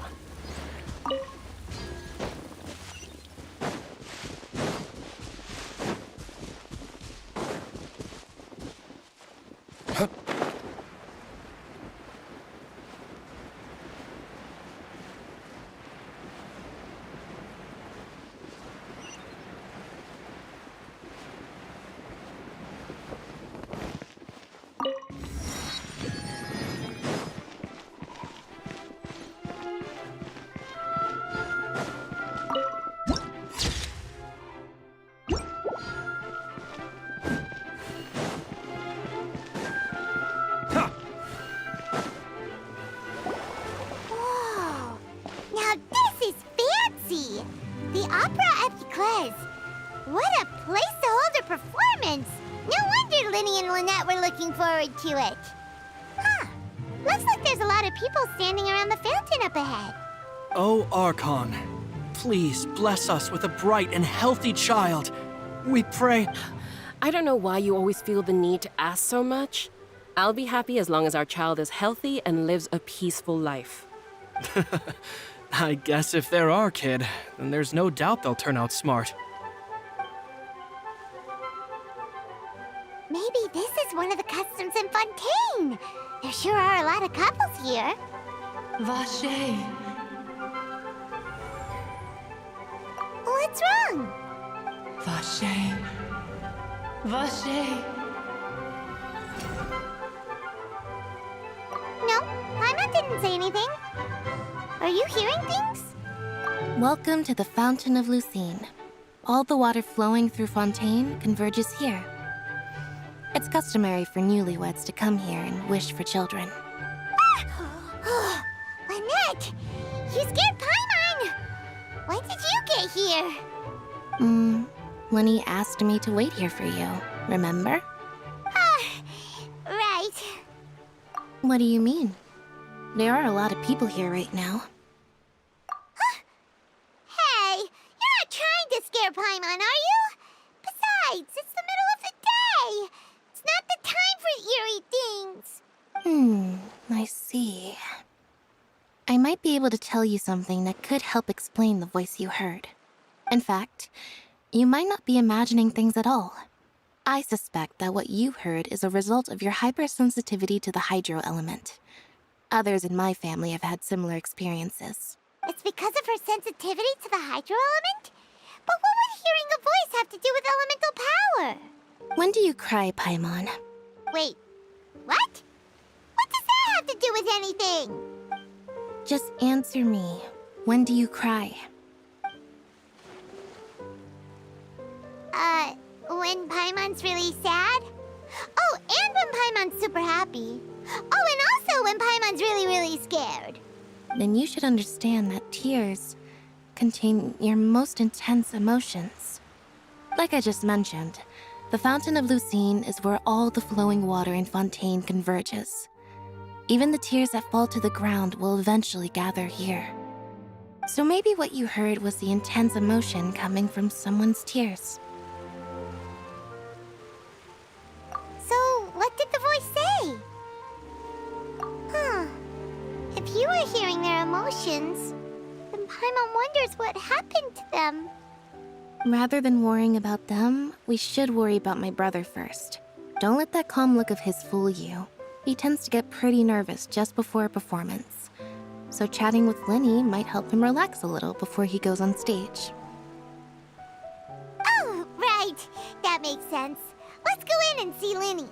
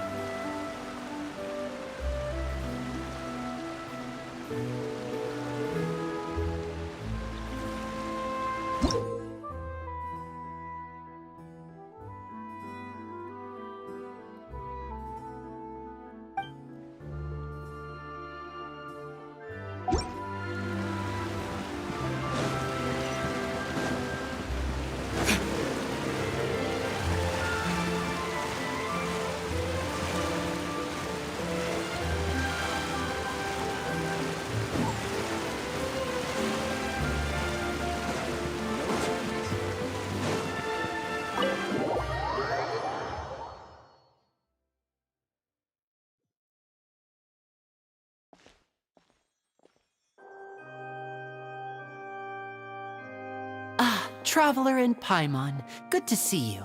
I knew you two would come. Are you kidding? We wouldn't miss it for the world. We've been looking forward to it. I can tell, judging by how early you've arrived. But you're actually right on time. The audience still hasn't started entering the venue yet, which means now is the perfect chance for us to take you to the best seats in the house. Wait just a moment, I'll fetch the tickets.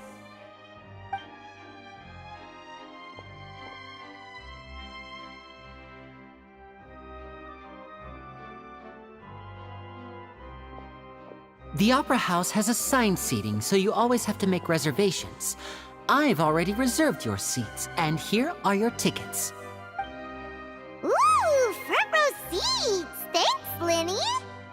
Don't mention it. There's no need to keep thanking me. Hey, Lenny! Could you come over here and take a look at this? Oh, I'll be right there. Seems there's an issue with the stage props over there. That's Cal, my assistant, calling me. I'll go lend him a hand. Yeah, we'll just go to our seats. You go ahead, Linny.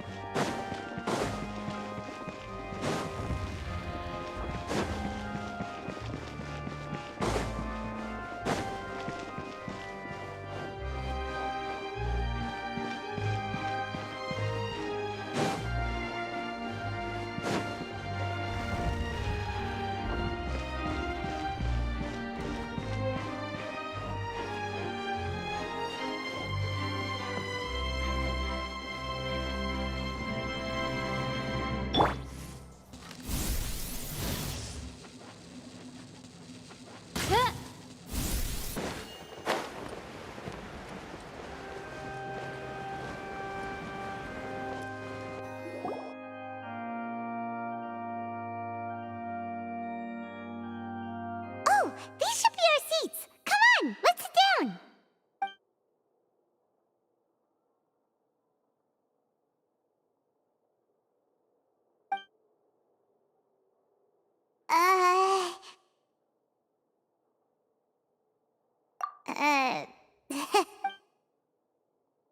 Hey, Traveler. Maybe we should strike up a conversation with the person next to us. Since we're sitting together and the rest of the place is practically empty still, it's kinda awkward if we don't say anything. Oh, you little... Of course you put this on Paimon. Excuse me, I did not realize you felt awkward. I am terribly sorry. I would be perfectly happy to chat with you if that is what you would like. Oh, so you heard all of that, did ya? Boy, you sure have good ears. Paimon thought she was keeping her voice down. Wait, that's not it. Sorry. Paimon's the one who was being rude, talking under her breath like that. So, let's talk, but, what should we talk about? Paimon's got it. You're also here early and sitting in the front. Are you a friend of Linny's too? A friend, you say? Well, if Mr. Linney would like to be my friend, I would be more than happy to reciprocate. Oh, so you're not friends with Linny then? Oh, this is getting more awkward by the second. Paimon nearly forgot to make her introduction. Nice to meet you. Paimon is Paimon, and this is the Traveler. We just arrived in Fontaine. It is an honor to meet you two. I have heard of your deeds across Tevat. And as required by proper etiquette, I will also introduce myself. I am... Oh, Monsieur Nervillet. What an honor it is to have you here to see my show. Ah, Mr. Linney. I should say it is in fact an honor for me to see your performance in person. Wait, Nervillet? Could he be... I saw you all chatting just now, but it seems you still don't know who Monsieur Nervillet is.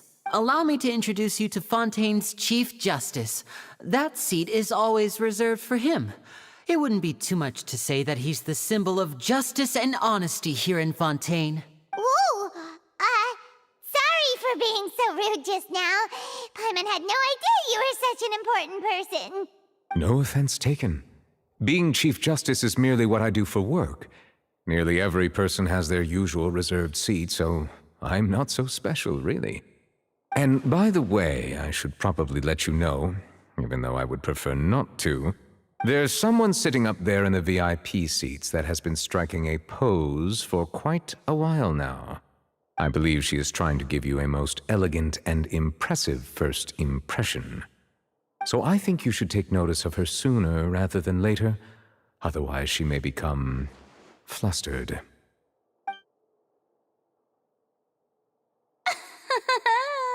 Huh? Oh, it's Farina, the Hydro Archon. Huh. She sure has a smug and satisfied look on her face. Guess she has no idea that you saw right through her act. Very good. That is for the best. No need to pay her any more attention. We may now enjoy the show. Huh? So is this what things are like between the Chief Justice and the Hydro Archon? All right, please wait just a moment longer. I've pretty much finished my preparations, and the performance will start as soon as the audience has made their way to their seats. Yay! The show's finally about to start! Paimon can hardly wait!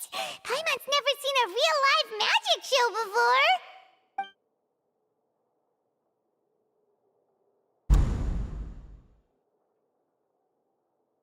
Oh! They're dimming the lights! The show must be starting! Sorry. Paimon will try to stay quiet. Welcome, one and all, to the Opera Epiclese. I am the star of today's show, Linny. And over here is my sister, Lynette, who will be working as my wonderful assistant. Please, let's give her a warm welcome. Hello, everyone. I know she may seem to be a little sleepy right now, but that's just a sign that she's nervous. Whatever. Now, some of you may be thinking, two vision holders who can freely manipulate elemental powers performing magic is not true magic at all. So, I would like to take a moment to assure you that elemental powers will have nothing to do with what you will witness on the stage today.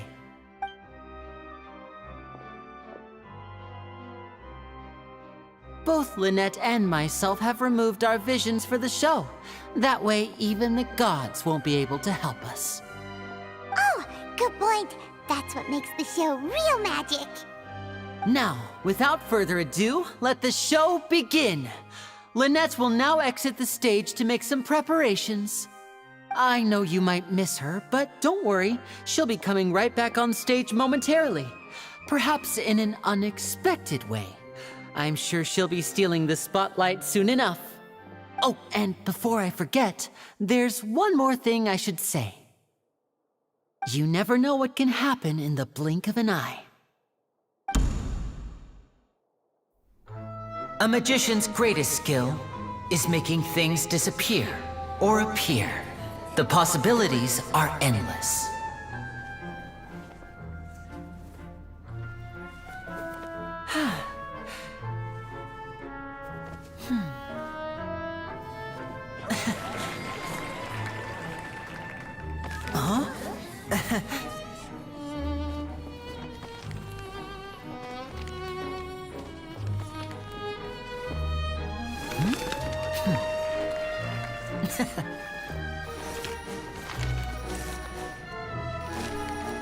But this isn't what you came for. These little tricks, you've seen them all before. So it's time for something truly extraordinary, don't you think?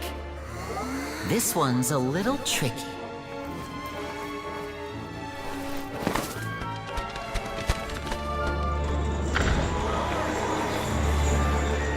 Using this water tank, I shall make my sister vanish completely, right before your very eyes.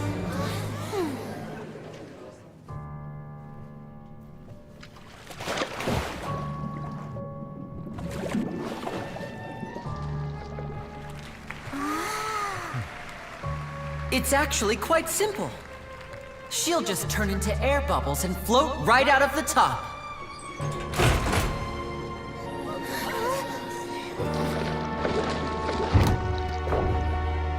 Oh no! I told them to check all the props carefully. With the lid on, even air can't escape. An amateur magician would be getting very nervous right around now. Luckily, it's me on stage, so let me show you what a true virtuoso can do.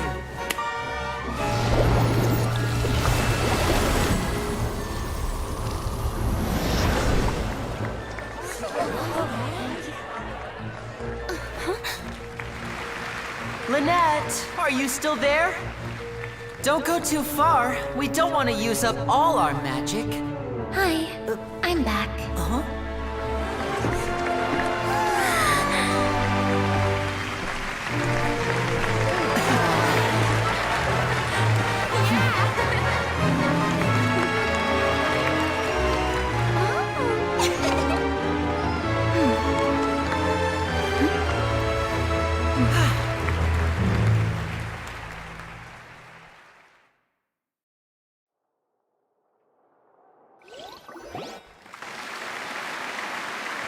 Whoa!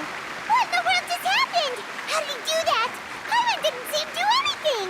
Wasn't Lynette inside the water tank? How did she disappear and then reappear out of nowhere? If we could see easily through his tricks, then that would mean that his skills are still lacking. To appreciate magic, you should focus on the show happening on stage, rather than getting caught up in trying to see that which has been intentionally hidden. Guess you're right. Paimon couldn't believe her eyes when Lynette reappeared. Amazing! Thank you everyone. I'm glad you enjoyed that performance.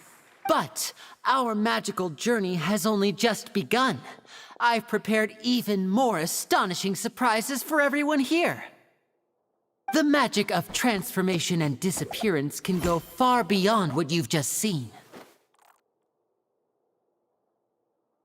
I'm sure many of you are thinking that escaping the water tank was impressive enough. But Lynette is still my assistant after all. In which case, I have ample time to make all necessary preparations. So, for my next trick, I will require the participation of one lucky audience member. Please, if my assistants could bring out the magical boxes now. There are 2 boxes and only 2 boxes. One is here and one is there in the aisle among the audience.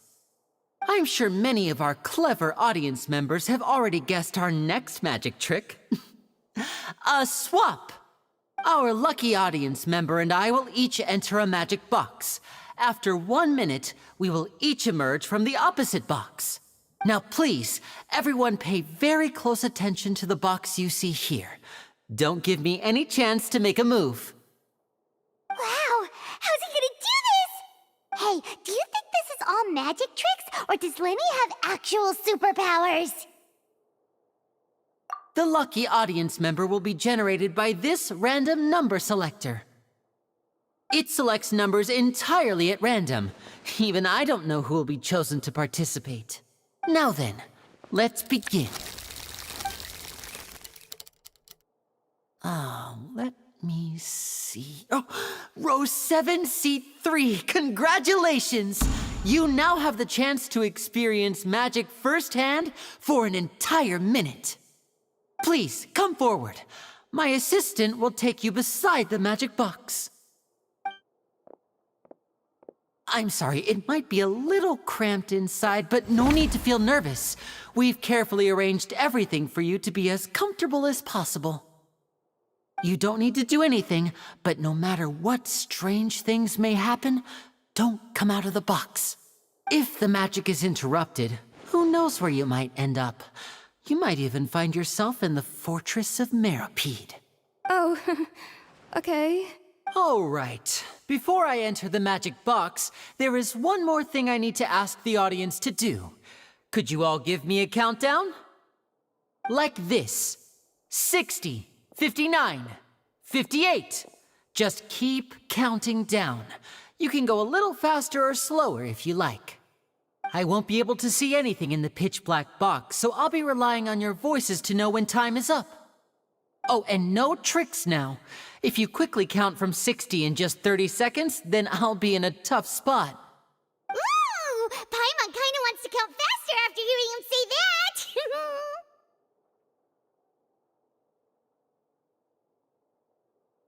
No, that won't do. I can see it in your eyes. You still can't be trusted. Let's practice together. Come on, repeat after me. 60, 59, 58. 60, 59, 58! That's right, perfect. Keep it going. All right, I'll see you all on the other side once you've finished counting. 54, 53, 52? Why aren't you counting, Nervalet? I am counting in my head. I think things are exciting enough in here as it is. Merely a consequence of my identity and personality. Do not worry about me. Just enjoy the show. Oh, all right. You look so serious that Paimon thought you might be feeling uncomfortable or something. 40, 39, 38! Mr. Linney, are you all right in there? Is everything ready? Yes, I'm fine. I'm just double-checking the direction of the magic. It would be a disaster if we get sent to the wrong places. For example, midair right above the audience. Even though he's saying that, Lenny doesn't seem nervous at all. What was that noise? Did you hear it too? Not sure. Anyway, it doesn't seem like anyone's worried about it. 25, 24, 23! What's wrong, Mr. Linney? I can still hear you moving in there. I seem to have accidentally knocked over a decoration. I'm trying to fix it, but it's pitch black in here. I can't tell left from right. Never mind the decorations. There's no time for that. The show is what's important. No, that's unacceptable. I want my show to be perfect. Don't worry, we still have 20 seconds. Hear them counting? 19, 18, 17! It seems things aren't quite going as planned. I apologize, everyone. It feels like you're all starting to count faster, but that's all right. I know it can be tiring to do such a long countdown. 10 seconds and change is still plenty of time. 10! Almost there now. 8! Swapping two people is harder work than you might think. Even a master magician like me can't guarantee I'll get it right the first time. Hey, wait!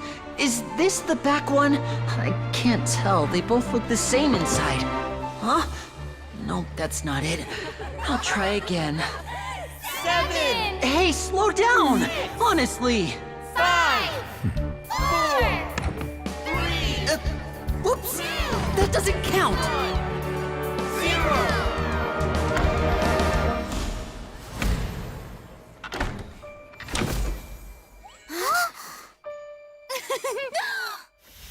Ta-da!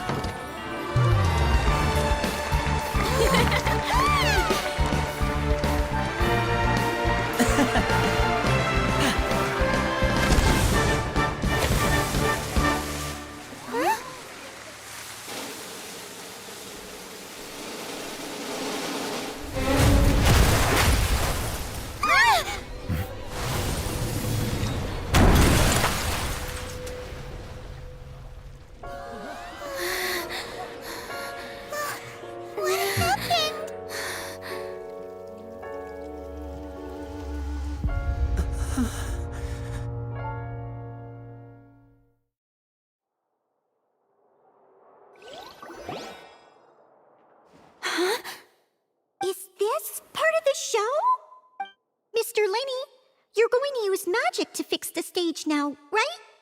What happened? Oh no. Maybe this isn't part of the show. The girl was still in that box, right? This performance is over. Medical staff with me. Guards, secure the scene and detain all the performers. Seal the exits. No one is allowed in or out at this time. Yes, that's right. If this was just an accident, then we must investigate the cause. But if this was all part of some scheme, then those accountable will not escape the judgment of the God of Justice. No need to be alarmed, you two. We'll get to the bottom of this soon enough.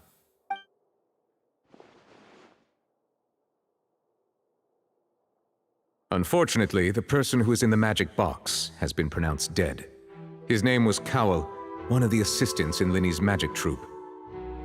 Apparently, the fireworks on stage ignited the ropes that were suspending the water tank, which then caused the tank to fall onto the stage. As of now, we are still not sure why we found Cowell in the box, rather than the guest from the audience. And after an initial search of the area, the guards have confirmed that the girl is nowhere to be found.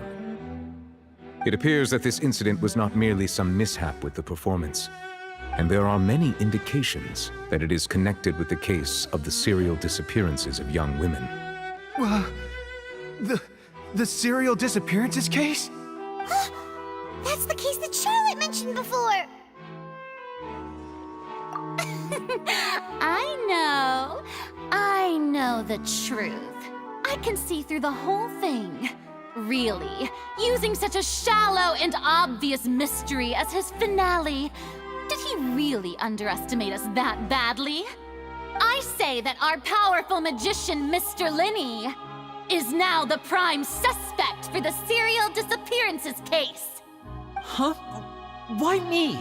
This whole thing was an accident.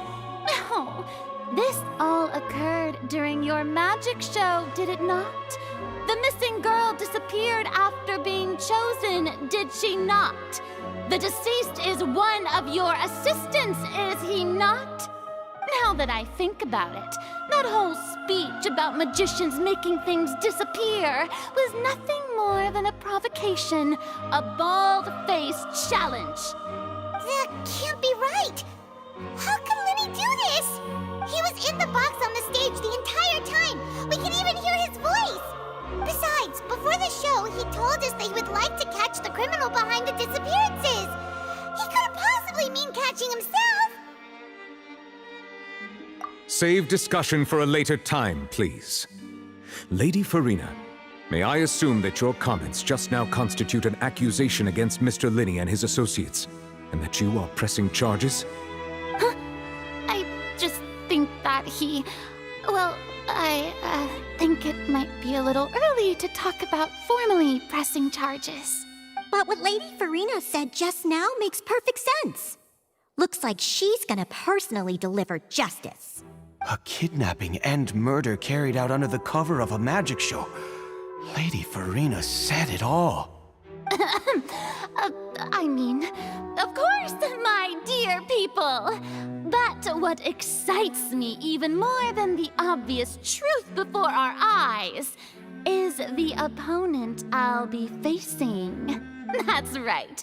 I mean you, Traveler. You'll support Linney, won't you? After all, he was the one who helped you the first time we met. Then there's no problem at all. You know, the Traveler and I already had a duel the first time we met. But with Linney's help, our little duel ended in a draw. But draws really are the most boring possible outcome. So, no more draws. Between the two of us, there must be a clear winner and loser. And what better place to hold such a riveting showdown and decide the true victor than here, on the grandest of stages, the Opera Epiclese. It wasn't a draw. She obviously lost last time. I understand. Charges have now been pressed, and as such, a trial is in order. Well, Traveler, seems Lady Farina has set you in her sights.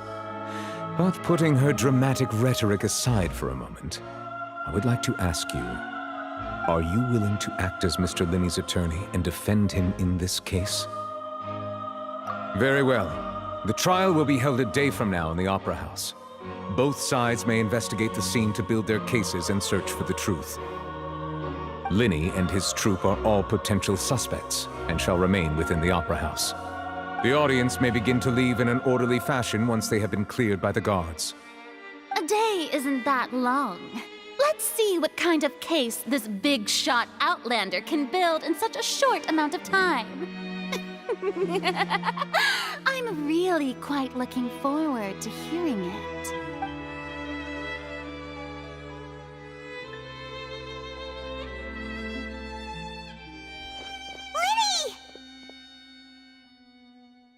Sorry about everything that happened just now.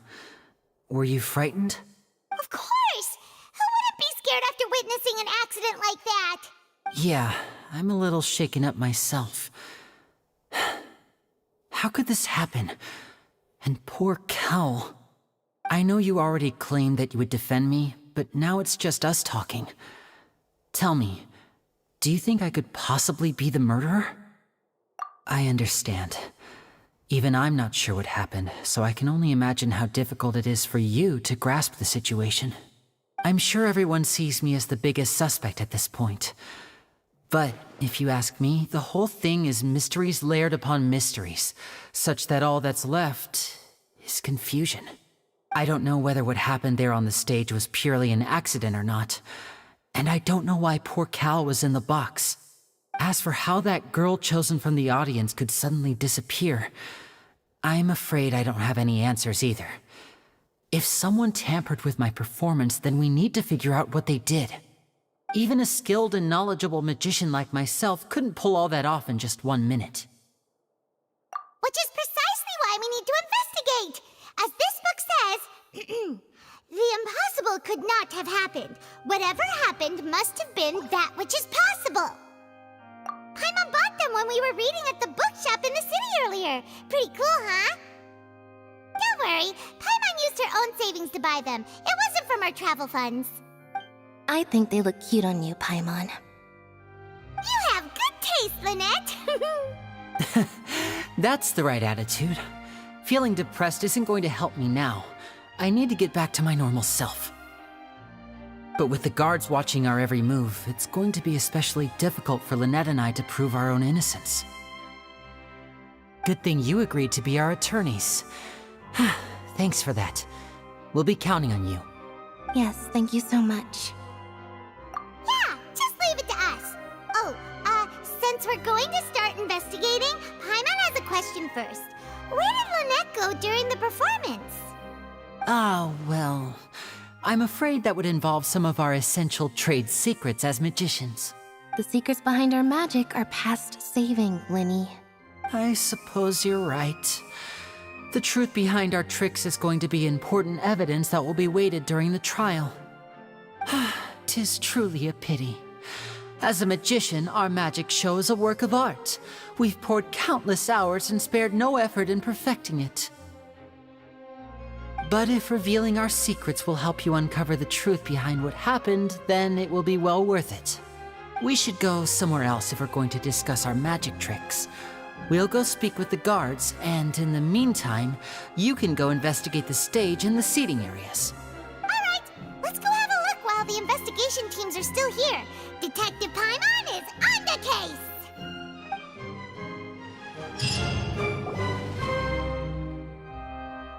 Hello, officer. How's the investigation going? I see. You must be the traveler that Lady Farina mentioned.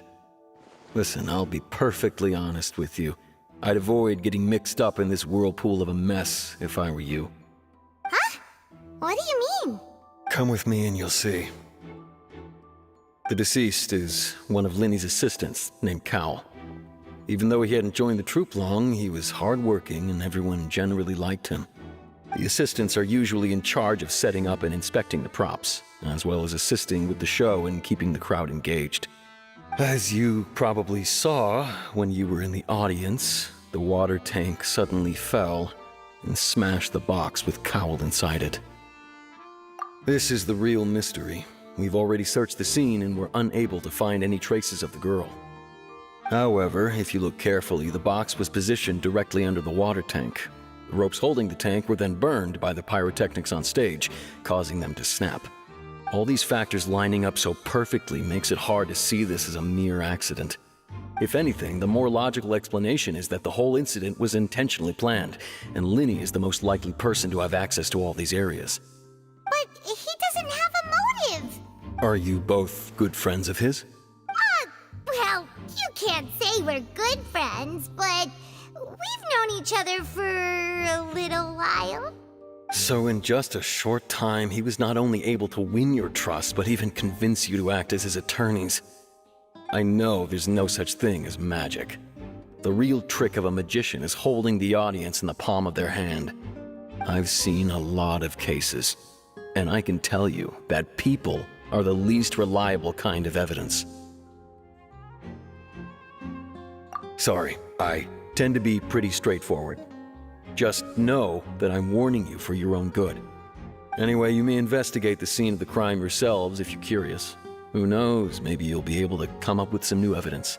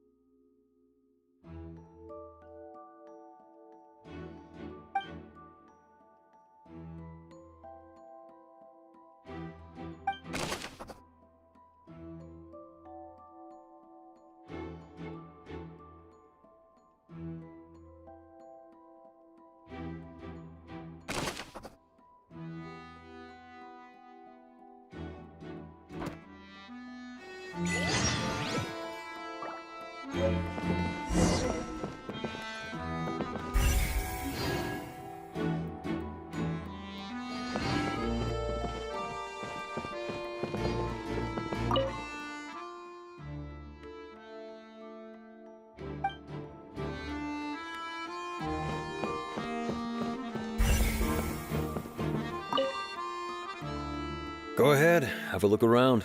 In the end, we're both after the truth.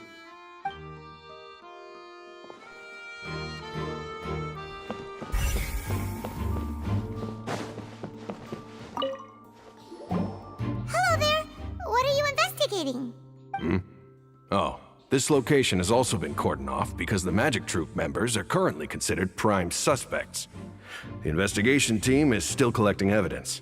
The seats were all booked in advance, so we were able to deduce the missing woman's identity by checking the guest list. Sure, it's not like this is confidential information. We will publish it later anyway when we petition the public to help us find the missing person. Her name is Halsey. She's a painter from Fontaine who's made a bit of a name for herself. Apparently, she wasn't a regular at the Opera House, but she'd been feeling some pressure with her work lately, which made her decide to come see the magic show. The Magic Troupe members all claim not to know her. We have looked into her social connections. It seems that she has no personal grievances or conflicts of interest with the suspects. Simply put, she wasn't related to the Magic Troupe at all, which matches the features of the previous serial disappearances. Were the victims of previous cases also chosen at random? That's how it seems to us, in any case. Apart from the fact that they were all young women of around the same age range, there really weren't any other connections between them. Okay then. No need to be so formal. If you do happen to see the missing girl, please be sure to contact us. It is of utmost importance that we get to the bottom of these disappearances.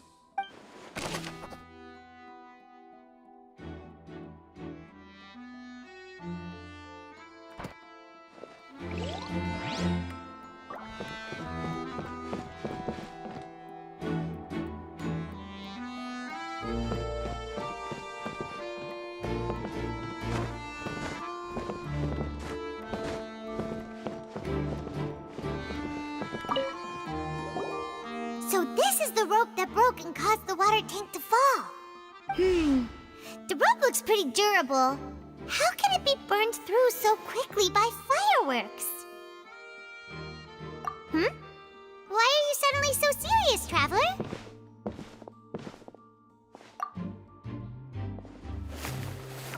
Whoa. Look! This bit is made from different material! Most of it was burned away, but there's There's still a little bit of it left. Huh. So if a rope meant to hold something was made with that kind of material in it, then that means...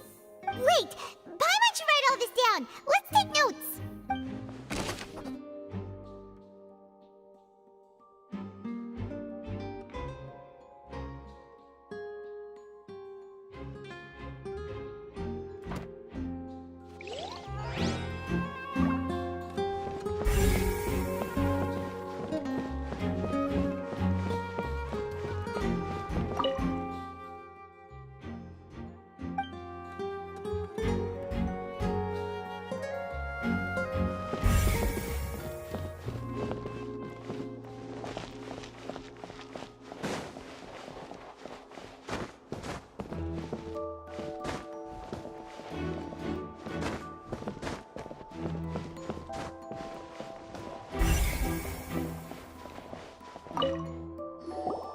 I see that you're investigating the area.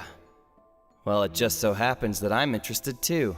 If you find any new and interesting leads, be sure to share them with me, all right? We don't have too many thoughts yet. Then why don't I tell you my hypothesis first? The way I see it. And I'll start it with that loud thud. The thud? Oh, you mean the sound that happened during the countdown? Yes, exactly. It wasn't terribly loud, but I suspect that most people heard it. It's just that everyone was awaiting the results of Linny's trick with bated breath, so no one paid it much mind. But now that the incident has happened, the thud has become an important clue. That makes sense. So, what do you make of it?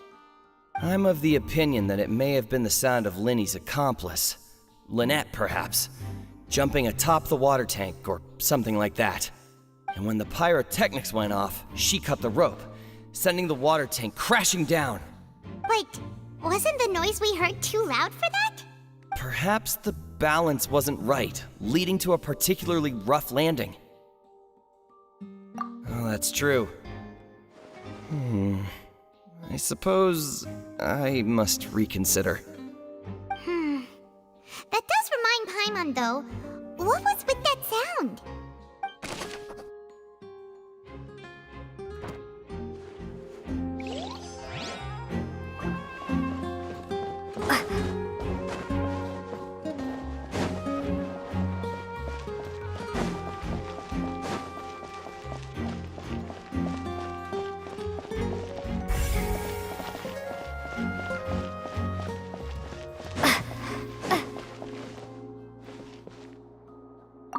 Linny's still talking to the guards.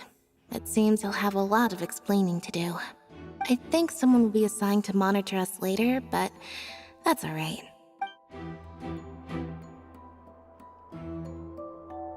Linny's still talking to the guard. I think someone...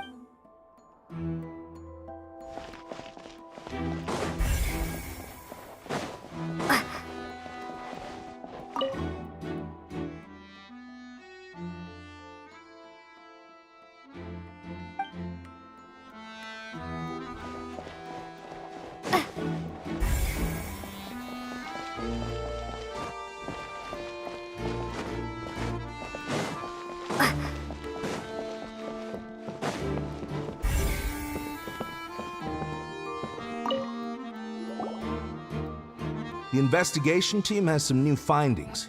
Turns out there's an issue with the random number selector after all. See, I told you. What if the machine picked some big guy's seat? You think the murderer would have still made his move then? Sorry to interrupt, but we're helping Linny and Lynette with their side of the investigation. What were you saying about the number selector? There's something wrong with it? You're trying to help them? That'll be a tall order. Linny used the machine to pick a random member of the audience during his performance, right? The lucky girl that later disappeared. Well, we thought there might be a serious problem with the machine, so we had it taken away for further inspection. It turns out that the seat number it picked wasn't random at all. The machine picks that same number every time. I'm sure you already know that you have to make a reservation in advance to get a seat, regardless of whether it's a trial or some performance. In other words, Linny knew who would be sitting where from the very beginning. much checks out, Lenny reserved our seats for us too. Bet you see why I was saying it'd be tough to make a case for Lenny. Even though it's bad for Lenny's case, Paimon had better write it down.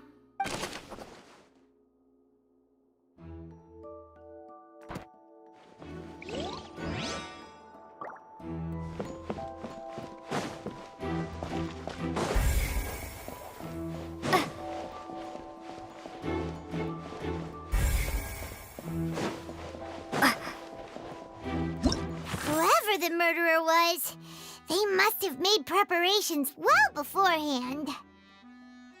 This rope was obviously tampered with. People needed to register and reserve a seat for the show.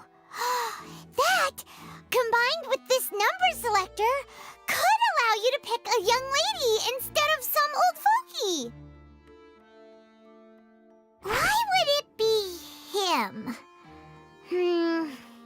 How strange.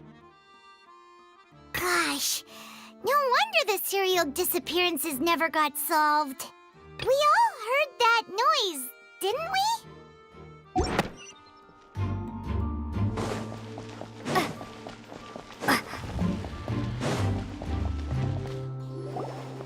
Hey, you! Yes, both of you! Over here! I've been keeping an eye on you for a while now. Huh? You mean us? That's right. If I'm not mistaken, you're also among those who wish to cut down the thorns and pursue the truth. No? And by the looks of it, you're not from Fontaine. Well, you're right on the more about that one, but who are you?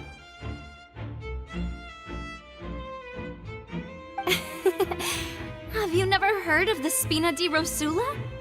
From mediating disputes and providing protection to solving conundrums, you name it, Spina di Rosula does it. And I, Navia, have the honor of being its renowned president. Though those who play by our rules call me boss. I'm Silver, her attendant. Pleased to meet you. And I'm Melus. Demoiselle's various daily needs and affairs are under my purview. Huh? Boss? Demoiselle? What gives with the names?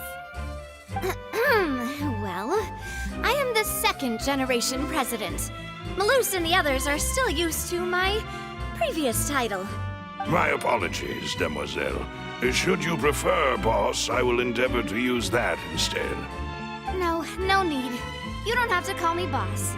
Just Navia is fine. Okay, if you say so. Not that we're members of Spina di Rosula anyway. All merely trifling details. Never mind. Now, back to the situation at hand. That's right. I've always kept an eye on the serial disappearance cases.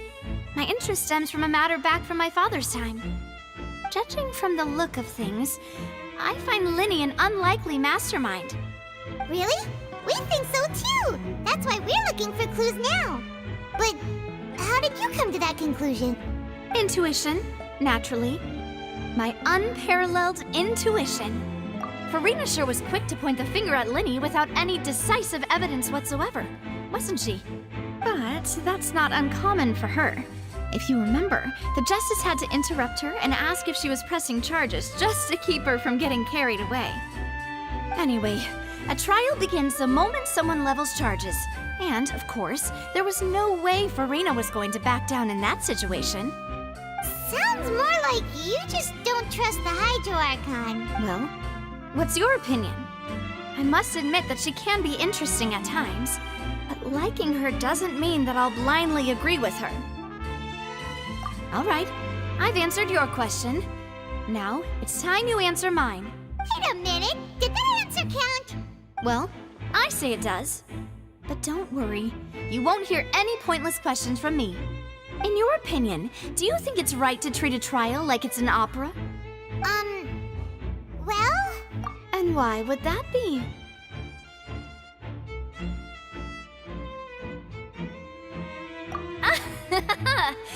See, Silver and Melus? I told you they'd be different. Most astute of you, Demoiselle. I too think that the traveler's response was most excellent. No matter how wonderful the script or how fervent the audience's expectations may be, the trials that go on stage here must be based in fact. Then if that can be done, boss, then... All right, that's quite enough, Maloose. Anyway, I like your answer. You passed with flying colors. Now, I need to make some preparations, following which our joint investigation shall commence. You two shall be my assistants. Wait! Since when did we become assistants? Oh, well, I can be the assistant. Sure. Or your companion, if you like. I'm really not that fussy. That's more like it. Far be it from me to brag, but I believe that Demoiselle's intuition will be instrumental in uncovering the truth. You wish to save a friend from false accusations, and we wish to unravel the disappearances. In this sense, our goals are aligned. You have a point. You're quite the talker, aren't you, mister? And what about you over there? What do you think? You seem like you've got something on your mind. I have nothing to add. Oh, alrighty then. We'll be making some preparations first. Just be sure to let us know if they start revealing Lenny's tricks. Thanks!